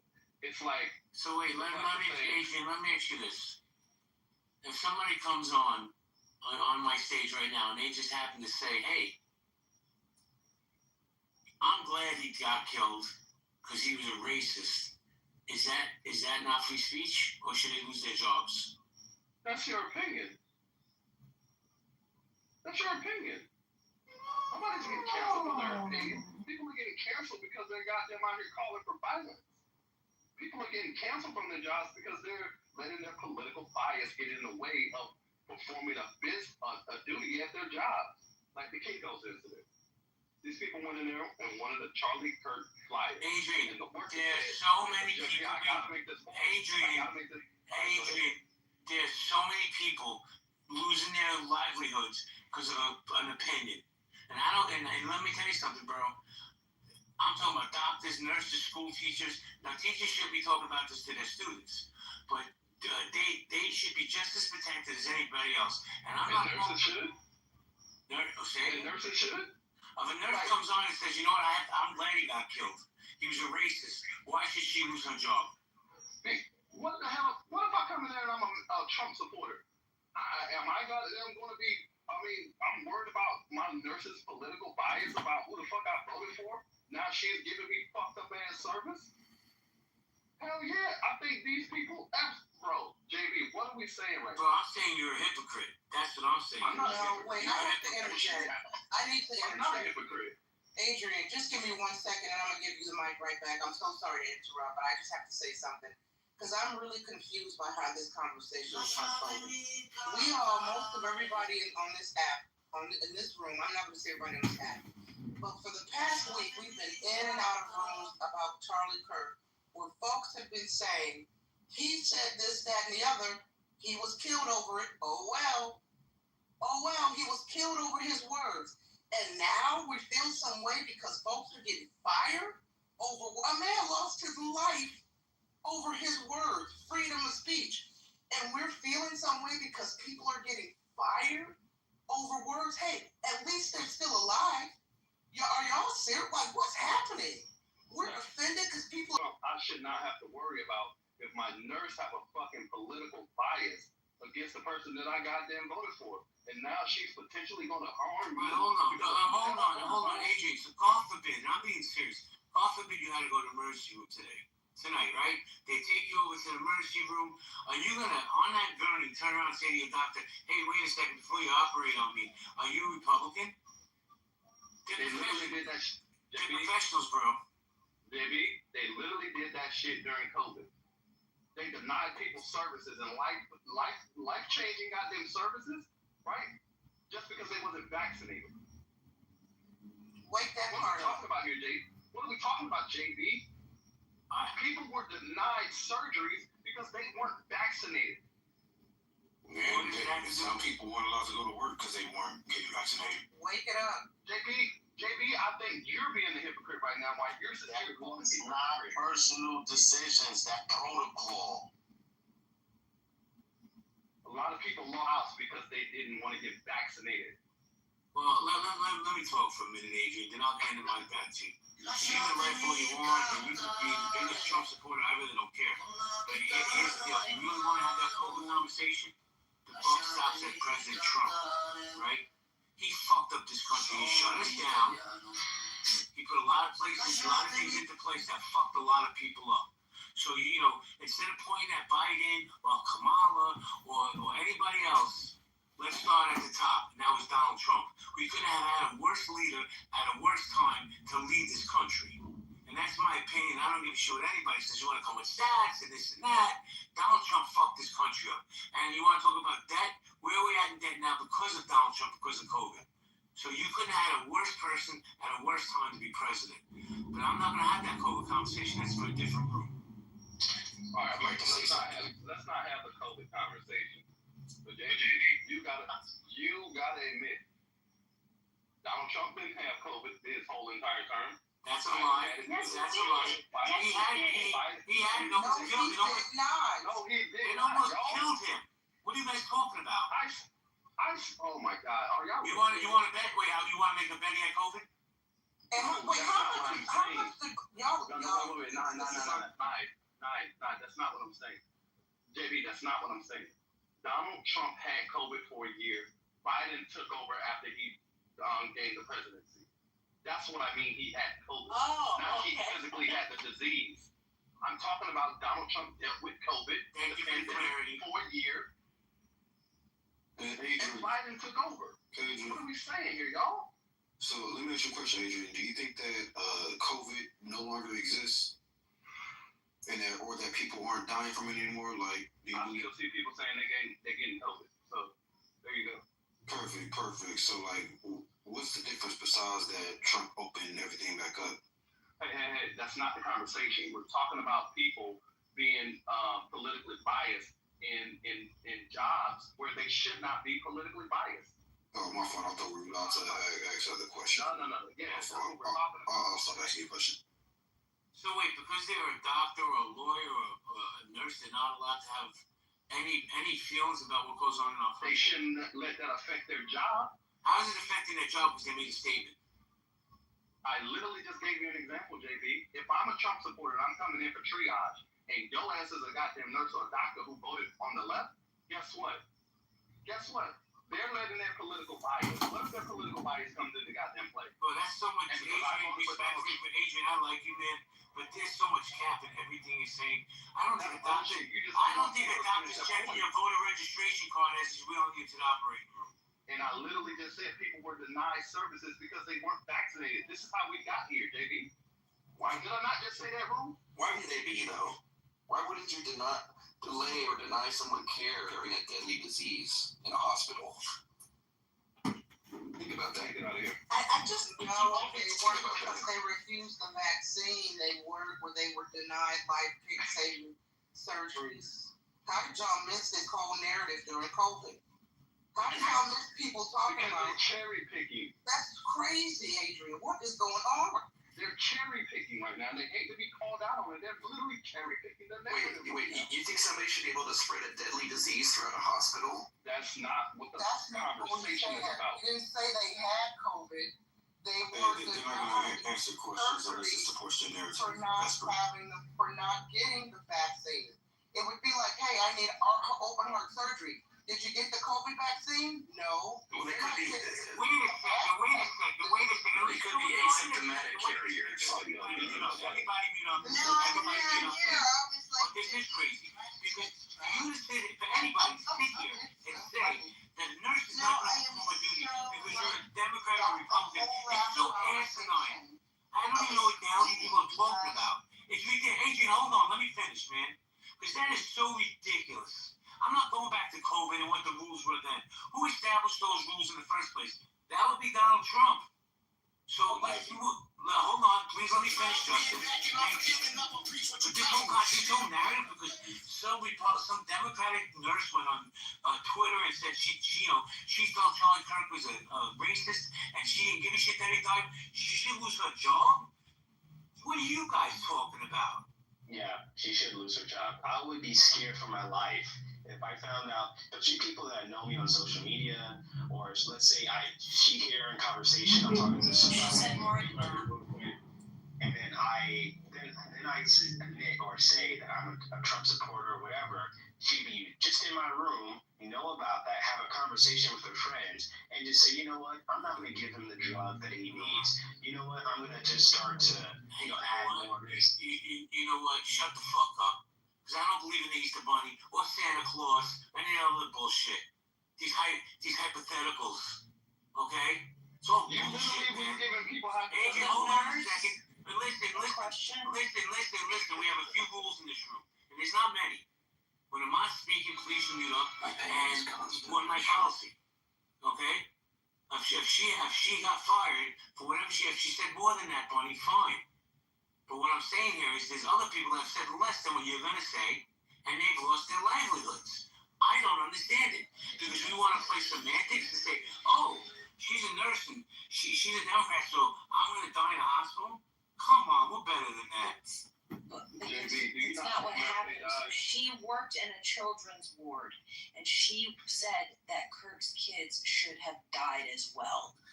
That's the problem. That becomes the conflict of interest. She openly stated that she thought.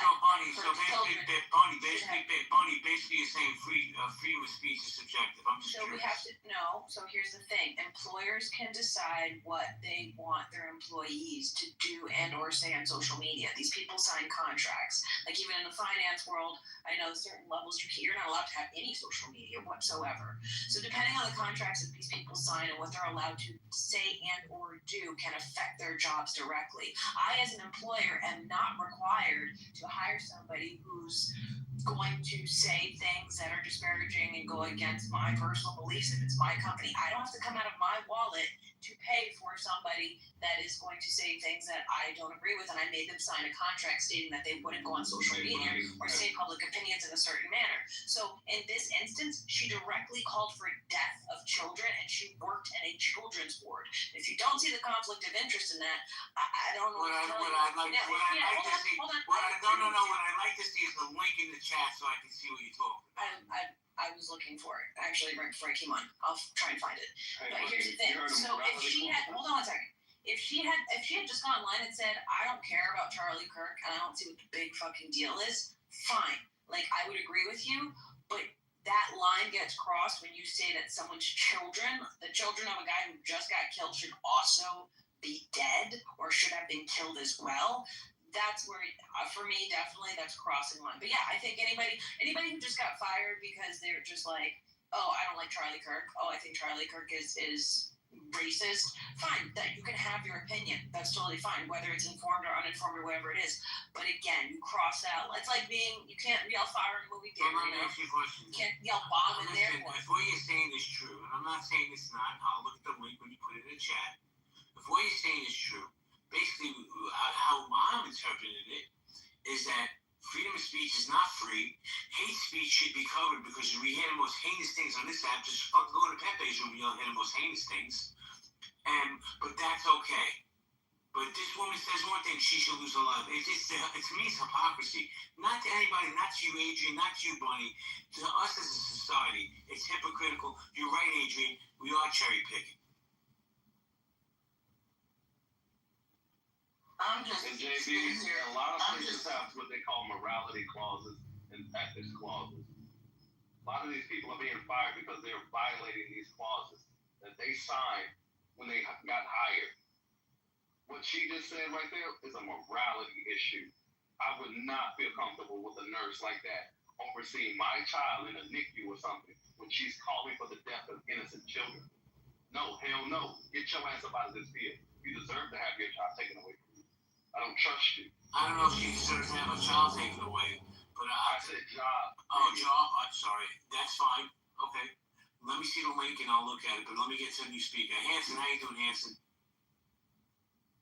Hanson, Hey, Jamie, how you doing? Good. All right. Do you want to chime in? Yeah. Cash in your pink ticket, by the way. Oh, okay. Sure, yeah. I will do. So I don't know why do we say that the free speech is under attack? I mean, or ending, and has free speech ended in America? I don't think so. The only thing that's kind of remotely can be said is Charlie Kirk was assassinated because of his speech. He is assassinated by an individual, possibly deranged or whatever. Because of his speech, Charlie Kirk's speech, and he didn't like his speech and he killed him. But the thing is, the free speech is about government, not meddle in people's speeches, not cracking down, forbidding people's speeches, not about just something else. So it's about preventing government forbidding speeches and censoring people's speech. It is not about anything else. So I don't see anything in that realm, right? So I don't see any endangering free speech happening right now. And as for people having their jobs lost and not losing their jobs, it is up to the employer to make the decision. The employer can terminate his employees at any time and will. And unless you have signed a long-term contract, and then we have that stipulating how long the tenure you will have and what kind of violation you will have to commit in order to terminate the contract. And most contracts are at that level. So the employer, even if the employer doesn't like the face, they can't fire you. So the look of you, you can fire you. So it has nothing to do with the freedom of speech. I disagree with you 100%. But let me go to Sergi. Hold on, I'll get back to you in a second. Sergi, how you doing? Because I skipped over by accident. Sergi, how you doing, bro? Hey, what's up? Fantastic. My apologies. The mic is yours. What do you do? Shit, I don't think so. I understand free speech is definitely, dead. The reason I say it's dead is, I think it's been on its deathbed.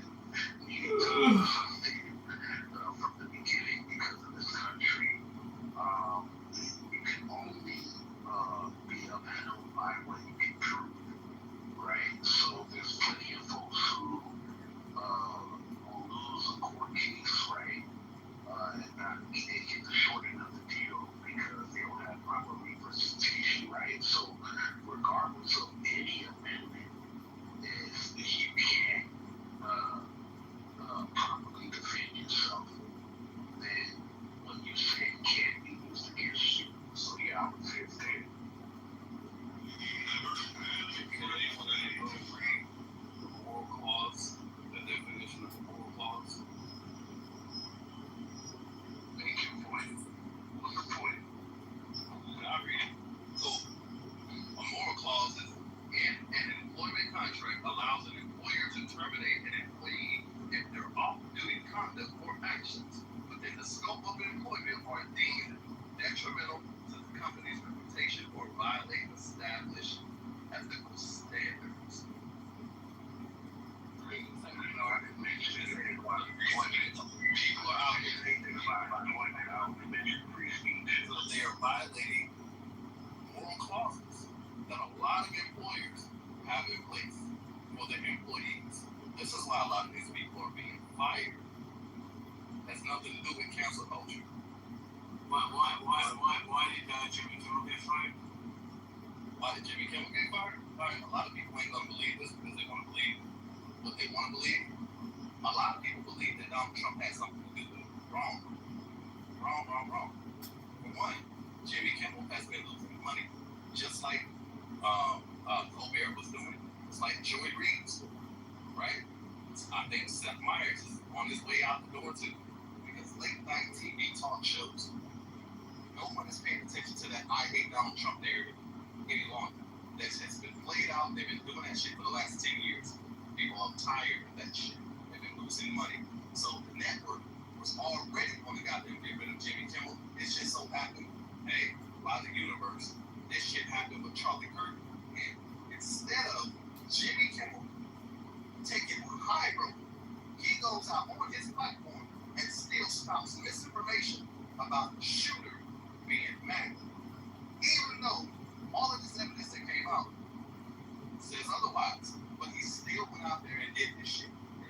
FTC got involved, and therefore he lost his goddamn job. He was already on thin ice. This just Is that wait, let me get some clarity. What was that? The FTC? FCC? FCC. Is that a federal agency by any chance? Yes, Federal Communications. Yes, that's what FCC stands for. And you don't think Donald Trump made a call to that chairman and said, hey, let's make some moves here? Jimmy Kimmel was already out the door. You guys, did you guys forget? Hold on. So ABC, did you guys forget they lost their defamation lawsuit that was brought forth by Trump? So they already have paid out millions of dollars of the debacle of George Stephanopoulos, whatever the fuck his name is. They already are like their shareholders and everything. They've already been penalized for defamation. The last thing they want is another lawsuit. They already lost the first one. I think they lost two actually, but I know definitely one.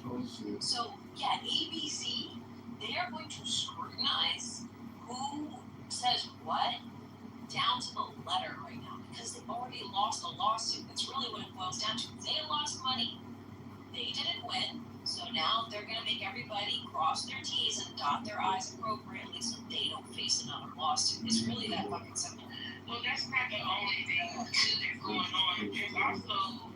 There was also a merger that was supposed to happen between ABC and I think it's called Nexstar. Nexstar Tenda. They're like another favorite broadcasting company. And basically they said that when Jimmy Kimmel made the statement after that, they threatened the FCC threatened and said to ABC that if they didn't clear it up, then they can make that contract go away. They can make the merger go away. So basically, Jimmy Kimmel is the sacrificial lamb in order to save that merger. That's really why this is happening, to be honest, in my opinion. No free speech. It's just a convenient scapegoat for people that they want to cherry pick. And I don't know. Trump is not involved, though. I can't say that because he is in bed with the FCC, and he's the reason why he pushed this decision in order to basically compromise the blackmail ABC and say, listen, either you get rid of Jimmy Kimmel or this merger is going away. And ABC chose the merger. That's what happened. But to say that Trump is not involved at all is ridiculous. He does have he did play a hand in this, for sure. Can I explain why they consider the person that Charlie Kirk, that gentleman, Charlie Kirk, I looked him up while y'all was speaking. He had said some violent, horrible stuff, and people who support him, whatever, that's your business or whatever. But at the end of the day, you can't sit here and say things to people. Should somebody lose their life? No, I don't think a man should get killed regardless of what they believe, whether that's political, religious, or etc. That's the first thing I would say. I don't condone somebody losing their life, and I don't condone violence and stuff like that regardless of someone's political beliefs or other beliefs. So that's the first thing, that I would say. But at the end of the day, there are a lot of protests and things going on across this country. There's one coming up this weekend, some more No Kings protests, another protest coming up across the country just simply because, one, maybe what has happened, but what Donald Trump has done is the president has not helped a lot of people. A lot of Republicans even are lashing out at, their people and lashing out at them and saying, hey, we didn't sign up for this. So these high prices, these tariffs, all these other things, a lot of Republicans are looking back and saying that this and that, and a lot of America is looking back and saying this is not it either. We have to find a better way. Donald Trump is not he's leading us into high prices, leading us into an economy that's not working. Yes, ma'am. You are throwing us all off the top. I'm not you, but you are. What is your original point? I'm sorry. Why are people defending Jimmy Kimmel? Told us that the DI read the U.S. Constitution, why are agencies violating U.S. law? Also show programs and projects to There's a dramatically lot of people defending Jimmy Kimmel. I'm defending Major. I don't know. Are you? No, I'm defending free speech. Okay, cool. Yeah. But then you do blackface. People do that. I'm not aware of that, but I mean, regardless if you did or not, this is bigger than Jimmy Kimmel. Yeah, so I mean, for me, it's not about him. It's about like our government being able to control what we can and cannot say and have that amount of power with the FCC. We've never seen a president have this amount of power over media. That's the issue. Oh, that's a lot. And that's it. Yes. I refuse. I mean, that's a lot. It's kind of cool, guys. Hold on a second. Slow, you trying to educate me up, I guess you back. Hey, get my mic from me, please. Gotcha. Excellent. Yeah, I think it's true. It is bigger than Jimmy Kimmel. I want to make one quick point. I did look up who the head of the FCC was, and he was a Trump appointee. And one of the first things he did was to eliminate DEI hiring, which, the whole idea with Biden, whether you like it or not, it was to create a more colorful administration throughout all of the federal government. And so when he was appointed, he's on Wikipedia, you can look up his history, and he had some really good decisions that he made with FCC in his history prior, but he did get rid of that, and he is a Trump supporter for sure. I would also say I hadn't heard about Jimmy Kimmel doing blackface. Okay, I'll look for it. I will say a month ago, maybe 2 months ago, when Jimmy Kimmel went on vacation, for that whole week he gave the desk to Anthony Anderson, who was the actor from the TV show Blackish. And because of all the uproar and all the crazy decisions and executive orders that was coming down from the White House, Anthony Anderson, he may be an actor, but he's a little bit radical. And so he had several civil rights leaders on. He had many people that were political. And Jimmy Kimmel gave up his desk intentionally to help support that voice and to allow that voice to move forward. And I know that from knowing a couple people. I don't know, big people, but I do know people like in production crew kind of people. And he did that. And he did that for black folks in particular. Anyone look at my PCR? I show you a PTR, and I think it happens with both sides, Adrian. Tell me it doesn't stop it, man. No. That's my point. Zuckerberg, who basically gives, excuse my language, please, basically gives Trump a hand job every chance he gets. They're all hypocrites. Hold on a second, guys. Hold on, Adrian. Let me get right back to this. Dope and Howard been patiently waiting. Dope. Alright. Good. Come on, Jack. Yo, Kitty, I don't do drugs. Nice try, though. Okay, Dope. Yeah. So this is about Jimmy Kimmel. I think people, or this is about the free speech movement. It's honestly an inconvenient.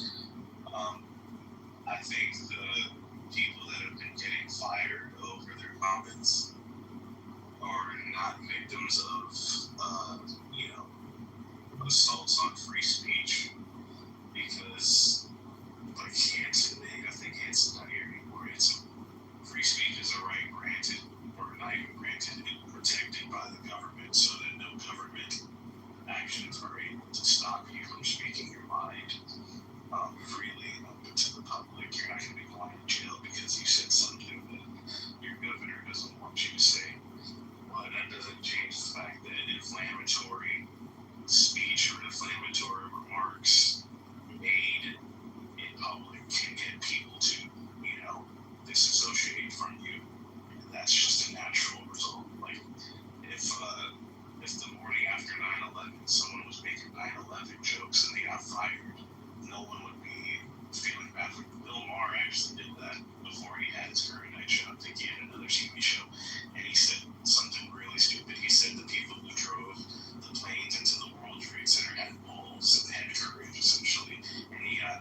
because of that. Politically incorrect. What are you saying? Politically incorrect was the name of the show. Yeah, politically incorrect, yeah. And he made a politically incorrect statement, which was very, it just wasn't a smart thing to say. You don't say that after 2,000, 3,000 Americans got killed. So, and I don't think anybody felt bad for him, because that was just a dumb thing to say. Likewise here, if you see someone get shot in public, a politically motivated assassination, and then you're celebrating, you have no reason to be shocked when people want nothing to do with you. So that's just the reality of the situation. Thank you, though. Appreciate you. Howard, how you doing, Howard? Hey, JB, Sloan, and always good to see you guys. Just a couple quick comments, and I'm not at all trying to get too technical, but I definitely, and I guess the answer is no unemployment, but the truth is, employment laws vary from state to state, and there are states that's right to work states, and there's other states that are not. There's also protected classes, could be based on age as an example. And then there's also, certain parts of employment are protected by union laws too that have been collectively bargained. So each situation is going to be different. JB, just a minor technicality. Kimmel has not been fired; he's just been pulled off the air, and whether most likely he's still getting paid. But they made a decision to just not air and support that show anymore. And I think it was Alpha Glam. Your point is also really well taken that there is a potential acquisition merger that ABC is involved with, and it's not.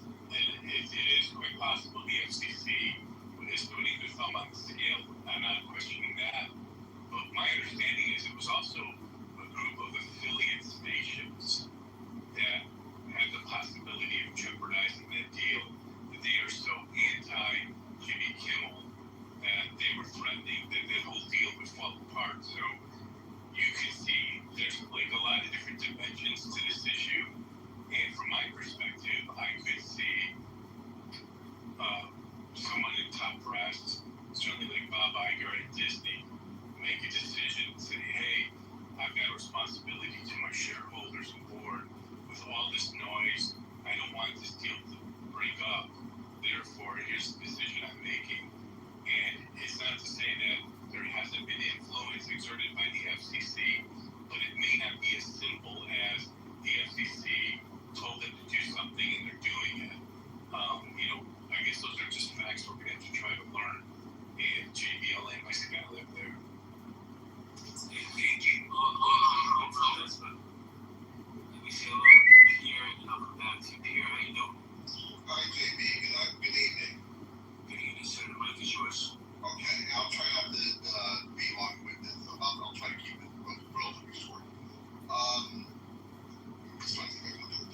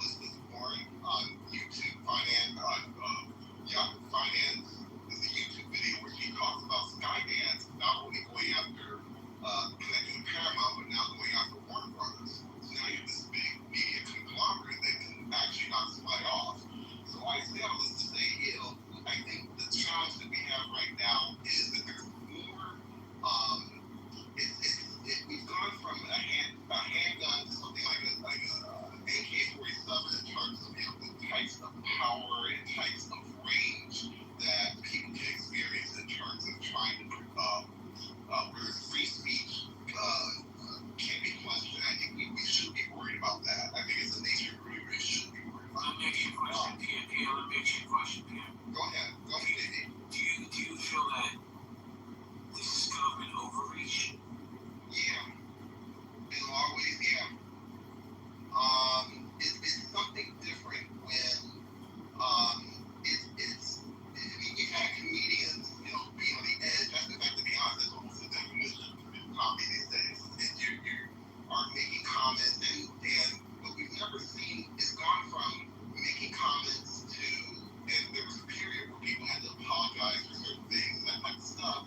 But part of that apology came from jokes that were no longer just on maybe limited to a VCR or a location. We now have jokes and stuff that's spread online and people can respond to. Now you have a president where he embodies a lot of these different elements. And I think that makes it very difficult to have these sort of free speech moments where you feel like you can say something without having a response to it. So yeah, I see your question. My short answer is yeah, I think there's overreach here. Thank you very much, Pierre. I appreciate you. Thanks for letting me speak, JB. Of course, you're always welcome here. Please cash in your pink ticket. Destiny, you wanted to jump in? Yeah, I just wanted to point out, like, how these free speech absolutists are suddenly in favor of hate speech and cancel culture, things they've demonized. That's why you can say that they're attacking the First Amendment, which protects, it includes hate, quote-unquote, hate speech. And all I've seen people say is, like, they didn't think he was a good guy. I don't see them inciting violence or anything like that, like the right has done. They're out there saying this is war, you know, all these accounts. Saying the shooter was trans and everything. Give me two examples of the right call for violence. It's all over, like, lives of TikTok, you know, they jumped all over that. All these accounts on X and stuff like that. But, you know, Trump is out there politicizing it and saying, oh, it's the radical leftists, you know. When we know that he was a great Fuentes fan, right? We know that now. No, we don't know that. Because all of that, did you not watch the press conference? Oh, you mean the fake transcript they released? Oh, okay. Yeah, it is. So, here's 100% fake. What you say is fake, and what you're saying is real. So, obviously, alright, see, this is a prime example of people spinning their own narratives because it plays in their favor. Like, I mean, do you think they're being forthcoming with the Epstein files? I don't know. Are you being forthcoming? We have an honest government with Trump, who's a supporter of I can't think. Why should I trust anything that you say? Let's talk about the Trump administration, like, lying consistently. Hey, you're not right? No, I'm not lying. How am I to know that you're not right? I'm telling you, it looks obviously fake. Because you're giving your word? I'm just telling you my impression. You can take it for what it's worth. Exactly. So, what if I say your word don't mean spit? And what you're saying is you're taking statements from the Trump administration is you literally just said you look for gospel truth. What you're saying is gospel truth, right? No, I'm just saying that there's reasonable reason to doubt it. This is a reason to doubt it. People think that words are more valuable than anybody else because they're saying, like, yo, what the hell are we doing right here, y'all? I'm talking about evidence. You don't have any evidence. I don't have evidence that the Trump administration lies repeatedly. JB just asked you for 3 examples and you didn't even get 3. It's all over the social media. People calling for Twitter. I mean, calling for violence, calling for war. Calling for a civil war. The people who was literally cheering when Donald Trump got shot. Cheering when Trump got shot? Yeah. Yeah, they say that not Trump authority. Investors, though, you're saying that we can't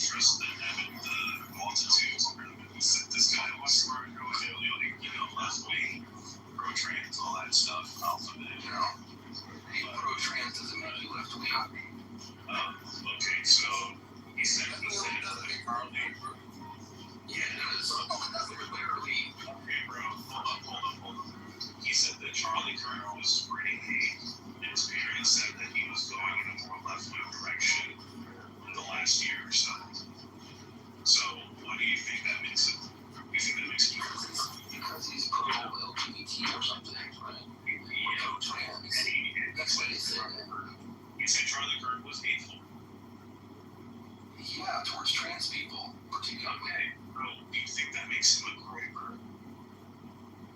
So Nick Fuentes is a bisexual or gay, and he has trans lovers and stuff. Man, get out of here, bro. What the fuck are we doing, man? This dude. He's literally gone like had meals with employees that are. Alright, do you think groipers are pro-trans? Yes or no? Yeah. Okay, yeah, you don't know what you're talking about, bro. You just don't know what you're talking about. It's within their group, they're pro-trans. Okay, alright, cool. So, do you think groipers would make a meme saying a fascist action and assassinate a right-winger for being a quote-unquote fascist? Yeah, it's a reference from the game that they play, Helldivers 2. I think you're just in denial. They literally use games like that to recruit young people. So you think groipers are pro-trans and they are opposed to fascism? Like the Bella Ciao Ciao thing is an anti-fascist song, but they use it ironically in the game. Okay, so what do you think is more likely, a pro-trans versus a Charlie Kirk spreading hate and has been framed as being more left in the last year and calls Charlie Kirk a fascist and chants an anti-fascist and promotes an anti-fascist chant on a bullet to shoot him? Do you think he's more likely left-wing radical or a groiper? He's a groiper. Trump calls leftist fascists. That makes no sense. Yeah, I think you're a delusion. I think You heard Trump call the left fascists? I think you're delusional. You're gonna find out when I'm right. Like, what are we saying? What do you think the word Antifa stands for? What do you think that stands for? He's not Antifa. What do you think Antifa stands for?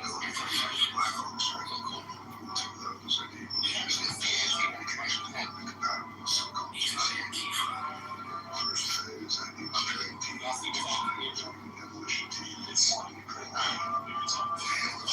You're saying he called Charlie Kirk a fascist organization?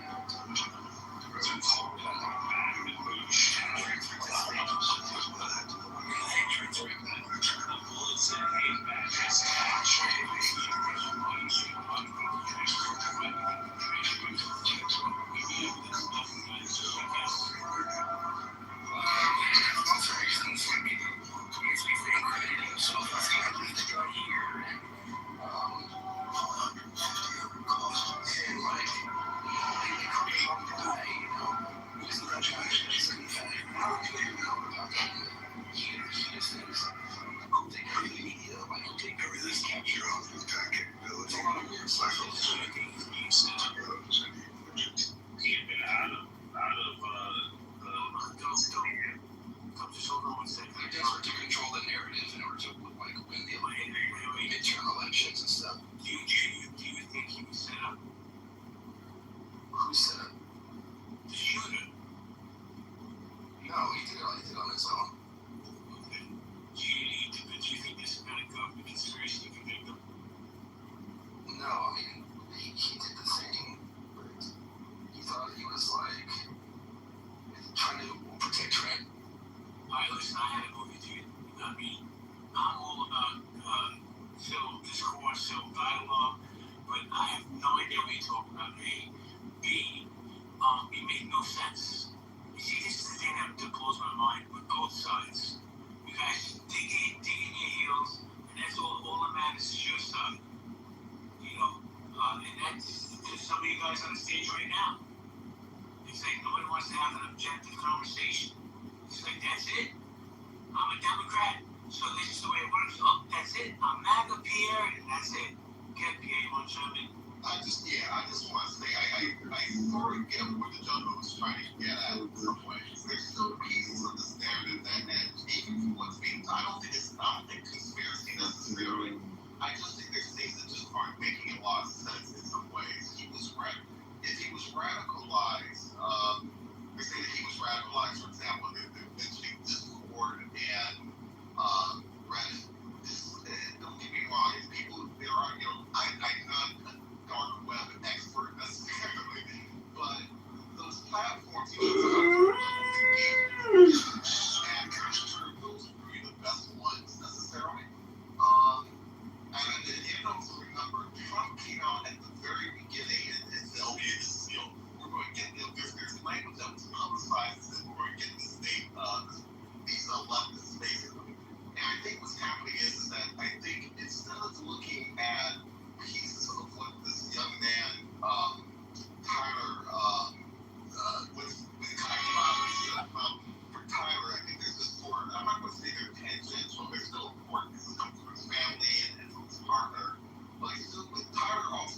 historically resisting a little bit, and I think there's still pieces to the puzzle of the motive. I think that still needs to be worked out. And I think the gentleman who's up here, I think that's really kind of what he was trying to get to. What I think he was trying to get to Pierre respectfully was that his side couldn't possibly done it. That's what it sounded like to me. I hear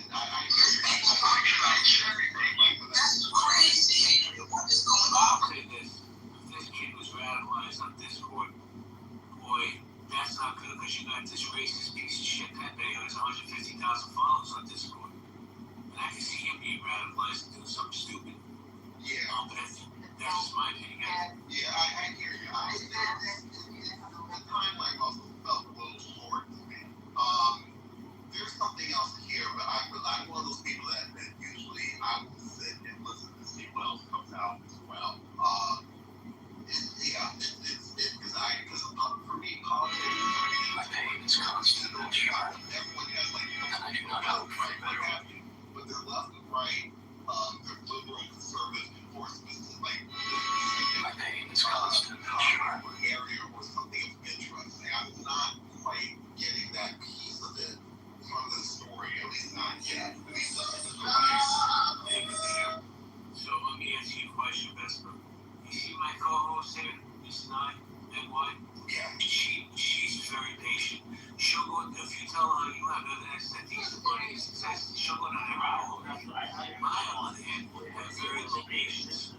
So I'm just being honest with you, I don't understand anything you were saying. And it's not like digging in your heels if you don't want to hear the other side. But if I offended you, I apologize. I mean, if I don't have the evidence off the top of my head, it doesn't mean I don't have, doesn't exist, you know? I'm hoping memorize everyone who said everything on X. But I got a screenshot of it for sure. So hold on, Vesper. So you need to Hey, quick question. So, you seem like a real reasonable individual to me for 5 years. We've been discussing things on this app. I hear you say a lot that, you're not into going down the rabbit hole, and you're not into conspiracy theories. So I have a question for you. Have you heard of MK Ultra before? Yes, and I don't believe in Sasquatch, but go ahead. Okay. The reason I asked you if you've heard of MK Ultra, I'm going to sit here and explain what it is. I'm sure if you've heard of it, you know what it is. My last question to you is, do you think it's possible that when certain situations occur, our government, which has documented, which has been documented in multiple operations, to use MK Ultra to neutralize threats of human intelligence and things of that nature, do you think that those events possibly happen right in front of our eyes? Probably every day we don't even realize it. I agree. Okay. Cool. That's as far as down the rabbit hole I go. Guys, we're going to go popcorn style. Just one mic policy. Just let the person finish, and then you can jump in. Yes, sir. No, I was going to say the same here. Like, for me, I just, I feel like in the last decade, people have been throwing out that conspiracy theory stuff, and it really keeps people from really, doing the research. And for me, if I can do the research and connect the dots, I can literally put together the dots. It's not a theory anymore, But if I can't connect, for instance, an argument is a block of ice, right? I have no proof other than a few operations, and they are treating what the government tells us of anything else. So anything else I say about an argument is a damn theory. You know what I mean? Here's the conspiracies I look into. The latest one is, where are those Epstein files? Why don't they release them? Okay, wait, that's funny.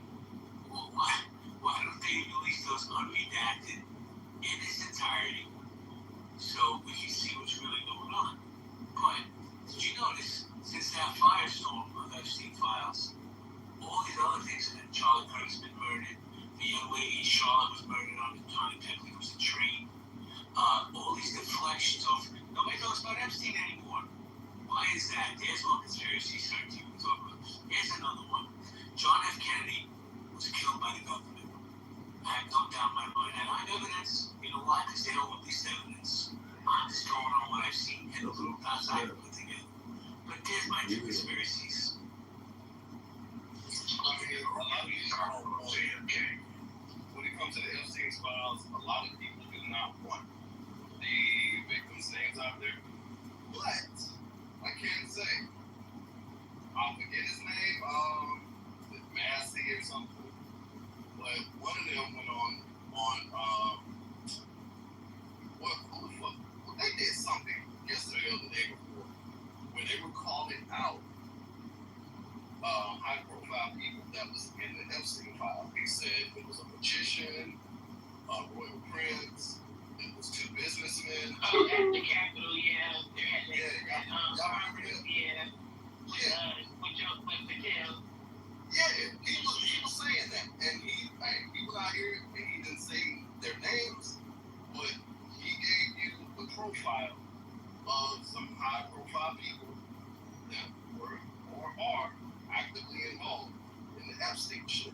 Well, Adrian, all you gotta do is Google Epstein flight logs, and you'll see who's on the Lolita Express, right? You got Clinton, you got Trump, you got Tom Hanks, you got what's the comedian that retired when he came back? Was it Dave Chappelle? No, not Dave Chappelle. Who was in Rush Hour? Oh, Chris Tucker. Chris Tucker was on there. Kevin Spacey was on there. Right? So all you have to do is go right now, Google the flight logs of the Epstein Lolita Express, and you'll see all the famous names you want. You know, Trump is currently at Windsor Palace right now with the king. And, you know, it's very interesting. They were talking about it on MSNBC last night about how there was a protest as soon as he arrived yesterday where somebody had a projector of the letter that he gave to Epstein for his birthday, and they put it up on one of the buildings at Windsor while he was there sleeping last night. And then also, like, they were talking about how, you know, Prince Andrew, he's not allowed, I guess, like, their version of a punishment to him for the whole Epstein thing, his involvement was to sit him down from a role that he was already sitting down on. I don't know, like, what that was about. But he also cannot participate in dinners or any type of meeting when they have the royal family meetings at the castle. But they were saying how it's interesting that you won't allow Andrew to be there, and now you won't allow the London, I forget his name, the guy that's like the liaison between the UK and the US. He got fired. Yeah, he got fired, but yet you're letting Trump, who Epstein said had been his close friend for 10 years, sit at the table with the king. Well, that was wild. Well, I mean, if we're gonna hold Trump to that standard, all right, cool. How about we hold King Charles to that same standard? Him and his close relationship with Jimmy Savile. That's a fact. Yeah, that's true. I mean, like, we can't hold one person to a certain set of standards while letting the other on the other side of the table skate. Because if they're gonna throw up that letter of him to Epstein, then let's highlight the unusual relationship or the unsavory relationship of King Charles and Jimmy Savile. But I think that's the irony that his own brother was involved with Epstein as well. That was the point.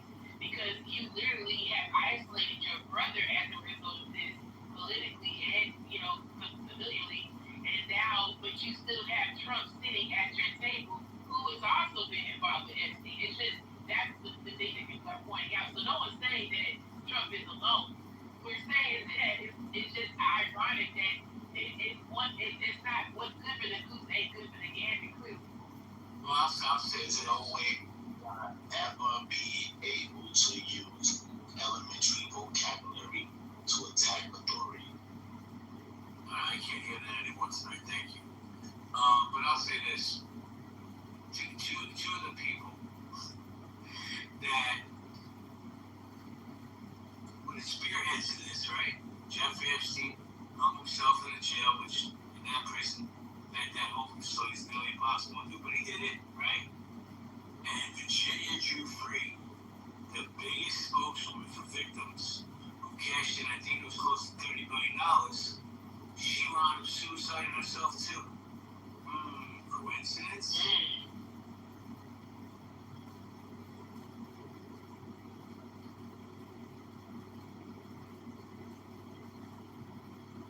Are you there, Nye?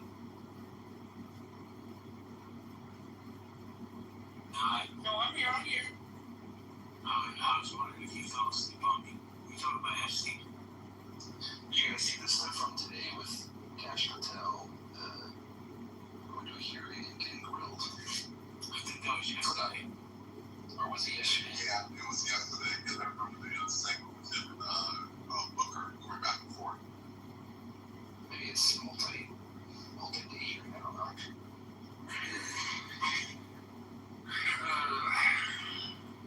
Well, Nye, fast but please get out there. Nye, you there? It's been another great room. I'm out of here like Batman's on the way. It's really been a terrible room. I'm sorry that we had disagreements today. Obviously, it's a waste of time. It was something on social media.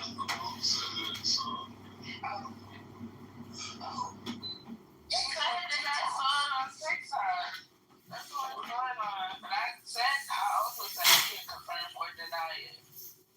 But I heard that. I saw that on TikTok. He just never got the information. Let me look it up. I heard something about, they said something about that they was, Shirley down the street. when you look it up, it could be a Sam's. Her son has said that if she turned in at 13, you be all excited and you go, and they be like, then you get $1,000. That's what Shirley down the street said. Oh, I didn't know. Her son said, what about the truth I found? Maybe they looked wrong and it was 110. They missed it. They added a zero. Shirley said her son. Shirley, she's right.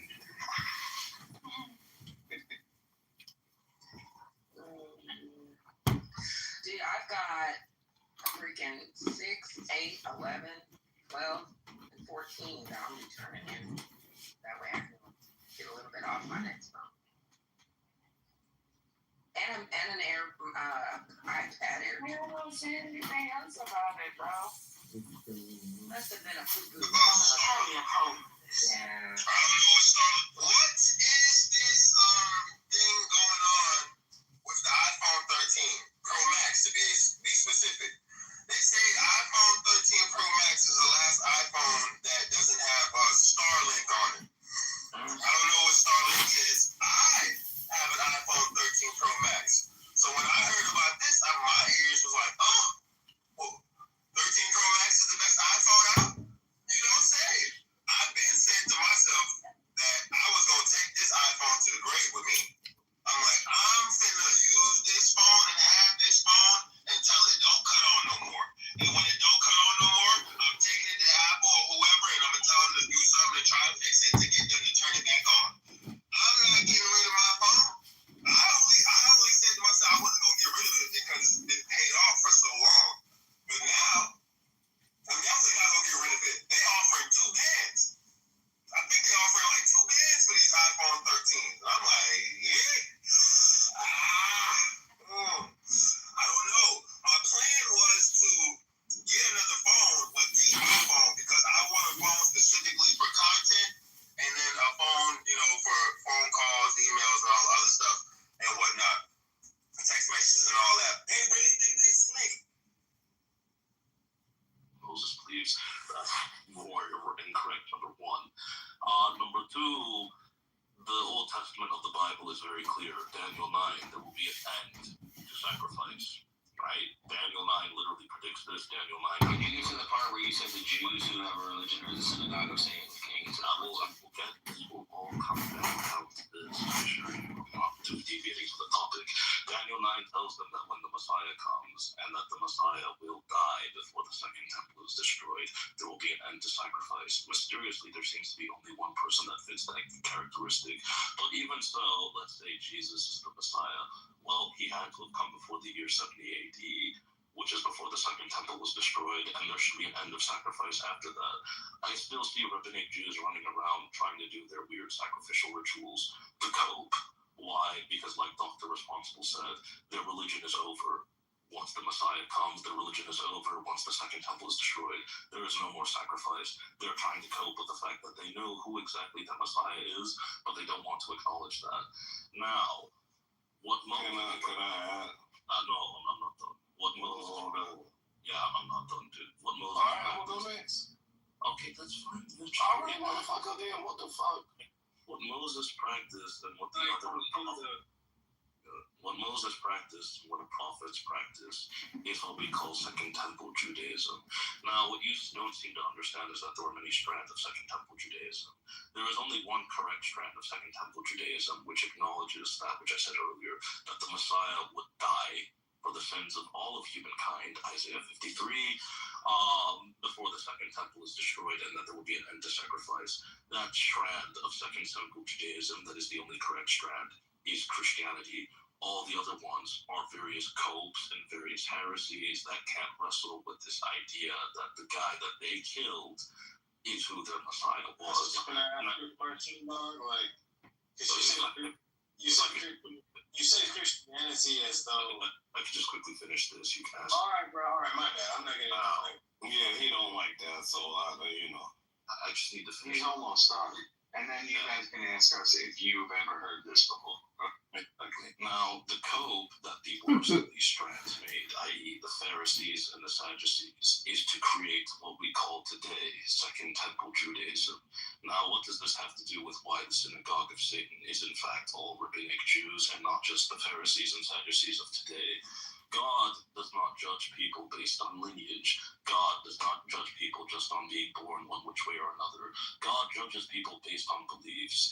Now, God, like you mentioned, called the Pharisees and the Sadducees of his day the synagogue of Satan, those who claim that they are Jews but they are not, for they do lie, which people today believes in the exact same things, the exact same ideologies, and in fact takes their entire religion. I like how when we're being academic, people don't like to listen. And take their whole religious identity and worldview exactly from the Pharisees and Sadducees of the Pharisees and Sadducees in Jesus Christ's day. Those people today are known as rabbinic Jews. Everything that they talk about. Only, are you done, Pastor? Let's make sure you're done. I'm not done. Pastor, let's make sure that, wait, don't interrupt him. Pastor, how much time would you say you need? Only 5 minutes. Wait, 5 minutes? You need 5 minutes? No, that's crazy. Like that 5 seconds. You're not listening. No, so is it 5 seconds, you said? I said 5 seconds. Yo, let that nigga... No, but like, don't do too much. I hear you, bro. He's talking, but we want to be fair. Yeah, so let him finish. He's gone for a while. Literally said. You been going for a minute, bro. I know, but like he packing that nigga. Let him. He's not looking at all. Let him know. He just saying. It's all good. He opening up the conversation. Fucking backward. No. I need him to say this. This is what happens when anti. I need him to say this. It's cool. Luca. It's cool. Let him finish, y'all. It's all right. Stop from me. To finish off, everything that the Pharisees and Sadducees believed and codified as a religion are found in one religion today, and that religion is called rabbinic Judaism. Thus, the Pharisees and Sadducees are the synagogue of Satan. Rabbinic Jews are. Mic drop. Yeah, so niggas don't got shit to say now. Where you at, Luca, bitch? I was about to ask you a question, but you started. No. Go ahead. Ask your question, because I want to add on to what he was saying. But go ahead. You may have. I was gonna come from a place of criticism. I feel like you may come from a place of like constructive building. Am I wrong, Kendall? Or no? Yeah, you. Well, then let me go. All right. Big lot, big lot, big lot, big lot, big lot. Oh yeah, oh yeah, oh yeah, oh yeah, oh yeah, oh yeah, oh yeah, oh yeah. Free tour, free tour, free tour. Big ol', big ol', big ol', big ol', big ol', big ol', big ol', bitch. Oh yeah, oh yeah, oh yeah, oh yeah, oh yeah, oh yeah, oh yeah, oh yeah, oh yeah. Put that together. Its origin is not. Big lot. Big lot, big lot, big lot, big lot, big lot, big lot, big lot, big lot, big lot. Oh yeah. Woo. Actually, you saying showing that this is a false origin, this Talmud, which a lot of people will label it the synagogue of Satan. And now you can skull and all of that stuff and stuff like that, and that's cool. But if we look at the scribes of that time, who actually was pushing for the Romans to destroy the second temple so that they gain power, that's a whole nother thing. Remember, a lot of this stuff was politics too back in the days. And, there were certain people who wanted to see a certain people out of the way so they could gain power and actually use some of these constructs, which Jesus actually preached about how corrupt the temple was, and that corruption only moved. Good. I mean, I guess it sounds like you were about to finish. I'm gonna let you. No, I'll finish. The kind of like properly, I just want to say the properly kind of assess what people looked at and what the laws looked at the time for like the Israelites. You would go to the people who were preaching before the downfall. So you will look at Peter and the things that he said, and the Corinthians that he was talking to. I was a pretty no, but then you can't. What you was saying? Yeah, shout out to Corinth. I was putting the skull face because I told what you said. So. No, I was on the Corinthians. Like, exactly what made a knowledge saying. The city of prostitutes. Sorry, I just want to wrap it up. So in total, and I've never talked to this other gentleman before. I've heard his voice a few times, but we're not like in concert with one another. But what I've learned as coming from someone who used to be a Protestant person that believed that everything I did had to protect the Jews and the state of Israel, what I've learned is that, in particular, modern day Judaism is not the same thing as Moses practiced it or that the Hebrews practiced for all of the time period between on with the Bible. It's not the same thing. We're all on the board with that. Okay. So after Jesus came and fulfilled many prophecies, you don't even have to believe that he was the true Messiah, but he did a good enough job to convince us, good enough that he was, that after that happened, the leadership, not Jewish people, I'm not saying Jewish people are evil or anything like that, but the leadership had to come up with some way in which they could still hold their community together. In fact, in some ways, it might have actually been well-intentioned to hold this community of people together, right? But they had to do something.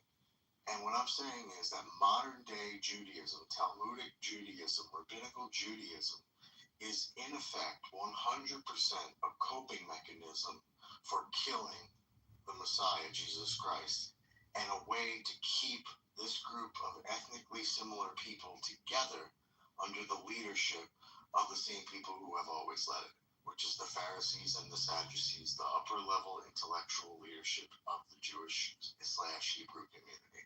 And so they came up with what we call Judaism, where they don't sacrifice, they don't practice all of the laws of the covenant, that they originally were given under Abraham, Isaac, and Jacob, they came up with new ways. They said, you know what? You know, God is being so silly. We don't need to sacrifice with the blood of an animal the way he taught us. We're going to do some like prayer beads. We're going to come up with some other ways. Like instead of that, we're going to give money to poor people. We're going to make some prayer beads. We're going to come up with another book that we're going to go through, like a little diary. And all of it together is a coping mechanism. And I'll shut up. To add to what Dr. Responsible said, see, if you read the Torah, and this is the issue a lot of people make, the basis of Christianity is the Old Testament. There's nothing we do in the New Testament, just the fulfillment of that which was revealed in the Old Testament. But if you read the Torah, you'll understand that the center of true Judaism, i.e. what Moses and the other prophets practice, he prophesies that there will be an end to sacrifice. Right? And this will happen when the Messiah comes. The Romans, as God willed it, were very thorough in their destruction of the temple. What did they do? Not only did they destroy the temple, but they also burned the lineages of the priests. Right? Now, why is this relevant? The priests must come from Levites, specifically the Cohenitic Aaronic line, specifically from the line of the Zadokites, who were loyal to David. The Romans made sure to burn all those lineages instead, so that the Judeans would have absolutely no idea who could actually be a priest. And they know this to this day. You have all these tools running around. I'm the Cohen. Okay, show me the proof. Where's the proof that actually connects you back to these people? They can't show me because they have absolutely no idea. Because the Romans, when they destroyed the Second Temple, made sure that they were going to do so in a way that they would never be able to worship again. And that's why they went and burned the lineages down. Right? But Jews, still, like Dr. Responsible said, they're looking for a way of like, oh no, but we have this thing, we have that thing. So their whole religion is a code. And the biggest evidence of being the cope is that, you know that phrase, 50 Jews, 51 different opinions, right? What doctrine does rabbinic Judaism have? What dogma does it have? What belief does it have? What is the central message of Judaism? No one knows. You can be pro-gay, you can be pro-communist, you can believe Gentiles are beneath you, you can believe you can scam anyone you want. Hell, you can be a whole freaking atheist. So here's the thing. Hold on. Let me just say this. Here's the thing. Well, go ahead, because you can believe in literally whatever you want and call yourself a Jew, except the one thing. You cannot believe in the Lord Jesus Christ. You can be whatever Jew as long as you are not a Christian will be considered a Jew. The only central doctrine of that religion is to reject Jesus as your Messiah. Judaism weirdly makes Jesus as central of a figure in their religion as Christianity does, except it's the opposite. The Christian says Jesus is his God. The Jew says believe in anything but that Jesus is your God. That's Judaism in a nutshell. This is why I say it was created solely 100%, actually, I would say 85% for two things. One, as a way to cope with the fact that they killed their own Messiah. And number two, to a lesser extent, to make sure that the people that were in power, which are the Pharisees and Sadducees and other intellectuals, would keep their ethnic group together, which they've done successfully. But that's the whole religion. This is the only religion where you can be an atheist and be part of it. It's insane. It's insanity. My pain is constant and sharp, and I do not hope for a better world for anyone. In fact, and that is why it is the most satanic religion. Yeah, it actually I want no one to escape. was a countermeasure to the way that the beliefs were being transitioned at the time, because you could look at people like Peter, who was telling the Galileans to also live by the code too, because well, not the Galileans, the Gentiles.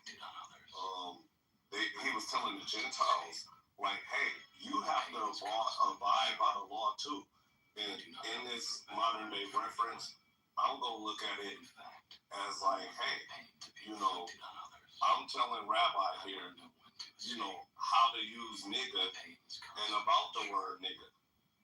Now, as we know, contextually about the word nigga, you know, white people and all of that shit about the context, the history, and the laws around how to use nigga.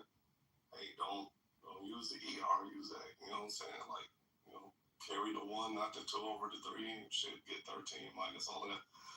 Point is, they looked at these other people like, what the hell are y'all doing? This is where the separation kind of began. So the Talmud was put together to be like, hey, no, those are those set of Jews that are telling these other people how to live like Jews. We're going to actually use our own laws that we learn from the religion and keep this practice in-house now. These other people can't practice that. Y'all can't say it. You know what I'm saying? Y'all can't be out here telling these people that they're abiding by a culture. And I'm not trying to bash on the Jewish people, man. I'm really not. It's just once you realize what this is, it's hard to just shut up and go along with the program. But historically, this is all of the things that the Hebrew people have gotten into trouble for in the past. They are a proud people. The Bible describes them as. They are very much mixed with a huge amount of hubris, where they think that they can figure it out. They will find a way that's better than God. You send them up to the mountain to get the 10 Commandments. By the time he comes back, they're making a calf. He tells them not to practice false idols. By the time another 30 years goes by, they're making idols out of Asher poles and giving their children to the Lord Baal. Like, this is it's literature. That's the point. Over again to teach you. Yeah. So. Yeah, but when you think about what we're saying about rabbinical Judaism, it completely tracks. This is a people, many of whom are incapable of sitting back and saying, "Yes, Lord, the one who has given us everything, who has defeated our enemies, who has taken us through hunger and famine and removed us from Egypt. We trust what you're going to do." A large portion of those people, for whatever reason, are wholly incapable of doing that. I supplicate. That's why they suffer. I supplicate as you speak. Right. And that is what rabbinic Judaism is, the most satanic religion of the world from a Christian perspective, and they're called the children of Satan. From a Christian perspective, God is all good. So all things that are of God, including Jim and his message, are all good. What is sin? Sin is anything that goes against God. Who is the author of sin? Satan, which in Hebrew means the adversary. The adversary of whom? The adversary of God. Now, considering all that, what is more satanic or adversarial to God, shall we say, than a religion that says you can do whatever you want, be whatever you want to be, like whatever you like, believe whatever you want, except that your God is your God. There is literally nothing more satanic than that. Do whatever, be whatever, act however, as long as you prostrate to anything but God is. That is the definition of Satanism. And that is what religion claims that. Rabbinic Judaism is that. You can do whatever you want. Yes. So, rules are like the 10 Commandments. That doesn't matter. No, doesn't. Yes, you do. So wait. So what are the points of the 10 Commandments? That's the point. In Rabbinic Judaism, the only rule that you actually can't break is that you can't believe in the Lord Jesus Christ. So Rabbinic Judaism. Dude, what do you want?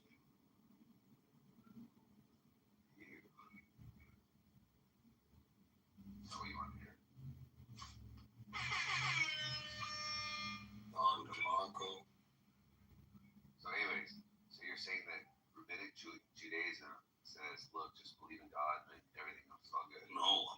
says the complete opposite. Believe in anyone but Jesus, and everything else is all. Believe in anything else Yeah. but Jesus. Yup.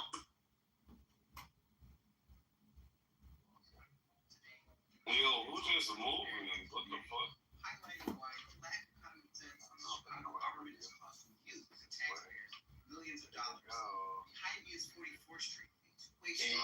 Niggas saying I'm Only goes one way north. A year ago, I submitted a two-sentence ordinance making this street a one-way and feeding The its only land real Jew is the where Christian. all traffic just follows a The one who follows the Messiah. If you follow the Jewish Messiah, you are a Christian. Chicago Department of Transportation said that R-I-S-I-C. You would just call them colloquially Jews today. But as I believe a Christian, I don't want to do it insult the prophets. So I call them rabbinic Jew. We spent $60 million a year. Bro, this guy's got LED lights all around his desk. No. I have a simple map. He's got a simple lamp. Oh, lantern. Fuck you, Tony.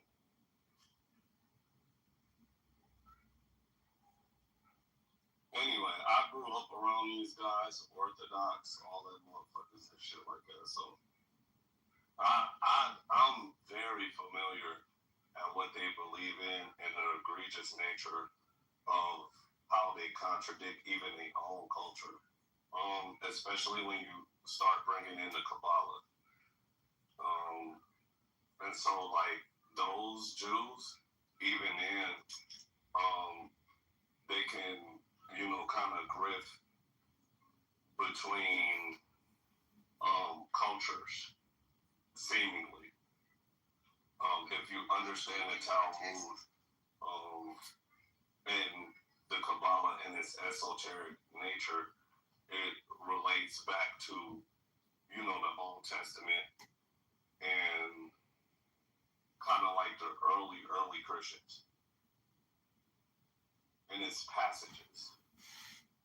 So I'm looking this up on ChatGPT. It says, my pain is constant and sharp, and I do not hope for a better world for anyone. Polytheism, in fact, idolatry, I know the Torah's divine origin, God's unity. It's not okay. Those who call themselves Jews but practice Hinduism. But you know what it does say? It's an oversimplification. And if they say it's an oversimplification, that means it's kind of truthful, which is being a little exaggerative. So that's pretty interesting, actually. The basic proof is that there are those who are Jewish that openly profess Buddhism, openly profess Hinduism. They're accepted as Jewish. They're accepted among them.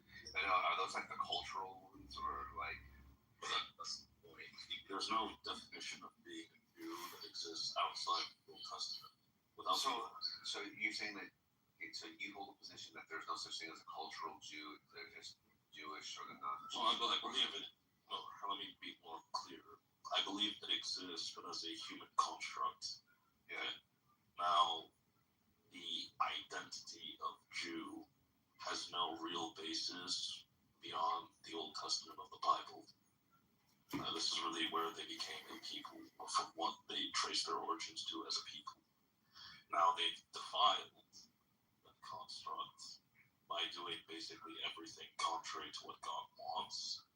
And in their new defiled definition, they've said basically the only thing you can't do and maintain yourself as a Jew is to believe in the Lord God Jesus Christ. And it's a modern view, you're saying? I would say this whole thing, but it's definitely very explicated modern in the modern sense.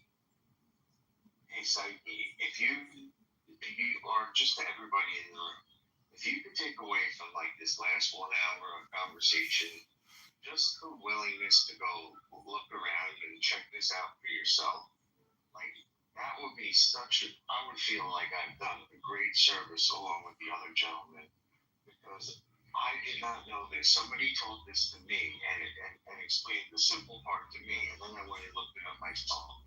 But it is so amazing to understand what's actually going on here. When you look, I mean, a lot of the people I recognize in this room really try and role politics, religion, these issues that we discuss in Clubhouse. If this last hour could do anything and just have people take a look, dip their toe into the pool of this particular part of this religion, I mean, that would be talking about the claims that the guys just made. Yes, because I made them as well. You just weren't here, but the Jews that we look at as Jewish people today are not practicing anything like what Moses, Abraham, Isaac, and Jacob practiced. They're not practicing what Jesus practiced. This is a totally new religion created as a coping mechanism after they killed Jesus. Let me ask you this then. What are there examples in today's society that this group of people are acting I guess the Christians, you know, but even they're not acting totally in the whole covenant. You know, there's really nobody left that is doing what the Hebrews that you read in the Bible were doing. No one's sacrificing. No one's. But is that like? What about relatives? Oh, people don't sacrifice. That's not true. Because there's a guy lying on here that seems to be pretty fucking consistent. I mean, as far as what he verbally expressed. Maybe the Hebrew Israelites would be the closest thing. It's just a matter of going to a local synagogue service. No, that's not true, George. There are three examples. Dr. Responsible is correct. Christians are the closest to following it. Why? Because the Old Testament always predicts and prophesizes that there will be a new law, a new covenant, and end to sacrifice. So Christians are the ones who uphold that the most. Yeah, that's a belief though. Like upholding the belief is like it's a functional practice. Sometimes work is just cut out for you. So what I'm saying is that like today, like we obviously live different than the past. So like, what about the people that they don't press buttons on elevators or some shit like that? Those are all Talmudic laws. Those have nothing to do with the Old Testament. Now, if you want an example, they live perfect lives. This guy, perfect safe. If you want examples of Christians who are culturally Jewish, i.e., I believe in Jesus and all this, I just do things culturally a Jewish way, you'd have to look at the 1st and 2nd century Christianity that was practiced in Judea. Someone like Paul the Apostle, for instance, many Jewish cultural rituals, but acknowledged he only did them out of culture because he was a Jew. Did not have to do them if you were Greek, you did not have to do them if you were Persian, you did not have to do them if you were any other type of culture. What do you do? What do you practice? I'm Catholic. You consider yourself Christian? Like under the broad umbrella? I didn't hear you. Catholics are Christians. Some beg to differ. I understand where you stand. Okay, so let me ask you this then.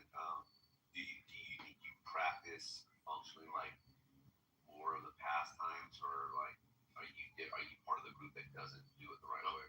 I'd say my church is the truest and most orthodox and traditional in what Christ was preaching, doing. So that's like the preaching part, but what about your everyday lifestyle? Like, do you like adhere to, like, basically, if you brought yourself back to the past, you'd be okay, right?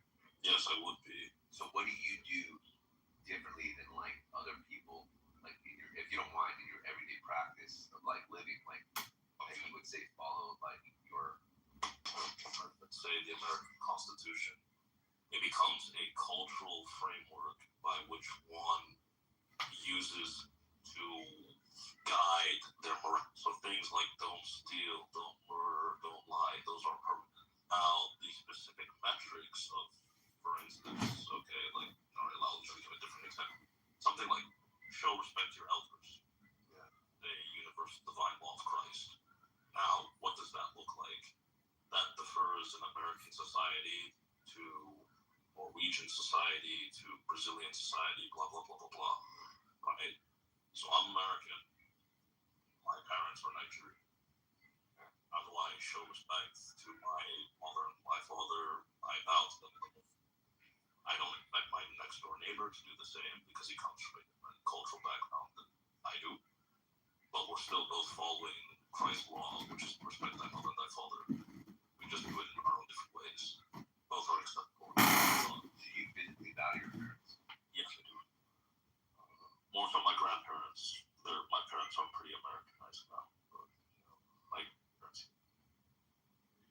Is that like a cultural thing or like more of a religious thing? That's a cultural thing. Do your parents bow to your grandparents? Sometimes, but like I said, they became Americanized. I think they used to, but not anymore. If you were to have kids, would they adopt that practice? Oh, absolutely not. No. I mean, like, oh shit. Someone crashed that. Dude, Western culture. Yeah. Irish culture is the most beautiful thing I've ever heard, bro. Yeah. Who is that? I think it's Abdism. Yeah. I don't know. I'm talking about you. You guys sound like you're in a big cipher right now. But anyway, like, yeah, I'm in a Jewish cipher right now. This is a cipher. Let them cook. But it's like, I'm the last generation of my family that will have any traces of Nigerian culture in them. Like, I'm pretty sure. Talk about nasal. I love Nigerian culture then. I doubt you know anything about No, hey, this guy can I speak know every very language. little. Hey, he can speak every language. Yoruba? Are you Igbo? Hey, George, speak the language. Igbo? Talk Which one? Tell whatever his language. Yoruba. I'm not Yoruba. What are you? Igbo. Go, George. Are you the Hebrew Israelite? No,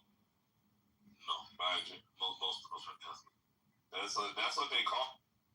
They call the Yoruba the Jews, and they call y'all the Hebrew Israelite. Actually, no, they call us the Jews in Nigeria, but that's because we're known to be greedy and very mercantile.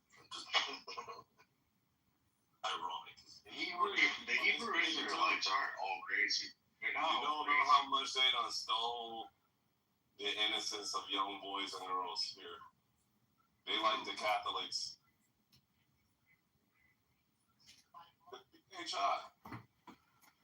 I don't know much about Bro, you're telling me you're from Nigeria. I just know that they know their shit when they argue with people. Oh, no, yeah, like they're. Man, look, I could just say a lot of things. I ain't finna get into that. Cause y'all gonna be like, oh, Kendall, he hate Black Hebrew Israelites. Then I'm gonna be arguing with Lion for like 6 hours. I ain't finna do that, bro. That's like a normal day, though. I'm already arguing like a long time ago. Say what you gotta say. We're all just living. Because I spoke to a lot of them as well, and I don't think that they're 100% crazy. One second. We're all just living these normal lives. Oh, actually, I just thought of something. It's like, if you want a group of Christians that culturally is most similar, not in terms of religious belief, like the religious beliefs are constant, but in terms of like cultural practices is most similar to how Second Temple Jews would be, you should actually look up the historians in Iraq, because they've been, like their churches are been separated from others, so they're the least culturally influenced by either Western cultures or by like Arab Muslim cultures. Like Nietzsche say, Palestine. Bro, to come to think about it, you sound like a reverse Louis. And I wish he was here so y'all could give a comparison, right? Because y'all can tell by like the Nigerians speak a certain way, bro. That's crazy, bro. All of y'all niggas. My bad. I had to interrupt you. No. Because nigga, hey, bro, you've been talking for a while, bro. No. Like, you ever chill the fuck out, you know? On occasion. For Fridays, usually. No. Look, this the nighttime, man. Look, it's the night king. They modded me tonight. So, look, this is what we doing, bro. Man, welcome, Pastor. Of course, you get to talk. We gonna give you unlimited talk. The unlimited talk ticket. Talk, text, and date.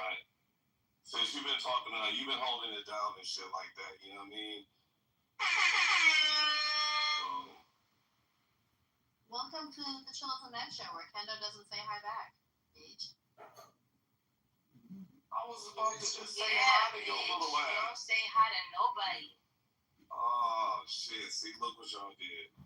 See, look, I'm blaming Rabbi. He got me in trouble with the women. But what up, Mochi? What up, Violet? What up, everybody? What up, my nigga Shane? Shane Mo's in here and shit like that. What did you feel about my comparison with the word nigga and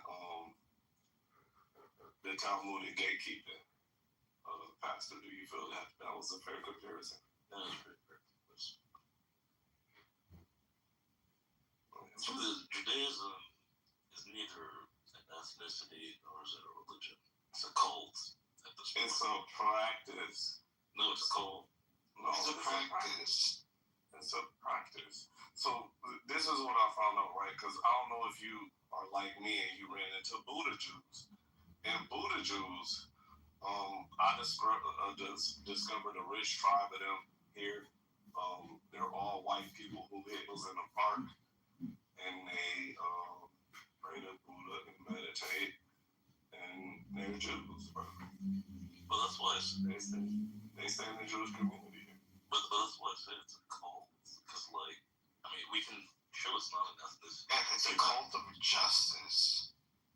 Yeah, because, giving 3-year-olds herpes in New York is just... No, that's not what's happening. Oh, that's not what's happening, yeah. That's not the thing. Hold on. Let's hear first. It's intellect. It's about intellect. It's about studying human behavior and being stewards of civilization. Like, I don't know why I've been here the past few months. Like, it's all clear as day. Like, I'm just, like, too reluctant for a big reveal. But it's just, like, Judaism is about being adults. It's about being responsible. Yeah, George, you could have... Hold on. Wait. Don't jump. He's speaking for the first time tonight. Welcome versus... What's your, clear opinion as far as when it comes to representing your point, and can you source some real data, like some real live events that show and support your point? You should have went to Thumbtack. I paid for all that. Yeah, I did too. I got to get tagged up and everything. They wanted $2,500 to get my stuff. I'm sorry. For 3 minutes? Yeah, that's all the crap that I did. I done moved out of the military. I moved out of the Navy, and I used 2 guys in a truck, and that shit was like maybe $200 an hour. They quoted $2,500. Is that wait a minute, was that $2,500 for everything? Like, completely work and okay. Yeah, that's probably not bad. Last time my mom paid $300 for the whole job. But she talking about packing up her house, packing up her mother's house, and moving them, and before you reach that, you need to fulfill the basic aspects of the pyramid, which is survival mode, like having shelter, having food, having water. John, we could have met up. We could have definitely shelter, water, and food. The next level is safety. For example, my parents are rich in Iran, but there is no safety, so we cannot move on the next level. So we cannot have self-awareness. It's just matters and norms. But we still gotta do a housewarming karaoke party. It's started to do it. People gotta play the song. Bonnet, when you were enticing people to pack your stuff, what resources did you use to get that quote? I did Thumbtack, I did 2 men in a truck, and I did some people that were like discipline research. I mean, it's just one example. Like every When I was I would pay for packing. I don't know if it was staged or not, but I'll pay for packing too. But not have the same company that's moving me pack me up. I went to a link, like one of the sites that I went to, they had like a partnership an affiliation with like one of those places. It wasn't like Thumbtack. The dancing Israelis were actually dancing Arabs, and it was Look, right every when time had that called something it bad in difference, right? look, Yeah, she had called it in to say that there were strange brown men dancing. Yoli, can you hear me? A lot of people there. Can you hear me? But they ended up getting investigated by the FBI for like Did they? Did they? Yeah. Oh They wow. were held by in America for a while. I see. I think my greater point is that, I was trying to make is that it takes an incredible amount of self-awareness to understand, the brain doesn't come with a fucking, like a manual, right? Like a fucking, like how to operate your brain, right? And maybe with fucking AI, maybe we can develop that. AI is the new thing to usher in the Antichrist. I mean, that's what we're really doing. Shut up, Michael. Guys, can you hear me? Yes, I have a question, there's something about Hold on. Real quick, is there any other Asians that would like to get their word out? Sorry, Mary's trying to speak, so could you guys? Okay, I just wanted to find that. Go on, Mary. I do apologize. I mean, we are technically Asians, West Asians. No, we need to hear. I just heard that Seymour is the Antichrist, so we don't have to wait any longer.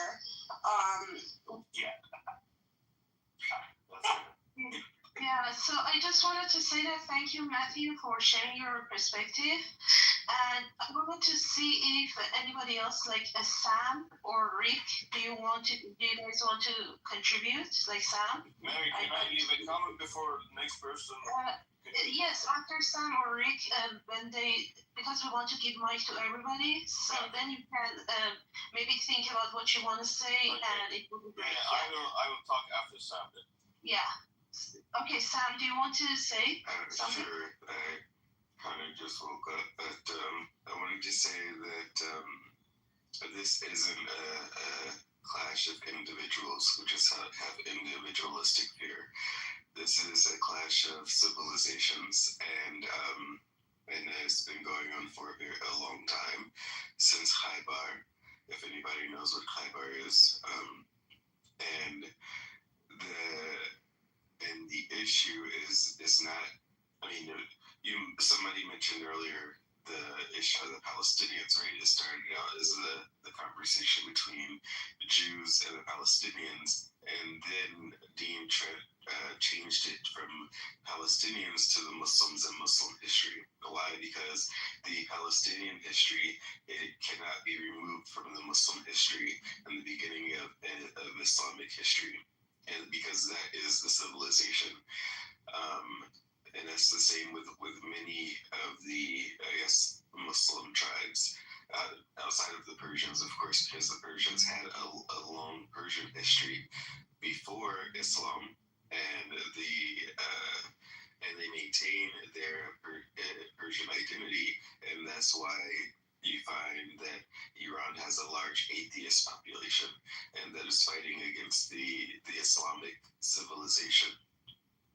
Yeah, but you're about to come to our land. Do you have anything now to share to prove your receipts, please? Oh God. John. Sorry, I have to move up. So, the Persians just became Muslims. Yeah.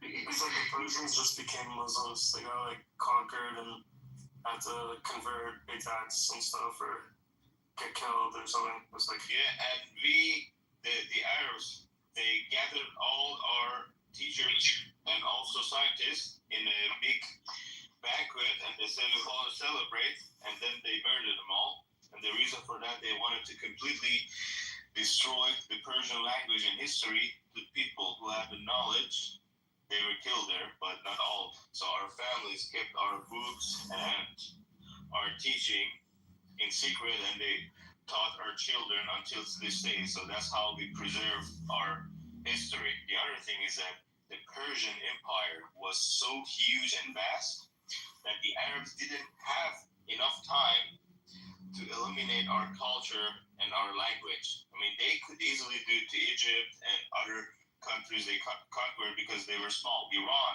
and Persia were so huge, they didn't have enough time. And the Iranians doing riots, gathering of military, and fought the Arabs. So I wouldn't call it celebrate. So the thing is that the Arabs, I mean, our capital was Teaspoon, which is a city that was burned down to the ground. It's at 20 kilometers away from Baghdad. Okay, that was our capital. And you see, Iraq is a new country. There's nothing Persian about Iraq anymore, although it was our capital. It was like the New York of the United States, our capital, and it got destroyed. Yeah, and nobody when we speaks. go there, we're going to celebrate. But I wouldn't call it celebrate. I wouldn't do that. We're not there yet. That's the issue. And the thing is that there's also something that the brother says about Jews and Israel. Every time that some big shit happens in the world, they say the word Israel.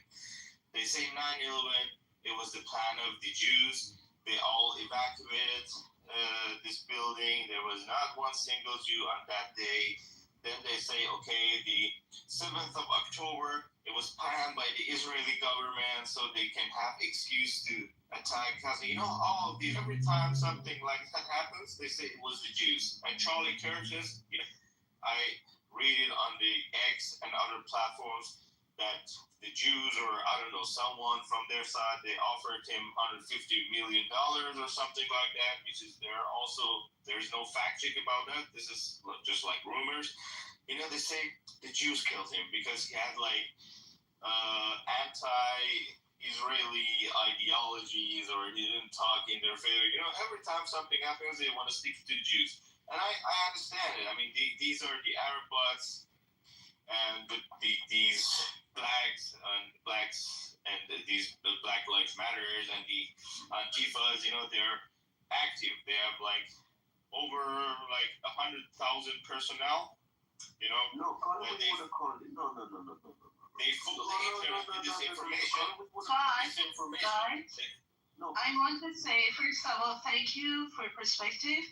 And I want to, we want to give mic to everybody. So, Rick, AK, and Vayfan, do you guys want to contribute? Rick, you have joined for a long time, so I guess you will be the first.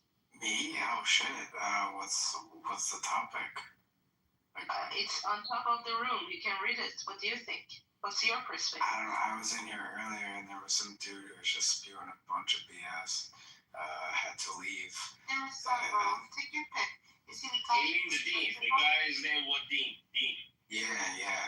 I did.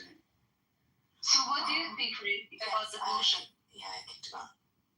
Wait, who'd you kick out? Dean? Oh, you did? Yes, I did. Oh, I thought you just left. Yeah, he's a complete psychopath. No, No,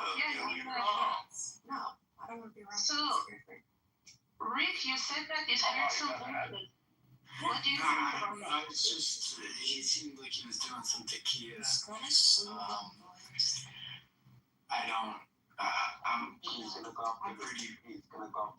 I support Israel, but I don't really get involved in any of the, back and forth fighting online. But yeah, I support Israel. I want to welcome Wayfan, one of my friends. Wait, which one is this? Sam, I was asking Amir yesterday. I've never heard Sam before. Is this the Rick that's by me? Yeah. I'm glad you spoke, bro. I thought you didn't exist to be a minute, Sam. It's your birthday. It's your birthday. Happy birthday. Yeah, double tap. Yeah, Amir especially hates me. You're not special if Amir hates you, okay? You're special. You're special for not that reason. No, Luca's the only special in the room right now. Nargis, by the way, what was wrong with you singing love songs from Elton John to this terrorist supporter? I was singing from Bart to Amir because they fight with each other 24 hours. I was thinking to myself, well, what's wrong with her? She's Kurusjagi bahamayacakken 24 hours they fight. So I rock bar to Amir. Oh my god, that you sang Elton John like to them? Yes, honey. It's a very emotional. What song? I sang Sorry Seems to Be Loud. They find each other too. I'm looking at Dr. Rick, please. No, I'm sorry. First AK or Wayfan, then we can have repeated talkers. So AK or Wayfan, which one of you want to talk? Like Wayfan, I think he was very active in the chat. Or AK, if you want, you can go first. Mary, I like that idea though. We should use that little term. We can call them repeated talkers. Yeah. So when you don't like, you just say, sorry, repeated talker. No, that's wait. Yeah. Repeated talker. Look at you. Come up here. Your boy, Fifi. Weird, strange things like baby carriages with blood on it. All kinds of weird shit. So my question would be, so if you see something like that, how can you say those people, like specifically speaking, I'm not gonna make that put out what baby carriages? What? You never seen that with your Jew? Isn't that suspicious? Man, this is crazy. Well, like us, I heard about that recently. I heard things about that when I was out the door. Carriages. Yeah. What, bro? What? Yeah, you're not speaking coherently, because at one point I thought you was a troll, and now you probably are in need.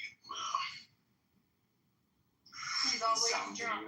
He's always drunk like this. It doesn't matter what time of day, what time of night. But here's one thing: his rhetoric never changes. It's the same rhetoric, even if he's, it doesn't matter all the time.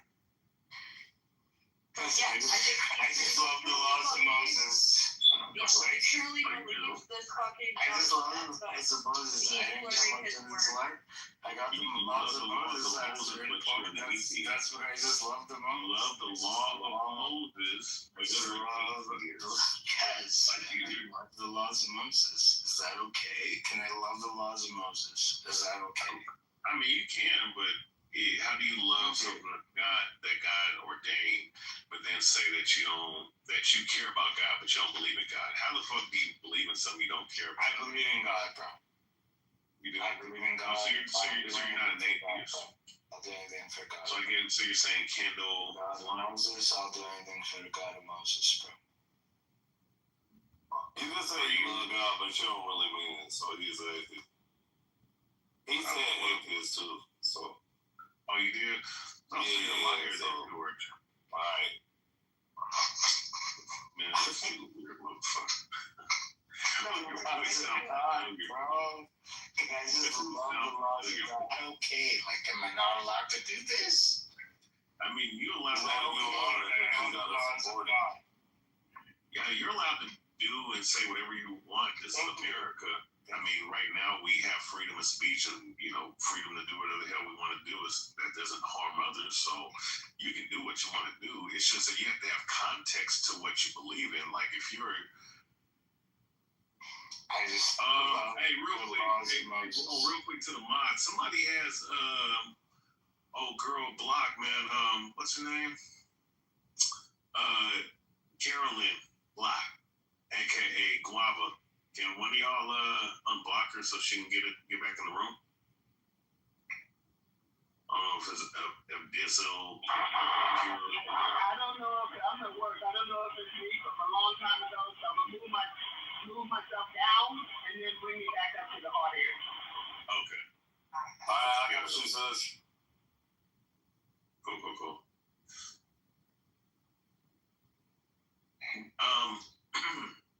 Okay, so yeah. Real quick, yeah, Guava. So yeah, you probably can come back up if you're able to come in. But so yeah, I mean, everything has to have context. I mean, if you claim something, things have to I've make just sense. seen people You live have with to the believe laws of somebody. Moses. I've been George, let me just say this. people Let in the world. me just establish some regulation, right? Just when it comes to believing something, you don't have to believe in what people believe in, right? But things have to make sense as to why you believe what you believe in. So if you are an atheist, how can you be somebody that loves God? Because I love his law. Who the fuck got me blocked? I think it was Peter. It was me from a long time ago. I'm finna undo it. Love his law. Wait, George, you know what you're quoting Alistair? You're quoting Alistair Crowley. So you really don't love God. We go back to the law is love. You just quoted Alistair Crowley. That's what he says. Oh, Alistair Crowley. Okay, you go for next to me. We go back to those law. Isn't that the guy from Satanism? Yeah, this motherfucker wrote the book 777. Oh my God, did I just quote Alistair? Yeah, you literally said Alistair the law is love. Crowley? Because I said I You love literally his quoted law. Yes. Oh shit. I mean, you can love. Listen, you can love God or love Christ, which I don't know if you believe in Christ, but by keeping what they say, by loving the law that they say. But when you make the phrase "law is love," that means that the law is whatever you want to do. It's the Alistair Crowley principle of do what thou will. You know, like the hashtag line from Nike. You know, the Saturnalian fucking quote known as Nike. Just do it. I mean, that's where those phrases come from. That dude was very instrumental in bringing a lot of the ideology into this country, or really all around the world. So, yeah, I mean, George, I don't know, man. I don't think you believe in God like you say. like Kino would say. I think you're my bad. Yeah, I don't know if you're playing games. I'm just a Saturnalian God then. Yeah, like just like Saturnalian Salah. That's the reason why the Jews wear all black. They wear all. I'm Saturnalian, isn't it? Their God is a warring God. I'm rather Saturnalian, isn't it?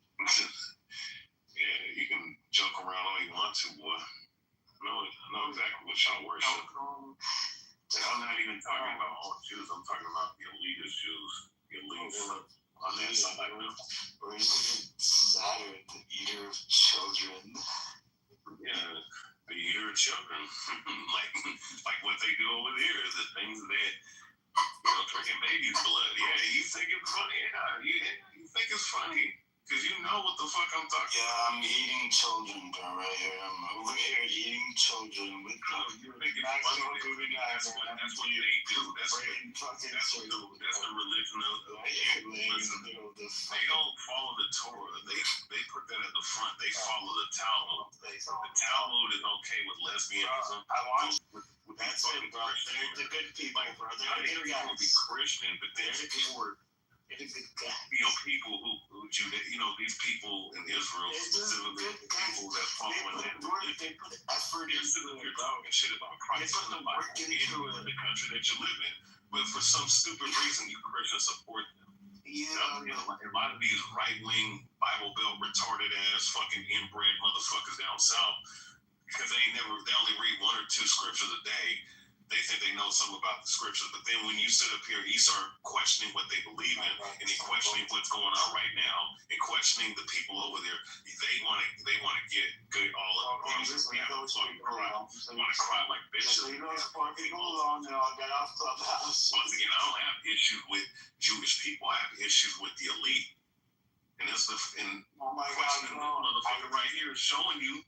I love this dude sitting up here talking about do what thou will. The law is love. Told me Alistair Crowley. Believe in the Bible. We are the same. We are the same blood. We are the same spine. We are the same heart, man. We are the same. You and I were the same. No, we're not. From the same mother. Yes, we are. No, we're not. Yes, we are. Well, technically, I mean, if you want to be technical, you're right. But we're two different, entirely different people. We're all the same soul. We're all the same soul. We're all the same soul. He's on make it was separated we're all the same soul. Nothing matters. We're all the same soul, and we should act like it. So, your people's Amalek. You know, the people that God hates. You know. I've heard this word before. I've heard this word before. People that be ruling in the last days, causing all kinds of shit and chaos. That's what I've heard this word before. Which people is that? That's Amalek.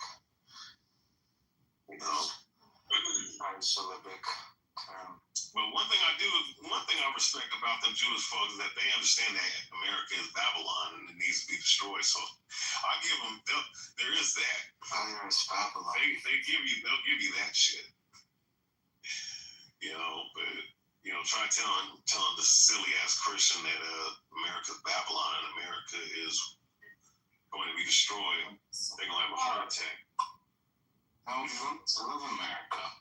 But see, you know, if cats on my redneck say that, people cry. Well, Babylon, this is what that's why the Talmud exists, because they believe that Babylon was the original land, and that the first temple was there, and actually that the Jews, okay, so in the Talmud they believe, because we know about the temple of Babylon, right?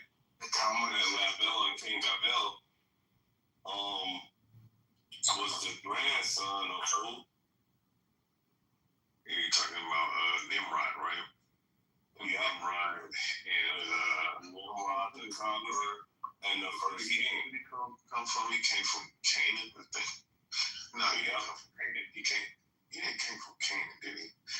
Regardless, so yeah, I mean, you know, straight from Babylon. I mean, America's ain't nothing but Babylon. I mean, if you see how this was my point. Like wait. Let me just finish my point there. Because you got to, because I want to jump back in. I was going to get a little excited, but no, look, this the thing. So Babylon always had a claim to what the Jewish culture was supposed to be. And basically they felt some type of way and they had their own shit. Bro, look, we can apologize and have fun all we want, or we can be adults. Or we can be adults. Let's keep this apologizing. I love it. The people that are there now are not the people. What the fuck are you even talking about? Saying anything. Yeah, George, you might be inebriated. If you know, to have a discussion with you is kind of hard right now, man. But I'm gonna be on mute. Yeah, do that. But yeah, Kendall, I mean, but you're speaking of like the Jews of antiquity and the Israelites of antiquity, right? So yeah, those people, which, you know, I would say that they're niggas, they're pretty much niggas like you and me and whatnot, but outside of that, the point is that, you know,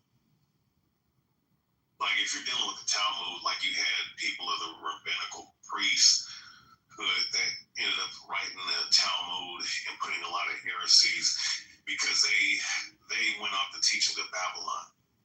And a lot of the Babylonian customs, like the Babylonian mystery school system, you know, that the elites follow, whether it be from Israel or whether it be, you know, the people that run this country or every other country in the world, you know, going to the Vatican, you know, the Roman Catholic Church, you know, they mix that in with some of the Torah teachings, which in essence is a perversion of it. So, you know, as far as like Babylonianism, like we're not supposed to be practicing that shit, because what comes from Babylonianism, Kabbalah, right?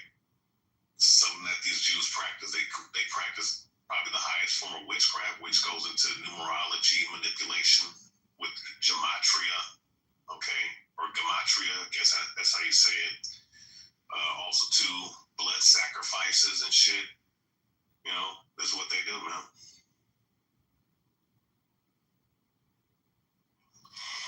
If you're then you have the Templar Knights, and Kendall, you should know this. The Templar Knights were the ones that set up the banks. They're the ones that ended up stumbling upon that during the Crusades, stumbling upon a lot of those artifacts, and they started to practice a lot of the stuff from Babylon, and they got killed for it.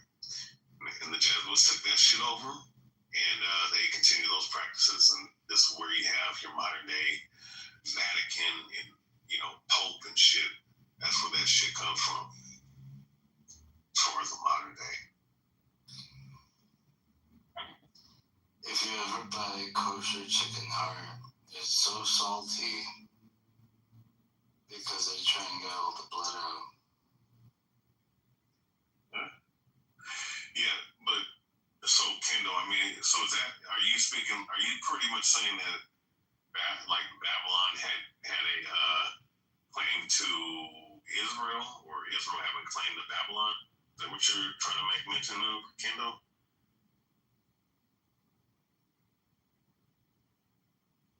Are you just gonna sit up here and you're gonna sit up here and say that and then just run away? Like, come on, Kendall, bro. There's a reason why around this time this room ends up dead, because all you mods be asleep, man. Damn near. Shit, man.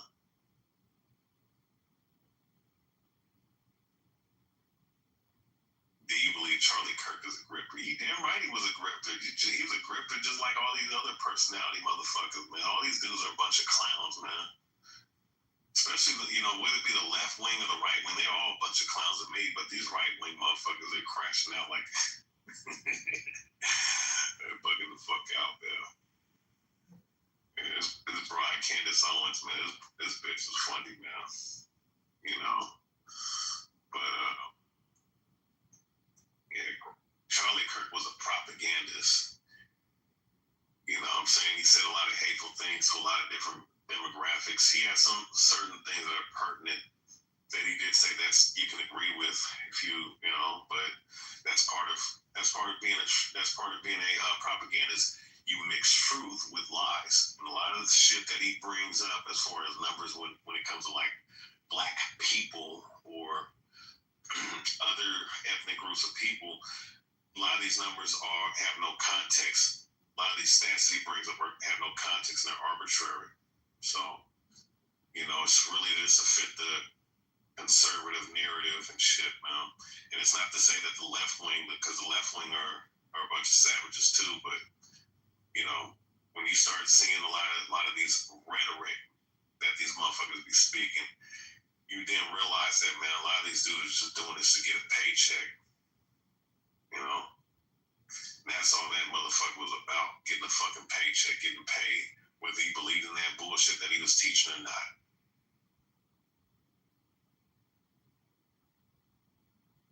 So,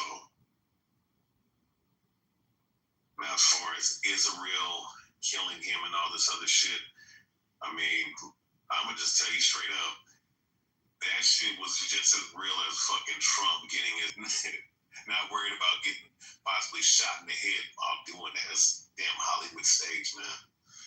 Got all these motherfuckers crying and, all emotional and shit, man, about this. That motherfucker's probably smoking a blunt somewhere, man. Sitting up here laughing at you idiots, man, crying over his fake death. That's the job of the elites, man. Oh, was it Israel? Was it the left wing? Was it a right wing? Like, you motherfuckers are retarded, man. While that shit's going on, guess what they're doing? 51 and 49. What is it, the Senate? The House of the Senate, they voted against fucking Epstein. You know what I'm saying? The Epstein file being released. Even that's a distraction because, all the motherfuckers probably on that island doing God knows what to them kids. You know what I mean? They'll release it when they feel like releasing it. Then, here it is, they're using puppets like Jimmy Kimmel, taking, sitting up here canceling him to show you that, listen, if you talk about anything about this Charlie Kirk thing, we're going to cancel your ass, man. Like motherfuckers Motherfuckers can't wake up and smell the coffee, man. Don't see what time it is, man. They're trying to take your civil rights. Trying to take, what you're supposed to have as a human being away from you because they want to control you. They got billions of dollars, millions of yachts, hundreds of cars, but they can't have enough. They want to have your fucking soul. They want to own you, man. You're already enough. It's bad enough you're a debt slave, paying taxes that you shouldn't be paying and shit. Barely fucking struggling. You can have multiple businesses all you want to. If they want to cut your fucking your line of avenue of revenue, they'll do it in a heartbeat. So I don't know.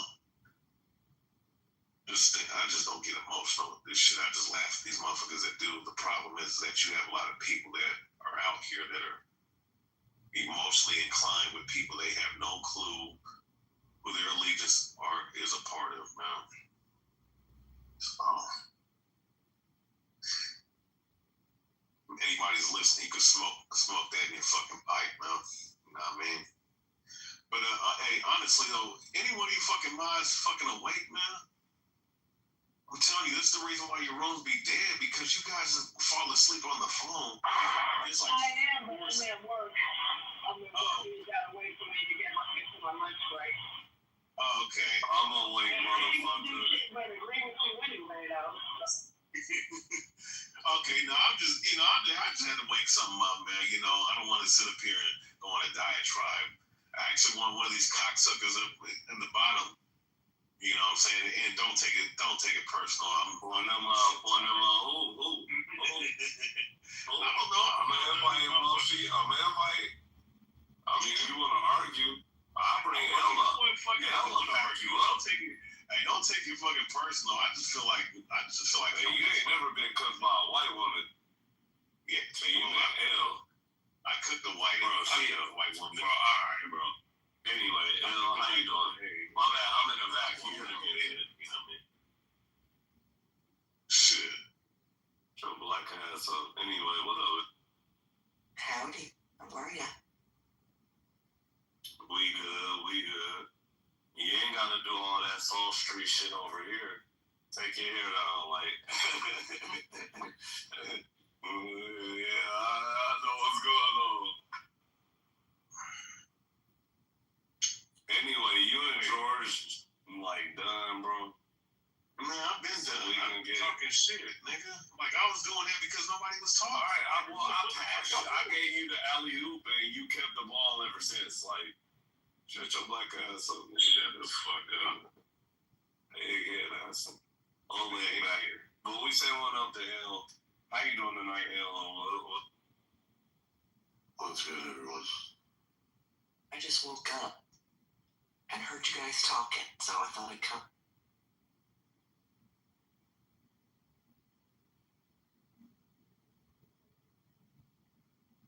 Kendall. Shut up. Anyway, Oleg is back. You go fuck yourself, nigga. Alright, what, nigga? What? I was gonna ask, where some of your little right-wing buddies at? I told this faggots that this is what was going on a year ago. You know what I'm saying? I mean, they in here right now. They just ain't gonna talk. Who? Oh, you talking about Beth? Well, Beth's cool. I ain't got no smoke for Beth, but who else is in here is a fucking right wing? Ellie, right? Oh, Mike Allen. Oh yeah. And then he lit. No, never mind, man. Oh, there you go.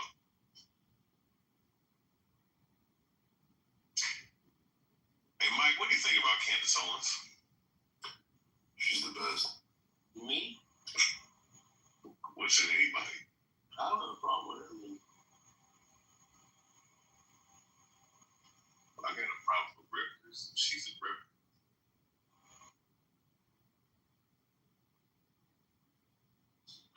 Sounds like everybody's being labeled as a grifter lately. Yeah, just don't listen to it.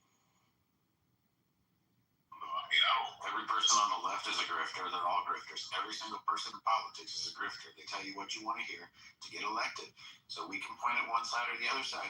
Every fucking person on TV, every person on white collar, all grifters. I could agree with that.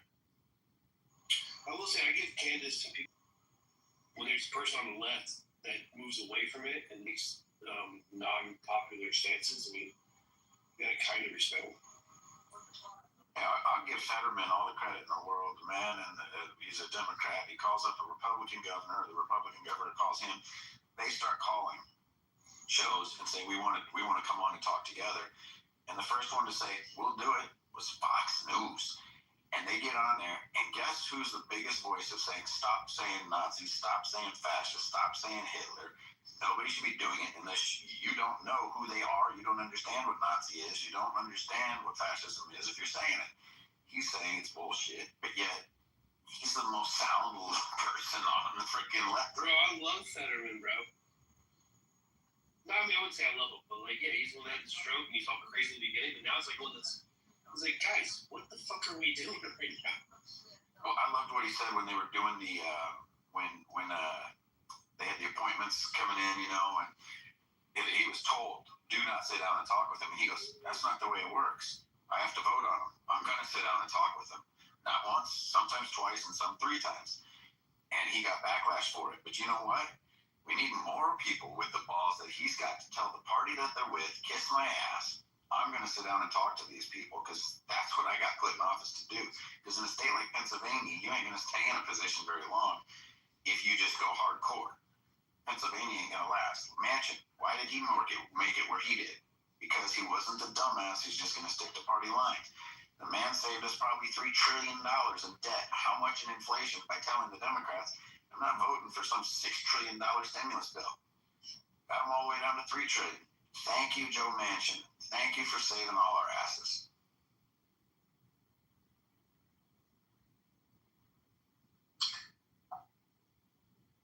Don't you think it's a confederation of both sides, considering their origins, go back to both of them being a part of the same regime, trying to cause the mass hyperinflation that's really been caused since the 1800s, but especially I think since the 80s. You know, that should have been going, especially, really going to the late 70s. I forget which president it was that ended up pretty much cutting away the gold and silver standard completely. Nixon, okay, it was Nixon. So don't you think it, regardless of which side, when you read between the lines, because they'll tell you certain things that you want to hear on both sides, but then, you know, when the dust settles and you start to really pull back the curtain and look into the policies that they're bringing in, it's all the same thing. It's just attacked in a certain way. Yeah, so I've said this for years. It's a good old boys and girls club, and I just had it validated probably a year or 2 ago. Trey Gowdy, been a strong proponent of you serve two terms. That's all anybody should be serving. A senator should serve max 2 terms. He's spoken to why that is. He served a 3rd because Scott came in and said, please, no. And he didn't want to. It was him begging him. He goes, I need somebody there I can trust. And he's done after that. He goes, I'll serve a 3rd. That's it. He left. And they asked him why he left. Because he believes in term limits, number 1. He said, the next, you have to have 2 things. You got to be good at it and you got to like it. I've never seen anybody better in politics. But what he meant is you have to be good at politics. He said, he didn't say that. He was inferring it. He goes, listen, I could no longer represent the state of South Carolina because I am not going to go behind those doors and give somebody something that I completely disagree with just so I can get my state something. I'm sorry, I can't do that. I'm not good for it. And he left. The guy was probably one of the best we had. And he's telling us without telling us what's going on. They shut those doors. They fight publicly. Let's be real right now. When you see all these guys yelling and screaming in Congress, you're telling people that's how they should act. Leadership. If the principal were screaming and yelling in the hallways, the kids are going to act up, right? If the boss is an asshole, the workers are going to be assholes. It's just the way it's going to work. Now, we have elected leaders acting like 2-year-olds. You ask a guy to come sit in and answer some questions, and you yell and scream at him like he's the biggest criminal in the world. No respect. Why do you think our civilian people don't have respect? But they do this because they get social media likes. They shut the door. They go behind the scenes and give each other all this money. It's freaking just money going everywhere. They get what they want, and they go on with their day, and America's left holding the bill. How much do you think Trey Gotti actually compromised himself after the Benghazi joint and then the investigation with the Russiagate? I mean, he didn't really push the action, right? With the Russian collusion joint and the investigations with the FBI agents and everything. What do you mean? As far as I'm not sure exactly what you. Because he had like subpoena power, but he didn't really push the issue. He kind of had like a spectacle, but he didn't really push the line. That was like a really big thing about Trey Gotti. There was a lot of legal reasons. He's talked about that. If you listen to a bunch of his podcasts and some of the other interviews he's done, he's talked about there's certain still things that you have to go through and you have to be able to prove. And he's always said this. The man has never lost a case. And there's a reason. And he's talked about this too. You don't ask a question you do not have the answer to. You do not bring somebody in if you don't know what they're going to say, right? Well, I think that right there is the actual difference between like a Adam Schiff and a Trey Gotti. Adam Schiff is able to like create an alternate reality of what it is and be super convincing about it, especially with how he ran the impeachment proceedings, right? He's a crafty politician. I thought Trey Gotti was always hindered by his moral compass. Yeah, because he's very moral. Like, I'll say this, like, Trey Gotti, and I know this because I've heard Democrats talk about how much they appreciate Trey. Trey Gotti said, I can call anybody up in D.C. I'm not saying Republicans. He says any Democrat, and I can talk with them, not about politics, but about their family, their daughter, their kids, where they're going to school, their mothers, everybody. He says, except for one person I will never waste a breath on. Adam Schiff. It's the only negative thing I've ever heard that man say about somebody was he wouldn't waste a breath on an Adam Schiff. Yeah, but it was like Adam Schiff knows how to dance in the gray, like, well. And then you hear the right with the conservative pundits, they're starting to move, oh, look at this investigation, oh, he leaked this, he leaked that, he leaked this.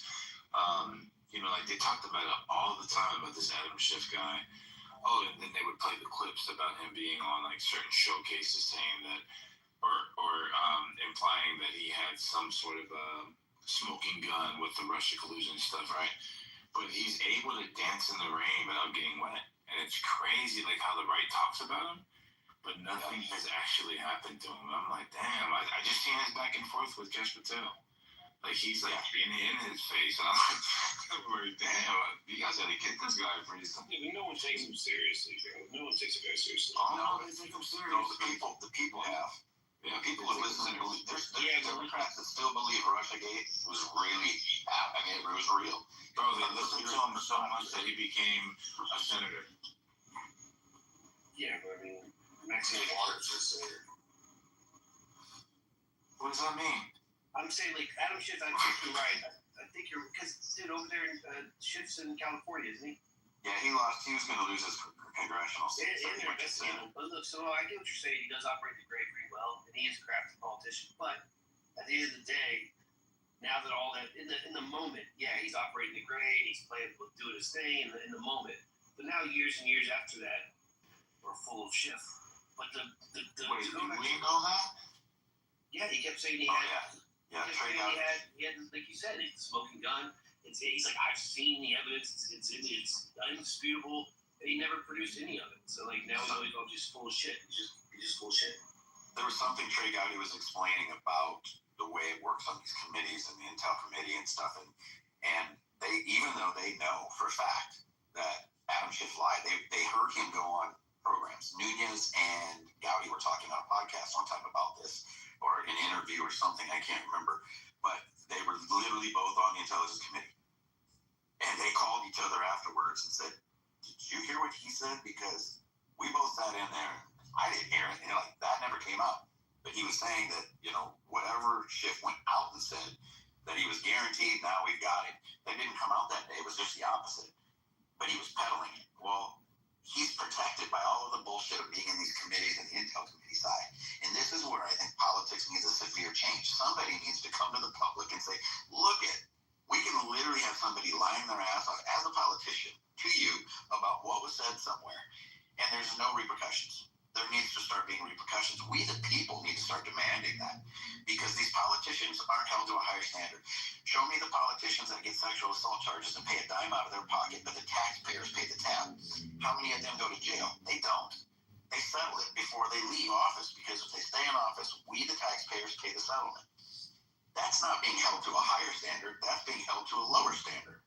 If you or I would have it, we would lose everything we got or be in jail. These guys lie, cheat, and steal, and there's no accountability. And until we as people can start holding a politician, I'm sorry, but if you say something treasonous, they asked Hakeem Jeffries, they played the audio of a Democrat lawmaker saying that somebody needs to get shot and there needs to be bloodshed. It was on a CNN, or it wasn't CNN, it was like maybe CNBC or MSNBC, and the host said, what are your thoughts about hearing this? He glossed right over it and started to say what he wanted to say. You have one of your people. This is the way I would have handled it. If I were in office, I would have said, listen, if I were the leader, minority leader, or I don't care if I wasn't, I would have been, I'm going to get a hold of a minority leader, and we're going to get together, because there never should be somebody that would say that. And you get elected doesn't mean you get a hall pass to say whatever the hell you want. We got to have accountability. People got to stop lying. They got to stop acting like 2-year-olds. Yeah, that, are mad because they got both ways, though, right? It's like the protection is protect both sides. So when you're looking at, like, Trump is a realist, and that's why I kind of like him, because Trump knows how they get dirty. And his criticism about the right is that the right is too self-righteous. Right, like they're not willing to bend the rules. So when Trump's throwing all these ideas against the wall, and people are now coming out in their little excerpts saying, "Oh, well, because he's spitballing. He's trying to figure out an actual way, and he's willing to get dirty with it as long as it doesn't cross the actual law or the line." Playing the gray. Playing the gray, right? Well, no, but he's saying that his criticism in his first administration, there was a lot of people on the right that he felt railroaded his whole first 2.5 years. It's his own fault. Yeah, and that's my one criticism. He had the House those first 2 years. He didn't do much in his last 2 years. Well, because the House that was Paul Ryan, right? Yeah, they were infighting in themselves. The first 2 years, Trump was all worried about that. I agree with you guys. Chief of staff. He had like 5 of them. Yeah, but who did he let put people in on? He let Washington D.C. insiders help put people in their positions, right? He didn't get to pick his own. He was like trusting them. Wrong. You need to get people outside of D.C. that aren't in the that's what he did this time, right? And they were right, exactly. Yeah, and then the first term, he kind of played the game, and it was appointing people that he thought were good, but in turn, your term kind of goes back to what Ray was saying. It's all the birds, the wings of the same bird and shit. But I will say this: the politicians are kind of playing the same sides. I do agree a little bit on that, but I don't think it's the new age of these politicians.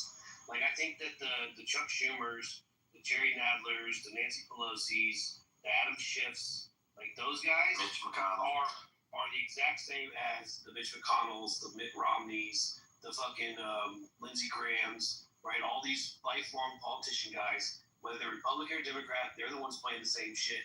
But there's only like 8 of them. Like, if you really think about it, there's like 8 of them left. There's not a lot of them. Mitt Romney's is gone. McConnell's going to be gone.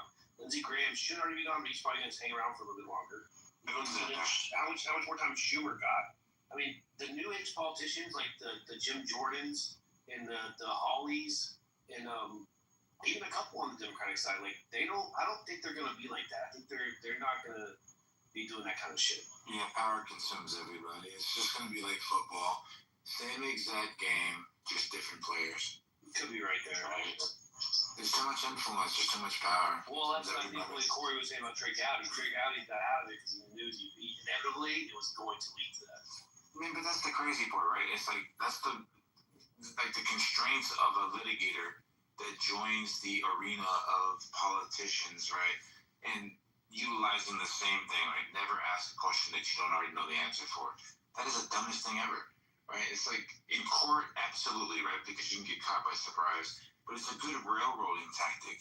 Like, hey, if I don't know the answer, this guy probably doesn't know it either. So he'll stall out, like just pivot, deflect, and then change the subject. Okay, cool. Just like what I think you said Jeffries did when asked the question about the response for a Democrat talking about shooting somebody or something.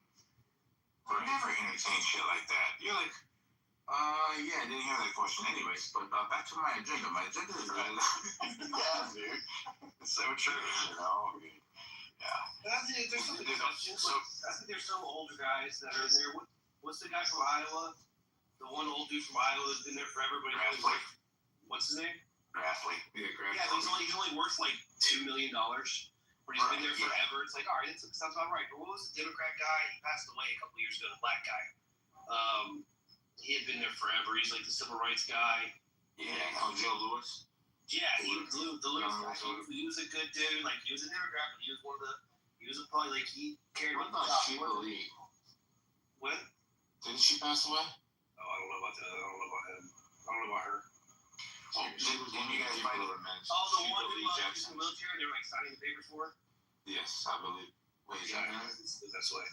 Yeah. But the Lewis guy, the Lewis dude, and then the guy in Iowa, Grassley, like, yeah, they're older and they like politicians, but they're not there to enrich themselves. I don't think they're playing the games. I mean, guys, come on. Like, Mitch McConnell's worth, like, what's it, a couple, like, 20, 30, 40, 50 million?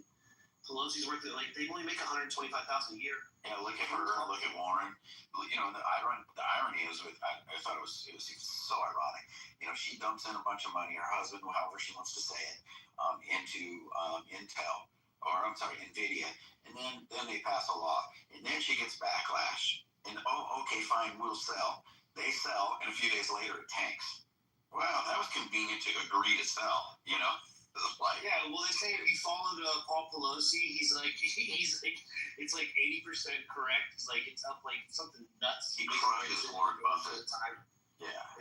But I guess if you look at that list, I looked at the list of the top earners that are in either Congress or Senate, and it's like 4 of the top 6 are Republicans. That dude Crenshaw with the eye patch, he's fucking like one of the top 5s.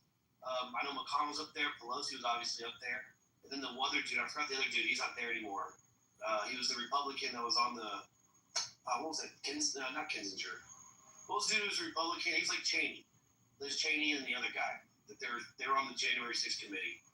They were claiming to be Republicans, even though they weren't.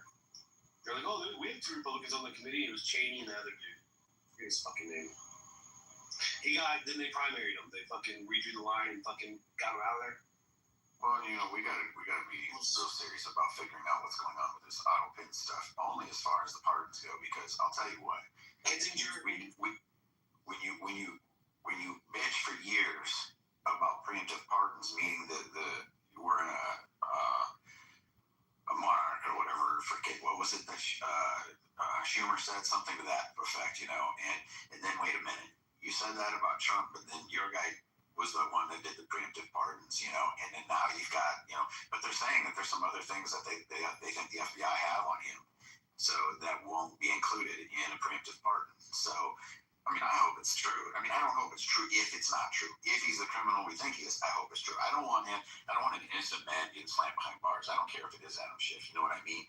But if that man is guilty of some of the things I think he is, yeah, I want to see that guy go, but he's not the only one. I'd love to start seeing him hang all these guys. Let's start following the money. Let's start seeing where it is, Democrat and Republican. Let's see where the money came from and start chasing that down. And it sounds like the FBI is doing that. You think so? A lot of these people have investments. They're all blind trust. These people are smart people with resources and networking. They don't have to do anything nefarious for you to be able to make a massive amount of money. They just happen to be in the know. You know what I'm saying? So, but that's illegal. It's still insider trading. People go to jail for it. You know. I don't know about that. So insider trading is like if you're trying to add like some sort of a criminal, like, hey, this guy's insider trading because he heard through the hallways that this was going to merge here and there. Okay, good luck proving that. What the hell? Well, I think the Samoa it's the part that maybe it's not insider trading by textbook, but it's that they're making laws on that. Like I think Corey kind of alluded to with the NVIDIA thing, but remember the Tesla one? It was like Paul Pelosi and Nancy, they bought like 10,000 shares of Tesla, like the day before they voted that they were going to make Tesla all of the default trucks for the government. It's like all the government trucks or all the government cars and government trucks are going to be then they bought like 10,000 shares the night before. It's like, come on, like, what are we doing? Like, that's crazy. Yeah. She's making the laws that make it to where the government has to. Yeah, but I think that there's certain things that we morally might believe is reprehensible, but legally is absolutely right? So I think that's where we're at now. But see, what they're guilty of is it would be the material of non-public information, right? So they have access to something that we, the public, do not have access to. That's illegal. I mean, you can't do it because it's for personal gain, right? So that's illegal. I guess the question is, so then why is there such a move on the right to pass legislation about stopping congressional whatever of like investing or anything like that? Because that's what we're talking about, right? Like the stock. Because it doesn't exist. No, because the Tesla example, right? She buys. No, I'm talking about the actual law. She buys Tesla. It doesn't exist. She buys Tesla. It exists right now. She buys Tesla before the laws passed. After the laws passed, the Tesla stock was shooting up. So she didn't buy it. If she wants to buy it after the laws passed, fine. But the thing is that she buys it before the laws passed. Yeah, but your criticism is about the actual timing. But what is the law? That the law they're going to replace all the cars with Teslas. It was like they're going to roll in like it was like 20,000 new Tesla things.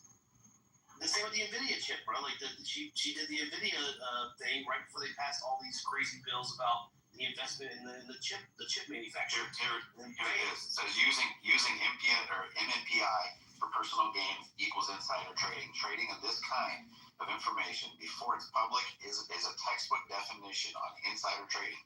Even if the politician isn't a company insider, they are using privileged access for personal financial benefit, which violates security laws. So there we got it. But see, this problem, though, is they're not held to a higher standard. See, a higher standard to me would be you have less benefit than us, the public, has. To be held to a lower standard would then open that up and say, well, you knew you were going to vote for it, but it wasn't law yet, so you're okay. So they're held to a lower standard of the same exact law. Martha Stewart heard some things were going on, sold some shit, went to jail, right? Don't they only get fined like $600 or some shit or something? I don't want to gloss over it because if it is that cut and dry, then there should have been an indictment already being, or a grand jury already being pulled. I think that they've already insulated themselves to where they understand how it is. Paul Pelosi goes to a certain firm, does what he does. They sign an affidavit saying that I have no knowledge of any of that. Right. And now they're good. Right. How do you stop Paul Pelosi from doing it? Right. Exactly. So we can go one step further, and it's like, okay, right now hearing them bitch about why they didn't release the Epstein files. You had 4 years to release it. Why didn't you guys release it? Oh wait, now you're yelling at him why he doesn't have a complete list. Where was the list? Maybe your guy should have had a full list, because I guarantee you, whoever saw the list, there should be a backup file somewhere, right? But no, you got rid of it. This is kind of like an invention from the right? Like no, hold on. This is where it gets interesting. The left never denied a list at all. They never said there is no list. They just avoided the topic. What's that? They just avoided the topic. And they said several times. Yeah, if Trump was on that list, they wouldn't have avoided it at all. Yeah, if Trump were on there, we all know it would have been leaked, right? But here's the thing. This is where it gets really interesting. Talk to a federal judge. If you get the chance, if you know what I have, there's not going to be anybody going down for it. Go ahead and release the list. You know what you just did? You opened up the United States government, whoever releases that list, to a massive, every single person on that list has massive amounts of money and power, which gives them one hell of a legal team, and every one of them can sue for defamation. Okay? Because guess what? Without Epstein alive, all of the evidence is hearsay, inadmissible. Video evidence can't talk to a federal judge about this. Has done cases like this. Can't prove when it was done, who took the video.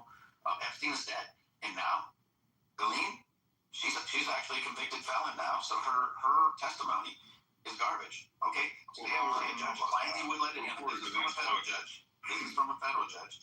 If he were to allow it, the next problem is a good defense attorney is going to say, okay, great, you're going to let her testify. What did you give her? A free deal to get this? She'll say whatever she can. It's less of her deal. And the judge is going to say, I have to agree with you. I'm telling you, so she's there's an nobody appeal. going out. I mean, she has an appeal right now that's in front of the Supreme Court. Let's just say that she wins that one. Credibility immediately.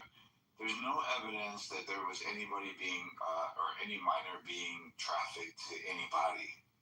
But then you got Maxwell sitting in prison for sex trafficking. Exactly. You know, I mean, that's the irony, right? Like, what the hell? And so, what I was explained is the way all these groups work is they all have to be involved. Like, so they made sure Epstein was involved in this stuff because if you're going to join a crime family, you have to commit a crime to do it because now you're complicit in it, right? And that's how they get you. You're fucked if you go. You turn on us, you're dead. You're done. You're going down, right? And it's the same thing with this. So essentially, what he's saying is they knew by eliminating the one true person and eliminating him quickly before he could give them names and work a deal. The cases are done. He said nobody's going down, and the only way it'll happen is if some other people, some multiple people, can't be necessarily victims either. Can't be just victims, and that's the part that baffles me. He was going into the details of how and why that is, because that pissed me off. I ain't gonna lie. When I was talking, I was like, bullshit, dude. If you have two victims that are like, that dude did this to me, doesn't matter. They could have a reason for colluding on this, and I'm just like, our system is screwed. I mean, it's kind of crazy. Like, the victims said they're going to get together, put a whole bunch of names together. If there was video evidence that corroborated the actual statements made by said victim, won't matter. You have to have the person who took the video, when it was, the date it was done, the time it was done. I don't agree with that. Yeah. Well, the unfortunate reality is the victims wouldn't stand a chance. No, because the victims. If trying to prove the shit, the victims wouldn't stand a chance. They would shoot. You have a video with said victim being could have been fabricated in by studio. I'm telling you, this is what this judge has said. Defenses have argued this. We can't prove that was not made in a studio, especially now with AI. Can't prove it. And if the defense, if the victim loses, they get sued into oblivion for defamation. You're saying that there's no expert that can look at the authenticity of a video? No. Maybe they might know the Samoa, I think Corey and I. You still have to prove. You still have to prove the data was. Unfortunately, the victims probably wouldn't stand a chance in court. No, what I'm saying is the video had to come from the island. So all of this has already been secured when they raided the island and confiscated by federal authorities, which has been within the chain of custody of the FBI. They would run that tape just like they ran the laptop for Hunter Biden for its authenticity. This video was in this camera. Wait, are we operating on hypothetical? Are you saying we know? Obviously. Oh, well, yeah, I mean, okay. But here's the questions I get asked. Who took the video? Yeah, the video was wired up. Like, no. How the victim get the video? I'm just telling you, it was on the security server. Okay, but the defense attorney has a right to make sure that is 100% without doubt before it gets shown to a jury that you got to prove. Show me. I want to know. The FBI affidavit said that we acquired this on this day, this time, in custody, and the courts lean on the word of the FBI with chain of custody. So that's the affidavit that they signed. Samoa, go ask a federal judge if you can find one. Seriously, I'm telling you, just see if you can find one. Just shoot him a message and say, is it true that it would be very difficult with the death of Epstein and the conviction of Ghislaine Maxwell to convict anybody on this list, regardless? Because they're going to run through that question is, and the problems, just a list doesn't actually prove that there's actual relations with minors or anything like that. They could have been a plumber, the electrician, they could have been some sort of a business person. Yeah. So I understand that. What I'm talking about is something totally different. They go to the island, they confiscate the security system, the servers, the terabytes, and all the information that's on the cloud. The FBI is holding this within chain of custody. And then the minor, or whoever the hell these people are talking about, they're going to put 20 names together. They come out without knowing anything about the video, but they allege that these 20 people raped them or whatever, right? The video it supports or corroborates their actual statements. Their lawyers can actually subpoena the FBI for the video. It would help the FBI. I agree with that. It would help their case. Look, there's no video, and we're just saying It's an uphill. No, there's a video. They're climbing an uphill battle. Cash Patel said there's massive amount of videos. What do you mean? They're just all like victims being victimized. Porn. Shit like that. And that's the reason why he said in the hearing he wouldn't release them, because it's just going to, right? Like that's basically revealing the identity of the victims. But they have the video. You have to properly authenticate it, and you got to do it with the rights of, because you got to remember, whoever is a defendant has rights too. And if you fail, if the government fails to convict that man, he's got a defamation lawsuit, and that's where the trouble comes in. No, that's not true. Yeah, it is true. No, I'm just telling you. I talked to a federal judge. No. You and I aren't talking about the same thing, Corey. So, what you ask questions about, I totally understand why the judge went where the judge went. If there is a list without any context, and you release that list because of the sex trafficking ring, and for that, the government could be sued for defamation, right? Well, and that's what you're saying, right? All right, never mind. I'm sorry. I'm reading up on the legal terms of what would be admissible. Sorry. Or he's saying if they charge them and they end up not proving it, then they're going to be subject to. No. So Samoa, here's what you have to. That's what I think Corey said. Samoa, here's what I'm going to tell you. I didn't go in there and say, okay, hey, how about this? How about this? How about this? I didn't. I said, tell me this. What are the odds that there's going to be a conviction on anybody if there's an Epstein list that comes out? Okay, this is a guy who practiced law who gets we're talking about the same thing. No, listen.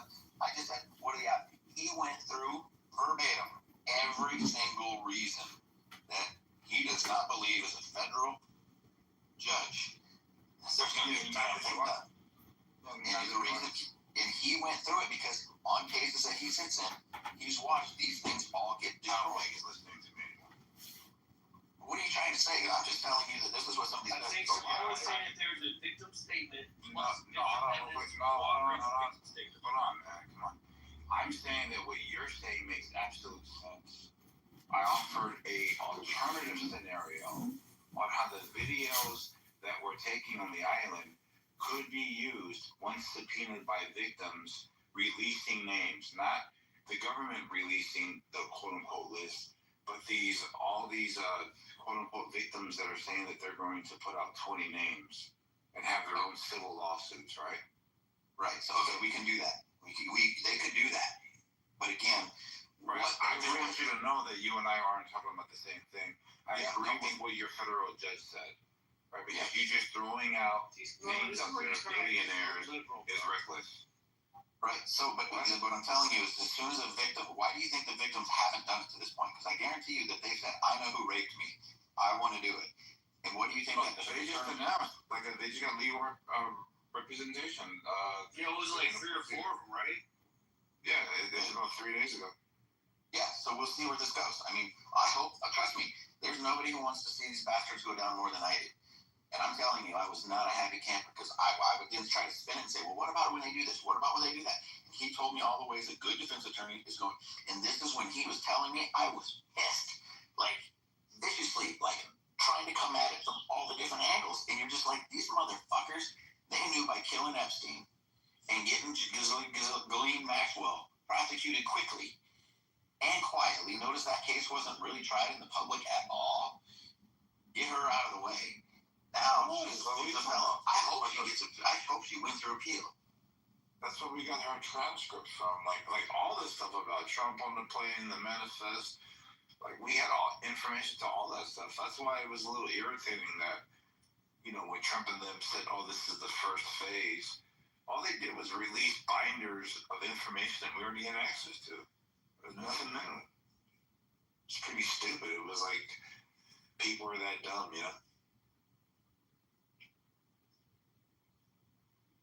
He's a showman. Trump is a showman. He said, give him whatever it is. Feed the narrative, right? Yeah, he's also a criminal. A guy with 34 felonies. A guy who that's crap. Also a large wealth transfer in human history. He's also a Jesuit. He's also You mean the 34 felonies because there were 34 checks that, and you got Democrats on CNN, MSNBC even saying. What crime did he commit, right? Let's see. He committed a lot. Just what was the crime? Tax evasion, fucking. No, the 34 felonies you're talking about. What was the crime? Oh, those are some of the things I was reading. Shit. I mean, I haven't read it in a whole year. But he's never been convicted of tax evasion. Ever read a whole year? He got 12 of them just for 12 payments. That was 12 of the felonies because they took one payment, broke up into 12 payments. He also had a sexual assault case that sexual assault case is as much bullshit as I've ever seen because, Ray, let me ask you this. If somebody doesn't remember the year that they were raped, have you ever been into a She didn't even remember the store.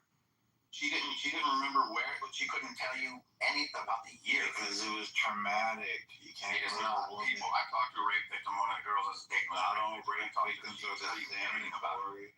Have you ever met women that are exactly the same, Corey? That are how they respond? Nah, dude, you give me a break. I don't remember. It was 80, maybe 82, 80. You know where you were living. You know the trauma of the end. I can tell you when my good friends have died. You know, good friend of mine blew his freaking head off. It was traumatic, dude. Left, boom, found him. That's traumatic. Guess what? I can tell you what you're at. Just because you can do it doesn't mean they can do it. So you're like believe all women person? No. But believing all women respond to trauma. But believing all women respond to trauma the same way is kind of as asinine as believing that Donald Trump colluded with the Russians. No, that's not what we're saying. We're saying if you're going to bring a charge as serious as what she was claiming, you would think you'd be able to at least remember some details of it. Yeah, she did. Like he put her into the dressing room and he fondled her. She didn't even know what store it was. And so you know details. This is totally consistent with rape victims. I get that. And if you walk into a Bergdorf Goodman, you aren't walking around that store, walking back to a dressing room, especially pulling somebody else back and them not knowing. Here's what's going to happen. They're like hyenas. If your name is Donald Trump, you can't go anywhere in New York, especially back then. You can't go anywhere in New York without all eyes on you. When they walk into those stores, it's kind of crazy because Andy wasn't even alone. This is a civil. I think a person like Donald Trump, if he asked for the floor, they would give it to him. But this wasn't a criminal conviction. This was a civil thing. He was found alive. Right. I know, but saying that he's a convicted sex offender is not. That's not what he said. But I thought that's what Ray said. No, that's not what he said. I thought he said sexual assault. I said, what crime did he commit? He said, what did he say, sexual assault? And then he said tax evasion.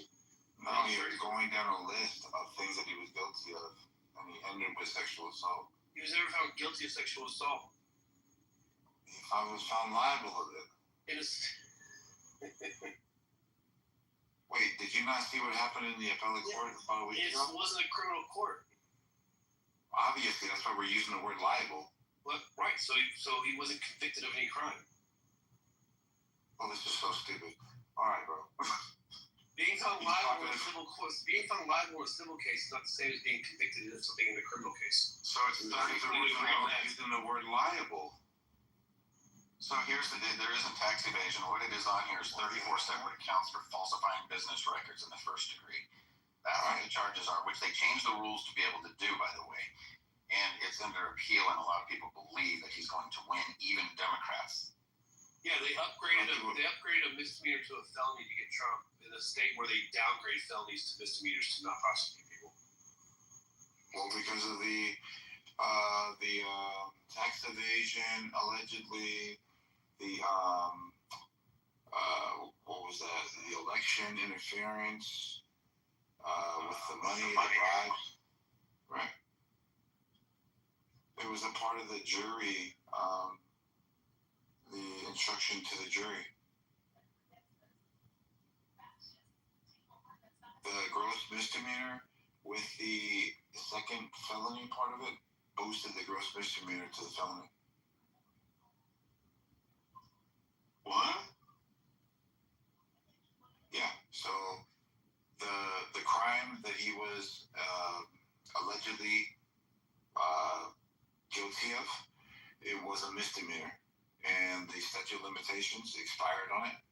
But because it was in the commission of another crime, it being like the election or some crime, tax evasion, they elevated it to a felony. Well, that makes sense. Yeah. I mean, but it was bullshit though, right? It was like, you tell the judge, or the judge tells the jury, this first part, you have to be unanimous. But on the said crime that you had to be in commission of doing, you don't have to be unanimous. I was like, what the fuck? Yeah, that shit made me I remember seeing that too. I was like, wait, what? I was like, hold on. I had to read it like 4 times. I was like, what the fuck? Because it's a state charge, right? So because it's a state charge, you only have to be unanimous on the state charge. But if you believe that the other charge, which was a federal violation of election or whatever it was, right? But if you believe that he committed that, you don't have to be unanimous on that. I was like, bro. So that's how they did it. They were messing with state and federal. So they were like, oh, okay. Yeah, That was that Mershon guy, right? The Mershon dude. Yeah, that was crazy. I'm not even a lawyer, but I knew that was some bullshit. I was like, what the hell is that? And even like the pundits that were asked about it, they're like even Judge Judy. Like, if you guys go look at Judge Judy, Judge Judy is not a Donald Trump fan, but look at what she says when she's interviewed about it. She was like, they had to stretch it so much. She was like, that's crap. Like, what they did in New York was crap. Wait, what happened, guys? Too long didn't read what happened. I'm talking about Judge Judy. Judge Judy was asking about the 34 felons. 34, yeah, so Trump had 34 felonies of what? Financial things? Sexual It was like, things? it was like falsifying business records. Financial business records. Well, I thought I was going to do that the payoff to that chick. He used campaign funds or some shit. And like they got him because he was using, or what was the dude's name? Cohen or some shit? Yeah, Cohen. He asked Cohen to do something with the books, to do the payment, and I guess that's how it tampered with or some shit. There's something weird how they try to get him. Yeah, and the problem that they're going to have, well, the problem they do have, is that he was found guilty previously and unworthy, or his testimony was considered untruth or not trustworthy, and that was in his case. So you're going to say in his case it was untrustworthy, but you trusted him in the case against Donald Trump. And that's where there is, me as a defense attorney, I'm going to bring that up when I'm battling an appeal. I'm going to be like, wait, we leaned heavily on the guy who wrote the checks, who did this all. But in his case, you guys beat the courts. Oh, yeah, but you can't litigate it, though. But you can use it for grounds of appeal. Absolutely not. Absolutely not. So, like, I don't know if you ever watched, like, these court proceedings, right? So, like, there's certain things, like, where they object, they can reserve it for the record so that it's an appealable, like, ground, right? Like, for example, if you look at the Derek Chauvin trial, like, his lawyer kept on preserving it for appeal, but you have to put it on record for you to be able to have an actual appeal for, like, grounds, right? So, like, being pissed off that a judge allowed a uncredible witness to whatever, like, that's not an appealable offense. Something like exculpatory evidence not being brought forth, a judge not changing venue, violating constitution. Like, it has to be a violation of your constitutional rights, right? Like that's the appealable offense. The court has to violate you somehow.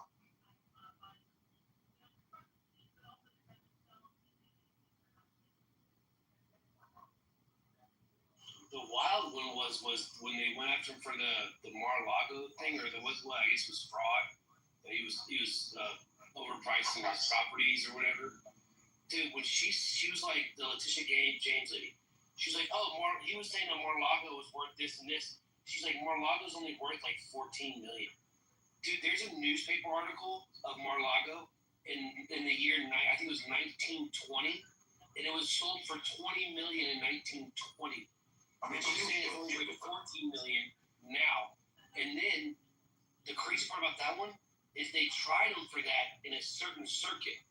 There was a particular circuit in New York to where if you appeal it, you have to pay the entire fine up front in order to appeal in the first place. So they hit him with that $400 million fine, and they knew he was going to appeal it.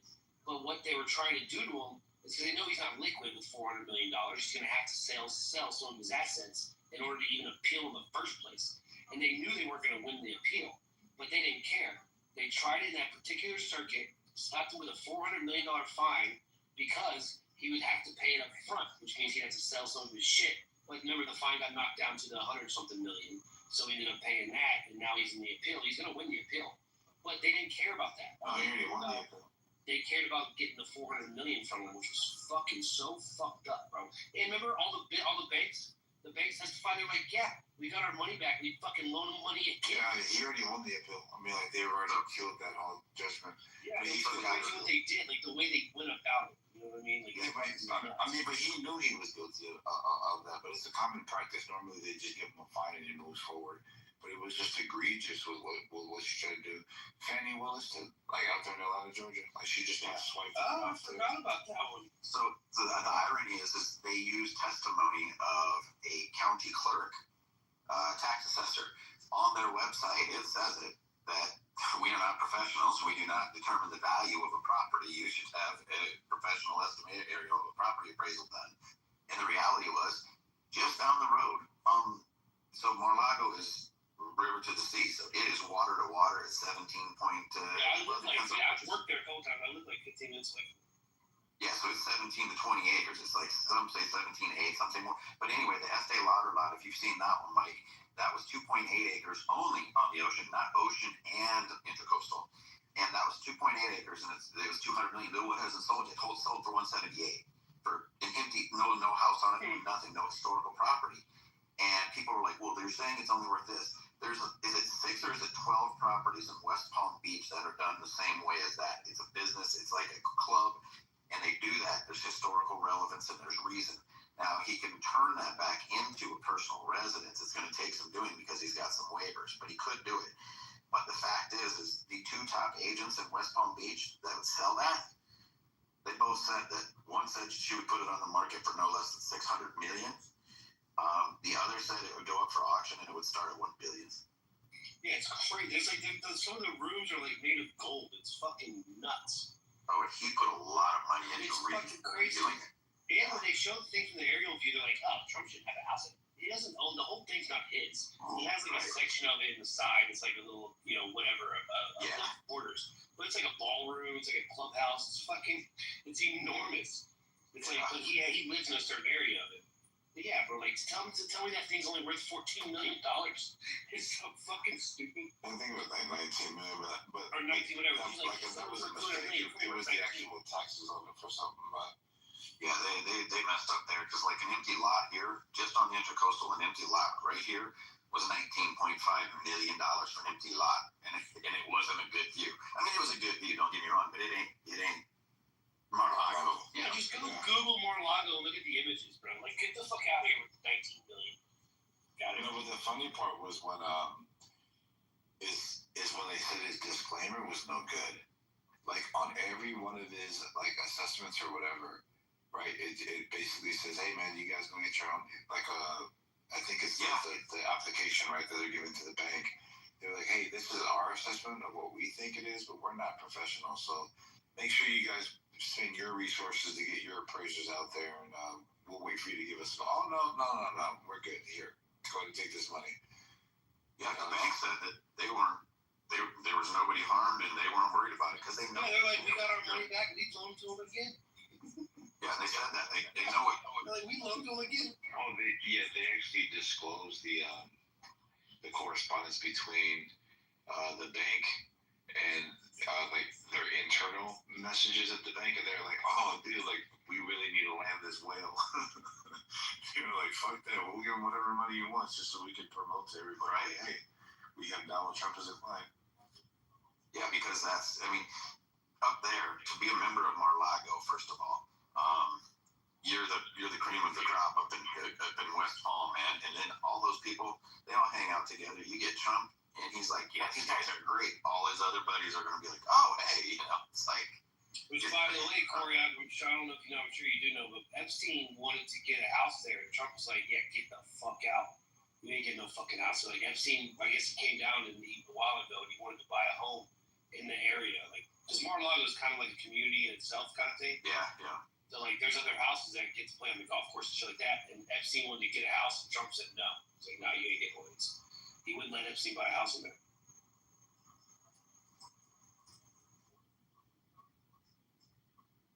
Mar-a-Lago is, dude, what a dumb thing for us to have sold. I mean, I know that the maintenance and stuff was high, but shit, dude. Hell, just to drive past the place, and I mean, the whole fucking place, it's just nuts. It's like, you can just be driving, it's like, bam, there it is. Like, whoa, holy shit. I don't even realize you're next to it. I tell people, if you get the chance, go drive around that neighborhood. Just go drive up and down the roads and show the way the way they're like 20-foot hedges and they're trimmed perfect. It's like you're watching something made out of a movie. There ain't a thing out of place. The trees are perfectly circular and then flat on the bottom.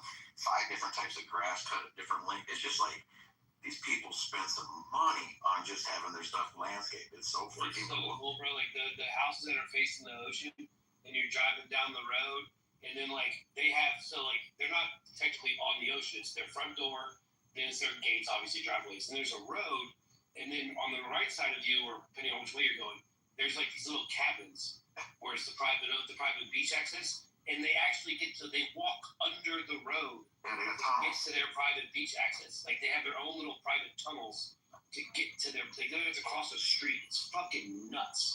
Yeah, and it's like you can't just slide down that freaking cliff there to get to the beach.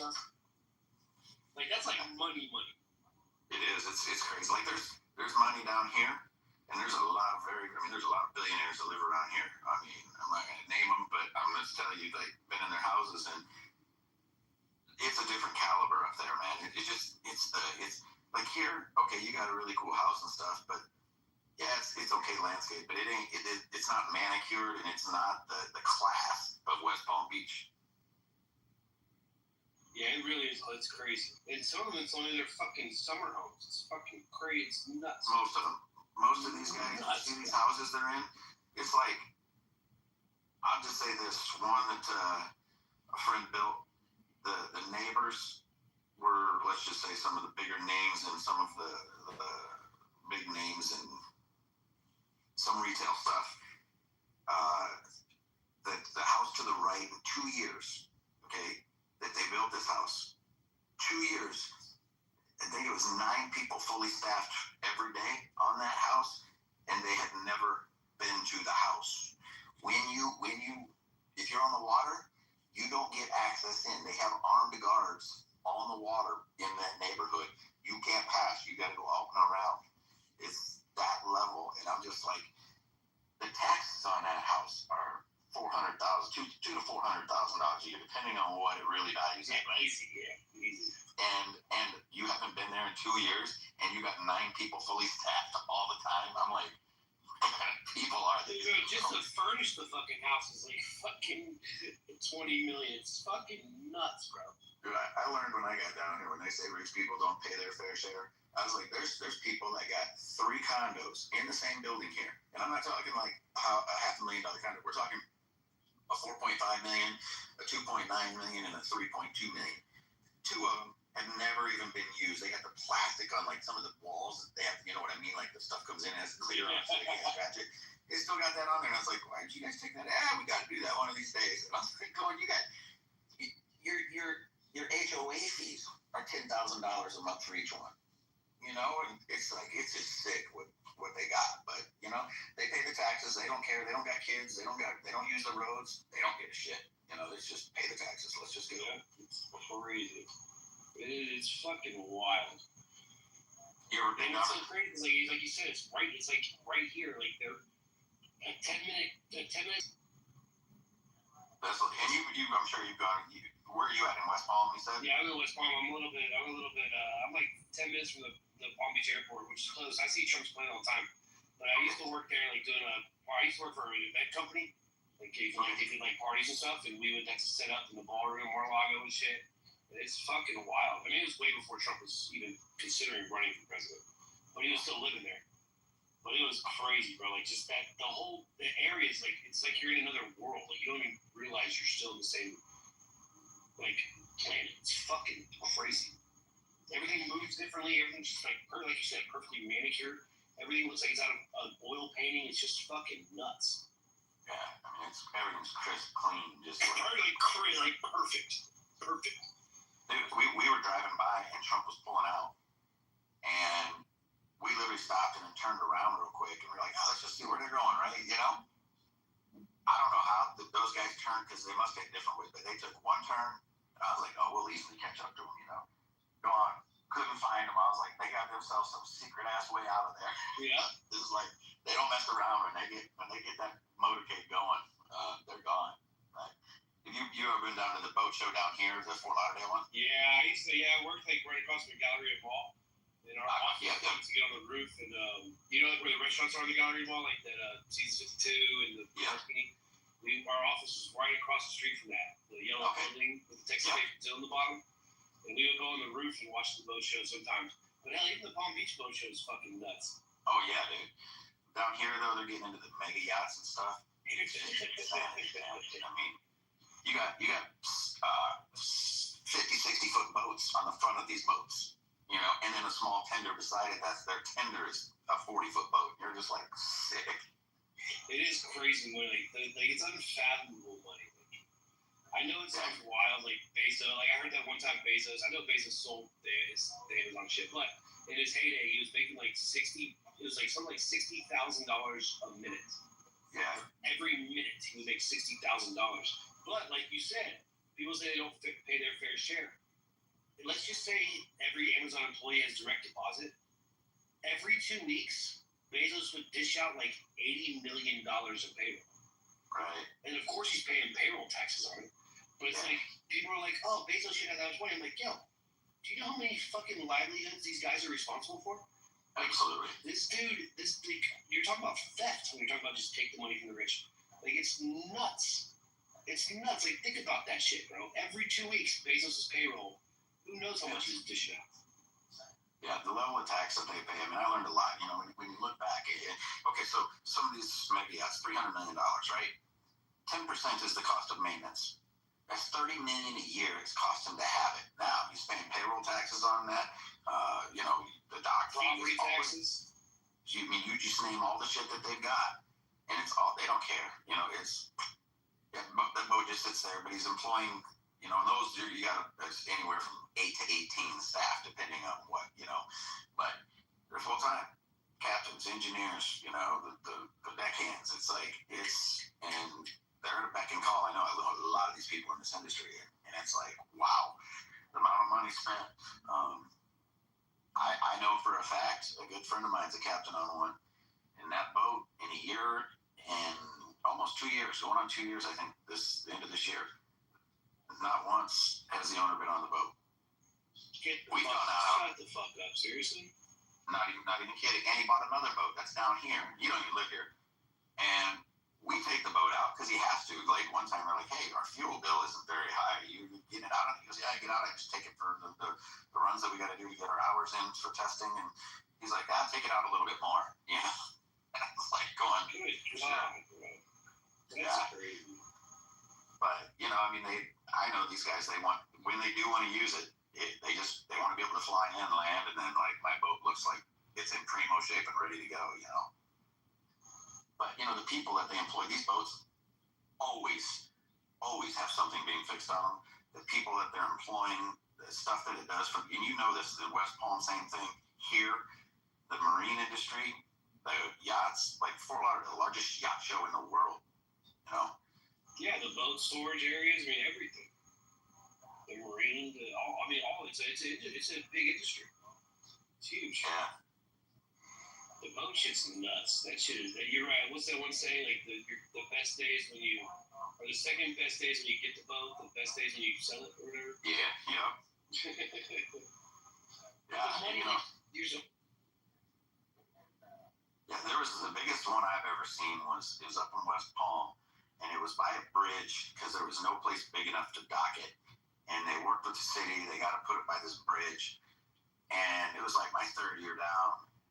And I said to the guys, I was like, that boat's been there every single. And the guy goes, dude, for 5 years we go in and out this thing every day, and that boat's been there every day. And we're talking, and you know they've got some big spots up there. This boat was that big, Mike. And the side of it was open up with a massive boat parked inside, jet skis, all these weird other water toys. Insane. I think that one, he said, they had a staff of 18 full-time on it. It is wild, bro. The money is wild. Even the billions and billions, like, to us, you know, it's like, okay, yeah, we know how, like, it's like unfathomable money. But then when you think about it, it's like, hell, even the billions we're sending overseas to all these different fucking places, like the $100 billion for Ukraine and stuff. Like, think about, like, in our terms, like, think about this, like $999 million. That's not even 1 billion.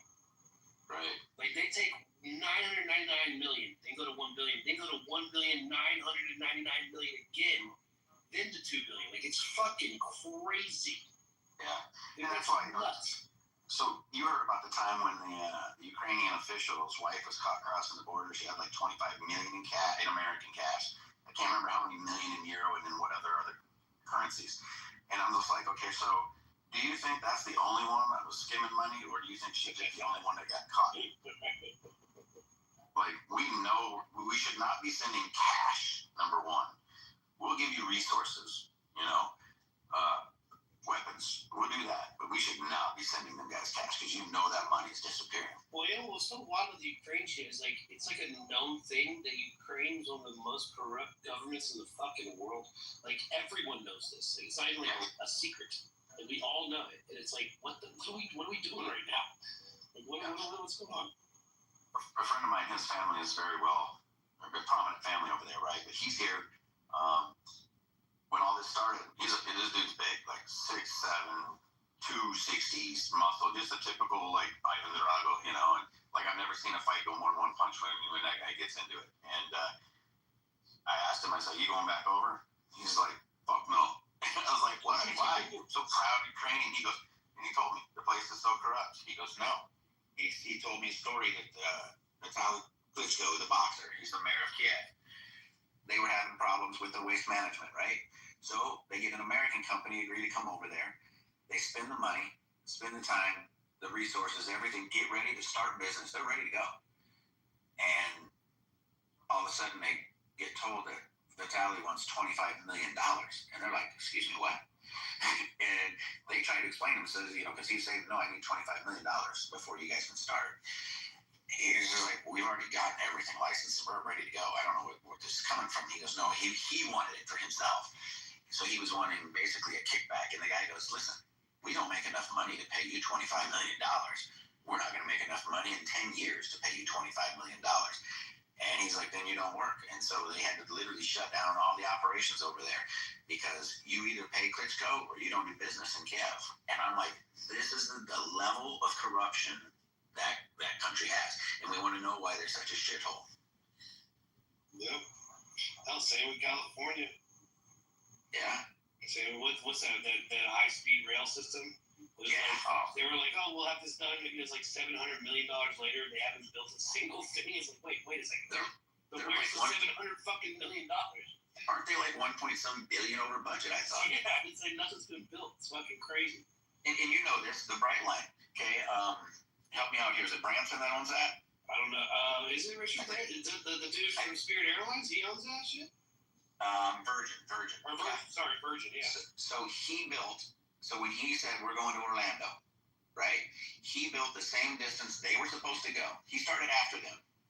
He went the same amount of miles, okay, from nothing. So they had already started. He was just talking about it. He talked about it. He planned it. He got it put in, got it done. And you know what they said? You got to run it for a year to make sure there's no issues first. So he had to run that thing up to Orlando how many times before putting a person on it to make sure there weren't any issues. I'm like, you're running that thing every day from Miami to West Palm. You know, I mean, just let it go. He did that, and they came in, I think, it was millions and millions. It wasn't like $7 million under budget. It was drastically under budget. I was like, so this This man did it here in Florida for a fraction of the cost in a fraction of the time. And they're like 1.7 billion over. This is what happens when you try to do business in California. I don't know, you awake? What's up, Sanu? Oh, what up, Mike? After this, you awake? What's up? What's up, Rich? Oh, I don't think FBL's awake. Oh, so I just left a Libyan room with a bunch of Libyan Muslims. And Jacobus is so lost that he's hanging out with a bunch of Libyans when they're speaking Arabic half the time. And then I went in there and told them, they're like, are you Mossad? And I was like, yeah, lucky I both served it. Jacobus and I both served as Mossad in Israel. And now they're all screaming and yelling and trying to figure out if they should, because I speak Arabic enough. Like, so I'm listening to like them screaming about like, we should kick this fucking Mossad agent. He's a fucking piece of shit. And then the one guy's like, oh, but he's African. I was like, that's not really his picture. I said he's actually Puerto Rican and Jewish. So I said he doesn't actually look like that. He's like, you fucking demon, Rich. Fuck you, Rich. Absolutely. So, hey, right before I jumped on here, did you guys hear the quote about what happened? So, first things first, I had to laugh because I saw when Jimmy Kimmel made fun of Tucker Carlson for mutually departing ways, and he's like, let's be real, you got fired, you know, and he started mocking him about, and they called it a beautiful, beautiful something or other. I got the link, I should post it in here, but it's Jimmy mocking the fact that, you know, Tucker said something and got fired. And then Jimmy went as far as to make a skit with his, the Mexican guy that he brings out about Jimmy getting fired. And it's like, so here, the left wants to be angry about Jimmy getting cut because of something he said. But here's Jimmy making fun of Tucker getting cut over something he said. Oh, yeah. And then you guys wanted to, impeach Trump over something he tweeted. You know, it's funny. But tonight, when I got on, here's what happened. It's finally been out. They told Jimmy to go back on and apologize. And Jimmy said no. They said, you need to apologize. We need to see your monologue. The monologue was called hot. So hot, they said, we're not putting you on the air. He was not backing down. He was going to double down on the rhetoric. And so they told him, we're not putting you on air. And that's when all of ABC pulled him. Yeah, and I heard they're trying to make him make a donation or some shit too. Yeah, they wanted to, in order for his job back, he's got to make a donation. Dude, what's insane to me is like, A, they're more mad about Jimmy Kimmel getting canceled, getting suspended than they are about Charlie Kirk's death, which is fucking wild. And then secondly, like, this shit is not, like, they all keep saying, oh, it's infringing on our free speech, they're taking away our free speech. No one's fucking arresting anybody. The First Amendment provides you to say whatever you want without being arrested or put in jail. No one's getting fucking arrested. You can say whatever the fuck you want. The people that tweeted out the dumb shit and they got fired, they can still go tweet out shit. They didn't lose their Twitter account. But like, to think that you're not, that the company has to be beholden to, like, no matter what you say is crazy. Like, if you go cuss your boss out in front of the office, you're gonna get fired. Gina Carano got fired from Disney from the show Star Wars because of fucking her or what she said. Roseanne Barr was fucking killed off that. Remember the reboot of the Roseanne show, The Connors? They kicked her off. They fired her, which was ABC, and then they killed her in the show by a drug overdose. Like, they fired them for what they said. You're not, like, no one's taking away your free speech rights, but the company doesn't have they don't have to employ you. Like, this is nuts. Jimmy's fans, when he announced that Tucker was fired for what he had said, they all started cheering. So this is the hypocrisy. You guys cheered when somebody else had it done. And this is the funny thing, because it's like, people are like, well, this is just payback. Yeah, you guys played stupid, and you genuinely were a threat to democracy. You genuinely were acting as an authoritarian government by deplatforming a president, by deplatforming doctors who were giving, actually, we find out now, the right information. Yeah. And it's so much so you had, Zuckerberg come out and say, no, they told us take it down, anything. Well, what if it's true? Yeah, we're not going to do that. No, you're going to do that. You know, when he's coming out, and not just in front of Congress, but he talked to Joe Rogan about it. If people are like, well, make fun of Elon for buying Twitter. He could have fought it, and he could have proved a lot of those accounts were bots, but he found out that they were deleting shit, and he says, screw it, I'll pay the $20-some billion to get the extra information. And I was like, guys, look what he did find. Imagine what they were deleting first. Yep. I'm sorry, but if you knew, all right, the cops are coming to get your computer, and we want to see what you got on it. If you did something wrong, you robbed a bank, and information they think is on there. Well, you're going to delete all the nastiest stuff that's going to get you freaking arrested and thrown in jail. You're going to get it off your computer first, right? You know that's what they were deleting. Well, they were Paige Shields, that JoJo or whoever she is. And they're constantly still bitching. I was like, I told them, they were talking stuff one night. I was like, you ain't going anywhere. You're irrelevant anywhere else. You need Twitter, you know? Right, exactly. That's the irony of the whole fucking thing. It's like they're gonna bitch about it and then they gotta go on that stuff. Dude, the shit with the COVID stuff was insane. I mean, doctors were getting discredited. There was military members that were getting. They ended up being correct about. It was nuts what was going on. Yeah, we got into it. Marshall was trying to defend it. This other guy was trying to say, that. First of all, okay, this guy, Ian, I don't know if you know who he is or what, but he was trying to say, I know Charlie Kirk. Charlie Kirk did a thing called the Black Leadership Summit. He brought 750 some black people to the White House. On that, out of all the people who helped pay for that, one black person donated $20,000, right? And everybody's calling him a racist. So white people paid for 750 some people, so he's not a racist. Let's go there right away, number one. But number two, this guy goes, and you can imagine there's 750 some people there. This guy goes, I know Charlie. I talked to Charlie about this, and he keeps going on and on and on. And I was like, so you think you know Charlie because you had probably a 4-minute conversation with him. And now you think you can come on here and start identifying him as whatever you want to identify him as now. And I literally was just like calling him out. And he wouldn't answer, then he would just start doing his bullshit. But the fact is, man, people on this app and stuff trying to say that they know that man, they can get the fuck out of here. You don't know Charlie Kirk if you're on this app. Yeah, the more I listen to people talk about it in the recent couple of since last Thursday or whatever, when they were talking about it, all I kept thinking in my head is like, wow, you've never listened to a single thing he said. You've legit never listened to Charlie Kirk once with the shit they were saying. It was fucking crazy. Yeah, they take like an excerpt of what he was saying. Like, okay, I'm gonna agree with one of them when they said that he said that Trayvon Martin was hunted by Zimmerman. Okay, and okay, cool, he did say that, and that was bullshit. Number one, I'll agree with you. However, listen to the whole thing. He later comes out and he goes, I'm just going by what I recall. I was a teenager then. I don't know about that case. I was young. I wasn't into all of this. He's like, I don't remember the details of that. I was a teenager. He goes, but from what I recall, he was acquitted by, the jury of his peers, blah, blah, blah. Yeah, but you were wrong, Charlie, but you admitted that you didn't know the details of the case, right? Get it. The DEI thing about the pilot. Okay, listen to the whole context of what this man says.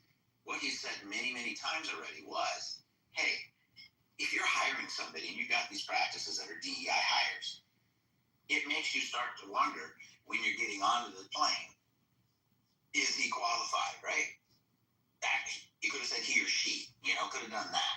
Didn't have to say black, I get it, but he was using it as a narrative that's saying, like, wait a minute, was Kamala the most qualified? Absolutely not. And we know that because we know before he was elected, he says, I'm going to put in a black female as my president. You just downplayed her as being worthy by saying that it doesn't matter. I'm putting one of those in. Same with the Supreme Court justice. That was the worst one. Yeah, don't say it. How about you just say, I'm going to pick the best. Right. If you had nominated Ketanji Brown Jackson, she still would have been the first black Supreme Court justice, or first black woman on Supreme Court justice, bro. You didn't have to say, I'm going to nominate a black woman. You could have just nominated her. You devalued it. Still would have ended up being the first black woman, bro. Like, they're the ones that do this, and that's what Charlie was saying. Yeah, but you devalued her accomplishment by saying, I'm requiring that it's this. No, just say, if it's me, I'm going to pick the best available. It doesn't matter what's in my head. I'm just going to say, I'm going to pick the best available. And now when you pick her, we believe that's who you think is the best available. Right. I like how he always argued me off. He always argued it when, and by the way, everyone's like, why was he talking about black people? It was like, well, if you watch the fucking video, it's a black person asking him the question. So, what's he supposed to do there? But the way he always explained it is that, and again, Charlie was a sports fan, right? He's a Chicago Bears fan, he's a sports fan. So he kind of brought it down to our level where he was like, okay, because remember his stance was like diversity always forced diversity always lessens the product. And he's like, think of it like this. Imagine if basketball, because the country is 60% white, imagine if every basketball team, every NBA team had to have like 6 white guys on the team and 2 white guys had to be on the court at all times. It's like, wouldn't that make the NBA less good? Wouldn't that make the product worse? And everyone's like, well, yeah. It's like, well, okay then. Forced diversity makes the product worse. The best people should be in the job. And if there was never a thing as affirmative action, if there was never a thing as DEI, we would never even question it, because if the pilot's there, it doesn't matter what he looks like. He's qualified for the job. The fact that you're telling us it has, remember the flight people? They were like, oh, it's too white. The fuck does that mean? I want the best pilot with the most hours, with the most log shit, the best pilot flying. I don't give a fuck what he looks like. Yeah. It's crazy. The most egregious one, Corey, was I think it was either the New York Post lady or the Wall Street Journal. I think it was Wall Street Journal. But she tweeted out a quote of Charlie Kirk, and she ended up getting fired. And they're like, oh, you're gonna fire her for actually, like, all she did was quote Charlie Kirk. And you go look at the quote she posted. This is the sickest one. I swear to God, it was so disgusting. The quote she posted was this. It said, quote, black women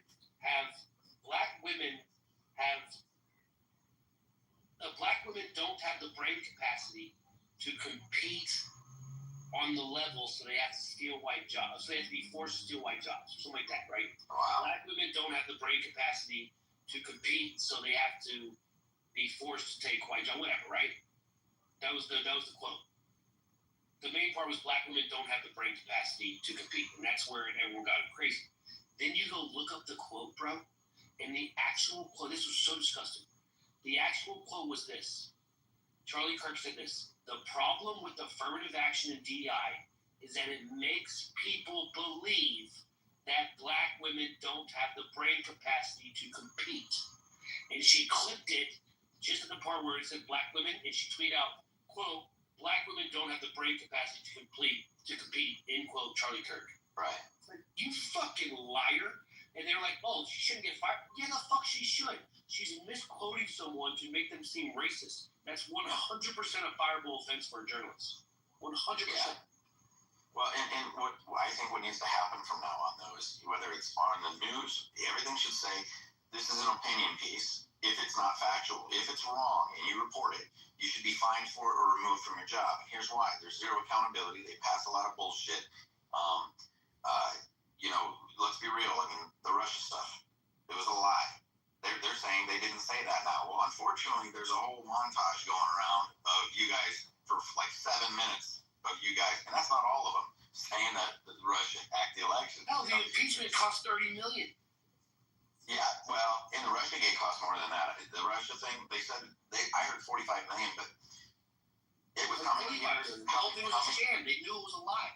But get this: the New York case, which only lasted 6 months, maybe, was $45 million. And you're going to tell me one that had the FBI, that had, raids, all the stuff that they did. You're going to tell me that was only $45 million? Get the fuck out of here. We know that if the other one was only 6 months, it cost 45. You know that one was $200 million, and they lost, right? The shit that they do, they need to start holding these people accountable because they purposely clip things, they purposely say things wrong because they have no accountability. I can tell you that the industry I'm in, our lawyers went and talked to CNN, an editor from CNN, and said, hey, this quote's completely wrong. This is a lie. And the response was, I know. I tried to change it when I found out, but my editor told me, no, it'll work great for clickbait. Wow. Yep. I was like, and there's zero repercussions. You're literally lying to the American people by putting this false information out to them, causing a panic in the markets. Okay? You could scare somebody into either selling their home or other things because they're in fear of what the media is putting out there. And there's no accountability. I'm sorry. Same thing. People panicked. It was all panic about the tariffs, right? It was bullshit. My ex-girlfriend, I don't know, it was probably about 6 months ago. Actually, wait, no. It was, not even 6 months ago. Maybe it was 3 months ago. We were sitting out, her brother-in-law was going off about Trump because of the tariffs, and he lost 30% or 40% of his retirement, so he pulled out a bunch of stuff, and I told him, I was like, why'd you do that? Like, it's going to come back. No, they say it's this. I said, listen, they said that before. I said, did you pull out when it dropped under Biden? No, I said there was a bigger drop under Biden, but you didn't pull out because the media didn't panic you. Now you pulled out, and I said, you know what's going to happen? I said, mark my words, in a matter of months, it's going to be higher than ever. And guess what? It is. And now what did you force? If he did it, you know how many millions of Americans did the same thing, panicked. So they took their money out. They lost 30 to 40% of their retirement. They pulled it out and put it somewhere safe. And now they watched it all come back up. And now they're still 30 to 40% down. And who bought that? BlackRock, probably. Everybody else out there with money. It was literally just a scam to scare the American people. And it was bullshit. CNBC and MSNBC both have people on talking about it, and a guy on the economy, and told them, you guys got it all wrong. You guys all missed this. You all They haven't been right about anything. Right. Nothing. I mean, I got into it with Marshall on here about the tariffs. My brother works for the government, this, that. He says it's bullshit. And I was like, you're missing the point of what a tariff is. Well, it's a tax to the people. So is a tax on business. If you tax a business, I said, you're taxing the people, because if I avoid my people through slow times or a lawsuit or whatever comes up, you have to have profits. If you don't, you're going to go bankrupt the first time there's any kind of dip in the market. So I said, listen, you put tariffs on. It's to balance the field. Yeah, but it just raises the price. Exactly. Because when we send a Jeep Wrangler, now this is when I did the study or the report on this. I think it's a Cherokee or Wrangler, I can't remember. It's $43,000 here in America. And it was $96,000 in China. They do that because they want you to buy their car over there, not an American car. And if you're going to buy an American car, you're going to pay us 43% tax. This is the point I told him. We want to make sure when they build you a cheap refrigerator, you're going to pay more in taxes, which makes you lean to want to buy the American-made refrigerator. It's heavier gauge steel. It's got a better motor. It lasts longer. You buy the American-made. Get what you pay for. What's that? And you get what you pay for. Now 6 people get a portion of it, but that dollar maybe gets broke up. But that dollar is tenfold. It turns into $10 in the economy. And now, it's getting that $10 or that dollar that turns 10 times is tax each time. And I was like, I asked him. I said, so do you know what the market share of manufacturing is? It's insignificant. I said, no. It's pretty significant. So then he was trying to come up with it's only 11%. I said, okay. So then I said, look up what the highest industry is. So he looks it up, and whatever he says, services. That's not the way it's broke down. You don't lump everything that's a service industry into one. So I did it. Accounting, legal, this, that, the other, was 20-some%, but there was like 6 or 7 industries in that. But everything else was right around the same as manufacturing. They're all about between 9 and 13%. So you're taking an equal share out of the market. That's significant. It's $3 trillion in the first quarter of 2025. $3 trillion is a significant amount of money in the GDP, right? Of course. I said, of that, I can't remember if it's 90-some% of the manufacturers are less than 20 employees. It's a high percentage. It's like that high. I think maybe it's 75% are 20 employees or less in manufacturing in America. Of those, I think it's 93%. It's 93 or 96% give their employees health insurance. I was like, tell me America shouldn't be doing manufacturing. There you go. Well, we can't do it here. I said, well, I'm gonna prove you wrong, because BMW America is the largest BMW manufacturing facility in the world. And it's a fraction of the been in business as a fraction of the time as Germany. And now moving their chip, they already got a chip factory here. And they're talking about moving their transmissions here. So tell me again how Germany can manufacture in America, but America can't. Yeah, that's the part that people I think missed about it. That's why I love Trump. He attacks these things like the country's a business. We have a debt. We have a GDP. Right? We have stuff that operate. I know it's not technically a business, but it runs like a business. And I want a businessman running it. And like basically Trump's idea was this: like, if you're going to manufacture overseas, because he can't compete with overseas manufacturing, he can't do it. It's cheaper. It just is what it is. So he's like, well, okay, if you're going to manufacture overseas and then bring it back and sell it to Americans, I'm going to tax the fuck out of you. So you might as well fucking manufacture it here. Hello? And then you manufacture the shit here, and now everything kind of changes. And then it's like, wait a second. Trump was the first one to kind of point out that we don't need these other countries. They need us. As we go, they go. That's how this whole thing works. And the China shit was the best. Did you saw the videos of the manufacturer in China? They're like, what the fuck am I supposed to do now? They had all this stuff. They didn't know what to do. The employees weren't working. They had all these products. They were selling their shit for like 10 cents on the dollar. It was nuts. They tried to go to Europe, and Europe said, right. And it's like, guys, are y'all not understanding this shit? And like you said about the health insurance, this is what people are missing. And that's when everyone's like, oh, the tax cuts to the rich, tax cuts to the rich. Yo, these people are employing people. If you let's say you hire, let's say you have 30 workers, and then let's say you end up hiring another 30 workers, and every one of those 60 workers now gets health insurance, they should get a tax cut because they're providing their workers with proper health insurance. Why not give them a tax cut? That means there's 30 more people that are getting proper insurance. Now, if the company wants to hire a bunch of people, like Walmart kind of fucked around with this a lot. You know, there's always a bunch of people working at Walmart because Walmart's whole shtick is that they don't really have any full-time employees.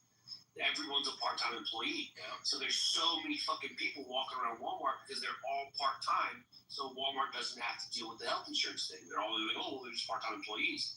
It's like, well, fuck you, Walmart. Start making them full-time, give them all proper health insurance, and we'll give you some tax cuts. That's how this whole thing should work. The people that are providing jobs should get benefits. They're providing jobs. And then you force them to give proper health insurance. When you get money back, build another warehouse, hire more people. Don't just put it in your pocket, and we'll give you a tax break. If you put it in your pocket, go fuck yourself. It's like that's what Trump kind of understands, like he gets it. Yeah, and I'm going to tell you that I didn't understand the costs at all until I'm a GM and I'm sitting down, we're going through the numbers and stuff, and we always present to our employees, look at this is what we've got, this is the cost, this is your contribution, here's what we contribute. So before we went to our people, I looked at the owner and I said, what are we doing here? And he goes, what do you mean? I was like, I know for a fact I can buy insurance. Now this was before Obamacare. I said, I can buy insurance for my son and myself. And it was like for $400, right? A month. I was like, I'm contributing 200 and whatever, and you're contributing like 800. And he goes, yeah, I know, it's expensive. He goes, they nail us. And I said, but why don't we just write a bonus check for whatever it is? Because mine, since it was two of us, it was the same as a family, so I could have been married with another kid. The family rate. Now, I didn't have, so I just happened to have to pay the same rate, but that's what it was. So it was like, let's just say it would have been $500 it would have cost me. We've got $1,000 between the two of us that we're paying. I could keep my own $200, not have to contribute. You could pay me half of what you're paying and pay for my health insurance. So send me a check for $400, you save $400, I save $200, we save $600. He looks, he goes, I've already checked into it, I have my attorneys look at it, and it's illegal. I can't do that. I was like, what the fuck? Are you kidding? Yeah. Why can't a business owner say, I will write a check for you. Go get your own insurance. Now, it might be different now. I don't know. But to me, that's the kind of shit that we need to change in America, There was companies out in California couldn't afford health insurance anymore, so they were literally like their employees, I can't remember how long they were there. I think they put in $10,000 to start for the ones who've been there a long time. They couldn't do that for everybody, but then I think it was like $2,000 or $2,500 a year that they added to their HSA account. And then what happened was these guys started to all have a significant amount in their HSA account, so they started raising their deductible, right? And they were showing how great it worked, because if you've got $20,000 in your HSA account, you can have a $5,000 deductible. That doesn't kill you at all. And now you're paying such a small premium that your HSA account's got you, your health insurance is awesome. And I loved it, and it's just like, we look at the market. And in the market, the money market, have you seen these marketplace insurance companies like Liberty and, what's the other one? It's a faith-based one. I can't remember the name right now, but you go into a market. So like, let's just say that, I don't know, like, let's just use like Boca, like it's a small, we'll just use it. It's not, they don't go by city, but let's just say it's like that. Okay, everybody in Boca's in a market, you all pay in, and then all of a sudden, Mike's gonna have a surgery. They send a note out. The Christian ones, like, they send actually a letter or email out to everybody, and they say, hey, Mike's gonna be having knee surgery, say a prayer for him, blah, blah, blah. We will let you know what we're taking out of your account to cover Mike's expenses. Mike gets done with the surgery, they get a bill, the bill says $42,000. They call him up and said, listen, we'll pay cash. We'll give you $26,000 today. Done. Now, they just saved the insurance $18,000, right? And now everybody takes $50 out of their account and it goes to pay for Mike's surgery. You see? And so it keeps people responsible, saying, I don't want to go in for stupid things, because the less I use it, the lower my premium stays, Right. And it's been in business for 30-some years, and they've never failed to pay a bill. And I was like, do you think we have a solution? Why hasn't our government said, wait, why is this working so well? How about we do that with people? Yeah, it's too logical. Exactly. If you get the chance, read the book Fair Tax, or even just look it up on the internet. Try to listen to Congressman Linder talk about it, dude. It'll shock you. They eliminate the IRS. There's no need for it because there's no taxes. And all taxes are at point of sale. So you have the Department of Revenue already doing that, right? So the Department of Revenue is collecting. There's no income tax. There's no April 15th anymore. You take home every dime you get. The entire tax code is 33 pages long. They went to every Fortune 500 company that left the U.S.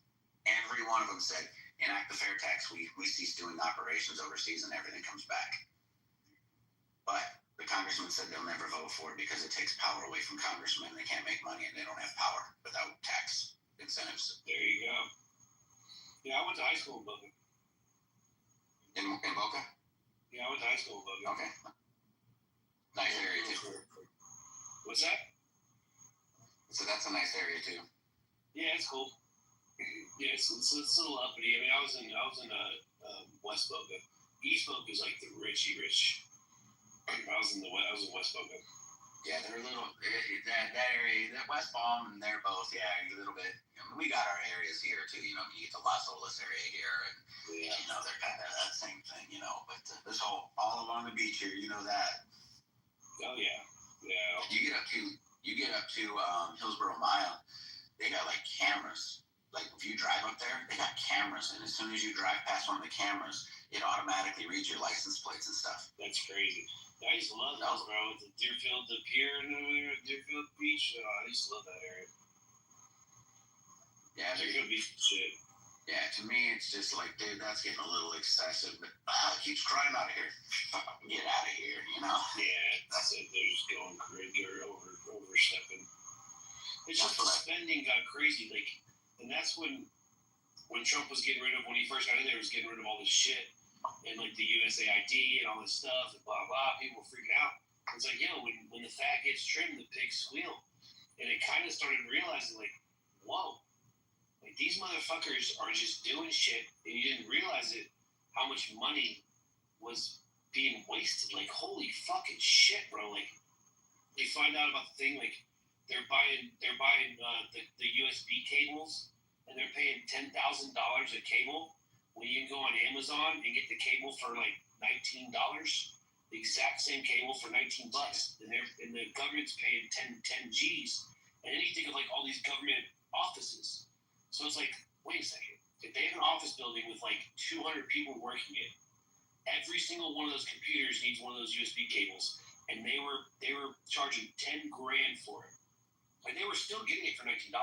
It's not like they were actually paying for a $10,000 cable. Right. They were buying the $19 cable, but they were allocated $10,000 per cable.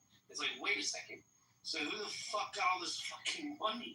I mean, it's nuts. Well, that's like the immigration. Where's it going? Right. What was that immigration? Wasn't it an immigration center in Houston that was been getting how much a month? 60,000. It was more than that.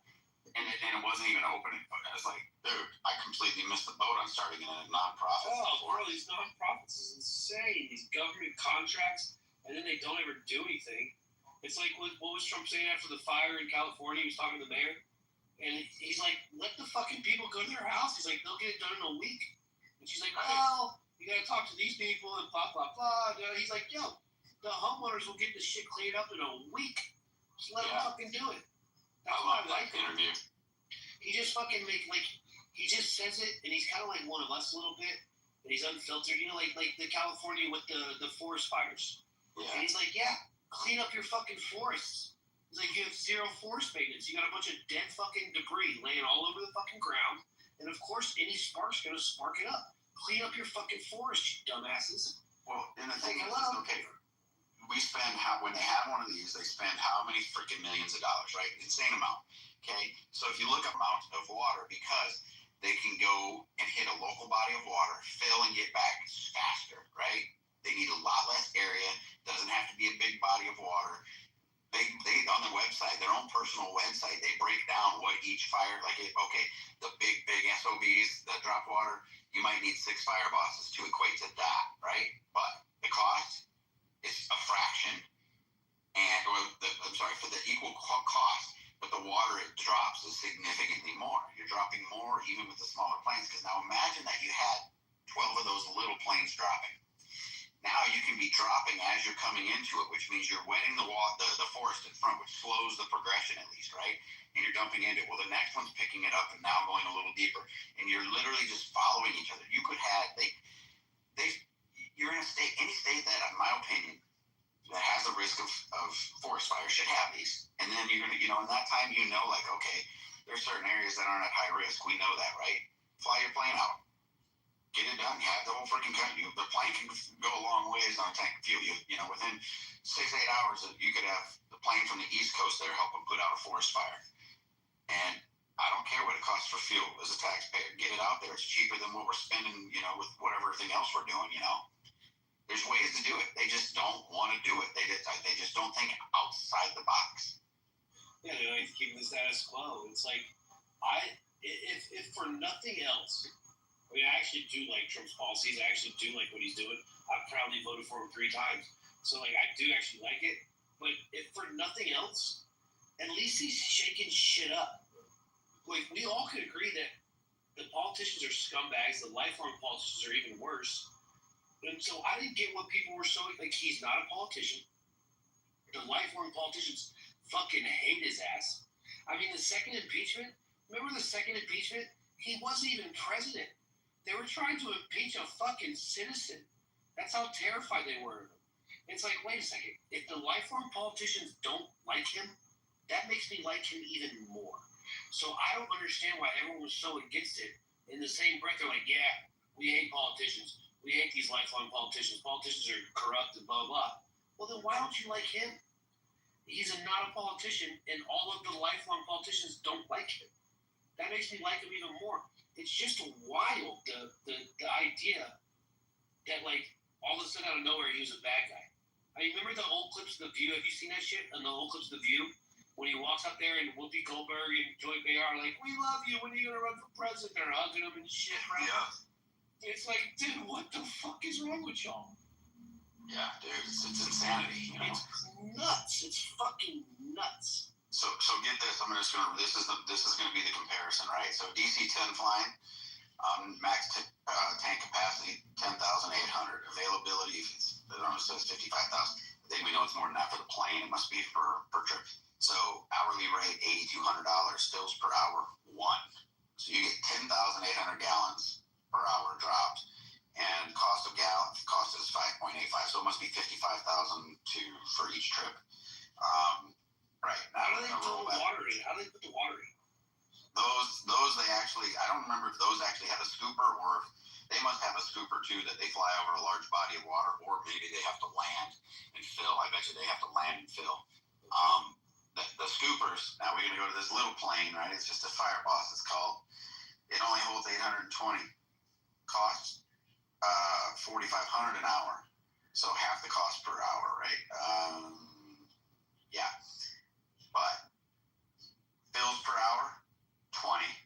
Gallons per hour, 14,000. So 4,000 more gallons per hour. Cost per gallon, 64 cents compared to $5.85 a gallon. Jesus, it's like a no-brainer. Yeah, it's like, why are we not putting 50 of these little fuckers flying back and forth? Yeah.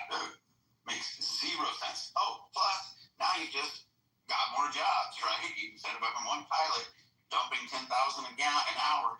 Okay, let's see, how many did I say? So it's 10,800.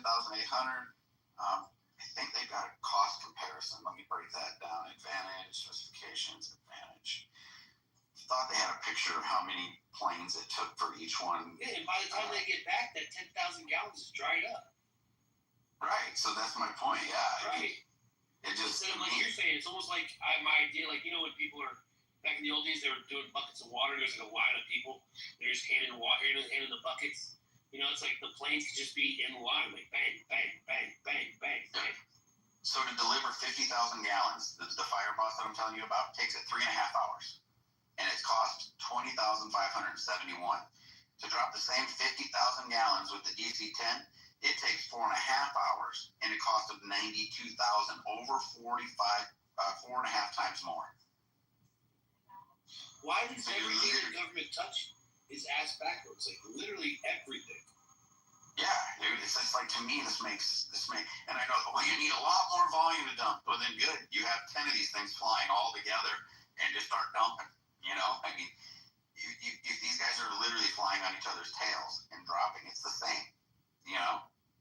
It's fucking crazy. Like you see a McDonald's wants to remodel, and they'll remodel in like 2 days and never stop. They'll never close. They'll just remodel while they're open.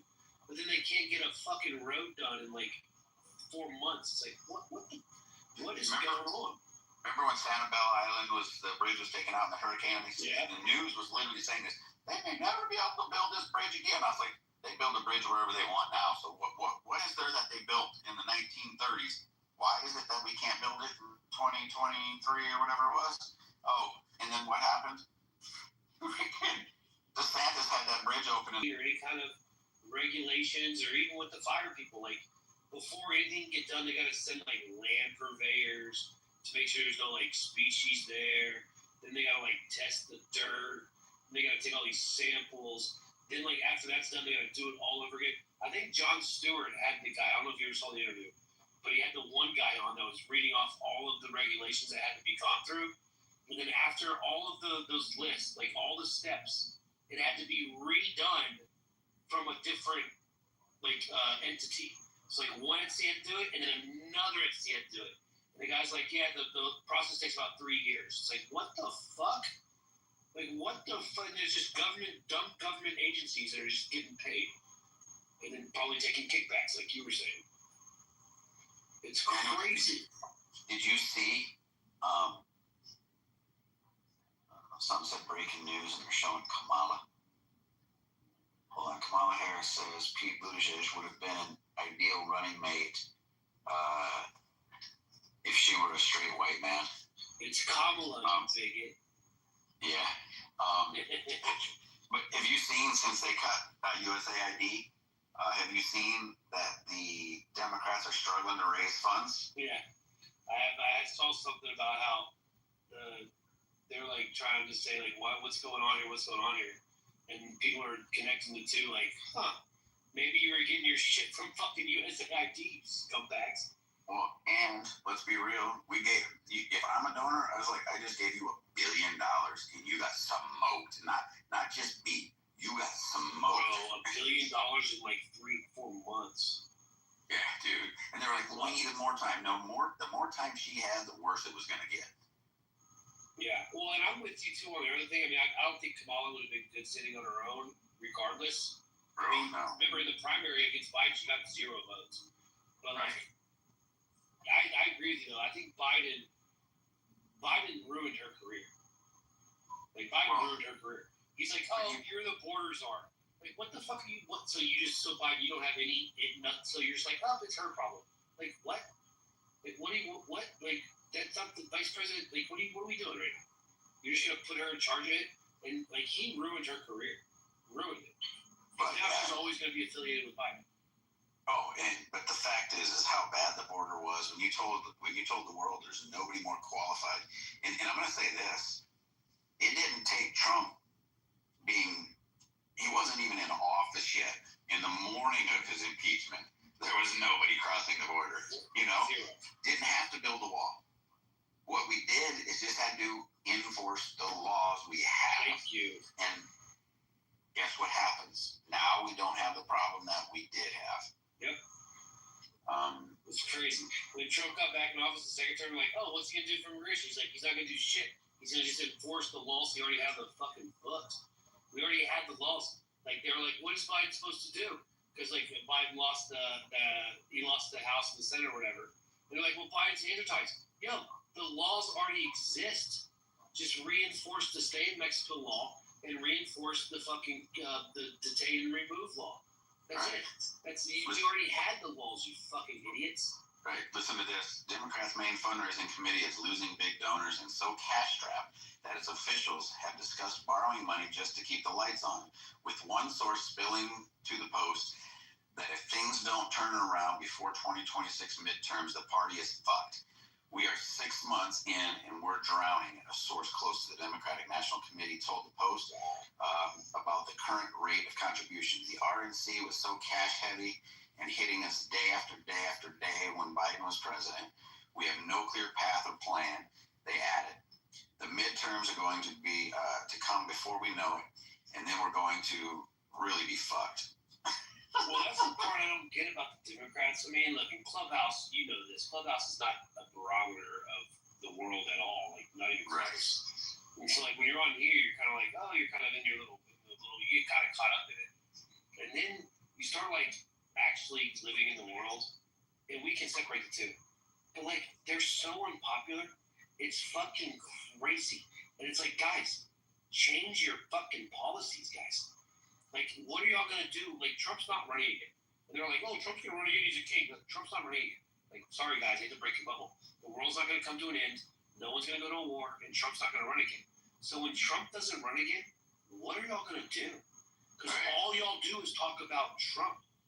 Dude, that's their whole basis. It's like, guys, change your fucking policies. How about that? Right. Unpopular. So if I post stuff on social media, it's me just calling out some bullshit of the left, or I'll put like Bill Maher calling the left a bunch of fucking lunatics or whatever, And I don't put a lot on there. And lately, since the Kirk thing, I have. And there's this kid that we used to go back and forth on politics. And I'm the type of person, my best friend, we'd be playing volleyball. I'd be sitting at the table. We could be out at a bar having a drink afterwards. It doesn't matter. If he saw me pick my phone up and I'm on my phone and I got a smile on my face, his first comment would be like, oh shit, who you fucking with now, right? Because I'm literally doing this. This kid always thought he was funny and thought he was clever. And I'd post stuff and he'd get all triggered. Oh, are you triggered? He'd always try to use that. And I was like, I just want you to know, I've never ever once been on your page, but you live on mine. So if you want to talk about who's rent-free and who's head, there we go, right?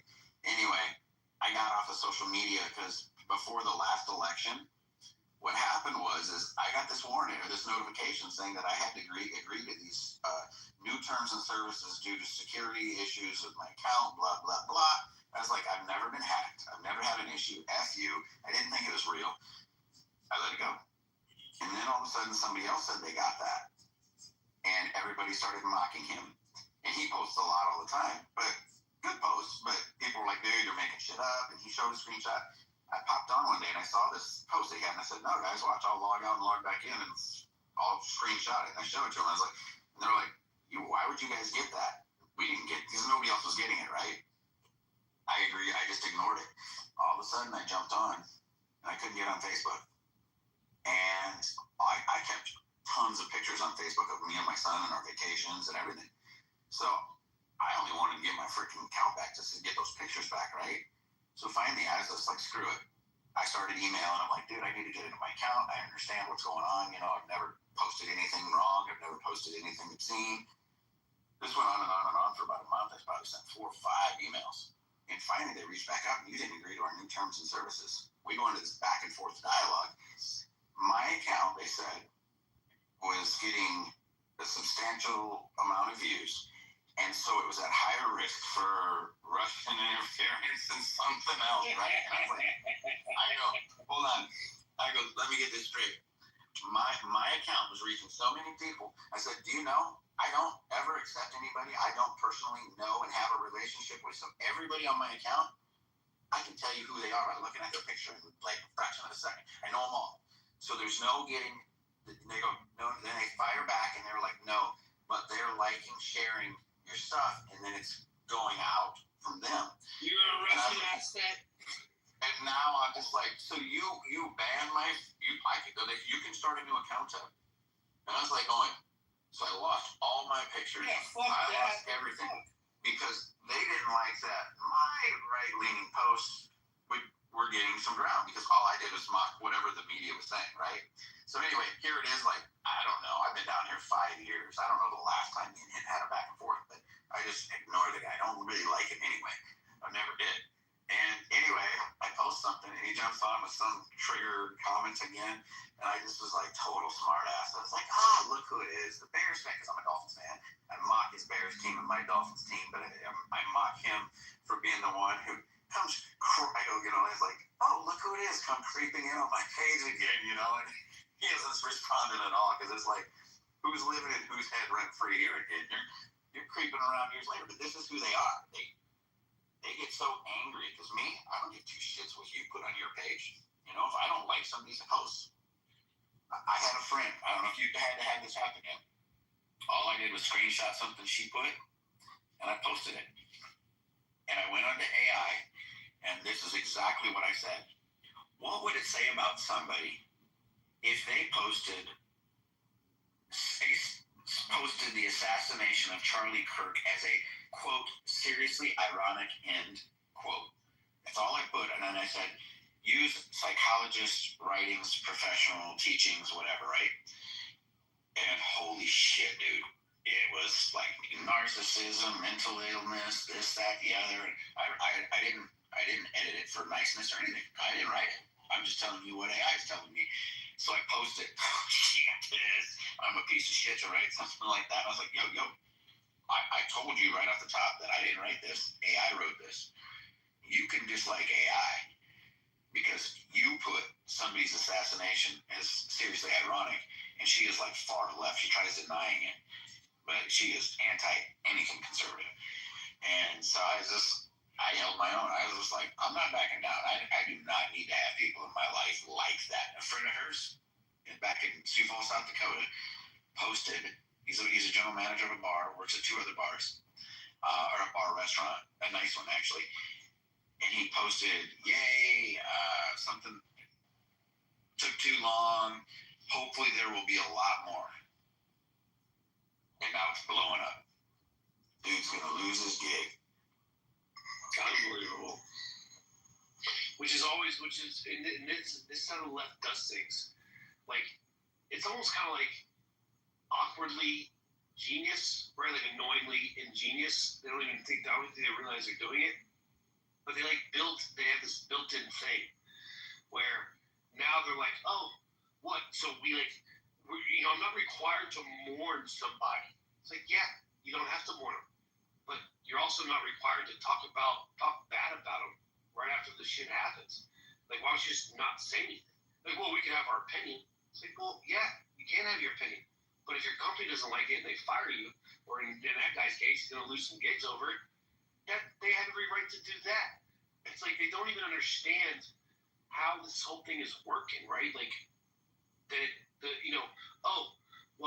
people are getting canceled now. They should be allowed to say whatever they want to say. It's like, well, yeah. So was Charlie Kirk. Should have been allowed to say whatever he wanted to say too. The dude got killed for opinions, and you guys were celebrating it. Like, what the fuck is wrong with you? You're the last. Oh, Mike Allen. What's up, Kendo? Oh, fuck you. Yeah, fuck you. How the fuck can't I be the last animal? Because they challenged me tonight. Well, Corey is an atheist. Corey, are you there? Yeah, I'm definitely not an atheist. Alright, but Mike Allen is better than you. So you need to be like Shawn Michaels versus like Eddie Guerrero. Yeah, who? You weak ass bitch. Eddie Guerrero. I like doing. You're Eddie Guerrero. Shut the fuck up, Mike Allen. Eddie Shut Guerrero the fuck up, best bitch. wrestling match of all time. Look, you dodged me, and we could have had an incredible like WrestleMania, bro. Who? And you bitch. Yeah, you and me, bitch. Match of all hey, time. bitch. No, bitch. Eddie Guerrero. You're fat. Mom debated white logic because you love me, bitch. You didn't want to fight me. Well, that makes sense. I'm Shawn Michaels. Well, you gonna give me some Sweet Tim music? Yeah, bitch. I would have gave you Sweet Tim music, but we love each other. It's all good. Shawn Michaels wasn't a solid wrestler, though. We gotta admit it. Corey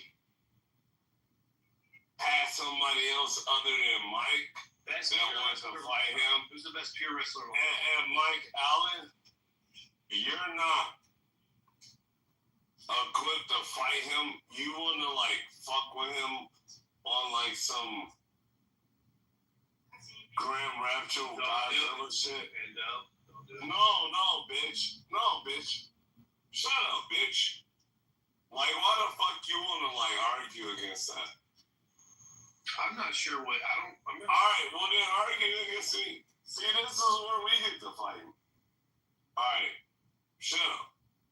Anyway. That's a good point, actually. Fair enough. It is. I just looked up. They had rankings and they had Undertaker. Alright, bitch. No, that doesn't mean that you get to like fight without a wrestling skills, not microphone skills, not all that kind of pure wrestling. Bret Hart's number one, no? He is. I don't know. He was terrible on the mic. He was horrible on the mic. There was a couple that were pretty damn. But he's not as big as like Heartbreak Sean, the Heartbreak Kid. Alright. I'm not a huge fan. Alright. So you're not. Why not? Because I didn't think Shawn Michaels. I mean, look. First of all, his special was just a kick to the chin, which obviously was ridiculous. And then he was kind of, what was he? And then he always tried to get all these different factions. He was playing all these different sides. Wait a minute. No. Shawn Michaels was a Big Daddy Sexy. And that's Diesel. I'll give you, is he better than Ravishing Rick Rude? Come on now. Yes, he is. When we're talking sexy, bro. There's only one we're talking about. It's Ravishing Rick Rude. Excuse me, Kevin Nash. Remember when Rick Rude? Remember when he had the picture of Miss Elizabeth right on his junk? Okay, that was Shawn Michaels. No, it was Ravishing Rick Rude. Remember he used to go in the middle of the ring and fucking. Bro, Shawn Michaels did the same thing. Well, he stole from him. Hey, bitch. By the way, he was the secret genius of the whole 80s and 90s wrestling. Ravishing Rick Rude or Shawn Michaels? You know who am I taking? Shawn Michaels. Okay. I'll give you that. So he was a dub champion into the Attitude Era. When The Rock came. Stone Cold, fuck that. Stone Cold's the Attitude Era. No, Stone Cold versus The Rock. You said Stone Cold? The Attitude Era didn't even have a fucking villain. McMahon had to be the villain because there was such. No. I like Austin better, but you know. Stone Cold was the shit, bro. What's that? Stone Cold was the shit. Dude, that's so badass. I mean, like, bro, Stone Cold was the shit, bro. He cracked the beers and poured beers all over his face. Fuck yeah. Throw him out in the crowd, you know. Just like. And you remember The Rock? If y'all remember when The Rock started out, as like this Hawaiian fucking weirdo. Yeah. It's like Rocky something. Because his dad was a wrestler. The Rock's dad was a professional wrestler. Dude, I was just looking at the most wins and like Kobe Kingston is on there. Like I haven't watched that shit for I haven't seen it. I stopped watching actually with the Attitude Era. The Monday Night Wars when I finally stopped watching. But what I was saying, the whole genius behind the 80s and 90s heyday of WWF and it's all that shit was Jake the Snake Roberts. If anyone knows it, Jake the Snake used to write all the matches. He did. No, he didn't. Not Jason. Not Jason. Hey. You know Jake the Snake was married in real life to Miss Elizabeth, but he allowed Miss Elizabeth. Yes, I do.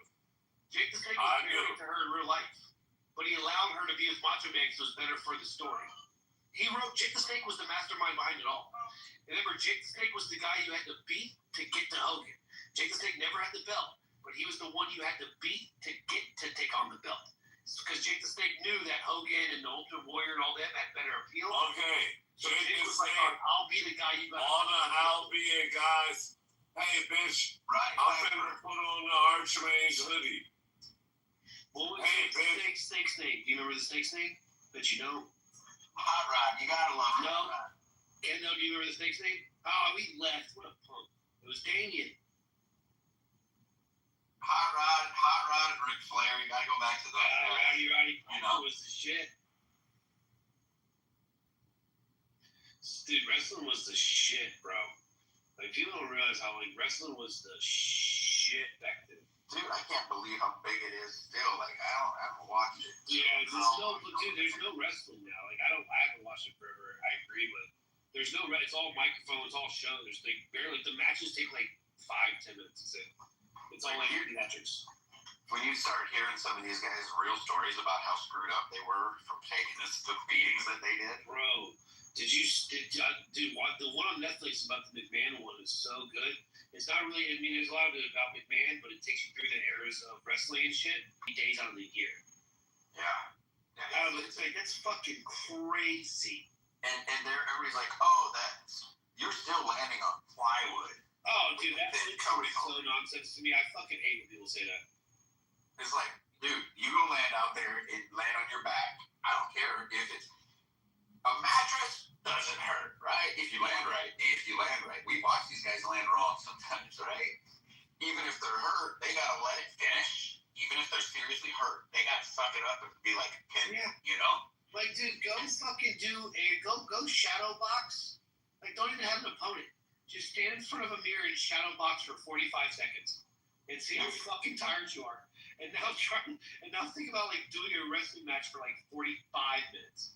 Yeah, my girlfriend, she boxed and stuff, and like she would have some of her videos she put out, and they're not even hitting the bag hard, but you're as fast as you can go for how many, like a minute, right? And then it's a break, they get a break, they back at it, and then you see them, everybody in the whole gym sitting on the ground like exhausted afterwards, and it's like, you just go throw fists, like you say, just throw fists. You don't even gotta hit hard. Against the air, against the air. It's 60 seconds, you know, I mean. You're tired as fuck. Dude, that's what those guys are doing. And that's why I love Bret Hart, because remember, Bret Hart's thing was that Bret Hart's whole claim, after everything Bret Hart's been through in the career or whatever, his whole thing was that my proudest moment is that I've never hurt a single wrestler that I've wrestled against. I've never hurt anybody. And what's so crazy about that, when you think about it, it's like, so obviously they're like, oh, it's fake. When they do a pile driver, they're not really smashing the guy's head into the ground. Yeah, but you gotta know not only how to do it, not who's doing it has this guy's life in his fucking hands. Yeah. And when you do that, you're not supposed to get hurt. Yeah, it's fucking crazy. It's fucking nuts. And then to remember it all, to fucking put on the show, it's like, like these guys, the outcome's rigged, for the entertainment. But the fucking shit they're doing is real as fuck. Right. Like, real So, how about this? What was the best? What's old school, new, whatever? I don't know, new, of course, but what was the best entrance? Which one did you always think was the coolest? What a great question. I was too young to kind of remember I can only remember really the ones from the Attitude Era. I would say, dude, honestly, I mean, the ones back in the day when I was a kid, I don't remember like the music and shit. But I will say, I like the DX ones when that whole shit started. Yeah. The DX motherfuckers, this is the Road Dogg, Jesse James, and all them. But I still think Stone Cold was so good. Like, remember that the glass would break? It was like, oh, bro, it was so cool, bro. Yeah. I think it was cool too, because it was like, those are the two that I think are probably the absolute best. I mean, Because it's just like you're sitting there, it's quiet, and then all of a sudden the glass breaks, breaks again, and it's like if you come just strutting out, and yeah, it was a good one. And then the Undertaker, same thing. You're sitting there, and then all of a sudden the lights go out. Boom. The theatrics of those two, I think, were hands down the best. And I used to hate the Undertaker. And then I used to hate back in the day, remember we had the guy that was with him, the weirdo. Whatever it is, the ball bear, I think it was, or whatever the fuck it was. But I just thought it was kind of weird. I didn't really understand him. I was like, is he a good guy? Is he like, am I supposed to root for him? Like, what's going on here? So it was weird.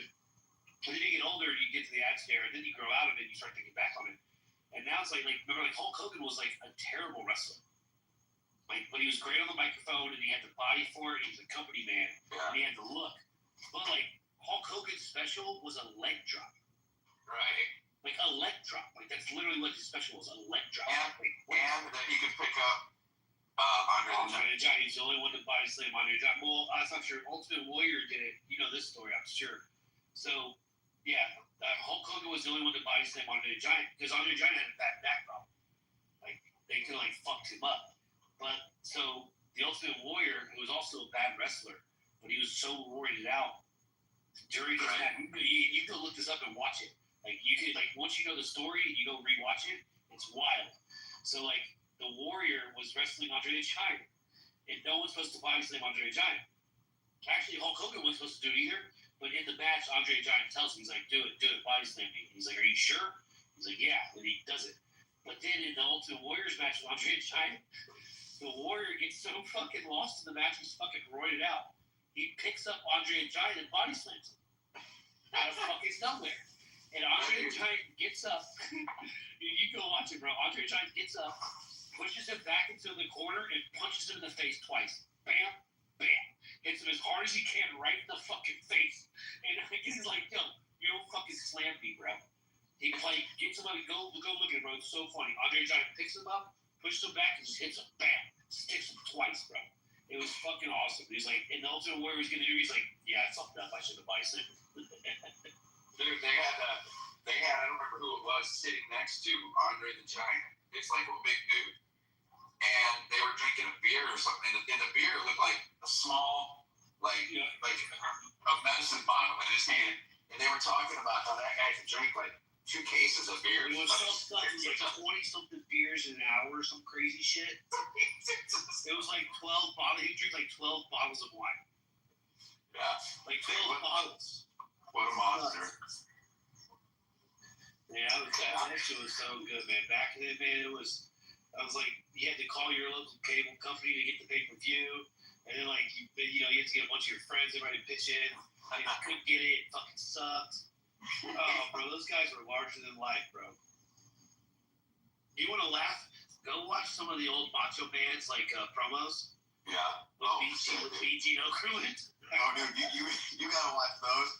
Especially if you've ever been out having drinks. The funniest shit to watch are old WWE interviews like that, like you say, with BG. Oh, God, bro.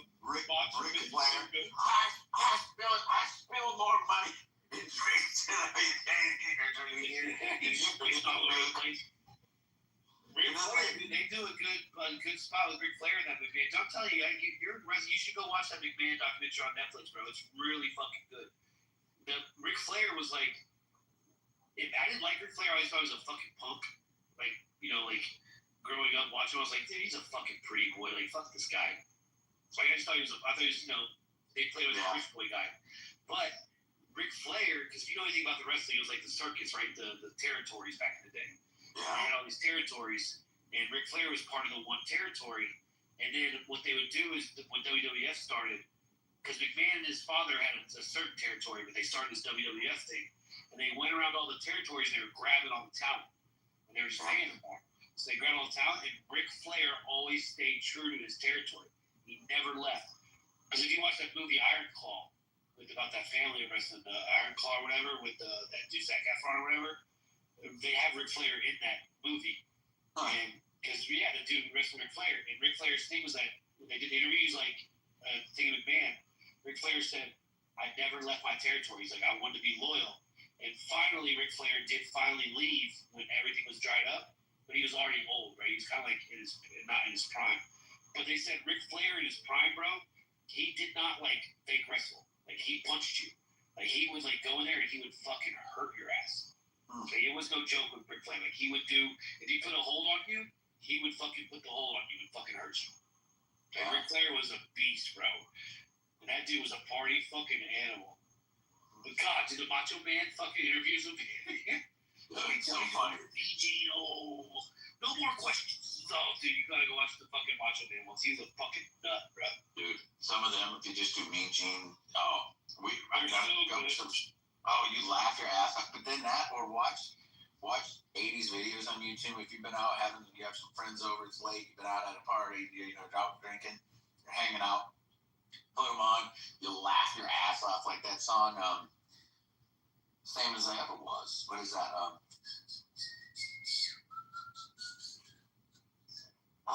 Men Without Hats, is it? The Same As I Ever Was, you know what I'm talking about? Same As I Ever Was. It's like, dude, you'll laugh your ass off at the old 1980s videos. I mean... Well, yeah, because when we were kids, we were listening to them, we didn't get it.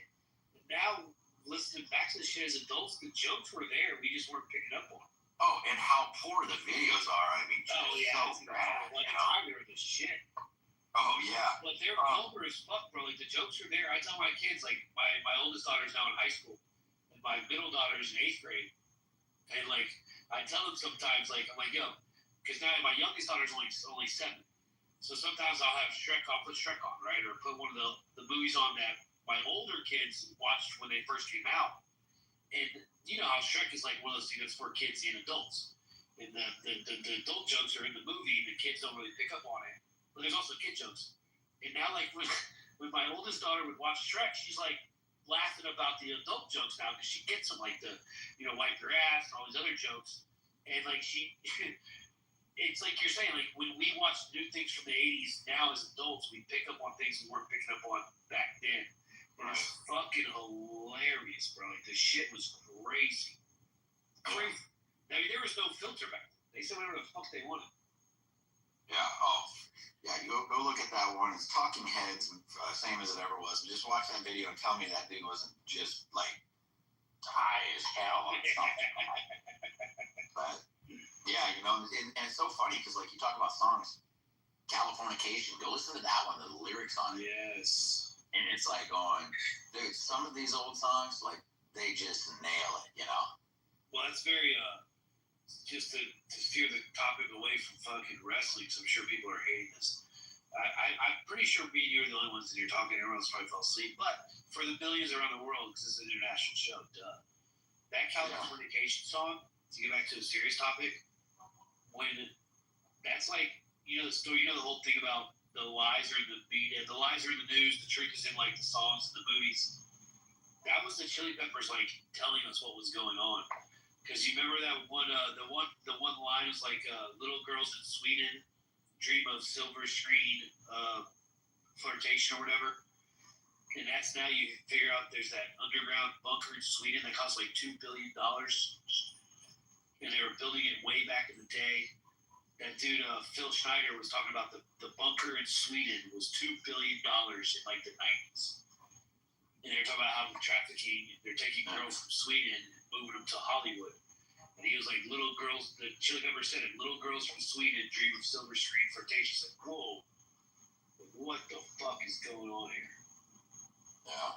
That Hollywood shit is fucked up, bro. Dude, that shit broke my heart and messed up my worldview when I saw all that stuff. So a friend of mine, when I moved down here, he's the one who got me to move down here. He was a Hollywood person, right? Acted. After acting, he put on a lot. So he was like in business. Yeah, and so I come home one day. I was living with him when I first moved down here. We were doing a flip on a house, and I'm home one day, and he's like, "Dude, been waiting for you." I was like, "What's up?" He goes, "So a buddy of his that's still in Hollywood called him up, says, dude, you gotta watch," and I don't remember the guy's name right now. He goes, "You gotta watch his documentary he did." It's like, wow, what is it, right? So it's called Out of the Shadows on YouTube. Let me see if I can find it, because it's hard to find sometimes. It was easy, and then it became like impossible, and then the last time I looked, it came out. I could find it, but It's all about Hollywood. What goes on in Hollywood. He left because he was sick of what he was seeing. And then after he left, another person came out and said, "Yo, dude, I'll do this with you because I can't handle this anymore." You know, it's just and when you watch it, they talk about some of the stuff they were seeing, like with the goat masks and that kind of whole thing. And so we watched this, and I was just like, "Dude, this shit is crazy." It was like a few weeks later. It was what's the gal? She's Celine Dion or somebody like that. And she's married to a bigger, bald, black guy. Kind of beard. Can't remember. It was like one of those types, right? But it was their daughter's birthday. And it was literally like that goat mask. All the kids had the goat masks. And I was like, so you see this about Hollywood, right? And what it means. And then a few weeks later, you see this for a kid's birthday, and it doesn't look satanic. It's weird. And I was like, who would have that nasty shit as a kid's birthday? But it's everywhere. Like, it's everywhere. Absolutely. When you find out about it all, and then you know what to look for, it's fucking everywhere. Well, and then you looked at oh wait, dude, it came up right away on the top. I'm gonna get you a copy of the link and I'll paste it below. You look at a lot of what's going on here. I mean, I don't know if you've ever seen how big the Church of Scientology thing is down in Miami. It's massive. They use acting to get a lot of their people to jump in because then they kind of think they can get in because of Tom Cruise and everything else, right? But when you see some of the shit with the dude's wife, what's her name? Leah Remini or whatever. She was in King of Queens. Yeah, Leah Remini. Yeah, she was secret, sneaky hot. I always thought. Yeah. So she said she saw. So she was good friends with the head of Scientology's wife, like good friends. And she showed up one day, and she had guys escorting her to a vehicle, and she was crying. And she goes, "Oh my God, honey, are you okay?" Or whatever. And she wouldn't even wouldn't acknowledge her. They looked at her kind of funny. She's like, "Oh boy, whatever, like what's going on?" She talks about it and tried checking in with her a few different times. Never answered. Calls, texts, nothing. Never heard from her again. The FBI was notified by other people too. Were concerned because they were nobody ever saw her again. And FBI reached out, and the FBI got a handwritten note that said, "I'm fine, I just want to be left alone." I'm summarizing, right? But it was a handwritten note saying that she was fine and just wanted to be left alone, and the FBI dropped it. Missing persons report, you don't get a handwritten note saying, "Leave me alone," and it just pacifies the FBI normally, And it's like, who's in Scientology pulling those strings? Well, I've always talked about Scientology. Like, why are they permitted to kind of get wait. There's this much stuff being said about them, and they're just like, okay, kind of weird. Well, yeah, Tom Cruise's ex-wife, what was her name? Katie Holmes or whatever. She's it's fucking wild, bro. Dude, she said, yeah, he's fucking completely lost it, It's like the government of Ukraine thing, right? Like similar to that. Like everyone in the world knows the government of Ukraine is fucking corrupt. So why are we on the side of Ukraine? It's like everyone knows that Scientology's fucking got some weird shit going on. So why does no one talk about it? It's like, what's going on here? Yeah, they literally will imprison people in hot storage, storage units. Have you heard about this? So they have this military thing inside there. It's a personal military. They spy on you. This couple was actually part of that, but then they wanted to get the hell out, right? When they tried, they started bugging their phones. I mean, and following them. They were part of this. So I heard you can't leave it. No, you can't. And so when they ended up getting them, and they were scared bad enough to go back. That's how bad it got. They went back, and she was pregnant.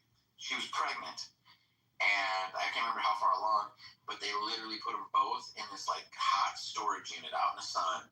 It was there was no air conditioning. It was hot as hell. They'd give them just enough water, and it was torture. And then this couple was high up originally. They were part of the military part of it or whatever, their police part or the Navy, whatever they call it. I don't remember what they call it.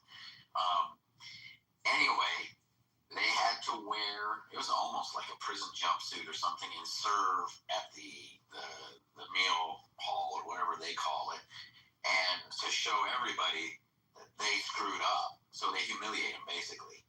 And, you know, they have to try to work their way back into the group. And I just don't get it, man. Why get involved in something where you have people who are in it and say, you can't get out? You know, why even mess with it? Well, do you know I mean, you know, so I'm sure you're familiar with it a little bit. I'm not too familiar with it, but I'm familiar with it enough to talk about it. The L. Ron Hubbard dude, the dude who created the whole thing. Right. So he was like a science fiction writer. So I know he wrote like a lot of crazy science fiction stories. That was like his career or whatever. Then he started Scientology. But have you like looked into like their belief system? Not a lot, no. It's fucking crazy. Like it's about aliens, and there's like this planet called it's like something that starts with a Z. Yeah. Altar or some weird shit. And then you start thinking, like, I'm not joking here, like their literal belief is like the gods from other planets. And they have all the names of all the planets.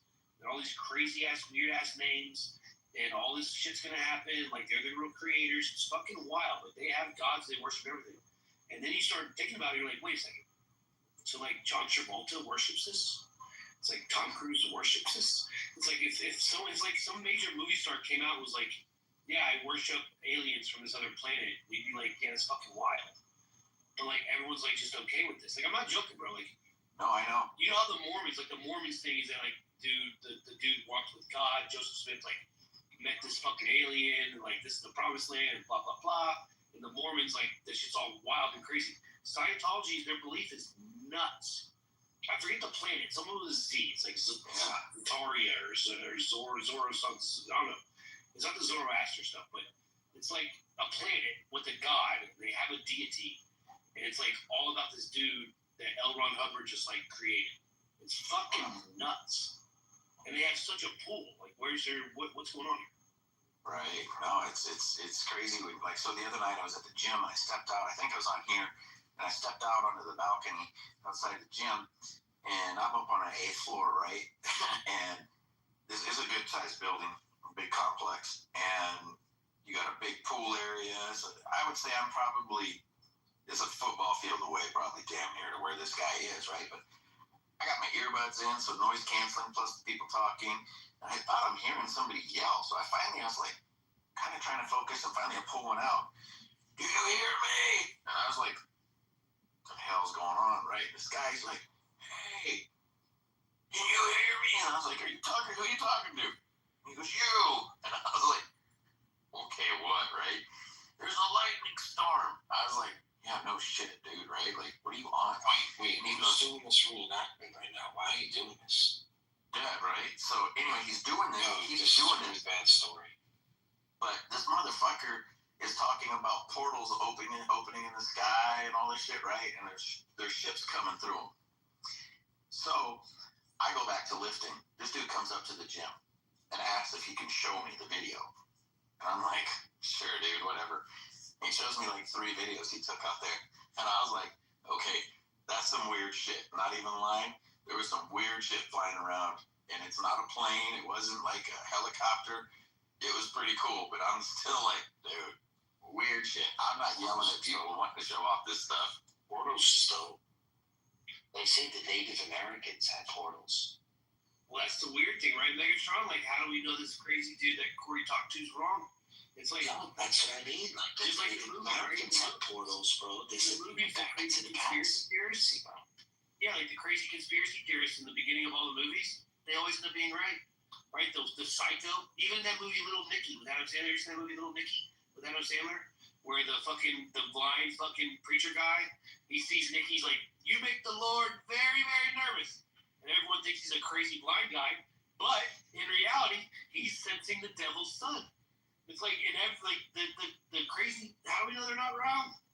That dude that was talking to Corey was probably. You just gotta take the benefit of the doubt. Like you gotta just get the information in. You know what I'm saying? Like don't get too crazy about it. Leave it in the back of your mind.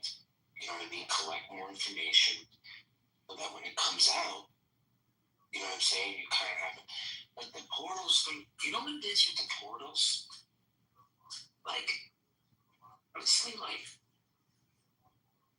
it's just so physically impossible. Like, we just can't think of how we can, like, we know what it looks like visually, right? Just something coming from nothing, like a mirror. It's just like, how would we, like, how's anyone going to take anybody serious when they say this report? Like, everyone gets the idea because it's fantasy. Physically, it just seems like too much. Like, it like breaks logic, it breaks reality, it breaks every rule. So it's like, I will somebody this without looking that I'm tripping on that. If, you know, it's one of those things, man. It's just fucked out. Well, I mean, I guess I kind of see what you're saying. Maybe not. It's not quite as similar, but you would agree that like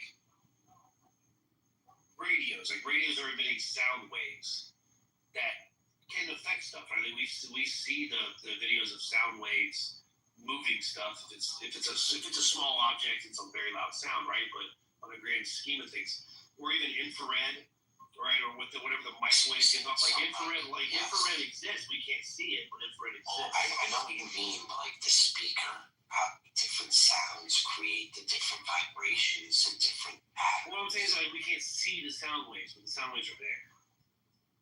Well, the light you're talking about, because the transmitter is the one that it takes the light in and then transmits it into sound. Oh, right. Yeah. I always get that wrong. Even though I do know what you're saying. Like that too. It is this light transfers the energy 100%. Which that to me even sounds crazy. Right now we're using it, you know, and we kind of just take those things for granted. But yeah, I mean, the portal is something that, I mean, we're using it right now, right? Portal? You think about it. Portal is the invisible light going into the transmitter and then producing the sound. There is kind of a portal. The thing is if we walk through the portal, I don't know how old you are. Remember the original Fly? Remember that movie? No, not really. What was the name again? The original? Kurt probably, or he probably knows me. What was the name of the movie? The Fly? Oh, no, Dragonfly. Yeah, I remember. No, Fly, the original one. No, the original Fly. Kevin Costner? I don't even know that. There was one called Dragonfly that dealt with like that kind of weird shit. Yeah. No, it's not Dragonfly. I've never heard of Fly. I've never heard of that. Yeah, it's basically he made this portal. And he's trying to, because it's you know, like they go into a room and then boom, they're like way across the world or some bullshit. But what's weird is that you almost have to die and be brought back to life because all of the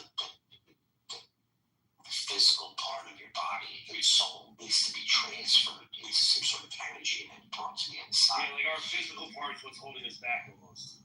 Yes. It's weird, right? It goes through this machine. And a fly went into the other machine, but it got the machine to work.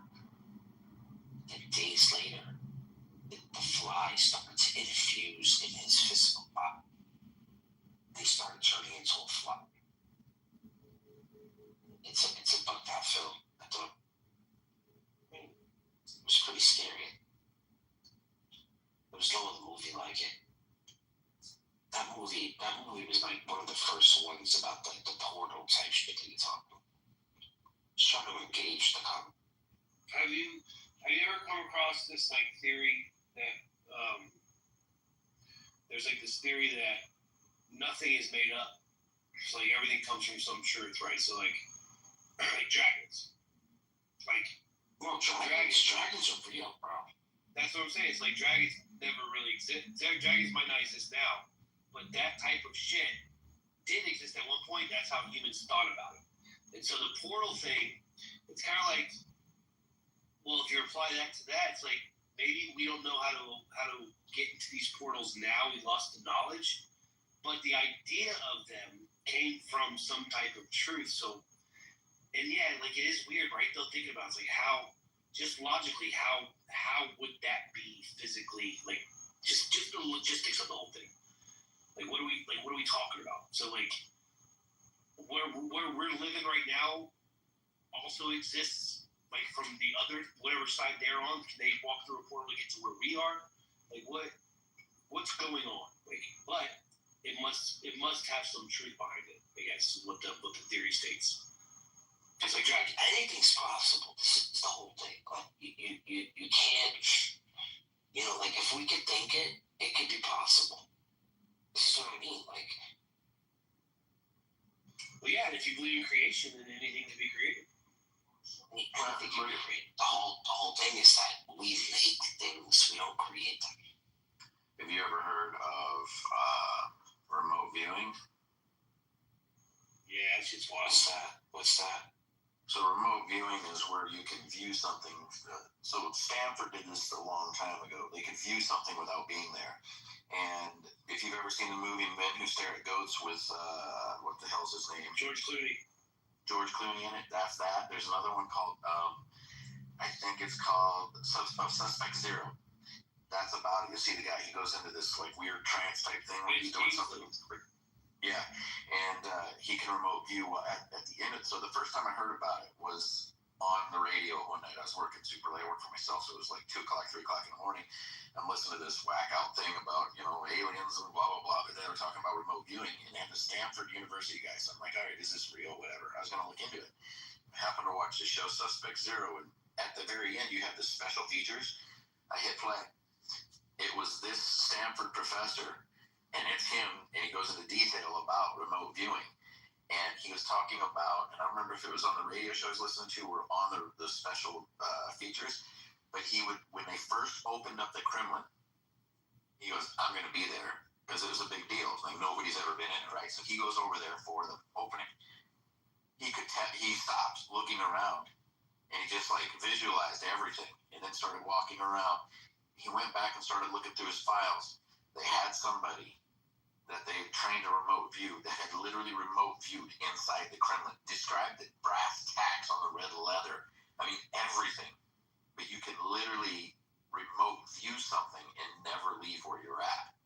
And this is something that the government used. And and I found out, it's not.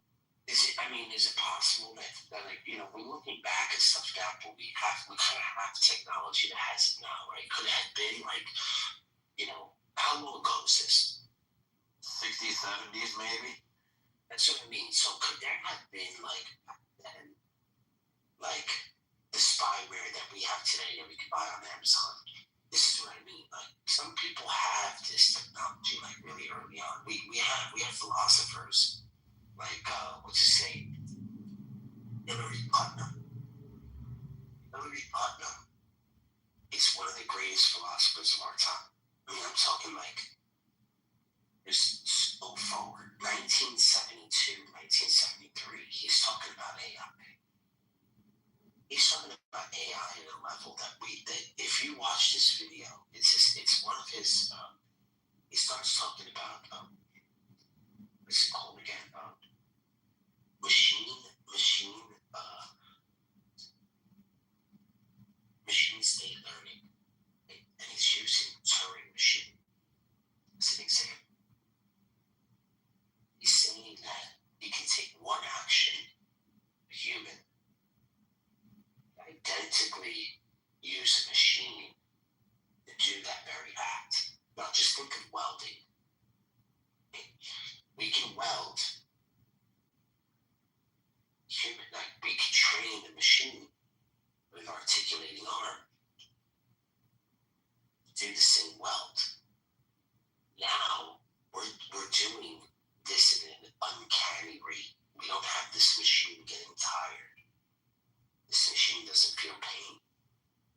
This machine doesn't breathe in any of the welds. So now we have a articulating welding machine doing welding isomorphic in the way a human does it, but now at an uncanny level. And this is what he's talking about. Even though he debunked himself, this is the great thing about great philosophers. They set out, they put like their masterpiece out. And as soon as they put the masterpiece out, they're saying it's, kind of like a Ludwig Wittgenstein about watching. And he did this back then. He's talking about AI, 1973. So it's just scary to think that,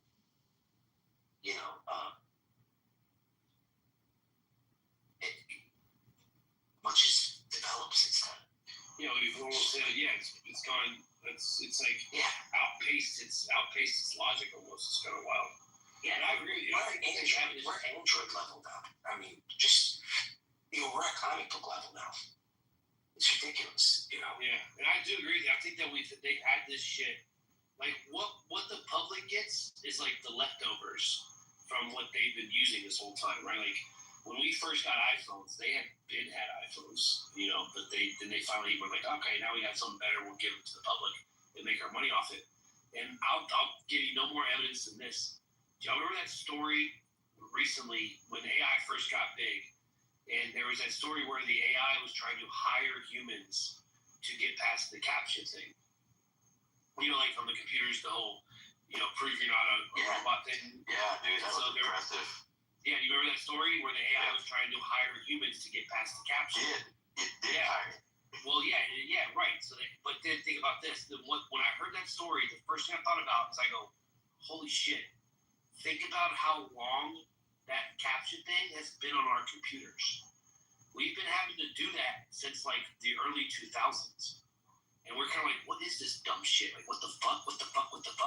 It's because the people that were, running this whole fucking thing, they had AI. AI already existed back then. So they had to create this captcha shit. And now we're finding out that AI is trying to bypass the captcha. Well, now that makes sense why the captcha shit was on there in the first place. But it's been on there for fucking over a decade. So that means they've had this AI shit's been able to break into shit and pretend to be humans for over decades, but we're just now finding out about it. Or like the zero gravity shit where planes don't have to take off, they can just lift straight up. Like oil is outdated. Like that shit is outdated as fuck, but we're just so beholden to the industry. But like, dude, the zero gravity stuff and all that stuff. Oil is a byproduct. The oil is just a byproduct. You look at all the other products that come from it, so they need to have oil. Oh, right. I'm sorry. I should have oil for transportation. Yeah. So I mean, but yeah, I know what you're saying, man. Yeah. But go ahead, finish about the captcha because that shit was badass. Right, isn't that wild? Like, when I thought about that, I was like, holy shit.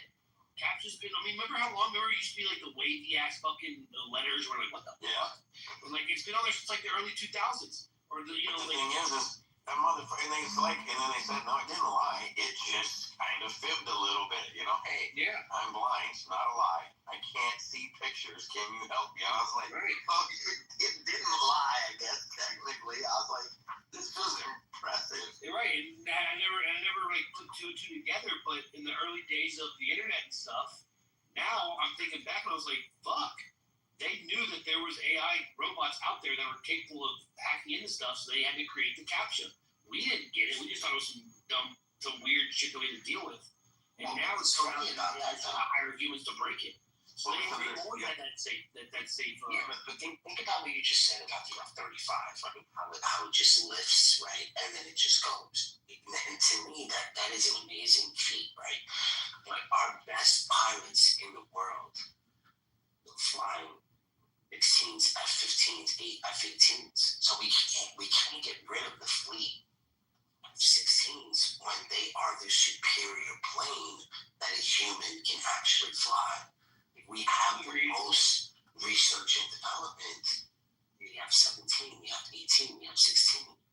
You know what I mean? Like this is the most, even though it's from the 70s, or it's, it's not a It's not what you call like one of those SIGs, right?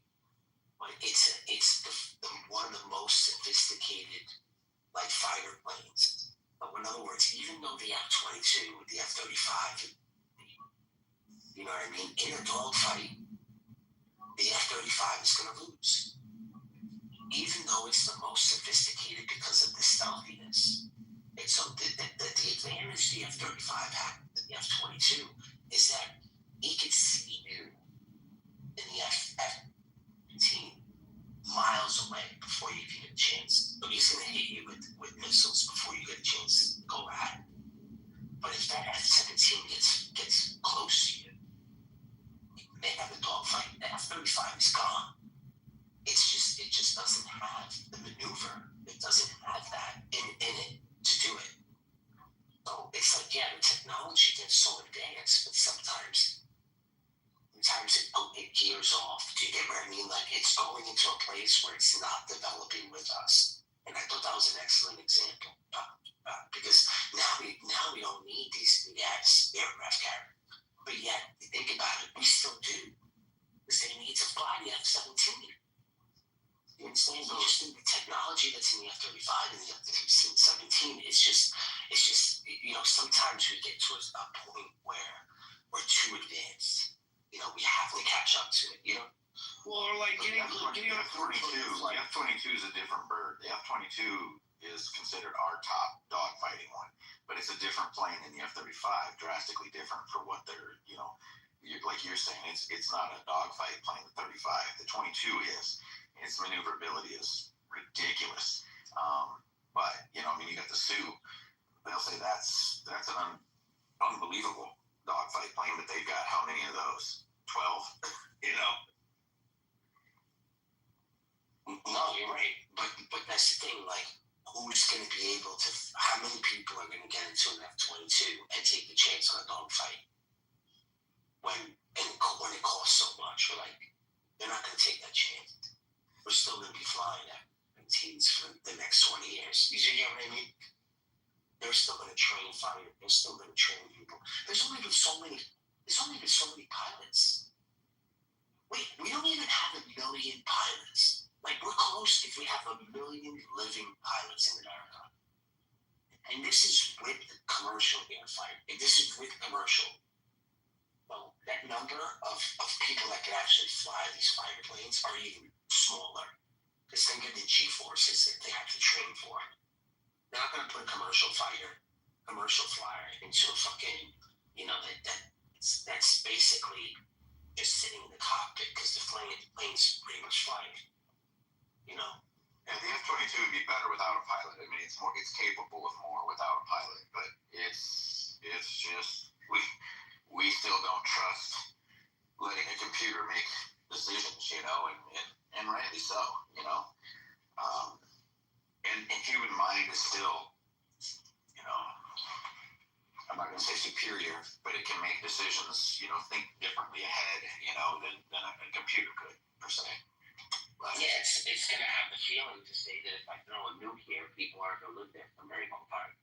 Right, yeah. Whereas a computer's just saying, yeah, fuck that, we're taking it out. Yeah, we used our best bomb, you know. Yeah, that's the crazy part. I mean, a lot of these little smaller ships, if you notice, like even the one that when we shot down the that balloon, the boat that was coming in from Venezuela. Yeah, that was done with a drone, and the drone is a small, you know, it's like a smaller plane, even though it looks like a small Honda, like, you know, like the size of a small Honda when you're looking at it. Obviously, it's got wings, but you know, it's getting off of these smaller aircraft carriers, right? Kind of like helicopter carriers, and they're using the old technology with the laser, right? The laser stays attached to the target. The missile is going. And then the laser's following it. We used to have to do this with the F-15 and the F-16. You remember, like the F-15 stays on the point, you know, and then they hit the missile. Like, so now it's doing all these things by itself, so that to follow. That's how accurate this thing is. But now it's on a plane where there's a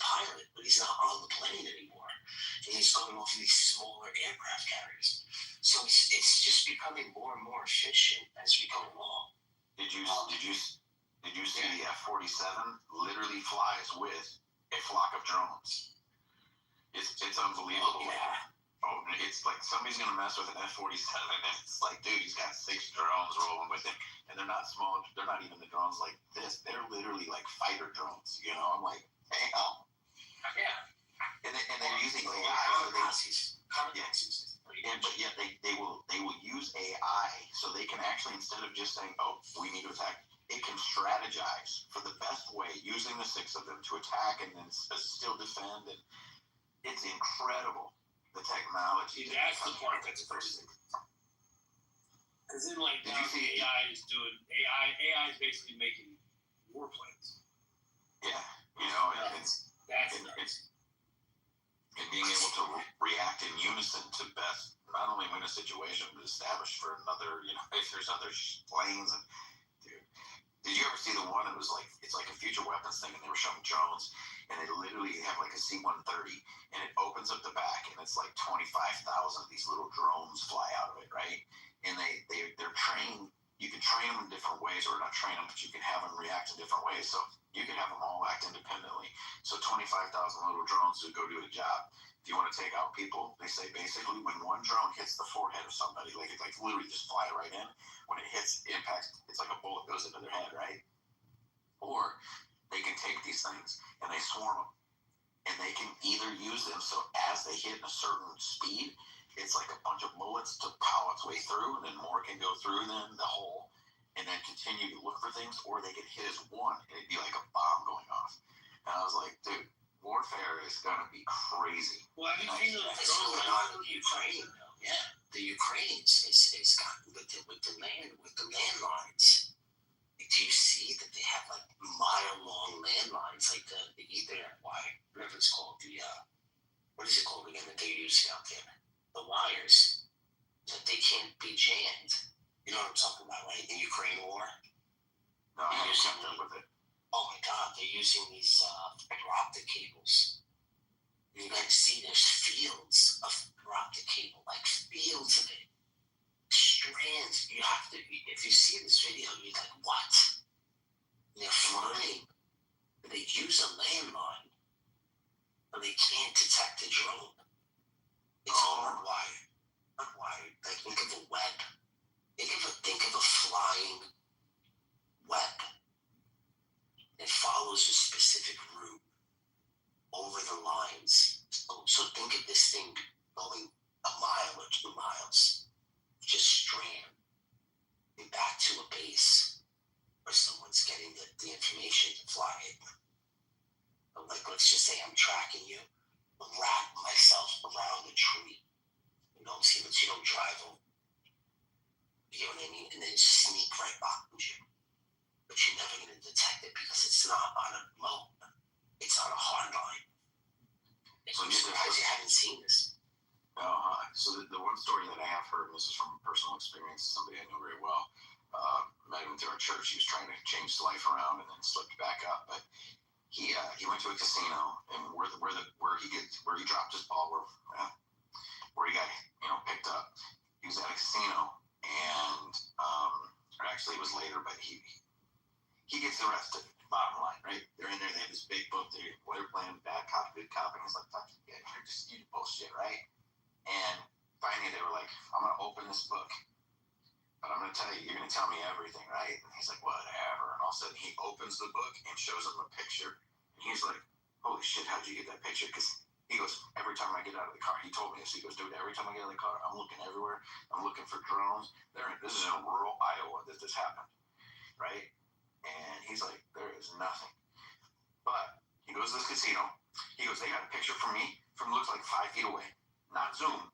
It's 5 feet away is what it looks like." He goes, I get out of my car. I'm gonna have a cigarette before I go inside, and I hear somebody say, "Hey, you want to see my tits?" So I was like, "Yeah." And then all of a sudden, he goes, this big black guy comes and looks around the corner of the car, the van. And he goes, "Oh, dude, sorry. I thought she was talking to me. I apologize." He goes, "No, you want to see him? Come here, right?" So these two are talking. And so they're like, "Who the fuck is that?" And they're screaming at him about this black guy. "How do you know him?" Or whatever. He may know who he was, but they were trying to get him to spill. He goes, "Listen, dude." And he goes, "You're going to love this." And he goes, "My wife's going to find out now." So he tells her, And then finally he goes, I'll tell you everything you want to know, but I need to know how the hell you got these pictures. Just be honest with me. They go, we'll tell you. He proceeds to tell them everything. His connection was directly one of the kingpins down in Mexico. He rolled. He didn't care. He knows he could never go after him. You know, they aren't going to go after this guy. He's in jail now. But they told him, he goes, no, that's not a Zoom. We didn't do that with the camera. We did that with the drone. And he's like, really? From freaking way up there, you got that picture? And he goes, that thing was within 15 feet of you. And he's like calling bullshit.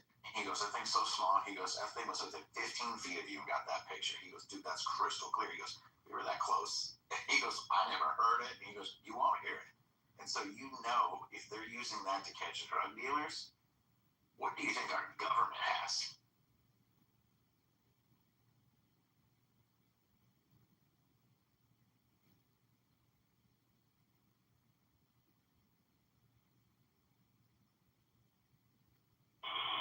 Why do you say? I've heard shit like that. It's a fact. It's a thing. Wait, did Barth kill the room again? No, I never killed the room. So Kill the fucking room every time, Bartholomew. Who is this guy? Yeah, I'll just leave. I'll just go somewhere else if you guys are stuck here. If my wife wasn't sleeping, yeah, this is the shit. I went to sit in the fucking closet. I'd fucking cuss you motherfuckers out. Anyway, so, most of the time, Barth, what shape is the earth? Bro, you want to see a picture of my dick already, bro? I'll send you a picture of my dick, Do you believe that thermonuclear weapons exist? Thermal nuclear weapons. Thermonuclear weapons. Do you believe in? I don't know what it's thermal. I don't know. Do you believe in thermonuclear weapons? I don't know what that is. I don't know what that is. Do you believe in nukes? I believe that nukes very expensive to produce and to upkeep. Do you believe they exist? I believe they did exist at a certain point. You don't believe they exist today with intercontinental ballistic missiles? No, I don't think they did. No. Corey, just remember that every time you want to game. They're too expensive. They're too expensive to maintain. Barth, what You're shape? just really talking about big ass. Mike, hold on. Barth, what shape is the earth? It's round, bro. I don't know why you're always asking these questions, man. This shit gets old, bro. Ice wall. It's the same three things, man. Ice wall. About the ice wall. The earth is flat. Yeah, I'm just gonna look for it. Because remember you said, oh, I don't know if the earth is spherical because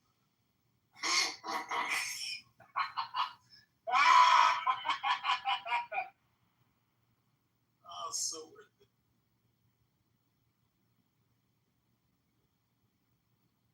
What if they judges?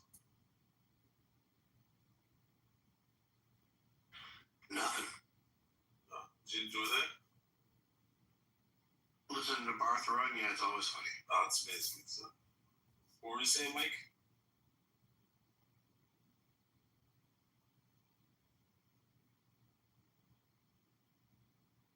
I don't remember. Judge Michaels.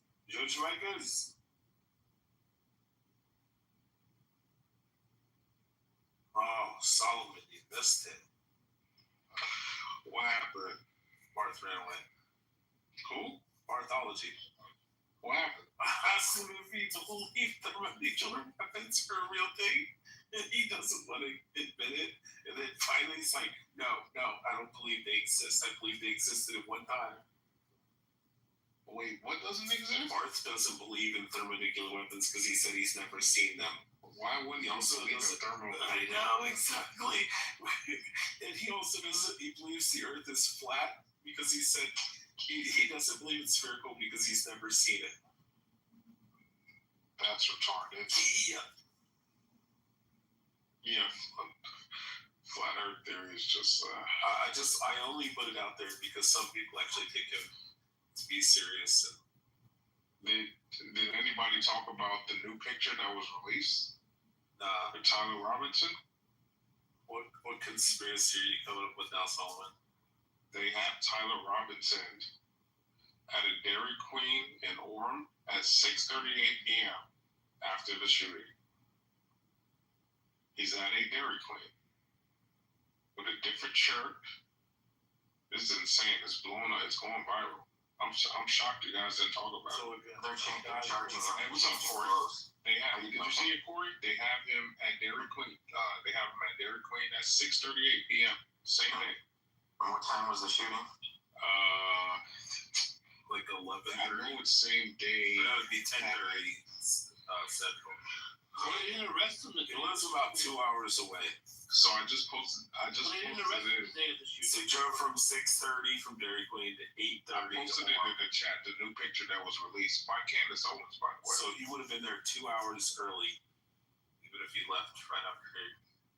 Let me see. 6:30 p.m. Because Corey, our whole when the first two suspects got caught and released, that's when all the conspiracy theories started. And so the main one was that, hey, at the very least, whoever this person is, they're not working alone. Because, they tried to say, oh, no, this is alone. But clearly something strange is going on. Antifa? Yeah, that's a possibility. So it is a possibility that, but this is Solomon, let me ask you a question. carousel network So there's this a bunch of trannies and furries. So there's this conspiracy going around, and if you go on Twitter right now, you'll find it.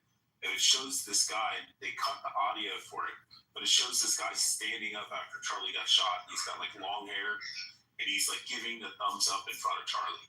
Yeah. You're like, oh my God. Yeah, exactly. So, okay, he made a video. So, yeah, he was recording himself initially when he got shot, and he's like a fucking retard. Bad timing. I get what he was trying to do. He was trying to do the Trump thing, that USA. But he was doing that, and then he stands up and turns at the camera and gives thumbs up. And they're like, look, it's a conspiracy. He's in on it. It's like, no, he's just a fucking weirdo who's screaming USA, USA. Well, his video was kind of strange. Yeah, he was just fucking weird. Like this weird thing. His video was strange. Because the thing is, they're coming at, the other thing that I saw was a breakdown of the actual gun. So somebody made a very good video of a breakdown of the gun that they're alleging Tyler used. And it's really good because it shows the FBI. Someone's lying. Someone is fucking lying. Oh, I don't know what the fuck is going on, but there's a lot of lying going on right now. So I like guns. What point did they make? Oh yeah, so let me see if I can find that because I posted Tyler. So I posted Tyler in the chat. So that's him at Dairy Queen. That's 6:38 p.m. Yeah, that makes sense. It's 2 hours away, and the shooting didn't happen until 10:30. At 6:38 p.m., you're at a Dairy Queen? Okay. What are you talking about? It was the day of the shooting, right? Oh, you're talking about nighttime. The shooting. Yeah, he shot him at like 10:30 during the day. They didn't arrest him the day of the shooting. Yeah. No. So they got him like that. The FBI report said he was hiding? No. Well, they got him. No, he's hiding in the sense that he didn't turn himself in. He was hiding. He went 2 hours away. He was also messaging his friends on Discord saying, "Hey, can somebody go get my gun?" And then he said, "Oh, if somebody No, I know, but like you know what you're talking about. The FBI reported that this guy was babysitting his fucking gun. He wouldn't be at a fucking Dairy Queen at 6:38 p.m. That's what I'm talking about. He had to go back to get his gun. Yeah, he put the gun in a box. He wrapped it in a towel. Then he went down to He would not be at a Dairy Queen. Then he was asking fucking food. You realize the messages he was sending. Look at him. He doesn't even look like he's aware of anything. Bro, he's autistic as fuck. 2 hours away from Dairy Queen. Why didn't he go get 6 hours away? Yeah, no, he went home. 2 hours away is Dude, what are you talking about? He went home. It is absolutely strange that this guy's at a Dairy Queen right after, essentially right after shooting, allegedly shooting Charlie Kirk.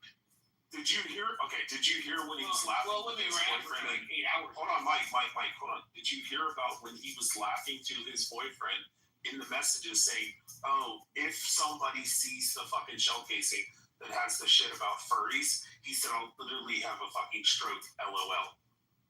He said if they see that, because it had some like furry shit engraved on it. That was the up, down, left, right bullshit.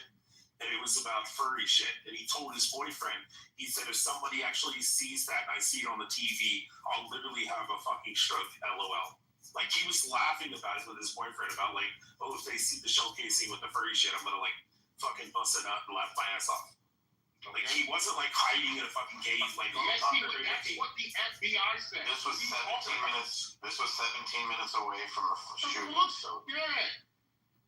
You look, Rich. That's not what I'm talking about. I'm talking about that you are in denial, bro. Yeah, it was Mossad. It's You're the Jews. in denial, bro. You know, Solomon, I had the same conversation when the shit happened in Beirut.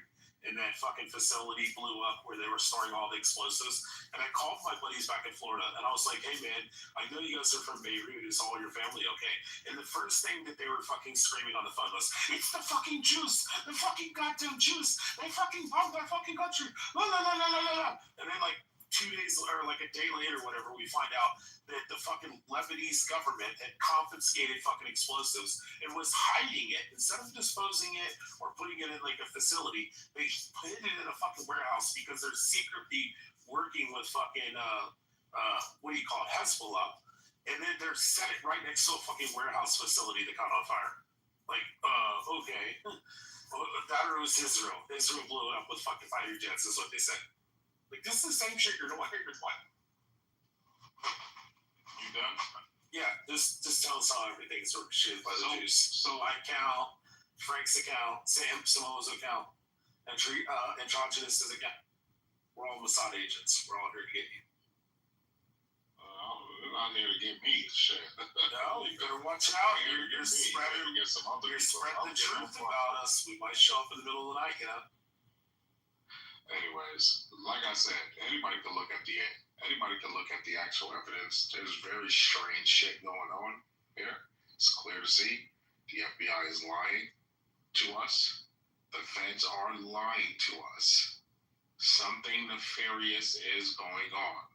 Is that Mossad or this trans terrorism? We'll find out. But I think it's fucking retarded to think this kid acted alone. Something is going on.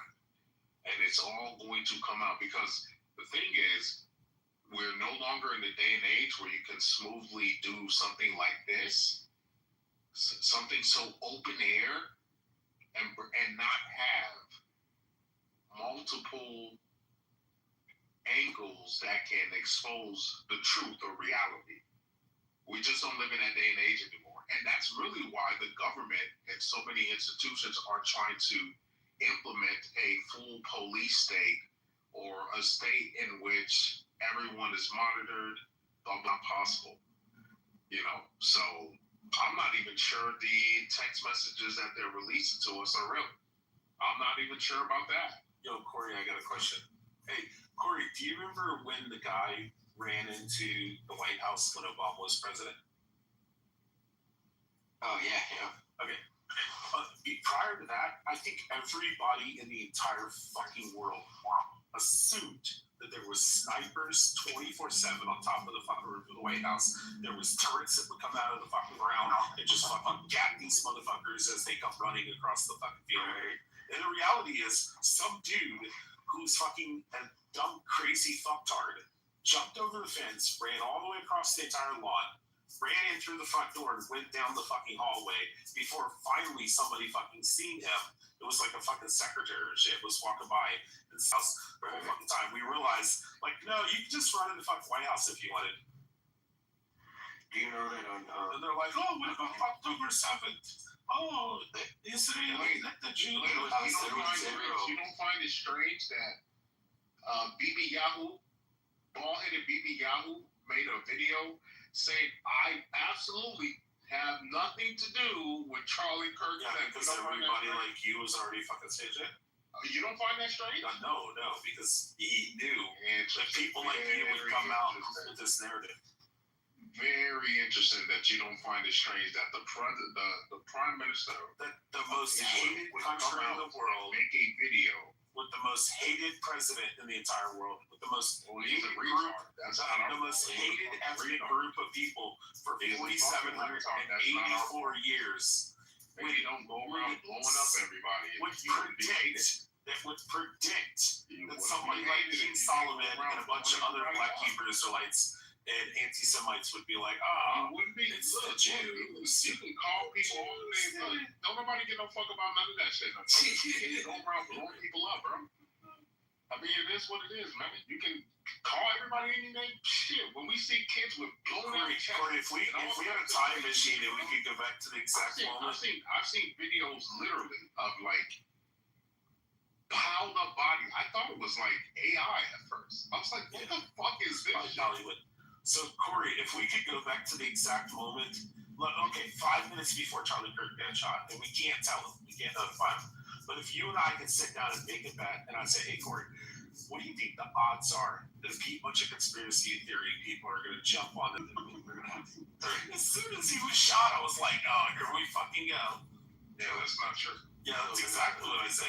I actually came in and called, but that's not. But so I'm not right. As soon as Charlie, when the first suspect came out, nobody was thinking about. No, I can tell you. I can actually tell you exactly. Nobody was thinking about the little hats when the first suspect came out. They said it was. I hope the they said it was an old. Don't rewrite history. They said it was an old. They said it was an old Democrat. They said it was an old boomer Democrat that unfortunately took out Charlie. That was. I came in. Nobody was thinking about the little hats. I came in the room and actually notified everybody. Nobody knew about Charlie Kirk getting shot. Two moments that happened made people start thinking about the little hats. You guys were talking about a bunch of fucking stupid weird shit. I appreciate it. So, two moments made people start questioning the narrative and start implicating the little hats. One, the second suspect that the FBI arrested was let go. That was the first thing that made people go, okay, something is not right here. Something smells fishy. Then it came out that the first suspect that they arrested just so happened, George Zinn, just so happened to be an Ashkenazi Jew. What are the fucking odds? Then, the next ball to drop that made people go, what the fuck? Was Harrison from the Alex Jones show showed proof, and we all saw it, and today it still has, 7 million impressions on Twitter. He tweeted August 13th, 2025, a month before this, he tweeted that someone brought up to him that Charlie feared for his life, that Israel was trying to kill him. Those were the two moments that people used to start questioning if Israel Mossad was implicated in this. And then reports came out that Fox reported, actually it was John Solomon, who reported that the FBI was reporting that foreign intelligence may be involved in the assassination of Charlie Kirk. So there's a bunch of things that came out, Rich, whether you like it or not, that had people questioning, yes, is Israel and Mossad, is it possible that they helped out in this? Not even that they directly did it, but could have paid for it, could have known about it. There's all types of ways that could have been facilitated. Doesn't have to be that it was actually them. No, they could have been the ones who funded it or coordinated it. There's all types of possibilities. Alright, so the old Jewish guy is fucking crazy. He's also been indicted on making terroristic threats after the Boston bombing. He's a fucking batshit crazy person. There's actually people that we're talking about, they're like, oh yeah, that guy George Zinn or whatever his name. They're like, yeah, he's like the local fucking crazy guy. They're like, but he's like harmless and shit. So, after a fucking mass shooting, he was probably saying some fucking crazy shit because he's probably fucking schizophrenic or some shit. And then secondly, the guy, let me finish. I was being quiet the whole time. So the second person who was apprehended was because, if you can actually go look at the video, there was a guy who ran out of the back of the auditorium building or whatever, and when he was standing out there, he goes, "There's the guy, there's the shooter, there's the shooter." And it's a totally different fucking guy. It's just a random fucking dude running across the parking lot wearing similar clothes. And they ended up apprehending that guy on the basis that the person who was videotaping was saying, "There's the shooter, that's the guy, that's the guy." In reality, it wasn't. So, yeah, mass fucking confusion. Nobody knows what the fuck's going on. People are going, "That's the guy, I just seen him fucking running out through the parking lot, bro, that's him." And they go pick him up and they're like, "Oh shit, this isn't actually the guy." Didn't have fucking, gunpowder on his fucking hands, none of that kind of shit. And then on top of that, when this all broke, you guys were in here fucking arguing about fucking dumb race politics bullshit. And I came in and said, Charlie Kirk has just been fucking shot. And everybody going, "Shut the fuck up. Don't be fucking saying that. Who the fuck? Why are you fucking saying that, bro? What the fuck?" And then everybody's like, "Oh my God, I just fucking looked it up. It's fucking real." And then I went on to say that I guarantee this kid grew up in a very fucking conservative household because they're like, "It's like 200 yards, bro. Nobody can make that shot." I'm like, "You guys don't have fucking guns." Well, the fucking 30-06, I said, guarantee that it's a fucking kid who grew up fucking, hunting and fishing and shooting and shit, and they got fucking radicalized and is probably part of the LGBT shit. They're like, "You can't fucking say that. It's probably fucking Republican and fucking don't like him. Maybe he's a neo-Nazi. Maybe he's a Nick Fuentes guy." And I said, no, it's guaranteed it's going to be a fucking libtard who got indoctrinated through university. It's probably fucking gay and shit. And they're like, no. Like, I called this shit the second it happened. Yeah, again, we were saying the same thing. What are you talking about? I even told Coco. No, you weren't. You were screaming it was Yes, facade I was. agents. Oh, this is a professional hit. This isn't an amateur hit. What are you talking about? Before we knew, bro, you don't know what you're talking about. I'm talking immediately when it happened. 10, 15 minutes afterwards. I'm the one that broke the shit to chillism. When we knew, sir, that the first or second suspect was not. Do you want to watch the video of the guy? I warned Coco. Coco. You know Coco. I warned Coco. You better hope it is not a fucking alphabet that they find, because if they do, this is the beginning of the end for all of you. Went on a 24-hour rant about how this Mossad agents and how this was a professional. That was later, retard. That was wasn't an amateur shit. It was a 200-yard shot. You were the one that keep saying a 200-yard shot. Dummy, that was later. You want me to get the video of the guy actually running? You want me to get the? I'm asking. Do you want me to get the actual video? Do you know what that means? Who ran out of the back of the auditorium? That was later. "Oh, look, there goes the shooter." When it first happened, there was an entire, maybe 4 or 5 hours where we didn't give no fuck about the little hat. Solomon, what are you talking about? Is when we started, when the shit started coming out, like Harrison's tweet is still up. That's the crazy thing. It's still up. And all of the other strange shit. That's when we started talking about Israel and Mossad. Not the first 4 to 5 hours, dude. Quick question. Do you know how many people were initially investigated after the Atlanta bombing? My dad was actually there at the Atlanta. No, I don't know. Maybe you'll say that's a Mossad thing, but initially there was like fucking 20 people that were brought in for questioning. And they were all released. And then they tried to pin it on the fucking security guard, who was the police or the security guard.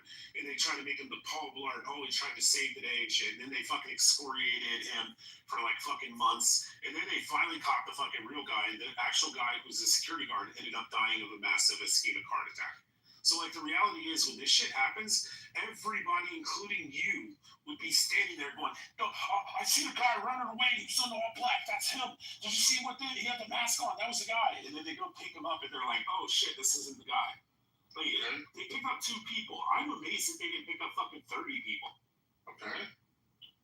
But you're like, "Oh, 2 people. And one was a guy who was schizophrenic, crazy guy at the fucking rally. An old Jewish guy that's like 75, 80 years old.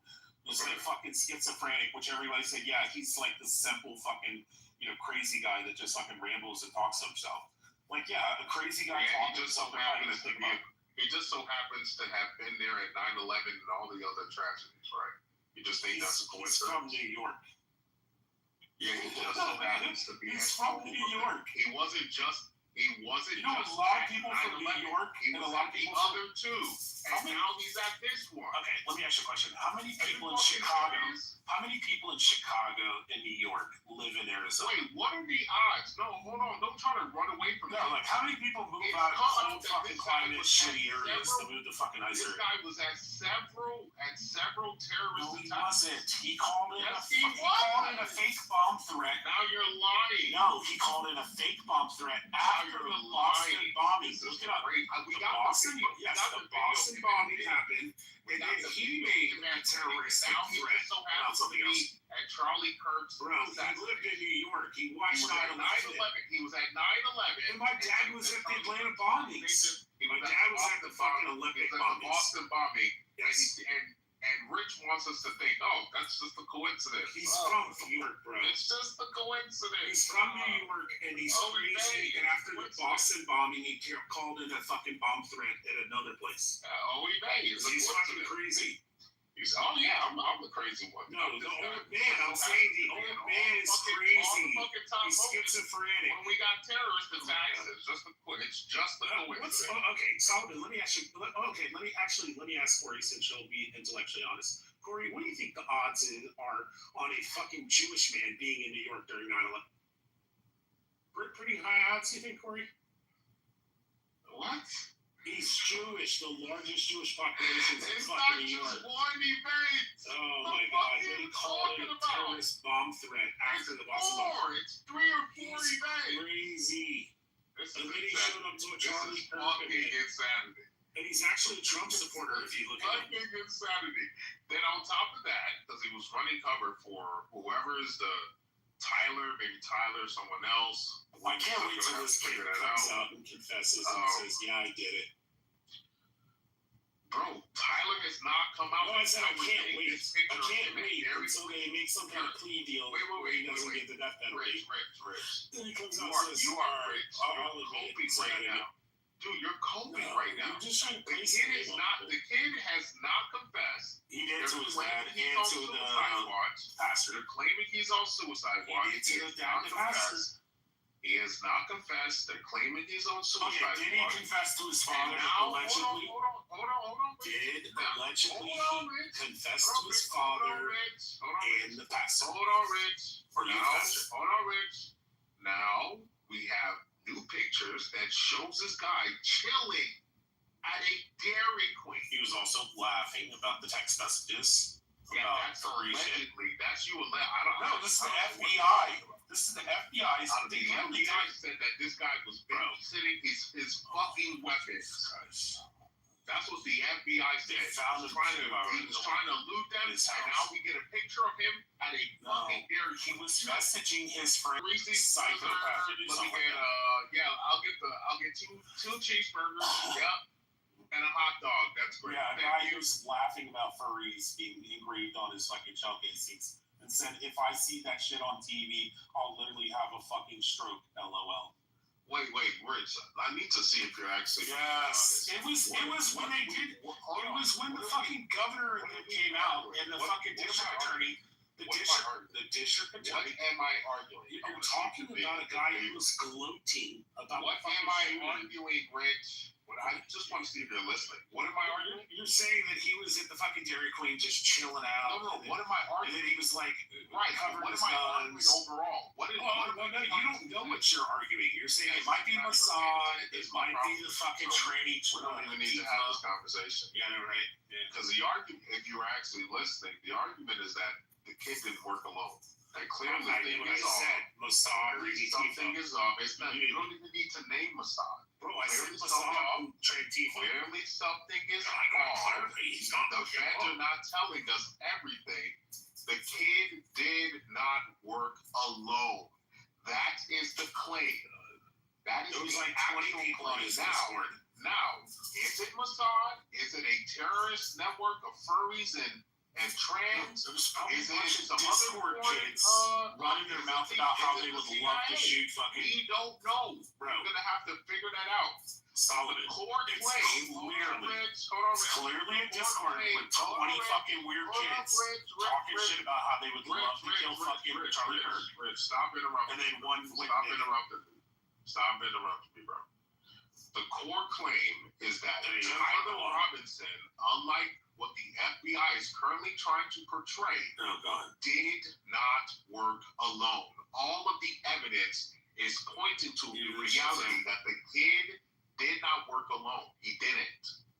All right, now, Solomon, I have a question. Sam's PTR, is that a white man or a black man? Didn't I just say stop interrupting me? White man or a black man? I'm asking you a Jewish man. I'm just asking the question, bro. You said what was the in Sam's picture, is that a white man, a black man, or a Jewish man? In what picture? Sam's picture. You said, is this a white man? Is it a white man, a black man, or a Jewish man? White man. No, it's a black man. He's either black man. No, it's a black man. See how you could be wrong about that, Sam? What is the racial makeup of that man, Sam? That's not a black man. And his father is African American. I'm coming so hard. I'm busting a huge fucking nut. I would need to see his father. You can be wrong about that, but you can be wrong about it. Busting a giant. Show me his dad. That shit stored up from. Show me his dad. I don't want to shot that shit on the ceiling. Show me his dad. Unless you show me his dad, I'm not believing none of that shit. Show me his dad. You can be wrong about something so simple like that. Can I say something real quick? I'm black and my kid's mom's white, and they look completely white. You wouldn't know that they have any black in them. You're not all over the floor. Respectfully, James, you look mixed. Come on, you look mixed. My dad's mixed. And that's the point. You're mixed. PTR. That's why I said I would need to see. I would need to see his father. PTR is a black man. You were wrong on that. That is a white man. So there's a good chance you're wrong. That is not a black man. That is a white man. You could show us the father, and then we can make the assessment. Can we see that though? There's nothing to you have not brought evidence that his father is black. Well, would that change because there was a white couple that had a purely black child, and the husband thought that she cheated on him because she had a DNA test, and it wasn't. And they did a DNA test, and he was actually the father. You said there was a white couple that had a black kid. Yes. You never see that? Have to see that. Oh yeah. So how would that? So if that's true, how would that change what he's saying? Just if a white couple had a black child, it could have shown you. She had a black grandfather that she didn't know about, and he thought she cheated, and they almost got divorced because of it. So like, yeah, I seen that one too. Okay, that's because if you were saying two white people, pure white, having a black kid, that's impossible. Yeah, they look white as fuck. They literally look like you're saying, Mormons in down the Utah, line or someone in the line was black. Yeah, but they literally look like Mormons in Utah, Solomon. That's the point. Nah, but like, you have like, black. Hi, can I tell you about our Lord and Savior Jesus Christ whites? But the point is, the gentleman in Sam's picture, we would need to see the father. Black, bro. You can show us the father, bro. Show us the father, show us the mother, and then we'll believe you. Until then, I have no reason to believe his father was black, or at least not black like me. Oh, you can't tell those hype mixed like James and the bell pepper. Yeah, James, I'm not saying you're not black, but Solomon, did you actually click on the same picture? You look like someone who has white and black. Well, there's nothing wrong with that. My dad's black, my mom's white. Yeah. So Solomon, did you take a chance? Solomon, hold on. Did you take a chance? Solomon, did you take a chance to click on Sam's PTR and actually zoom in on it? It's a U.S. government considered him black. Yeah, I know. If you actually click on the photo and zoom in, you can see his bell pepper nose. You can see his high. You still haven't shown us the father. What the fuck are you talking about? You keep trying to go off this picture. Show us the father. But yeah, so that's the claim. The claim is that Sam, wasn't that guy classified as black under Jim Crow? Tyler did not work alone. That's the claim. Samuel, wasn't that guy classified as black? Oh, he was. He was classified as black under Jim Crow because his father is black. Oh my God. Busted nuts. Have you seen that? Yeah, exactly. Have you guys seen Frank's dad? Frank's dad looks like a little bit lighter complexion than Solomon. Frank's dad is black as fuck, but his mom is white as fuck. So I'm coming in a little You bit get a late. fucking white man. I'm coming a little bit late, so I'm just wondering why we are talking about race in the first place. Solomon believes that the Charlie Kirk shooter didn't work alone. It's probably Antifa, probably not Antifa, more likely Mossad and Bibi Netanyahu, because supposedly Charlie Kirk threw like six fucking how did they say, like 6-person relayed information that a friend of a friend of a friend who knows Charlie Kirk's fucking hairdresser said that Charlie Kirk's fucking was worried that Mossad was trying to kill him. Mossad was known to do assassinations across the world, who's known to run pedophile rings. So James, my point of showing this was why are you running showing Solomon that Sam's PTR, which I knew was a black man, for Mossad? If Solomon could be wrong and say that's a white man, but it's actually a black man, Very weird. he could be wrong about It's that. very weird. He'd also be wrong when about I this. hear apparently Americans run interference for known terrorists who do abhorrent things around the world. Absolutely disgusting things around the world. And you are running interference for them. Abhorrent. With a B. That is not abhorrent. crazy. That is insane. That you are literally defending. Hey, I also corrected Sam. And That is insane. Sam is a Jew, and I corrected him in the other room when he used the word racially unambiguous. It's actually racially ambiguous. That means nothing to me. That literally means nothing to me. Racially unambiguous means what you are. Defending Because you're a dark-skinned, bell-peppered Nigerian Why are you with a high forehead for Mossad? and you're bald, which means you're unambiguous, meaning we can all look at you and tell that you're Nigerian. Or at least black. Anyway, so yeah, that's James. So I corrected Sam, and Sam's a fellow Jew.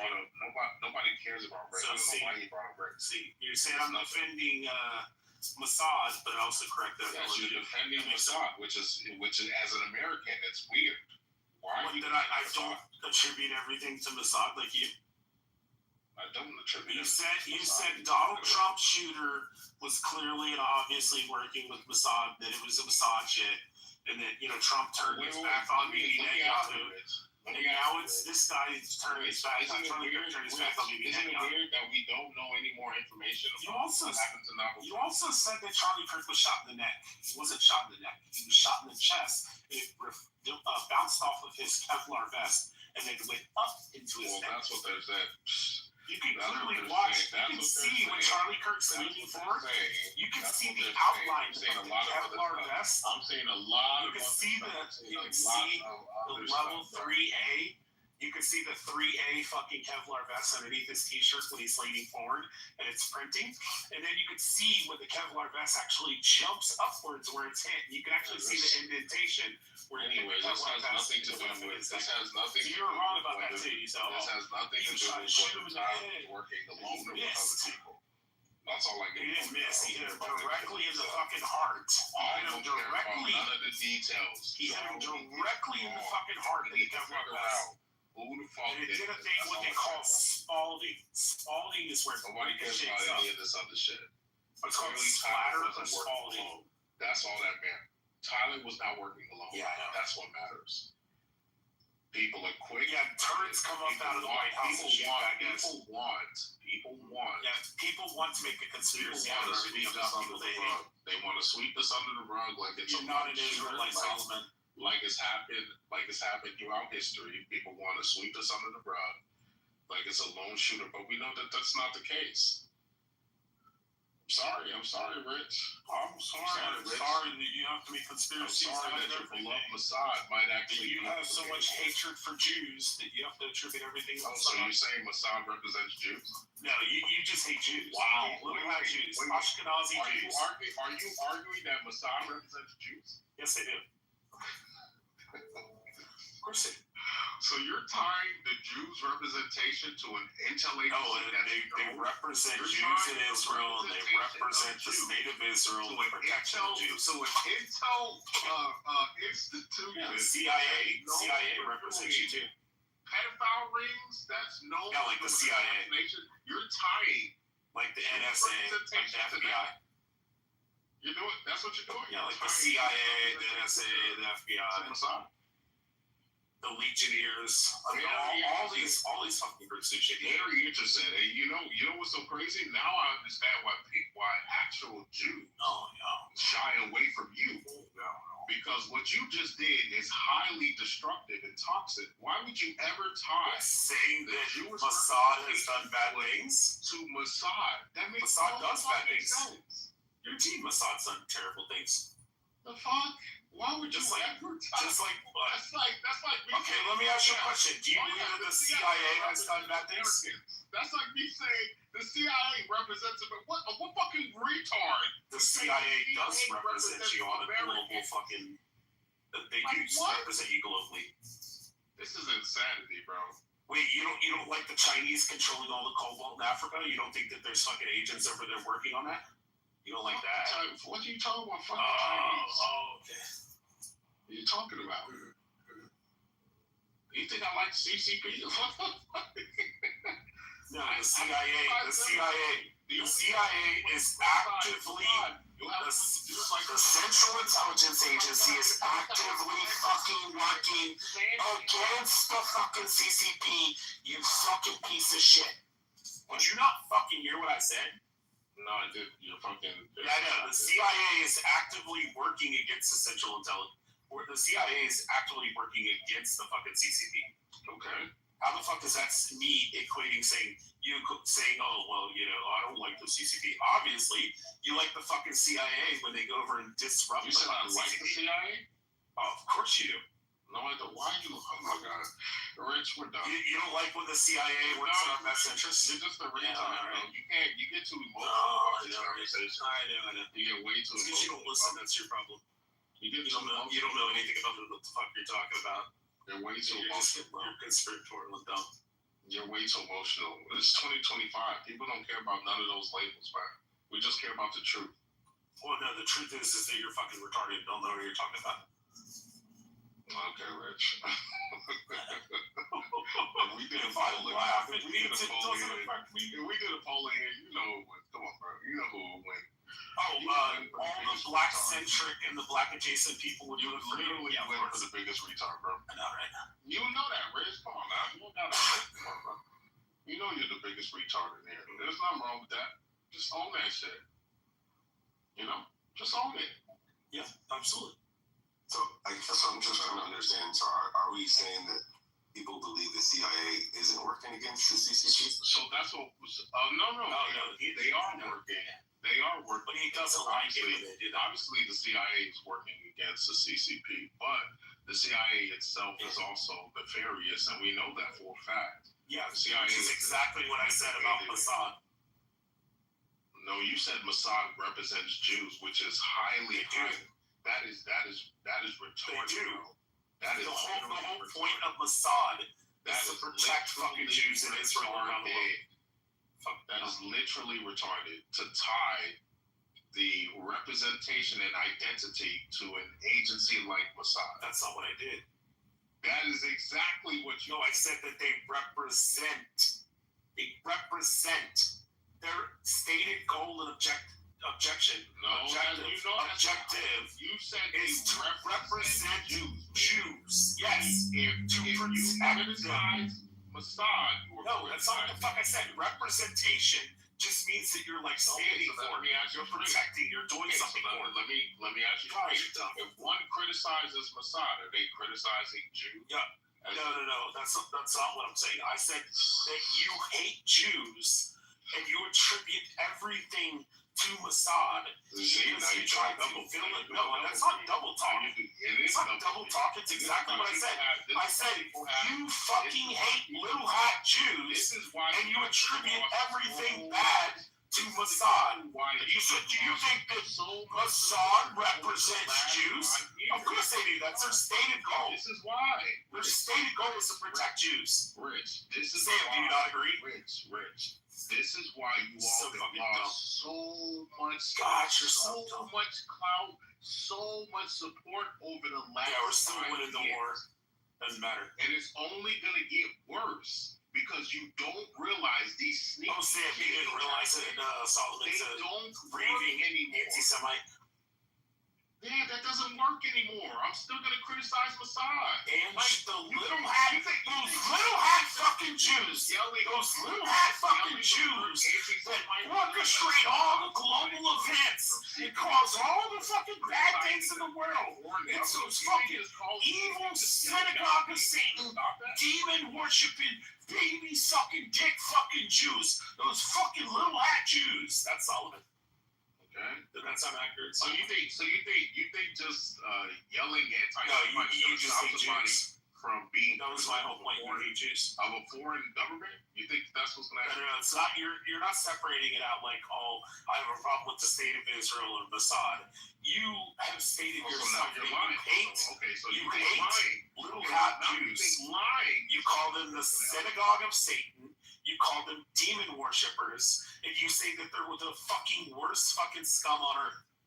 That's what you say. You call them the little hat Jews. Which is when I say, hey, Solomon, this guy's Ashkenazi, you go, oh, he's a little hat Jew? Oh, fucking demons. Yeah, you're just lying now, which is okay. Wait, Solomon, do you think that little hat Jews are the synagogue of Satan, the ones that don't accept Christ? No, what are you talking about? Do you think that little hat Ashkenazi rabbinic Jews are part of the synagogue of Satan? No. You're a fucking liar. You said so many times on stage that the ones, Rich, I'm not saying that the Jews who believe in Jesus aren't this, I'm not saying they're part of the synagogue of Satan, but the ones, the rabbinic fucking Jews, the rabbinic fucking Talmudic fucking Jews, those are the synagogue of Satan, bro. I can't hear things in your head. And if Ryan was here, he would want to disagree with me, but he would agree with me and say, yes, it's those fucking kikes, those little hat fucking Jews. Okay, so that's exactly what Solomon says. He would agree 100% with what I'm saying. Why are you lying on me, though? I'm not lying on you. Yes, you are. You're said this a million times on stage. You're a liar. Okay. I didn't say it a million times. What are you talking about? You're just lying. And that's my problem. Like I said, that's what you guys have all shown some support over the last 5 years. Such a dirty like these tactics they're terrible. You guys are so toxic. I didn't realize you guys are fucking toxic. And now you're saying Mossad represents Jews. This is insanity. Let's ask Sam. Let's ask Sam if he thinks Mossad represents Jews in the sense that they defend them.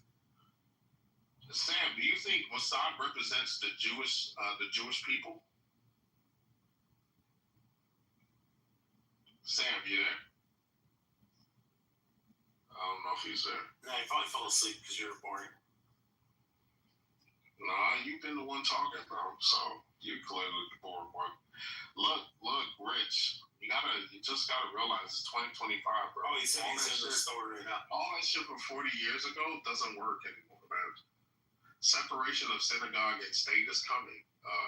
The United States and Israel's relationship is toxic. It's not working for Americans, and there needs to be a breakup. Sorry, it is what it is. It's coming. Can't stop it. It is what it is. You don't have a right to American resources. Israel has a right to exist, but they got to exist by their own accord. They have to exist by their own, ways and resources, which they can. How much money do you want to put in escrow that'll never happen? What do you mean by never happen? It's not going to happen. Not in our lifetime. What do you mean by that, though? There's not going to be a separation where the United States turns their back completely on Israel. I didn't say turn. That's what you're saying. You're saying that they're not going to stop funding Israel.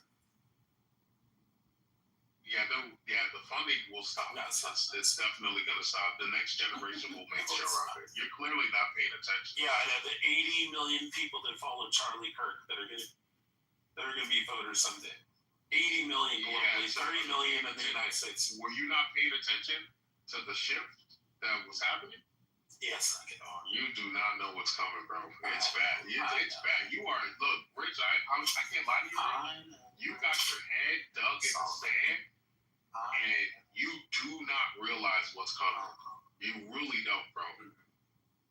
Israel has like 5 to 7 years max before the political winds completely changes the relationship between our two countries. How much you want to lock in escrow, Solomon? Americans want. How much you want to lock in escrows for 7 years? Bro. And it is what it is. Israel is a rich state. They have a lot of money and resources. They should be able to defend themselves. Dodging that question, aren't you, Solomon? That's what question. I said, how much you want to lock in escrow on the 7 years? I'm not locking any. Come on, let's lock that bet in. Don't cause it. I'm not locking anyone. Yeah, you ain't locking shit like that. I'm not locking anyone in for a bet like that.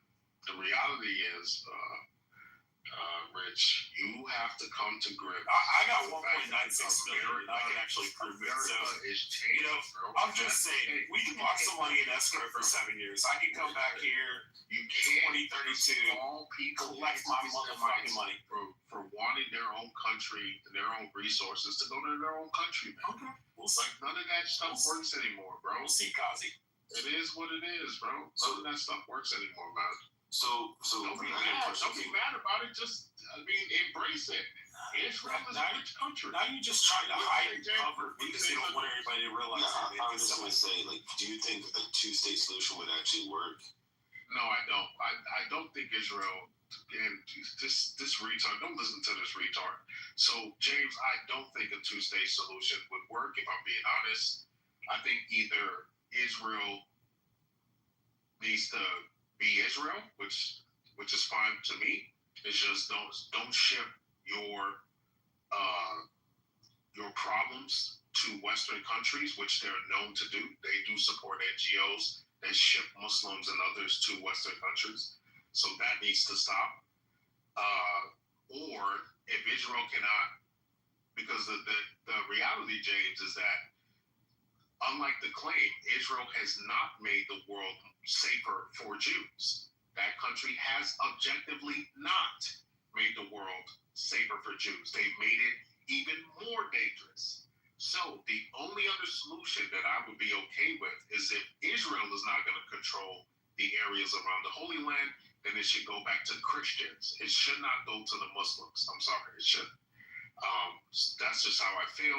I do not believe that Holy Land should be controlled by Muslims. Well, I don't think it will, according to the Bible, right? So, like, correct. That's exactly right, James. So, if the Jews cannot properly run that country without, leaning on our resources for everything, then they shouldn't be running the country. So it's either they figure it out independently on their own, which I'm okay with. I have no problem with that. Survive as a country on your own. If you cannot do it and you rely on our resources, then we as Americans and as Christians, we should be in control of the Holy Land, as we were before the fucking retards in England, made all that shit happen. But it is what it is. It happened. We're here. So it's either the Jews control it. If they can't do it by themselves, then Americans and Christians or Christendom in general should come in and control it ourselves. That's what I feel about it, James. Well, I think part of the problem though is a lot of Christians don't pay attention to the Bible, and they don't understand that we're supposed to be protecting Jerusalem, the land, but they look at the Jewish people and still think that Jews are the still chosen people. But the Bible says this very specific, says there's no Jew outwardly, only Jew inwardly. Right. So all those who believe in Jesus are amen. So they don't understand that. And even Charlie Kirk said that he thinks that the Jews are going to ethnically cleanse Gaza. Right? So that's exactly what they're doing. That's exactly, and look, James, I'm an honest person, man. Israel has a right to exist. They do. They're no different than any other country that has come into existence. All countries have fought bloody wars and bloody back and forth to be established. So my parents came from Nigeria.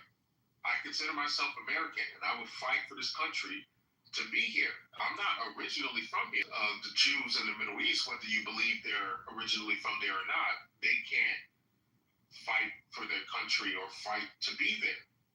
That is not my business, if I'm being honest with you, Jay. It's not. But like you rightly pointed out, we as Christians, we kind of messed up because, and it's really because of the heresy, which I think you were sort of alluded to, which is dispensationalism, which is overtaken, well, not anymore, but I grew up in a time when dispensationalism was the name of the game, where you even hear politicians like Ted Cruz, and I'm glad Tucker Carlson called him out. He embarrassed him. Ted Cruz embarrassed himself in that interview with Tucker Carlson, where he was trying to espouse a lot of dispensationalist views. And so, I'm glad more and more of us are waking up, because I'm still an evangelical, but I'm a reformed evangelical. I've reformed away from dispensationalism, and many evangelicals are reforming away from dispensationalism, especially the younger kids. The younger kids, none of them believe in any of the dispensationalist stuff, where modern day Israel is the quote unquote Israel in the Bible. They've thrown that out. That doesn't mean anything to them. So that's a very good thing. But it still has a presence in the older generation. Although it is dying out there too, we can see movements away. And that's what I was trying to say to Rich, because I don't think a lot of people are paying attention to the changes in American Christianity. American Christianity is moving away from dispensationalism, where we look at modern day Israel as the Israel of the Bible. People are moving away from that, which is a bloodline, and then there's spiritual Israel. No, Israel is not a bloodline. Oh my God, fucking dumb. Israel is not a bloodline. And if it was a bloodline, it's not your people's bloodline. I can tell you that for sure. The Khazar theory. It's definitely not your people's bloodline. I can tell you that for sure. Well, to be honest with you, it doesn't really matter whose bloodline. I agree with you, James. Right? Yeah. So, James, the ideal is that there is a physical Israel. The promise that was given that he who blesses Israel shall be blessed, and that he who curses Israel there's no shall be that is about cursed. Christ. That is not about Israel. From God to physical Israel. That is about Christ. That scripture was about Christ, not about a physical Israel or about God. That's spiritual Israel.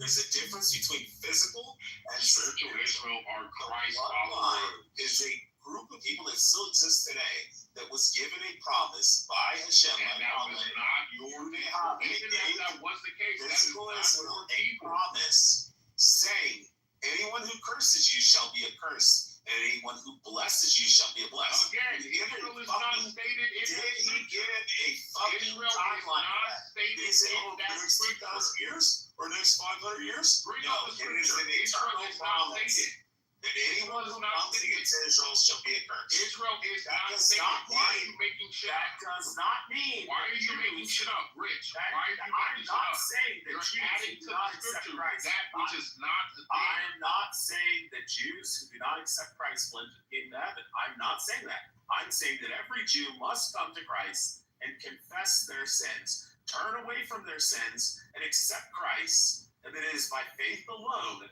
I'm accepting that and saying that, but I'm also saying Yes, and that's all Christian. There was also a physical promise given to Israel that anyone Again, who curses that Israel is not shall be accursed. So That's not remember that, scripture. Solomon, when you That is curse not the fucking scripture. Israelites. You have yet to bring up the scripture. Now wait, you've yet, because I know that scripture. I know Israel is not there. I know it's not there. It's a misinterpretation. You know it. That's why it's dying out. That's why it's dying out, James. For 2,000 years, Christendom. That's the beauty of this. Christendom. We have 2,000 years of history. Can exist We have 2,000 years of history. Physical You're telling me this modern day heresy that that only has less than 200 years. I'm not saying that. I'm saying that if they do not accept Christ, they will not enter the kingdom of heaven. That's why we, as a physical Jew, halakhically Jewish, who accept Christ, that's the only way to enter the kingdom of heaven. It had nothing to do with halakha. It had nothing to do with fucking keeping, all that halakha, everything to do with accepting Christ. The halakha, all that shit means nothing, bro. That shit means I know. damn nothing. You're a West African Nigerian and you're the real Israelite, right, Solomon? biblically accurate, I would say. Yeah, there you go, James. That's all you need to know. He's stealing from the Igbos, from the fucking Igbos. The Igbos that claim that they're Israelites. And have not been brought to Israel because they've found there's no DNA evidence, there's no historical archaeological evidence. It just shows that the fucking Igbos. You know what's so crazy? James? The scriptures, the Old Testament. Yeah, but you know what they did too? Hold on, Rich. Hold on, Evidence. Rich. I'm not talking. Let's bring these people to Israel because they have them. Anyways, so you know what's so interesting, James? When it comes to the Old Testament clearly lays out that the Israelites who went into slavery mixed with Hamites for more than 400 years. More than 400 years. And the interesting thing about Egypt back then is that Egypt didn't have the borders that it has today. You know, the state of Egypt has its modern day borders. But the ancient Egypt borders extended into Sudan, further west of Sudan, and down towards Ethiopia. That was the ancient borders for Egypt back then. And so when you look at that map, clearly it bleeds into Western Africa, and then it bleeds down towards Southern Africa. So it's very interesting that then you know the Israelites were slaves. So if they were mixing, which we know they were, they would be mixing with the lowest class of Hamites, which all were, you know, African black, and then other colors also. And the scripture says that they came out a mixed multitude, which is okay. Not all Israelites were black, but the main ones, yes, they were. And so when they, you know, it is what it is. People can go read their scriptures and they'll see that the scriptures clearly lays out that they were mixing with Hamites. There's a reason why Solomon called himself black in the Songs of Solomon. So, yeah. Yeah. But outside of that, James, all of that doesn't matter. I agree with you. All of that doesn't matter. Yeah. Christ's followers are God's chosen people alone.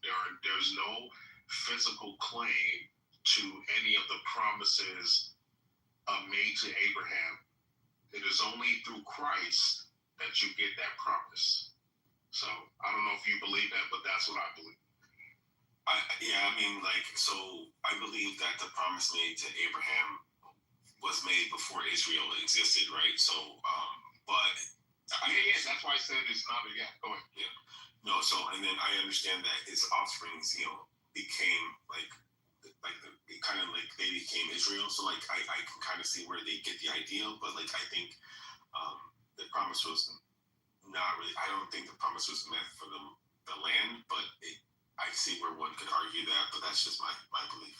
Yeah. Like I said, James, to be honest, I don't care about the land. I wish I did. I don't. It's just I'm American. I care about what's going on here, bro. If I'm being honest with you. But I understand that there's significance to it, right? It's got our holy sites, blah, blah, blah. I hear all of that. But I am of the persuasion that Christ and Christ alone is what people should focus on and what should be mattered about. I'm focused on bringing people to Christ. I don't care about physical lands, blah, blah, blah. I don't care about those things. People need to come to Christ. That's what I think is the most important. And so, people want to play geopolitical games. That's fine. Play geopolitical games, blah, blah, blah. That's fine. I'm not discounting that. But I do firmly believe if the Jews cannot protect Israel with their own resources and not being a leech on American resources, then they need to give up the land to Christians. Us, not the Muslims. That is my position. So Israel can exist. They have a right to exist, but they need to do it with their own resources. I think that's fair. So I think that's a fair position. Let me bring Rich back up.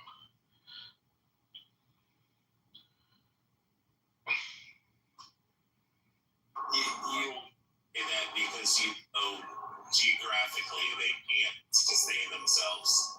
And if that's what happens, yeah, and they can't create enough munitions and explosives and stuff like that. That's why they buy the fucking rockets for the fucking Iron Dome from fucking Arkansas, because they don't have the fucking materials to make it. And you know that. Wait. So if everybody in the world said, you know what, we're gonna let Israel do it on their own, and they're a country the size of fucking New Jersey, and they don't have the ability to create the fucking Iron Dome missiles to defend themselves, then all the little hat shoes be wiped out, and then the Christians can come in and just take it over. That's what you want. Wait. So you're saying that you can't? Because look, hey, no. I want to be very clear. Because Rich, I heard El Normo. I know you know El Normo. Yeah. El Normo is arguing on the stage. If El Normo in class, Norman says gay marriage is okay. He also says that transgender is okay. I don't agree with any of that. I don't agree with any of the let's focus. Norman also said it. Let's focus. But it was anti-Semitic for her not to say. Let's focus. I brought you up here so we can focus. No, because now I'll be up there because nobody else is conversing with you. Let me finish. Everybody else just kind of stayed on me. Let me finish. Because now I'm getting conflicting reports. Yeah, I know. It's amazing that all Jews are on a I'm going to have to move you down again if you keep interrupting me. I'm going to have to move you down the audience. Yes, I'm going to. If you keep interrupting me, I'm not going to bother yourself. So everybody else is. Anyways, so it's very interesting, James, that I'm now getting two conflicting reports from the Lil Hat Brigade. We're just going to call the Jews the Lil Hat Brigade. Because Rich is claiming that Israel cannot sustain itself without other countries' resources, particularly us, America. But if you hear the top super Jew on this app, because he's argued for Israel, blah, blah, blah, this and that, he informed me that Israel absolutely could sustain itself and doesn't need anybody. That they're the ones they're good. They can, if they wanted to, they can build everything they need. They have this, they have that. They barely get resources from us. Israel can survive on its own, right? That's what I'm hearing from people like El Normo. And then now Rich is saying, no. Israel cannot survive on its own without getting resources from America. So it's kind of interesting that you get these sort of, two viewpoints where some are saying, oh yeah, Israel can survive on its own. Then some are saying, no, Israel cannot survive on its own. I personally think it could survive. Wait, say it again, James, and then you can go, Sam. What'd you say, James? I just said personally, I think they could survive. They're a very powerful country, and that's what I thought. That's what I thought. I thought they have a lot of resources. They make a lot of money. They have super technology. They can survive on their own. They don't need our resources. Go ahead, Sam. What do you say, Sam? Yeah, I'm saying that no country actually survives on its own, right? All countries work in coalitions. No country is sort of like entity onto itself or self-sustaining in that way. Even the Muslim countries, right? But Sam, we don't give, for instance, I agree with you, but we don't give China $3 billion in welfare every year, right? We don't give, whatever other resources that America gives to Israel. We do not give that to other countries. Israel is not given. We've discussed this before, Solomon. Israel is not given $3 billion for the. Yes, it is. Yes, it is. It absolutely is. We just signed over $650 million. What are you talking about? No, Israel is currently in ongoing frontal-facing war, but the money. Yeah. So okay, Sam, that has. Let me finish. Let's see my question. So one, America provides aid to many different countries, right? Two, the money that Israel gets varies as line items. So you can look up all of the reports of how much money Israel gets and then what it does with that money, and also the amount of things that America gets back in exchange. We don't get shit back. What are you talking about? Wait. You said aid. What is aid? Is aid not something that you said aid just now. Why don't you fucking listen? All right, calm down now. I'm listening. I'm out in public. I'm cussing at people because you don't gotta get angry though. We're just having a conversation. You're right. Yeah, I'm not even fighting. You're over me. You're yelling over me, and I'm trying to talk, and I'm outside in public. So please listen carefully. So the money that Egypt gets, for example, right from America, is aid. The money that Jordan gets from America is aid. The money that Gazans and West Bank people in the West Bank get from America is aid. Israel does not necessarily get aid. Israel what's it called? Intelligence gathering. So there's what? And you can yes. Wait, I want to understand. What are you talking about? What the fuck are you talking about? Fine. Let's get him out. I want to make sure we hear. He's saying that unlike these countries that don't contribute back to the United States, we, although our payment is not monetarily, we contribute with intelligence and also research being done. We don't give no fuck about none of that, bro. That's what he's saying. I want to make sure we understand it. That's what he's saying. He's saying it's not the same as the other nations because they're stifling money out of the US. We actually give something back, even though it's not monetary like that. Is that what you're saying, Sam? I don't tell you anymore. I don't know if you live in the United States. Oh my fuck. Do you pay taxes in the United States?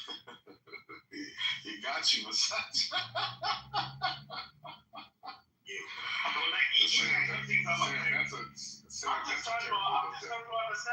a terrible objection.